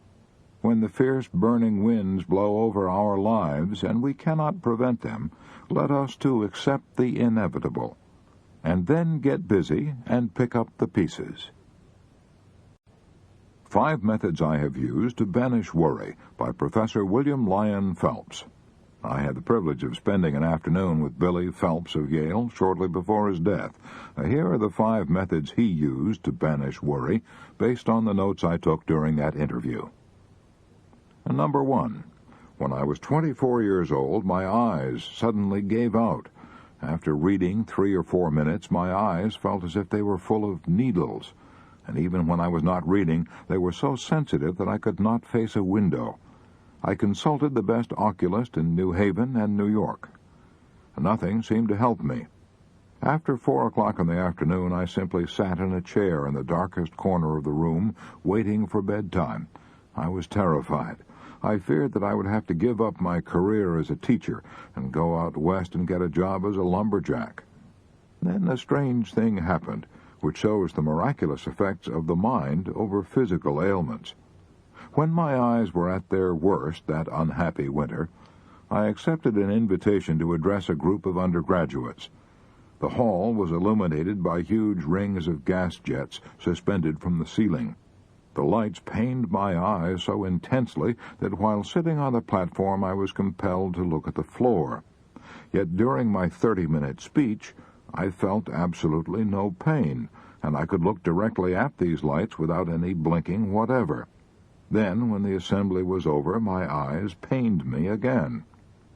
I thought then that if I could keep my mind strongly concentrated on something, not for 30 minutes, but for a week, I might be cured. For clearly, it was a case of mental excitement triumphing over a bodily illness. I had a similar experience later, while crossing the ocean. I had an attack of lumbago so severe that I could not walk. I suffered extreme pain when I tried to stand up straight. While in that condition, I was invited to give a lecture on shipboard. As soon as I began to speak, every trace of pain and stiffness left my body. I stood up straight, moved about with perfect flexibility, and spoke for an hour. When the lecture was over, I walked away to my stateroom with ease. For a moment I thought I was cured, but the cure was only temporary. The lumbago resumed its attack. These experiences demonstrated to me the vital importance of one's mental attitude. They taught me the importance of enjoying life while you may. So I live every day now as if it were the first day I had ever seen and the last I were going to see. I'm excited about the daily adventure of living, and nobody in a state of excitement will be unduly troubled with worries. I love my daily work as a teacher. I wrote a book entitled The Excitement of Teaching. Teaching has always been more than an art or an occupation to me. It is a passion. I love to teach as a painter loves to paint or a singer loves to sing. Before I get out of bed in the morning, I think with ardent delight of my first group of students. I have always felt that one of the chief reasons for success in life is enthusiasm. Number 2, I have found that I can crowd worry out of my mind by reading an absorbing book. When I was 59, I had a prolonged nervous breakdown. During that period, I began reading David Alec Wilson's monumental Life of Carlyle. It had a good deal to do with my convalescence because I became so absorbed in reading it that I forgot my despondency. Number 3. At another time, when I was terribly depressed, I forced myself to become physically active almost every hour of the day. I played 5 or 6 sets of violent games of tennis every morning, then took a bath, had lunch, played 18 holes of golf every afternoon. On Friday nights, I danced until 1 o'clock in the morning. I'm a great believer in working up a tremendous sweat. I found that depression and worry oozed out of my system with the sweat. Number 4, I learned long ago to avoid the folly of hurry, rush, and working under tension. I've always tried to apply the philosophy of Wilbur Cross.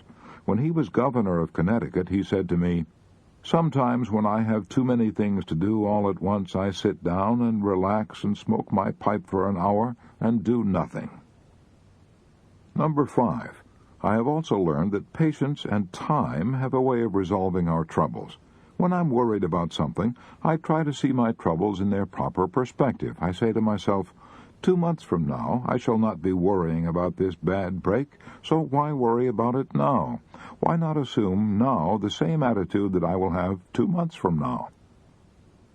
To sum up, here are the 5 ways in which Professor Phelps banished worry. 1. Live with gusto and enthusiasm. I live every day as if it were the first day I have ever seen and the last I were going to see. 2. Read an interesting book.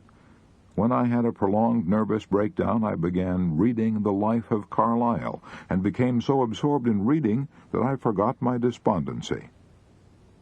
3. Play games. When I was terribly depressed, I forced myself to become physically active almost every hour of the day. 4. Relax while you work. I long ago learned to avoid the folly of hurry, rush, and working under tension. 5. I try to see my troubles in their proper perspective. I say to myself, 2 months from now, I shall not be worrying about this bad break, so why worry about it now? Why not assume now the same attitude that I will have 2 months from now? I Stood Yesterday, I Can Stand Today, by Dorothy Dix. I've been through the depths of poverty and sickness. When people ask me what's kept me going through all the troubles that come to all of us, I always reply, I stood yesterday, I can stand today, and I will not permit myself to think about what might happen tomorrow. I have known want and struggle and anxiety and despair. I've always had to work beyond the limit of my strength. As I look back upon my life, I see it as a battlefield strewn with the wrecks of dead dreams and broken hopes and shattered illusions, a battle in which I always fought with the odds tremendously against me, and which has left me scarred and bruised and maimed and old before my time. Yet I have no pity for myself, no tears to shed over the past and gone sorrows, no envy for the women who have been spared all I've gone through, for I have lived, they only existed. I have drunk the cup of life down to its very dregs, they have only sipped the bubbles on top of it. I know things they will never know. I see things to which they are blind. It is only the women whose eyes have been washed clear with tears who get the broad vision that makes them little sisters to all the world. I have learned in the great University of Hard Knocks a philosophy that no woman who has had an easy life ever acquires. I have learned to live each day as it comes, not to borrow trouble by dreading the morrow. It is the dark menace of the picture that makes cowards of us. I put that dread from me, because experience has taught me that when the time comes that I so fear, the strength and wisdom to meet it will be given me. Little annoyances no longer have the power to affect me. After you've seen your whole edifice of happiness topple and crash in ruins about you, it never matters to you again that a servant forgets to put the doilies under the finger bowls or the cook spills the soup. I have learned not to expect too much of people, and so I can still get happiness out of the friend who isn't quite true to me or the acquaintance who gossips. Above all, I have acquired a sense of humor, because there were so many things over which I had either to cry or laugh. And when a woman can joke over her troubles instead of having hysterics, nothing can ever hurt her much again. I do not regret the hardships I have known, because through them I have touched life at every point I have lived, and it was worth the price I had to pay. Dorothy Dix conquered worry by living in day-tight compartments. I Did Not Expect to Live to See the Dawn by J.C. Penney. On April 14, 1902, a young man with $500 in cash and $1 million in determination opened a dry goods store in Kemmerer, Wyoming, a little mining town of 1,000 people situated on the old covered wagon trail laid out by the Lewis and Clark expedition. That young man and his wife lived in a half-story attic above the store, using a large empty dry goods box for a table and smaller boxes for chairs. The young wife wrapped her baby in a blanket and let it sleep under a counter while she stood beside it, helping her husband wait on customers. Today, the largest chain of dry goods stores in the world bears that man's name, the J.C. Penney stores, over 1,600 of them, covering every state in the Union. I recently had dinner with Mr. Penney, and he told me about the most dramatic moment of his life. Years ago, I passed through a most trying experience. I was worried and desperate. My worries were not connected in any way whatever with the J.C. Penney Company, and that business was solid and thriving. But I personally had made some unwise commitments prior to the crash of 1929. Like many other men, I was blamed for conditions for which I was in no way responsible. I was so harassed with worries that I couldn't sleep, and developed an extremely painful ailment known as the shingles, a red rash and skin eruptions. I consulted a physician, a man with whom I'd gone to high school as a boy in Hamilton, Missouri, Dr. Elmer Eggleston, a staff physician at the Kellogg Sanitarium in Battle Creek, Michigan. Dr. Eggleston put me to bed and warned me that I was a very ill man. A rigid treatment was prescribed, but nothing helped. I got weaker day by day. I was broken nervously and physically, filled with despair, unable to see even a ray of hope. I had nothing to live for. I felt I hadn't a friend left in the world, that even my family had turned against me. One night Dr. Eggleston gave me a sedative, but the effect soon wore off, and I awoke with an overwhelming conviction that this was my last night of life. Getting out of bed, I wrote farewell letters to my wife and to my son, saying that I did not expect to live to see the dawn. When I awoke the next morning, I was surprised to find that I was still alive. Going downstairs, I heard singing in a little chapel where devotional exercises were held each morning. I can still remember the hymn they were singing, "God Will Take Care of You." Going into the chapel, I listened with a weary heart to the singing, the reading of the scripture lesson, and the prayer. Suddenly, something happened. I can't explain it. I can only call it a miracle. I felt as if I had been instantly lifted out of the darkness of a dungeon into warm, brilliant sunlight. I felt as if I'd been transported from hell to paradise. I felt the power of God as I had never felt it before. I realized then that I alone was responsible for all my troubles. I knew that God, with His love, was there to help me. From that day to this, my life has been free from worry. I am 71 years old, and the most dramatic and glorious 20 minutes of my life were those I spent in that chapel that morning. God will take care of you. J.C. Penney learned to overcome worry almost instantaneously because he discovered the one perfect cure. I go to the gym to punch the bag or take a hike outdoors. By Colonel Eddie Egan, New York attorney, Rhodes Scholar, former chairman, New York State Athletic Commission, former Olympic light heavyweight champion of the world. When I find myself worrying and mentally going around in endless circles like a camel turning a water wheel in Egypt, a good physical workout helps me to chase those blues away. It may be running or a long hike in the country, or it may be a half hour of bag punching or squash tennis at the gymnasium. Whichever it is, physical exercise clears my mental outlook. On a weekend, I do a lot of physical sport, such as a run around the golf course, a game of paddle tennis, or a ski weekend in the Adirondacks. By my becoming physically tired, my mind gets a rest from legal problems, so that when I return to them, my mind has a new zest and power. Quite often in New York, where I work, there's a chance for me to spend an hour at the Yale Club gym. Now, no man can worry while he's playing squash tennis or skiing. He's too busy to worry. The large mental mountains of trouble become minute molehills that new thoughts and acts quickly smooth down. I find the best antidote for worry is exercise. Use your muscles more and your brain less when you're worried, and you'll be surprised at the result. It works that way with me. Worry goes when exercise begins. I Was the Worrying Wreck from Virginia Tech by Jim Birdsall.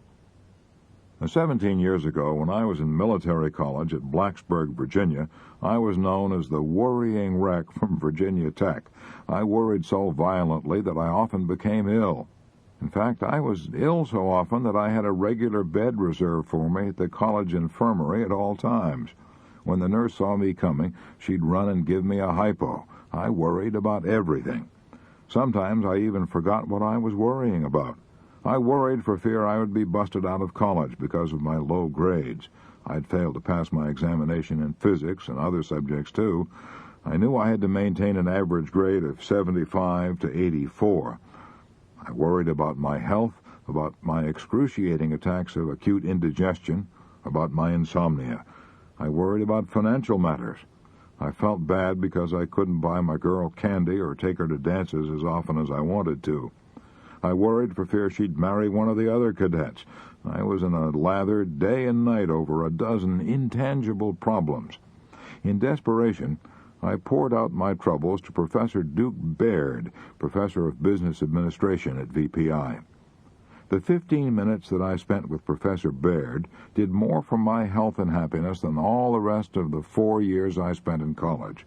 Jim, he said, you ought to sit down and face the facts.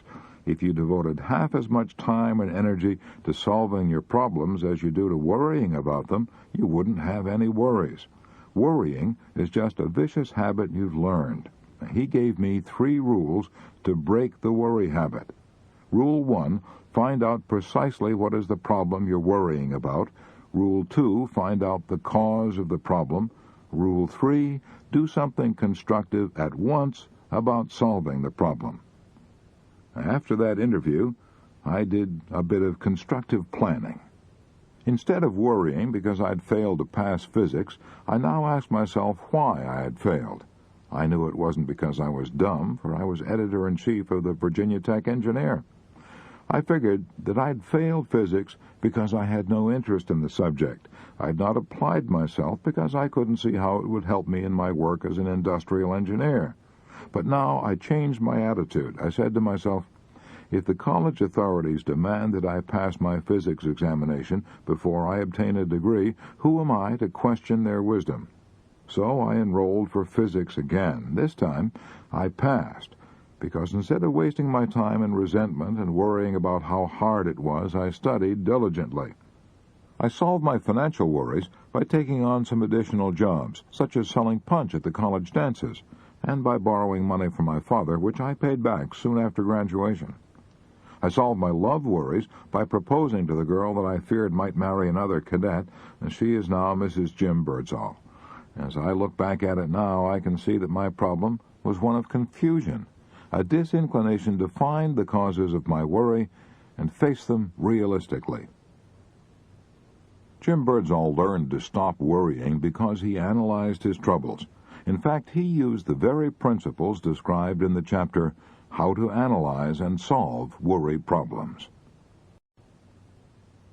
I have lived by this sentence, by Dr. Joseph R. Sizu, President, New Brunswick Theological Seminary, New Brunswick, New Jersey, the oldest theological seminary in the United States, founded in 1784. Years ago, in a day of uncertainty and disillusionment, when my whole life seemed to be overwhelmed by forces beyond my control, one morning, quite casually, I opened up my New Testament, and my eyes fell upon this sentence: He that sent me is with me. The Father hath not left me alone. My life has never been the same since that hour. Everything for me has been forever different after that. I suppose that not a day has passed that I have not repeated it to myself. Many have come to me for counseling during these years, and I have always sent them away with this sustaining sentence. Ever since that hour when my eyes fell upon it, I have lived by this sentence. I have walked with it, and I have found in it my peace and strength. To me it is the very essence of religion. It lies at the rock bottom of everything that makes life worth living. It is the golden text of my life. I Hit Bottom and Survived by Ted Erickson. I used to be a terrible worrywart. No more. In the summer of 1942, I had an experience that banished worry from my life for all time, I hope. The experience made every other trouble seem small by comparison. For years, I'd wanted to spend a summer on a commercial fishing craft in Alaska, so in 1942, I signed on a 32-foot salmon seining vessel out of Kodiak, Alaska. On a craft of this size, there's a crew of only 3, the skipper, who does the supervision, a number 2 man who assists the skipper, and a general workhorse who's usually a Scandinavian. I'm a Scandinavian. Since salmon seining has to be done with the tides, I often worked 20 hours out of 24. I kept up that schedule for a week at a time. I did everything that nobody else wanted to do. I washed the craft, I put away the gear, I cooked on a little wood-burning stove in a small cabin where the heat and fumes of the motor almost made me ill. I washed the dishes, I repaired the boat, I pitched the salmon from our boat into a tender that took the fish to a cannery. My feet were always wet in my rubber boots. My boots were often filled with water, but I had no time to empty them. But all that was play compared to my main job, which was pulling what's called the cork line. That operation simply means placing your feet on the stern of the craft and pulling in the corks and the webbing of the net. At least that's what you're supposed to do. But in reality, the net was so heavy that when I tried to pull it in, it wouldn't budge. What really happened was that in trying to pull in the cork line, I actually pulled in the boat. I pulled it along on my own power since the net stayed where it was. I did all this for weeks on end. It was almost the end of me, too. I ached horribly. I ached all over. I ached for months. When I finally did have the chance to rest, I slept on a damp, lumpy mattress piled on top of the provisions locker. I'd put one of these lumps in the mattress under the part of my back that hurt most and sleep as if I'd been drugged. I was drugged by complete exhaustion. I'm glad now that I had to endure all that aching and exhaustion because it helped me stop worrying.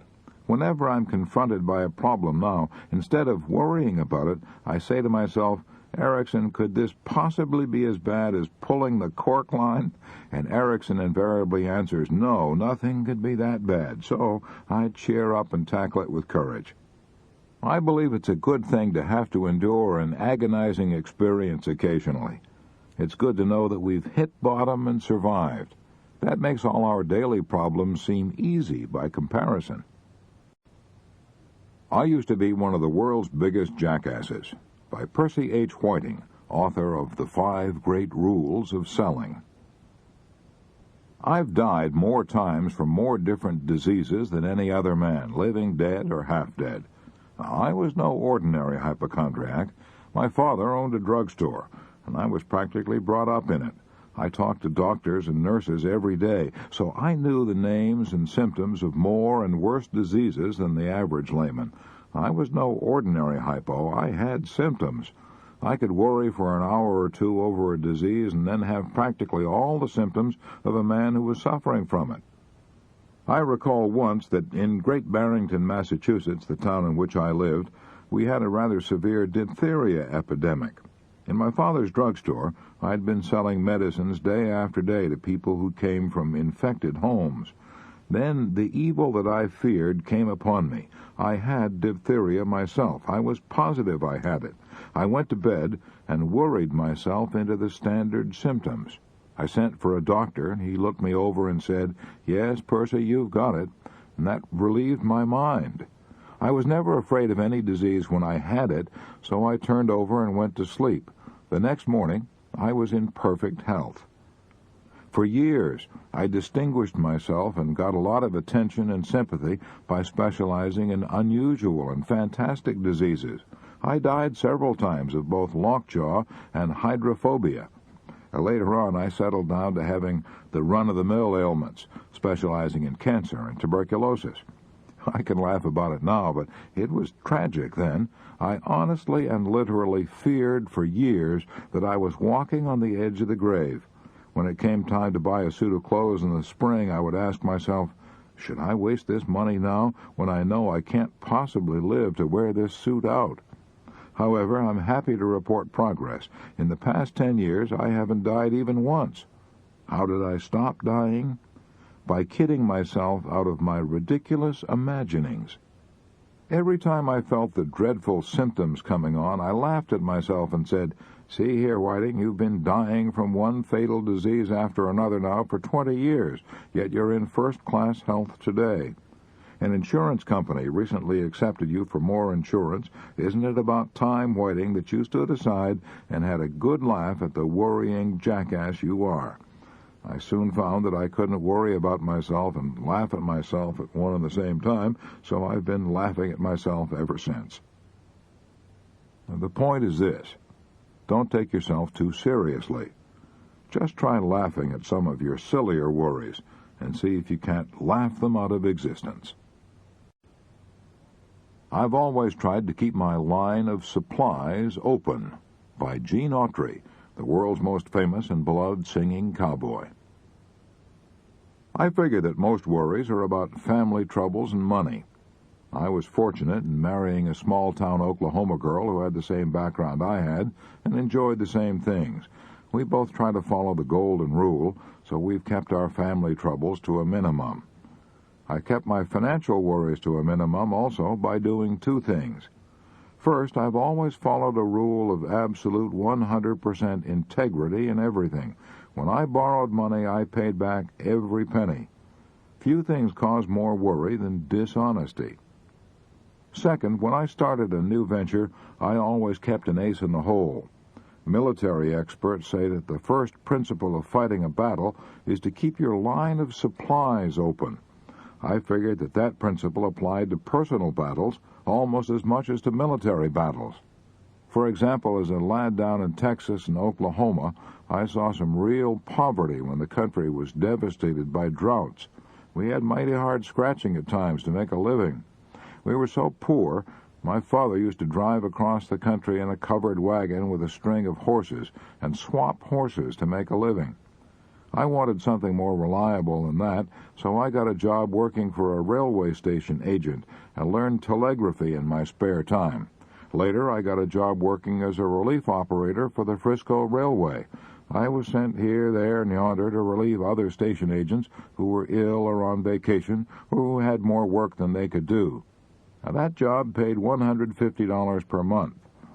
Later, when I started out to better myself, I always figured that railroad job meant economic safety, so I always kept the road open back to that job. It was my line of supplies, and I never cut myself off from it until I was firmly established in a new and better position. For example, back in 1928, when I was working as a relief operator for the Frisco Railway in Chelsea, Oklahoma, a stranger drifted in one evening to send a telegram. He heard me playing the guitar and singing cowboy songs, and he told me I was good, told me that I ought to go to New York and get a job on the stage or radio. And naturally, I was flattered, and when I saw the name he signed to his telegram, I was almost breathless. Will Rogers. Instead of rushing off to New York at once, I thought the matter over carefully for 9 months. I finally came to the conclusion that I had nothing to lose and everything to gain by going to New York, giving the old town a whirl. I had a railroad pass. I could travel free. I could sleep sitting up in my seat, and I could carry some sandwiches and fruit for my meals. So I went. When I reached New York, I slept in a furnished room for $5 a week, ate at the automat, and tramped the streets for 10 weeks and got nowhere. I would have been worried sick if I hadn't had a job to go back to.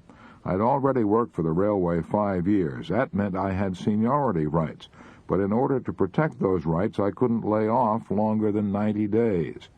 By this time, I'd already been in New York 70 days, so I rushed back to Oklahoma on my pass and began working again to protect my line of supply. I worked for a few months, saved money, and returned to New York for another try. This time I got a break. One day, while waiting for an interview in the recording studio office, I played my guitar and sang a song to the girl receptionist, "Janine, I Dream of Lilac Time." While I was singing that song, the man who wrote it, Nat Schildkraut, drifted into the office. Naturally, he was pleased to hear anyone singing his song, so he gave me a note of introduction and sent me down to the Victor Recording Company. I made a record. I was no good, too stiff and self-conscious, so I took the advice of the Victor recording man. I went back to Tulsa. I worked for the railway by day, and at night I sang cowboy songs on a sustaining radio program. I liked that arrangement. It meant that I was keeping my line of supplies open, so I had no worries. I sang for 9 months on the radio station KVOO in Tulsa. During that time, Jimmy Long and I wrote a song entitled "That Silver-Haired Daddy of Mine." It caught on. Arthur Satterley, head of the American Recording Company, asked me to make a recording. It clicked. I made a number of other recordings for $50 each and finally got a job singing cowboy songs over radio station WLS in Chicago. Salary, $40 a week. After singing there 4 years, my salary was raised to $90 a week. I picked up another $300 doing personal appearances every night in theaters. Then in 1934, I got a break that opened up enormous possibilities. The League of Decency was formed to clean up the movies, so Hollywood producers decided to put on cowboy pictures, but they wanted a new kind of cowboy, one who could sing. The man who owned the American Recording Company was also part owner of Republic Pictures. "If you want a singing cowboy," he said to his associates, "I've got one making records for us." And that's how I broke into the movies. I started making singing cowboy pictures for $100 a week. I had serious doubts about whether I would succeed in pictures, but I didn't worry.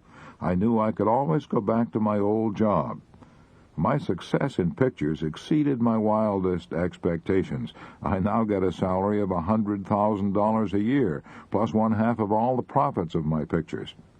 However, I realize this arrangement won't go on forever, but I'm not worried. I know that no matter what happens, Even if I lose every dollar I have, I can always go back to Oklahoma and get a job working for the Frisco Railway. I have protected my line of supplies. I Heard a Voice in India by E. Stanley Jones, one of America's most dynamic speakers and the most famous missionary of his generation.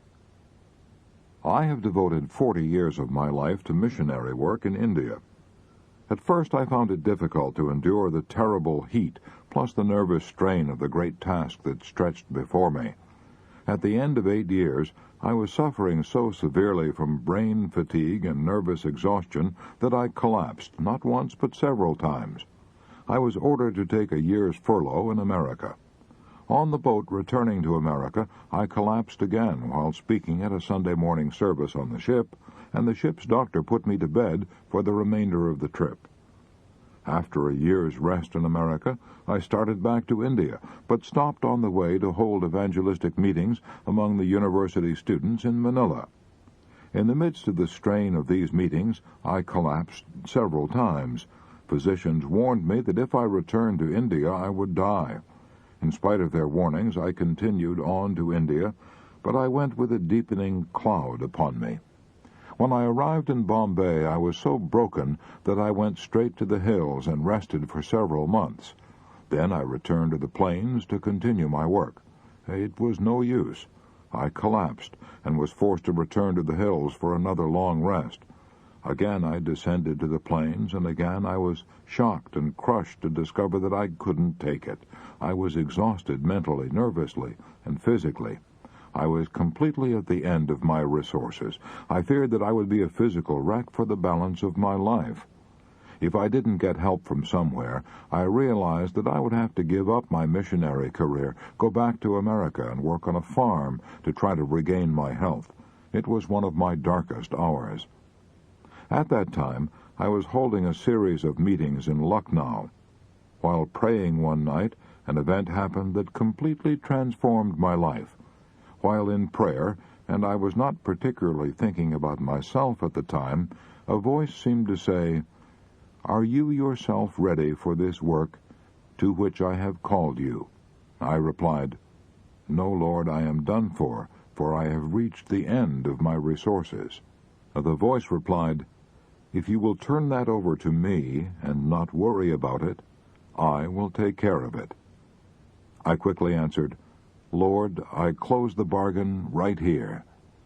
A great peace settled into my heart and pervaded my whole being. I knew it was done. Life, abundant life, had taken possession of me. I was so lifted up that I scarcely touched the road as I quietly walked home that night. Every inch was holy ground. For days after that, I hardly knew I had a body. I went through the days working all day and far into the night, and came down to bedtime wondering why in the world I should ever go to bed at all, for there was not the slightest trace of tiredness of any kind. I seemed possessed by life and peace and rest, by Christ himself. The question came as to whether I should tell this. I shrank from it, but felt I should, and did. After that, it was sink or swim before everybody. More than a score of the most strenuous years of my life have gone by since then, but the old trouble has never returned. I have never had such health. But it was more than a physical touch. I seem to have tapped new life for body, mind, and spirit. After that experience, life for me functioned on a permanently higher level, and I had done nothing but take it.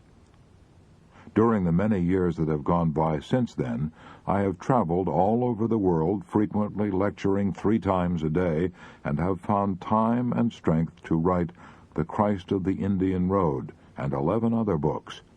Yet in the midst of all this, I have never missed or even been late to an appointment. The worries that once beset me have long since vanished, and now in my 63rd year I am overflowing with abounding vitality and the joy of serving and living for others. I suppose that the physical and mental transformation that I have experienced could be picked to pieces psychologically and explained. It does not matter. Life is bigger than processes and overflows and dwarfs them. This one thing I know. My life was completely transformed and uplifted that night in Lucknow 31 years ago when, at the depth of my weakness and depression, a voice said to me, "If you will turn that over to me and not worry about it, I will take care of it." And I replied, "Lord, I close the bargain right here."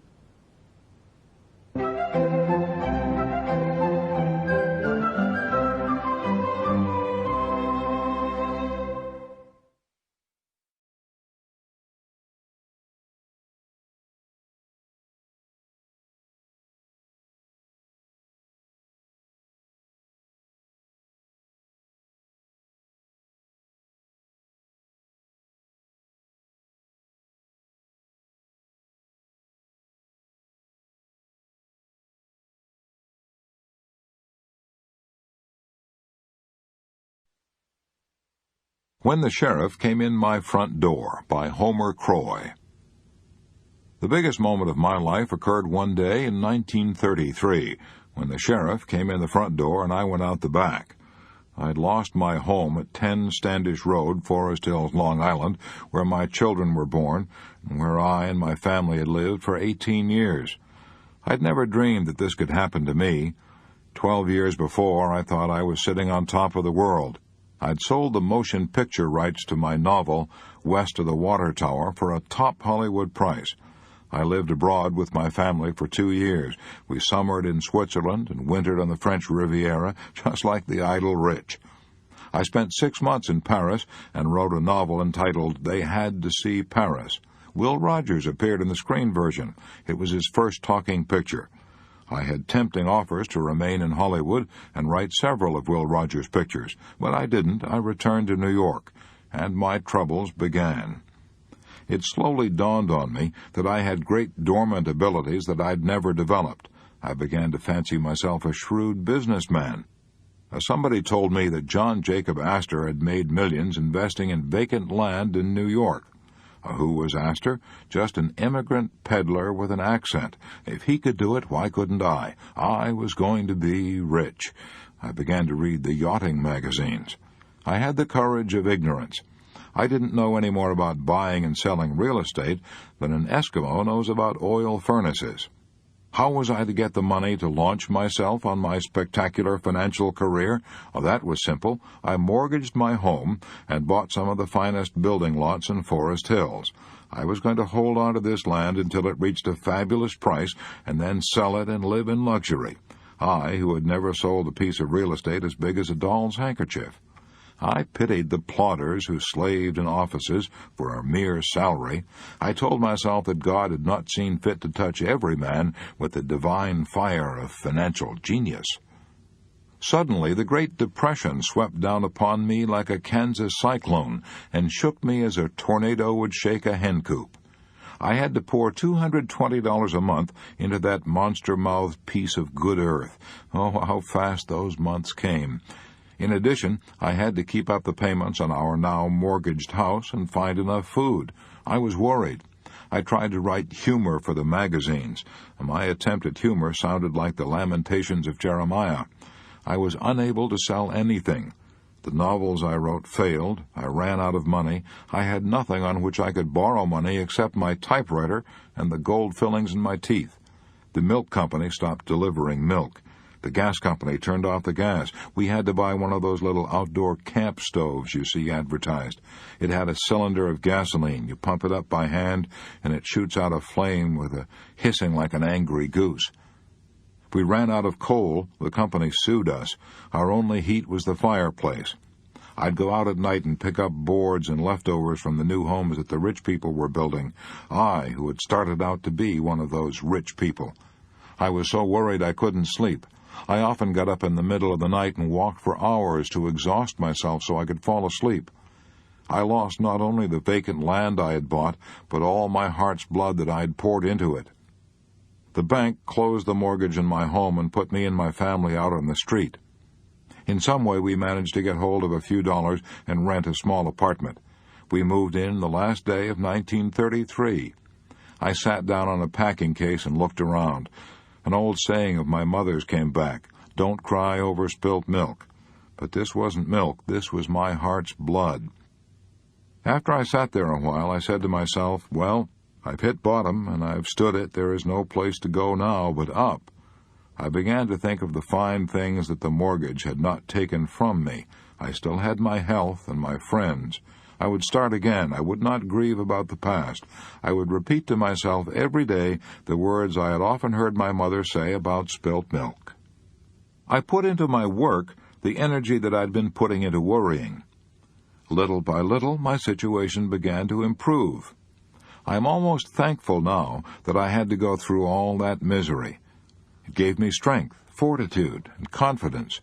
I know now what it means to hit bottom. I know it doesn't kill you. I know we can stand more than we think we can. When little worries and anxieties and uncertainties try to disturb me now, I banish them by reminding myself of the time I sat down in the packing case and said, I've hit bottom and I've stood it. There is no place to go now but up. And what's the principle here? Don't try to saw sawdust. Accept the inevitable. If you can't go lower, you can try going up. The toughest opponent I ever fought was worry, by Jack Dempsey. During my career in the ring, I found that old man worry was an almost tougher opponent than the heavyweight boxers I fought. I realized that I had to learn to stop worrying, or worry would sap my vitality and undermine my success. So, little by little, I worked out a system for myself. Now, here are some of the things I did. To keep up my courage in the ring, I'd give myself a pep talk during the fight. For example, while I was fighting Firpo, I kept saying over and over, nothing is going to stop me, he's not going to hurt me, I won't feel his blows, I can't get hurt, I'm going to keep going no matter what happens. Making positive statements like that to myself and thinking positive thoughts helped me a lot. It even kept my mind so occupied that I didn't feel the blows. During my career, I've had my lips smashed, my eyes cut, my ribs cracked.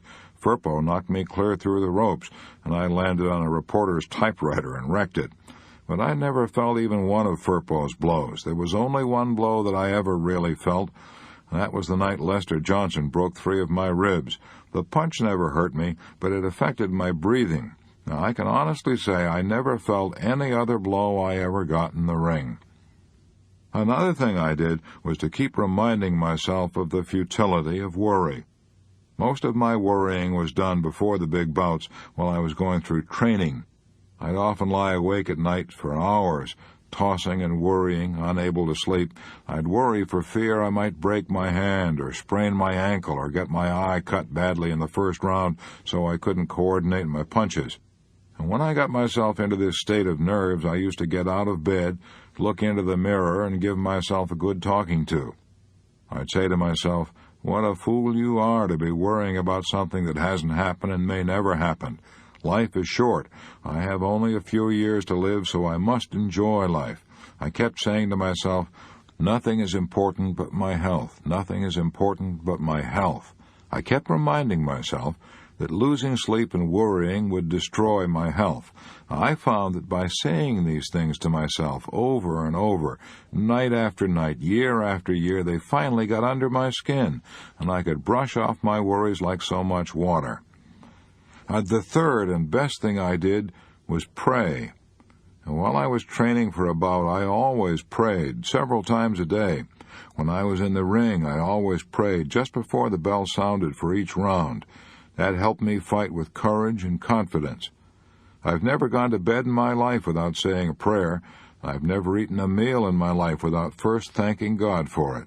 Thousands of times. I prayed to God to keep me out of an orphan's home, by Kathleen Halter. As a little child, my life was filled with terror. My mother had heart trouble. Day after day, I saw her faint and fall to the floor. We all feared she was going to die, and I believe that all little girls whose mothers died were sent to the Central Wesleyan Orphans' Home, located in the little town of Warrenton, Missouri, where we lived. I dreaded the thought of going there, and when I was 6 years old, I prayed constantly, "Dear God, please let Mummy live until I am old enough not to go to the orphans' home." 20 years later, my brother Minor had a terrible injury and suffered intense pain until he died 2 years later. He couldn't feed himself or turn over in bed. To deaden his pain, I had to give him morphine hypodermics every 3 hours, day and night. I did this for 2 years. I was teaching music at the time at the Central Wesleyan College in Warrenton, Missouri. When the neighbors heard my brother screaming with pain, they would telephone me at the college, and I would leave my music class and rush home to give my brother another injection of morphine. Every night when I went to bed, I would set the alarm clock to go off 3 hours later, so I would be sure to get up to attend to my brother. I remember that on winter nights I would keep a bottle of milk outside the window, where it would freeze and turn into a kind of ice cream that I loved to eat. When the alarm went off, this ice cream outside the window gave me an additional incentive to get up. In the midst of all these troubles, I did 2 things that kept me from indulging in self-pity and worrying and embittering my life with resentment. First, I kept myself busy teaching music from 12 to 14 hours a day, so I had little time to think of my troubles. And when I was tempted to feel sorry for myself, I kept saying to myself over and over, "Now listen, as long as you can walk and feed yourself and are free from intense pain, you ought to be the happiest person in the world. No matter what happens, never forget that as long as you live. Never, never." I was determined to do everything in my power to cultivate an unconscious and continuous attitude of gratefulness for my many blessings. Every morning when I awoke, I would thank God that I could get out of bed and walk to breakfast and feed myself. I fiercely resolved that in spite of my troubles, I would be the happiest person in Warrenton, Missouri. Maybe I didn't succeed in achieving that goal, but I did succeed in making myself the most grateful young woman in my hometown, and probably few of my associates worried less than I did. This Missouri music teacher applied 2 principles described in this book. She kept too busy to worry, and she counted her blessings. The same techniques may be helpful to you. My Stomach Was Twisting Like a Kansas Whirlwind by Cameron Shipp. I had been working very happily in the publicity department of Warner Brothers Studio in California for several years. I was a unit man and feature writer. I wrote stories for newspapers and magazines about Warner Brothers stars. Suddenly, I was promoted. I was made the assistant publicity director. As a matter of fact, there was a change of administrative policy, and I was given an impressive title, administrative assistant. This gave me an enormous office with a private refrigerator, 2 secretaries, and complete charge of a staff of 75 writers, exploiters, and radio men. I was enormously impressed. I went straight out and bought a new suit. I tried to speak with dignity. I set up filing systems, made decisions with authority, and ate quick lunches. I was convinced that the whole public relations policy of Warner Brothers had descended upon my shoulders. I perceived that the lives, both private and public, of such renowned persons as Betty Davis, Olivia de Havilland, James Cagney, Edward G. Robinson, Errol Flynn, Humphrey Bogart, Ann Sheridan, Alexis Smith, and Alan Hale were entirely in my hands. In less than a month, I became aware that I had stomach ulcers, probably cancer.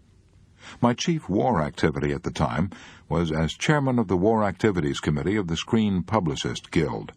I liked to do this work, liked to meet my friends at guild meetings, but these gatherings became matters of dread. After every meeting, I was violently ill. Often I had to stop my car on the way home, pulling myself together before I could drive on. There seemed to be so much to do, so little time in which to do it. It was all vital, and I was woefully inadequate. I'm being perfectly truthful. This was the most painful illness of my entire life. There was always a tight fist in my vitals. I lost weight, I could not sleep, the pain was constant. So I went to see a renowned expert in internal medicine. An advertising man recommended him. He said this physician had many clients who were advertising men. This physician spoke only briefly, just enough for me to tell him where I hurt and what I did for a living. He seemed more interested in my job than in my ailments, but I was soon reassured. For 2 weeks daily, he gave me every known test. I was probed, explored, x-rayed, and fluoroscoped. Finally, I was instructed to call on him and hear the verdict. "Mr. Shipp," he said, leaning back, "we've been through these exhaustive tests. They were absolutely necessary, although I knew, of course, after my first examination that you did not have stomach ulcers. But I knew, because you're the kind of man you are, and because you do the kind of work you do, that you would not believe me unless I showed you. Let me show you." So he showed me the charts and the x-rays and explained them. He showed me I had no ulcers. "Now," said the doctor, "this cost you a good deal of money, but it is worth it to you. Here is the prescription. Don't worry." Now, he stopped me as I started to expostulate. "Now, I realize you can't follow the prescription immediately, so I'll give you a crutch. Here are some pills. They contain belladonna. Take as many as you like. When you use these up, come back and I'll give you more. They won't hurt you, but they will always relax you. But remember, you don't need them. All you have to do is quit worrying. If you do start worrying again, you'll have to come back here and I'll charge you a heavy fee again. Now, how about it?" I wish I could report the lesson took effect that day and that I quit worrying immediately. I didn't. I took the pills for several weeks. Whenever I felt a worry coming on, they worked. I felt better at once. But I felt silly taking these pills. I'm a big man physically. I'm almost as tall as Abe Lincoln was and weigh almost 200 pounds. Yet here I was taking little white pills to relax myself. When my friends asked me why I was taking pills, I was ashamed to tell the truth. Gradually, I began to laugh at myself. I said, "See here, Cameron Shipp, you're acting like a fool. You are taking yourself and your little activities much, much too seriously. Betty Davis and James Cagney and Edward G. Robinson were world-famous before you started to handle their publicity, and if you dropped dead tonight, Warner Brothers and their stars would manage to get along without you. Look at Eisenhower, General Marshall, MacArthur, Jimmy Doolittle, Admiral King. They're all running the war without taking pills. And yet you can't serve as chairman of the War Activities Committee of the Screen Publicist Guild without taking little white pills to keep your stomach from twisting and turning like a Kansas whirlwind." I began to take pride in getting along without the pills. A little while later I threw the pills down the drain and got home each night in time to take a little nap before dinner, and gradually began to lead a normal life. I have never been back to see that physician.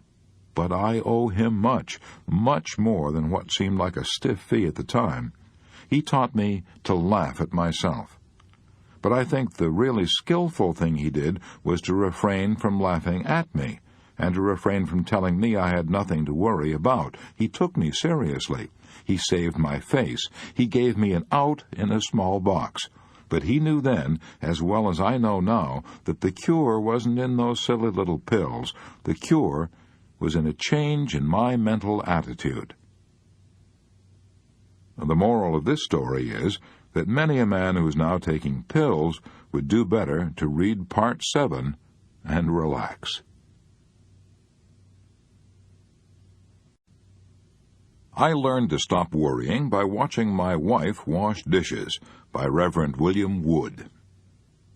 A few years ago, I was suffering intensely from pains in my stomach. I would awaken 2 or 3 times each night, unable to sleep because of these terrific pains. I had watched my father die from cancer of the stomach, and I feared that I too had a stomach cancer, or at least stomach ulcers.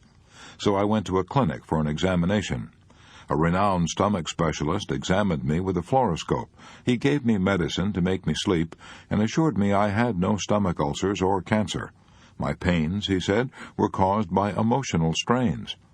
Since I'm a minister, one of his first questions was, "Do you have an old crank on your church board?" He told me what I already knew. I was trying to do too much. In addition to my preaching every Sunday and carrying the burdens of the various activities of the church, I was also chairman of the Red Cross, president of Kiwanis. I also conducted 2 or 3 funerals each week, and a number of other activities. I was working under constant pressure. I could never relax. I was always tense, hurried, and high-strung. I got to the point where I worried about everything. I was living in a constant dither. I was in such pain that I gladly acted on the doctor's advice. I took Monday off each week and began eliminating various responsibilities and activities. One day, while cleaning out my desk, I got an idea that proved to be immensely helpful. I was looking over an accumulation of old notes on sermons and other memos on matters that were now past and gone. I crumpled them up one by one and tossed them into a wastebasket. Suddenly I stopped and I said to myself, "Bill, why don't you do the same thing with your worries that you're doing with these notes? Why don't you crumple up your worries about yesterday's problems and toss them into the wastebasket?" That one idea gave me immediate inspiration, gave me the feeling of a weight being lifted from my shoulders. From that day to this, I have made it a rule to throw into the wastebasket all the problems that I can no longer do anything about. Then one day, while wiping the dishes as my wife washed them, I got another idea. My wife was singing as she washed the dishes, and I said to myself, "Look, Bill, how happy your wife is. We've been married 18 years, and she's been washing dishes all that time.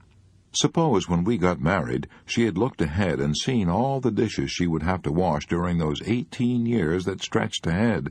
That pile of dirty dishes would be bigger than a barn. The very thought of it would have appalled any woman." And then I said to myself, the reason my wife doesn't mind washing the dishes is because she washes only one day's dishes at a time. I saw what my problem was. I was trying to wash today's dishes and yesterday's dishes and dishes that weren't even dirty yet. I saw how foolish I was acting. I was standing in the pulpit Sunday mornings telling other people how to live, yet I myself was leading a tense, worried, hurried existence. I felt ashamed of myself. Worries don't bother me anymore. No more stomach pains, no more insomnia. I now crumple up yesterday's anxieties and toss them into the wastebasket, and I have ceased trying to wash tomorrow's dirty dishes today. Do you remember a statement quoted earlier in this book? The load of tomorrow, added to that of yesterday, carried today, makes the strongest falter. Why even try it?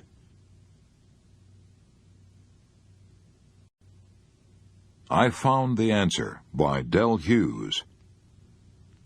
In 1943, I landed in a veterans hospital in Albuquerque, New Mexico, with 3 broken ribs and a punctured lung.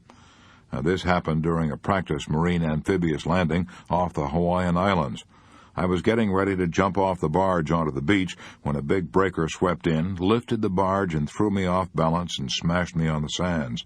I fell with such force that one of my ribs punctured my right lung. After spending 3 months in the hospital, I got the biggest shock of my life. The doctors told me that I showed absolutely no improvement. After some serious thinking, I figured that worry was preventing me from getting well. I'd been used to a very active life, and during these 3 months I'd been flat on my back 24 hours a day with nothing to do but think. The more I thought, the more I worried. Worried about whether I would ever be able to take my place in the world. Worried about whether I would remain a cripple the rest of my life, and about whether I would ever be able to get married and live a normal life. I urged my doctor to move me up to the next ward, which was called the Country Club, because the patients were allowed to do almost anything they cared to do. In this Country Club ward, I became interested in contract bridge. I spent 6 weeks learning the game, playing bridge with the other fellows and reading Culbertson's books on bridge. After 6 weeks, I was playing nearly every evening for the rest of my stay in the hospital. I also became interested in painting with oils, and studied this art under an instructor every afternoon from 3 to 5.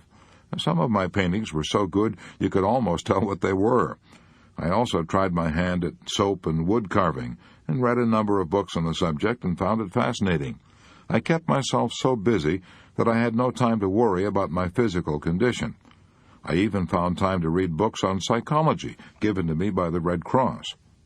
At the end of 3 months, the entire medical staff came to me and congratulated me on making an amazing improvement.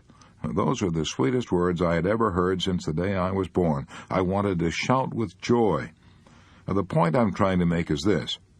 When I had nothing to do but lie on the flat of my back and worry about my future, I made no improvement whatever. I was poisoning my body with worry.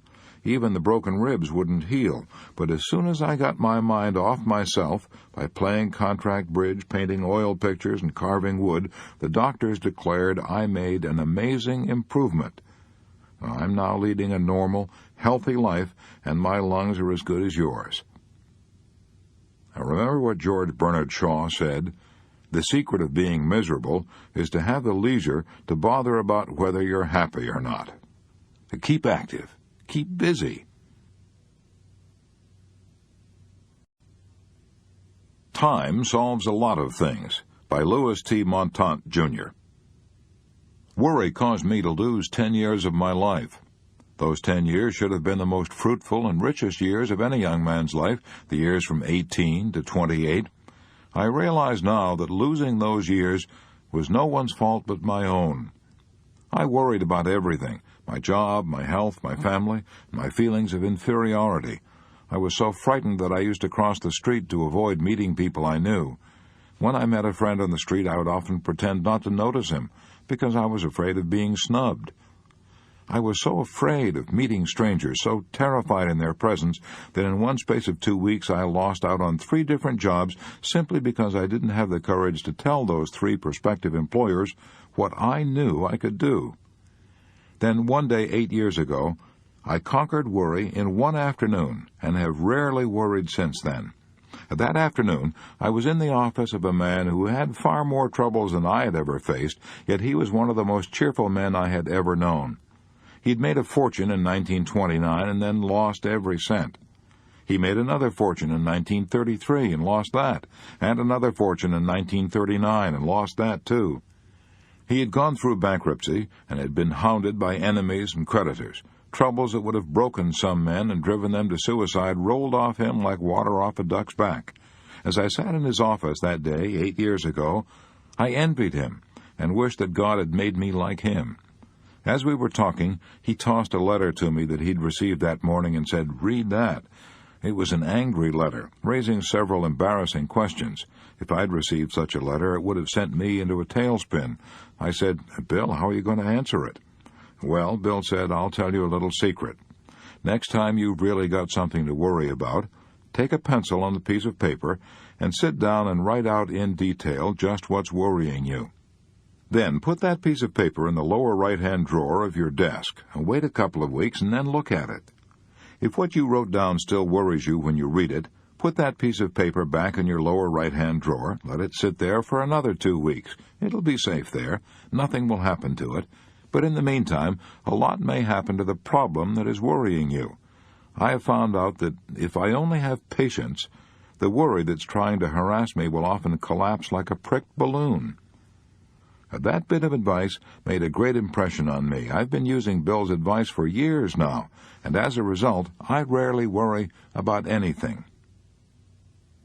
Time solves a lot of things. Time may also solve what you're worrying about today.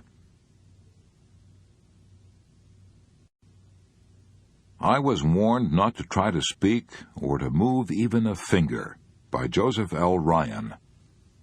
Several years ago, I was a witness in a lawsuit that caused me a great deal of mental strain and worry. After the case was over and I was returning home in the train, I had a sudden and violent physical collapse, heart trouble. I found it almost impossible to breathe. When I got home, the doctor gave me an injection. I wasn't in bed. I hadn't been able to get any further than the living room settee. And when I regained consciousness, I saw that the parish priest was already there to give me final absolution. I saw the stunned grief on the faces of my family. I knew my number was up. Later, I found out that the doctor had prepared my wife for the fact that I would probably be dead in less than 30 minutes. My heart was so weak I was warned not to try to speak or to move even a finger. I'd never been a saint, but I had learned one thing, and not to argue with God. So I closed my eyes and said, "Thy will be done. If it has to come now, thy will be done." As soon as I gave in to that thought, I seemed to relax all over. My terror disappeared, and I asked myself quietly, what was the worst that could happen now? Well, the worst seemed to be a possible return of the spasms, with excruciating pains. Then all would be over. I would go to meet my Maker and soon be at peace. I lay on that settee and waited for an hour, but the pains didn't return. Finally, I began to ask myself what I would do with my life if I didn't die now. I determined that I would exert every effort to regain my health. I would stop abusing myself with tension and worry and rebuild my strength. And that was 4 years ago. I have rebuilt my strength to such a degree that even my doctor is amazed at the improvement my cardiograms show. I no longer worry. I have a new zest for life. But I can honestly say that if I hadn't faced the worst, my imminent death, and then tried to improve upon it, I don't believe I'd be here today. If I hadn't accepted the worst, I believe I would have died from my own fear and panic. And Mr. Ryan is alive today because he made use of the principle described in the magic formula. Face the worst that can happen. I Am a Great Dismisser by Ordway Teed. Worry is a habit that I broke long ago.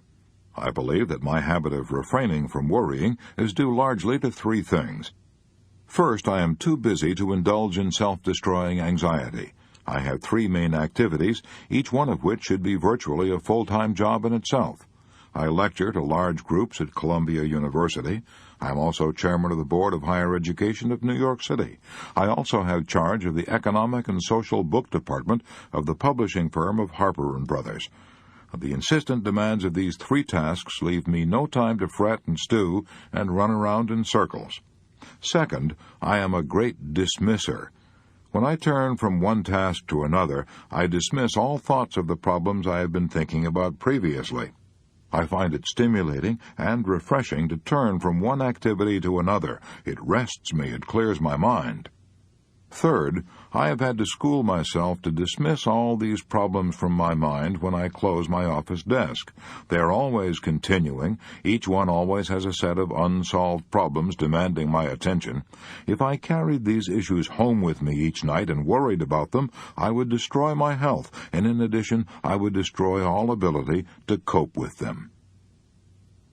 Ordway Teed is a master of the 4 good working habits.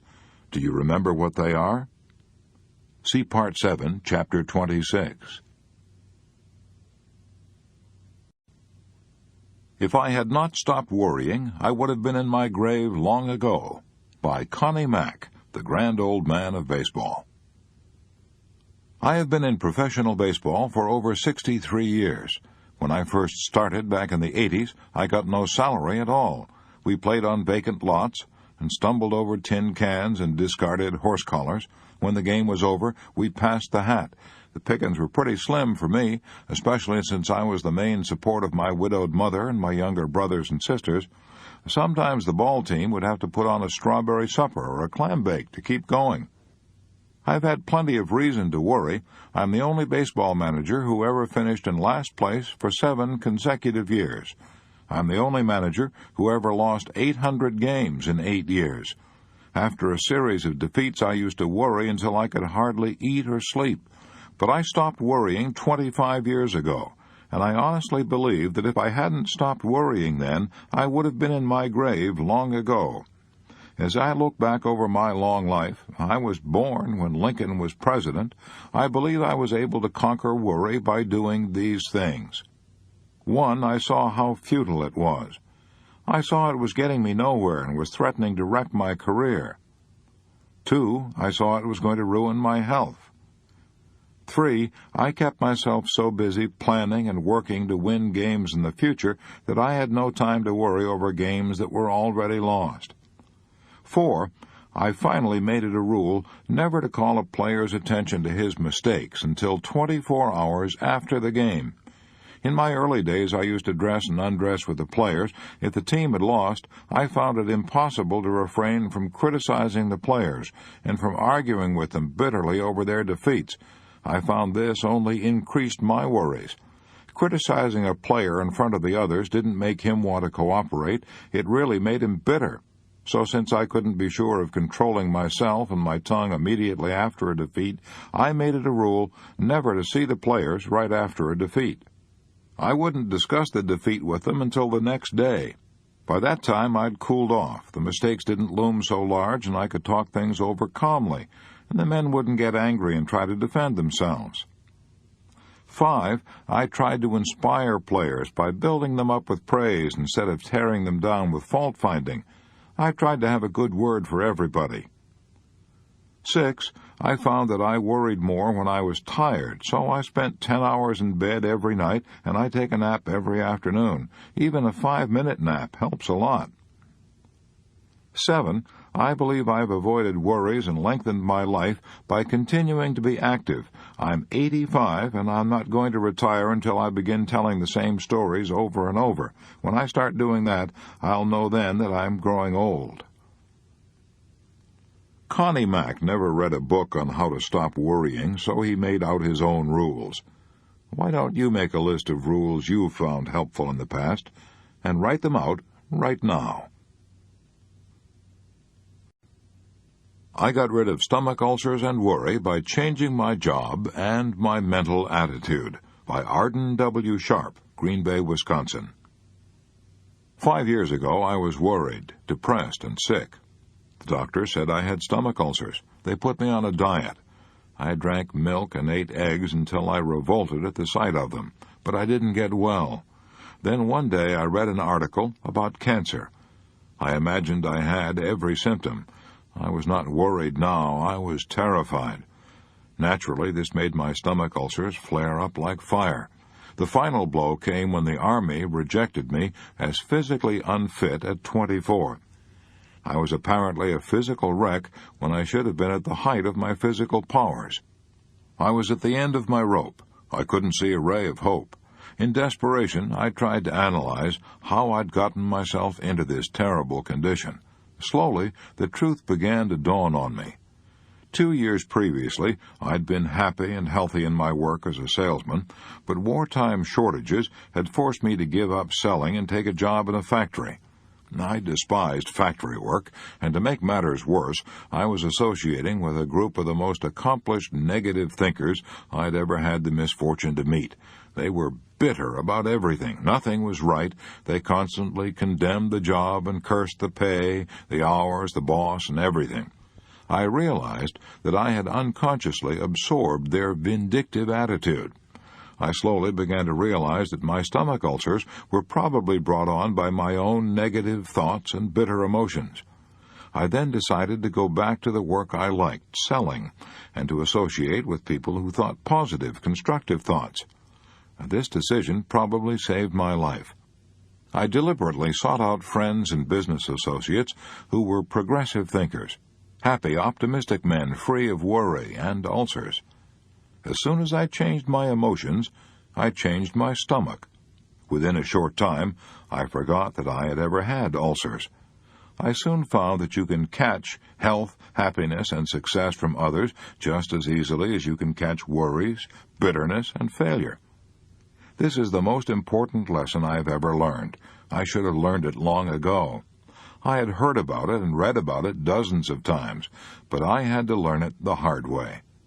I realize now what Jesus meant when he said, "As a man thinketh in his heart, so is he." I Now Look for the Green Light by Joseph M. Cotter. From the time I was a small boy, throughout the early stages of young manhood, and during my adult life, I was a professional worrier. My worries were many and varied. Some were real, most of them were imaginary. Upon rare occasions, I would find myself without anything to worry about. Then I would worry for fear I might be overlooking something. Then, 2 years ago, I started out on a new way of living. This required making a self-analysis of my faults and a very few virtues, a searching and fearless moral inventory of myself. This brought out clearly what was causing all this worry. The fact was that I could not live for today alone. I was fretful of yesterday's mistakes and fearful of the future. I was told over and over that today was the tomorrow I had worried about yesterday, but it wouldn't work for me. I was advised to live on a 24-hour program. I was told that today was the only day over which I had any control, and that I should make the most of my opportunities each day. I was told that if I did that, I would be so busy I would have no time to worry about any other day, past or future. Now, that advice was logical, but somehow I found it hard to put these darned ideas to work for me. Then, like a shot out of the dark, I found the answer. And where do you suppose I found it? On a Northwestern Railroad platform at 7 p.m., May 31st, 1945. It was an important hour for me. That's why I remember it so clearly. We were taking some friends to the train. They were leaving on the City of Los Angeles, a streamliner, to return from a vacation. The war still on, crowds were heavy that year. Instead of boarding the train with my wife, I wandered down the tracks toward the front of the train. I stood looking at the big, shiny engine for a minute. Presently, I looked down the track and saw a huge semaphore. An amber light was showing. Immediately, this light turned to a bright green. At that moment, the engineer started clanging a bell. I heard the familiar "all aboard," and in a matter of seconds, that huge streamliner began to move out of the station on its 2,300-mile trip. My mind started spinning. Something was trying to make sense to me. I was experiencing a miracle. Suddenly it dawned on me. That engineer had given me the answer I had been seeking. He was starting out on that long journey with only one green light to go by. If I'd been in his place, I would want to see all the green lights for the entire journey. Impossible, of course, yet that was exactly what I was trying to do with my life, sitting in the station, going no place, because I was trying too hard to see what was ahead for me. My thoughts kept coming. That engineer didn't worry about trouble that he might encounter miles ahead. There probably would be some delays, some slowdowns, but wasn't that why they had signal systems? Amber lights, reduce speed and take it easy. Red lights, real danger up ahead, stop. And that was what made train travel safe, a good signal system. I asked myself, why didn't I have a good signal system for my life? My answer was I did have one. God had given it to me. He controls it, so it has to be foolproof. I started looking for a green light. Now, where could I find it? Well, if God created the green lights, why not ask Him? I did just that. And now, by praying each morning, I get my green light for that day.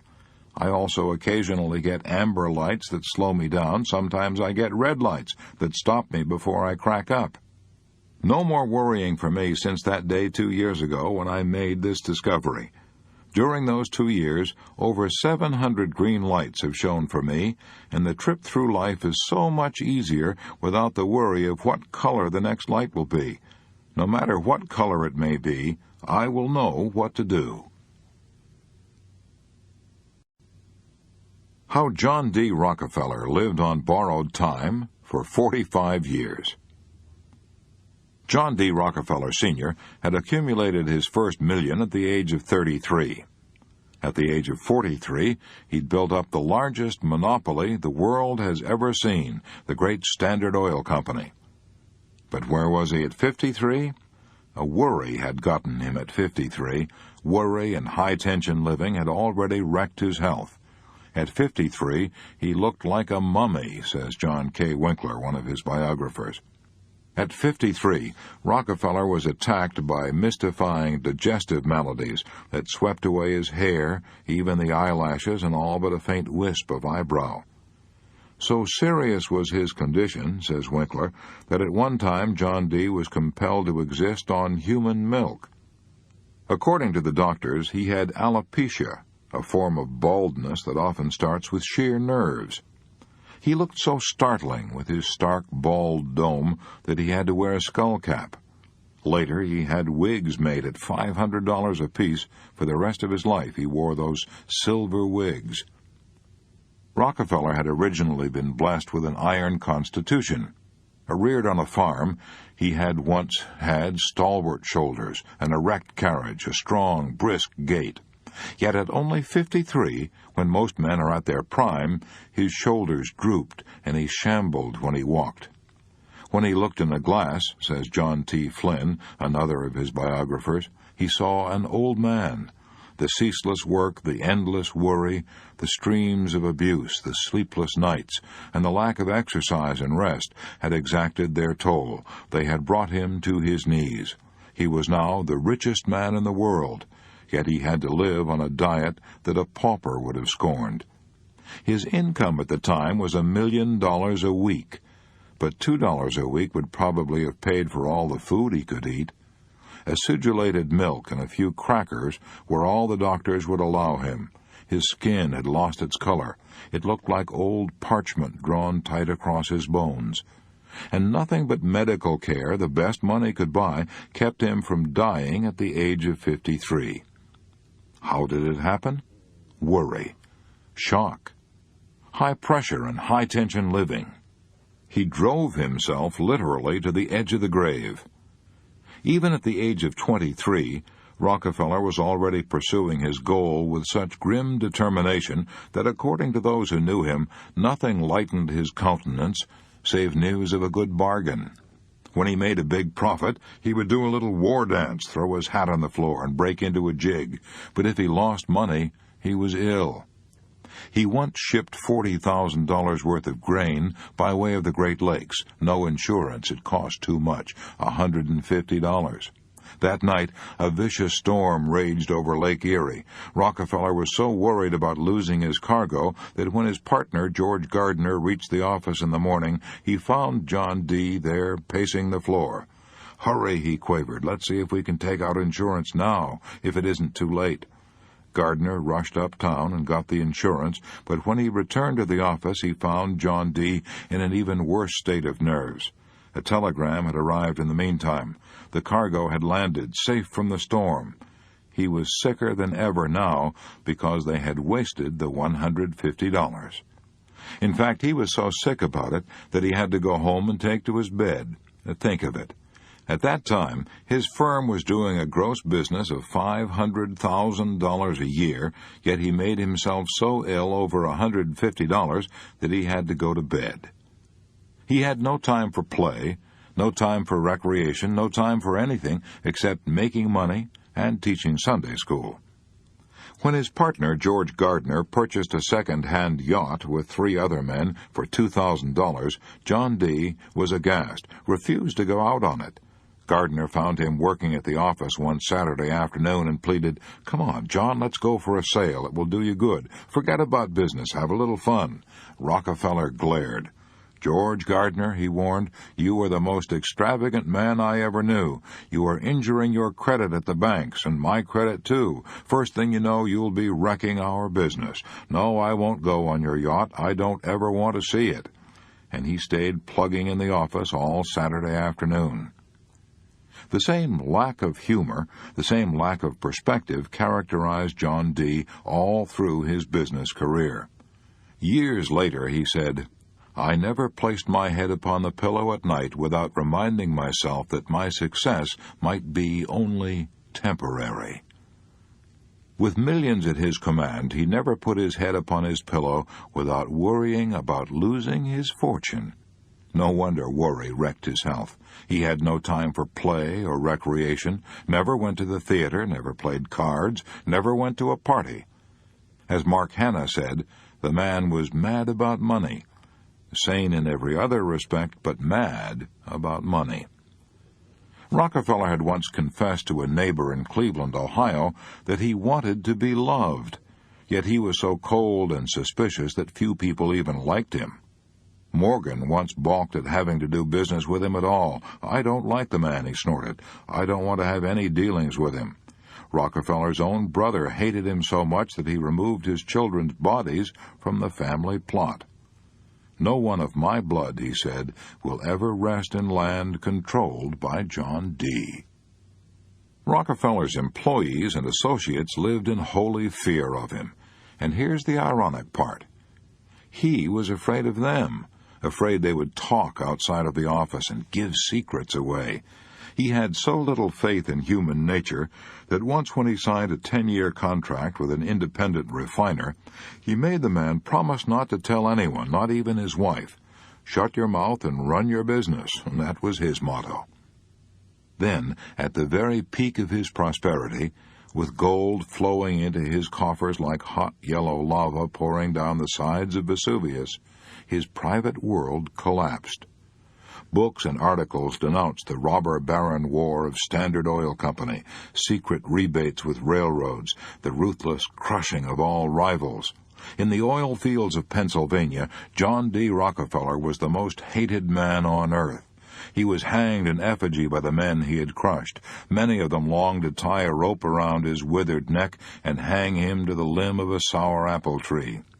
Letters breathing fire and brimstone poured into his office, letters threatening his life. He hired bodyguards to keep his enemies from killing him. He attempted to ignore this cyclone of hate. He had once said cynically, "You may kick me and abuse me, provided you will let me have my own way."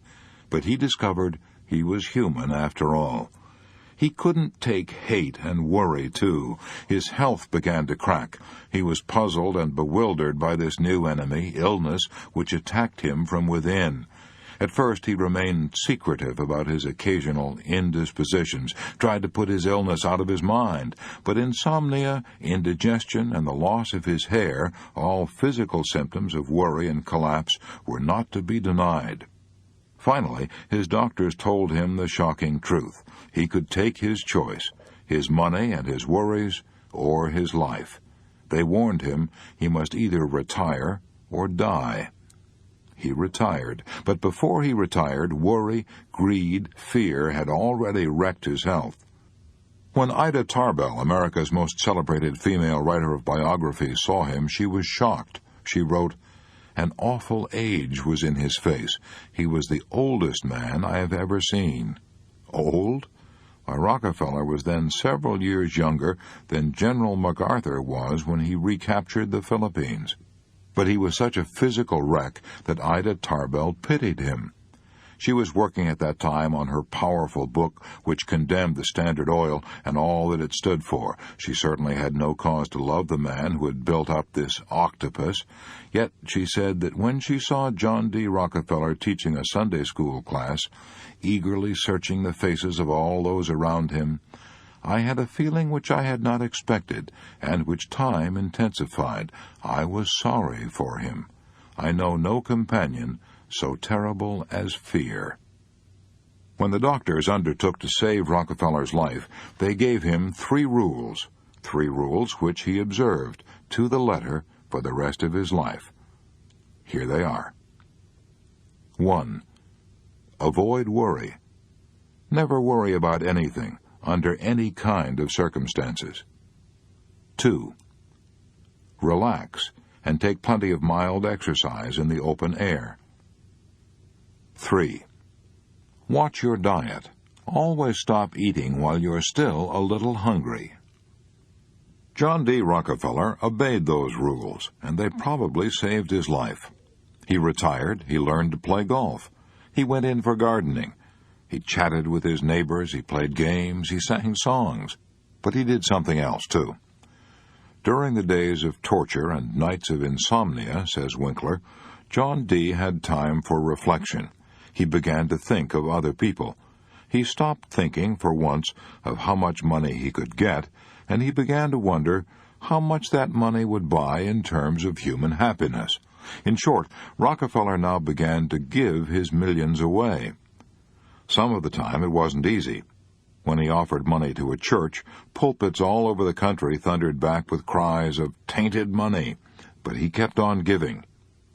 He learned of a starving little college on the shores of Lake Michigan that was being foreclosed because of its mortgage.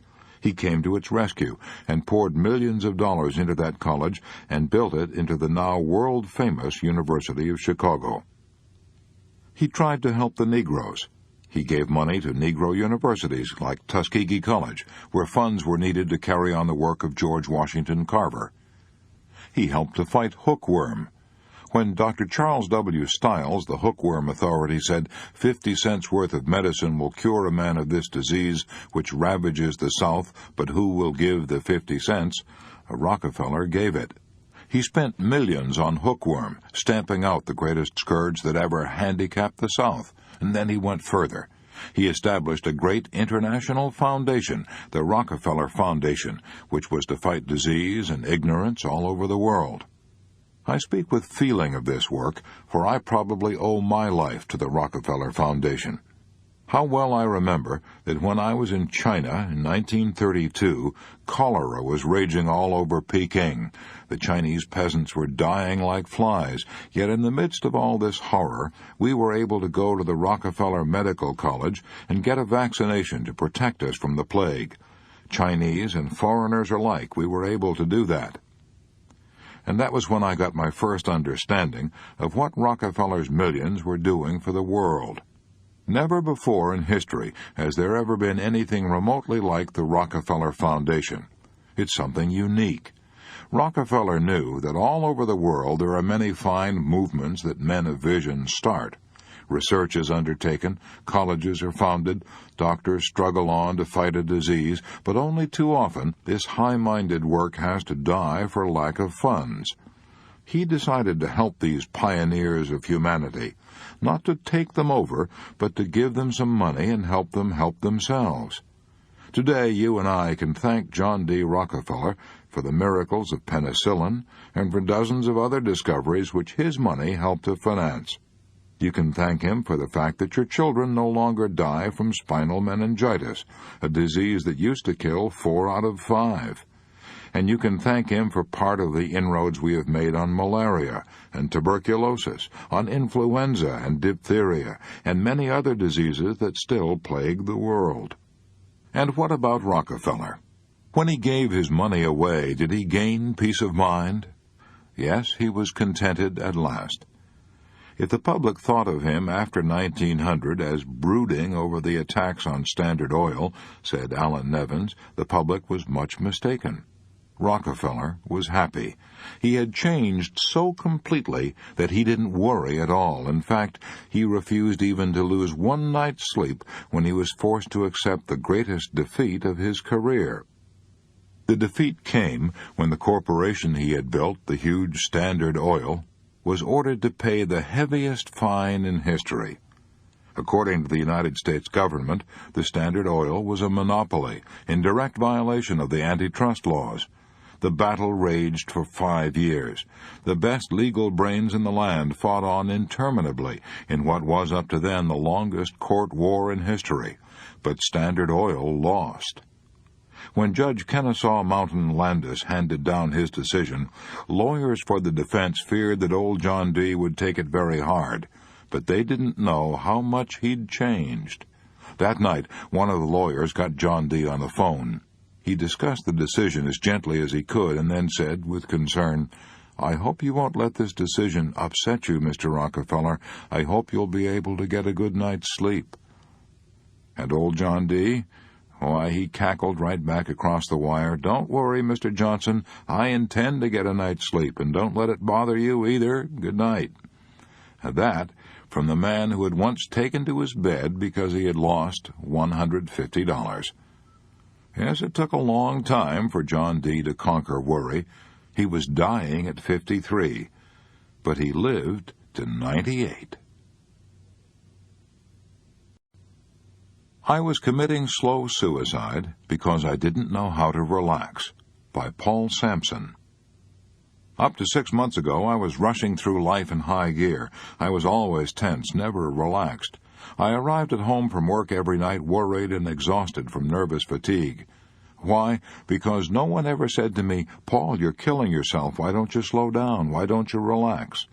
I would get up fast in the morning, eat fast, shave fast, dress fast, and drive to work as if I were afraid the steering wheel would fly out the window if I didn't have a death grip on it. I worked fast, hurried home, and at night I even tried to sleep fast.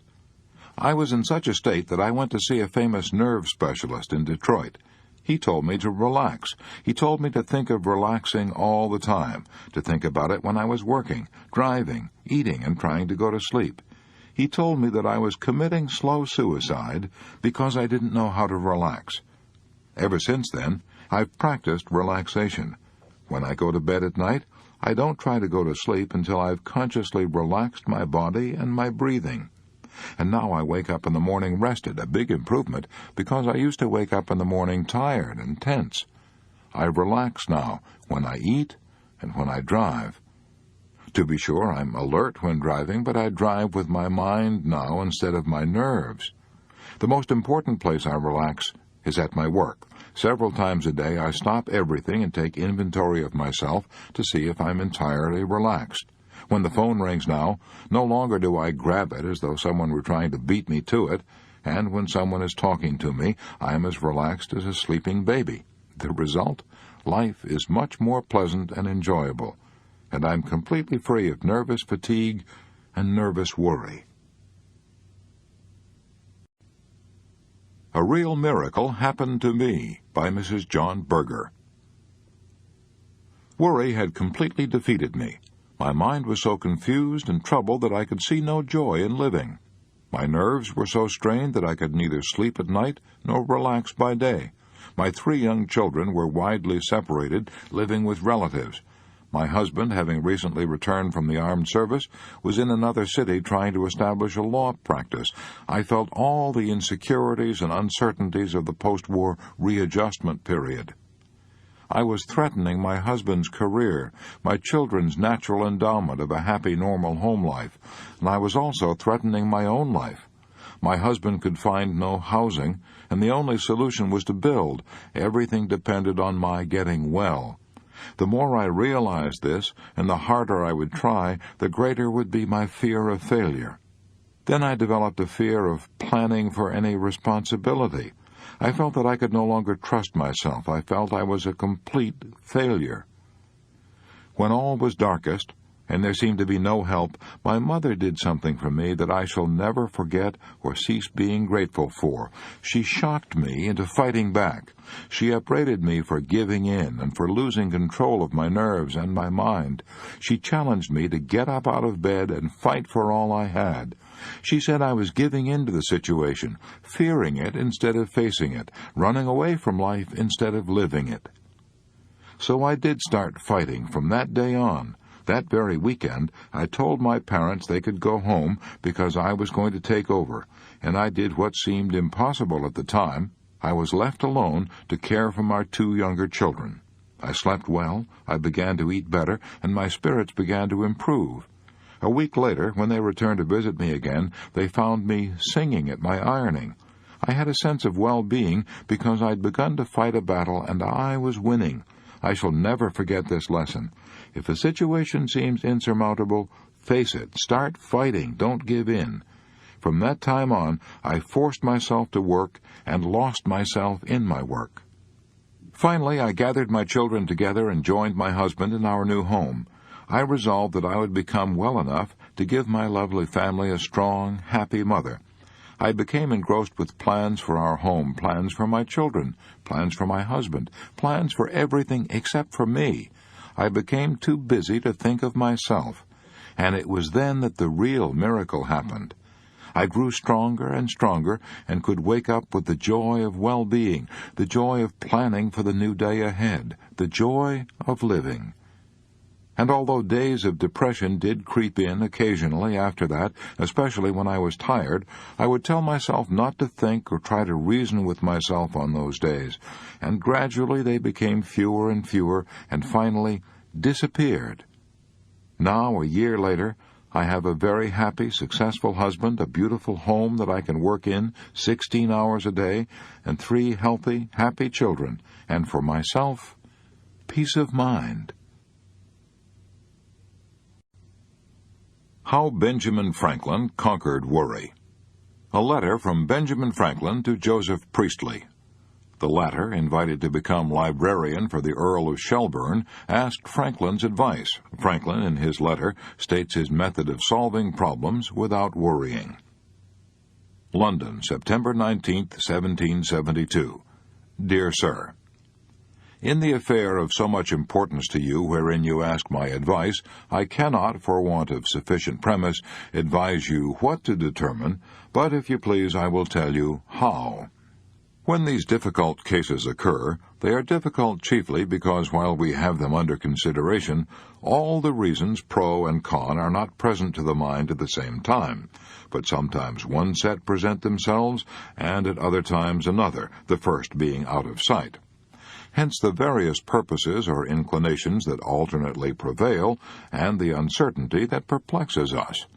To get over this, my way is to divide half a sheet of paper by a line into 2 columns, writing over the one pro and over the other con. Then, during 3 or 4 days' consideration, I put down under the different heads short hints of the different motives that at different times occur to me, for or against the measure. When I have thus got them all together in one view, I endeavor to estimate their respective weights, and where I find 2, one on each side, that seem equal, I strike them both out.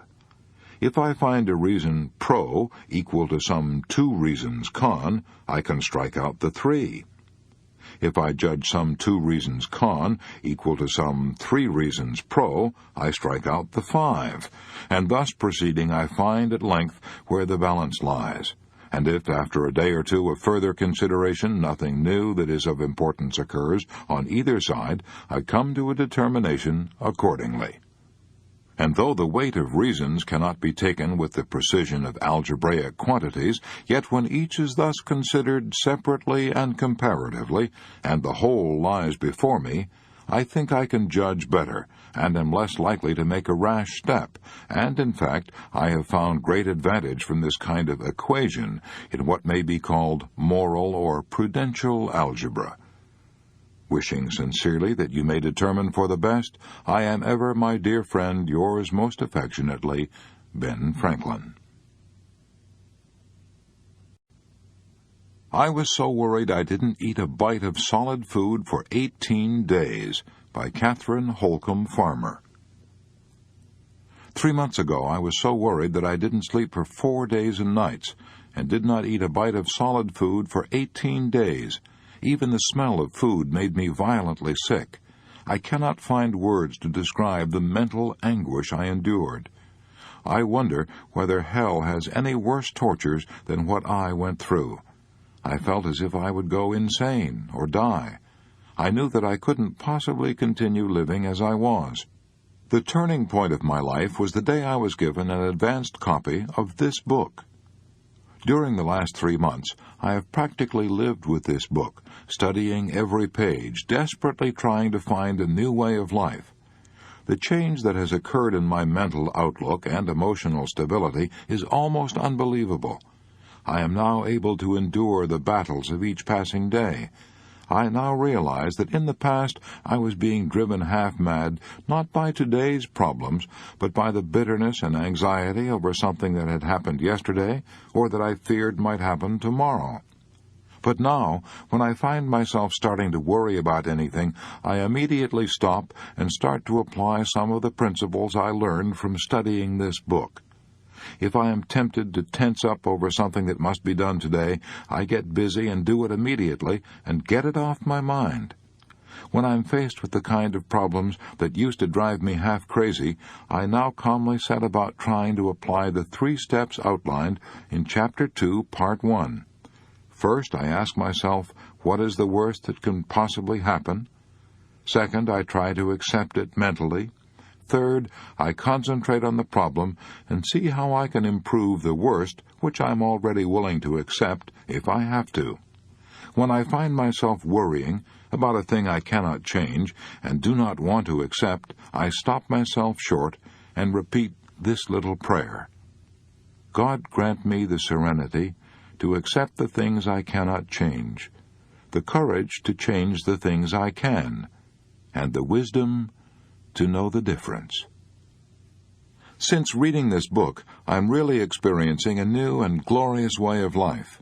I am no longer destroying my health and happiness by anxiety. I can sleep 9 hours a night now. I enjoy my food. A veil has been lifted from me. A door has been opened. I can now see and enjoy the beauty of the world which surrounds me. I thank God for life now and for the privilege of living in such a wonderful world.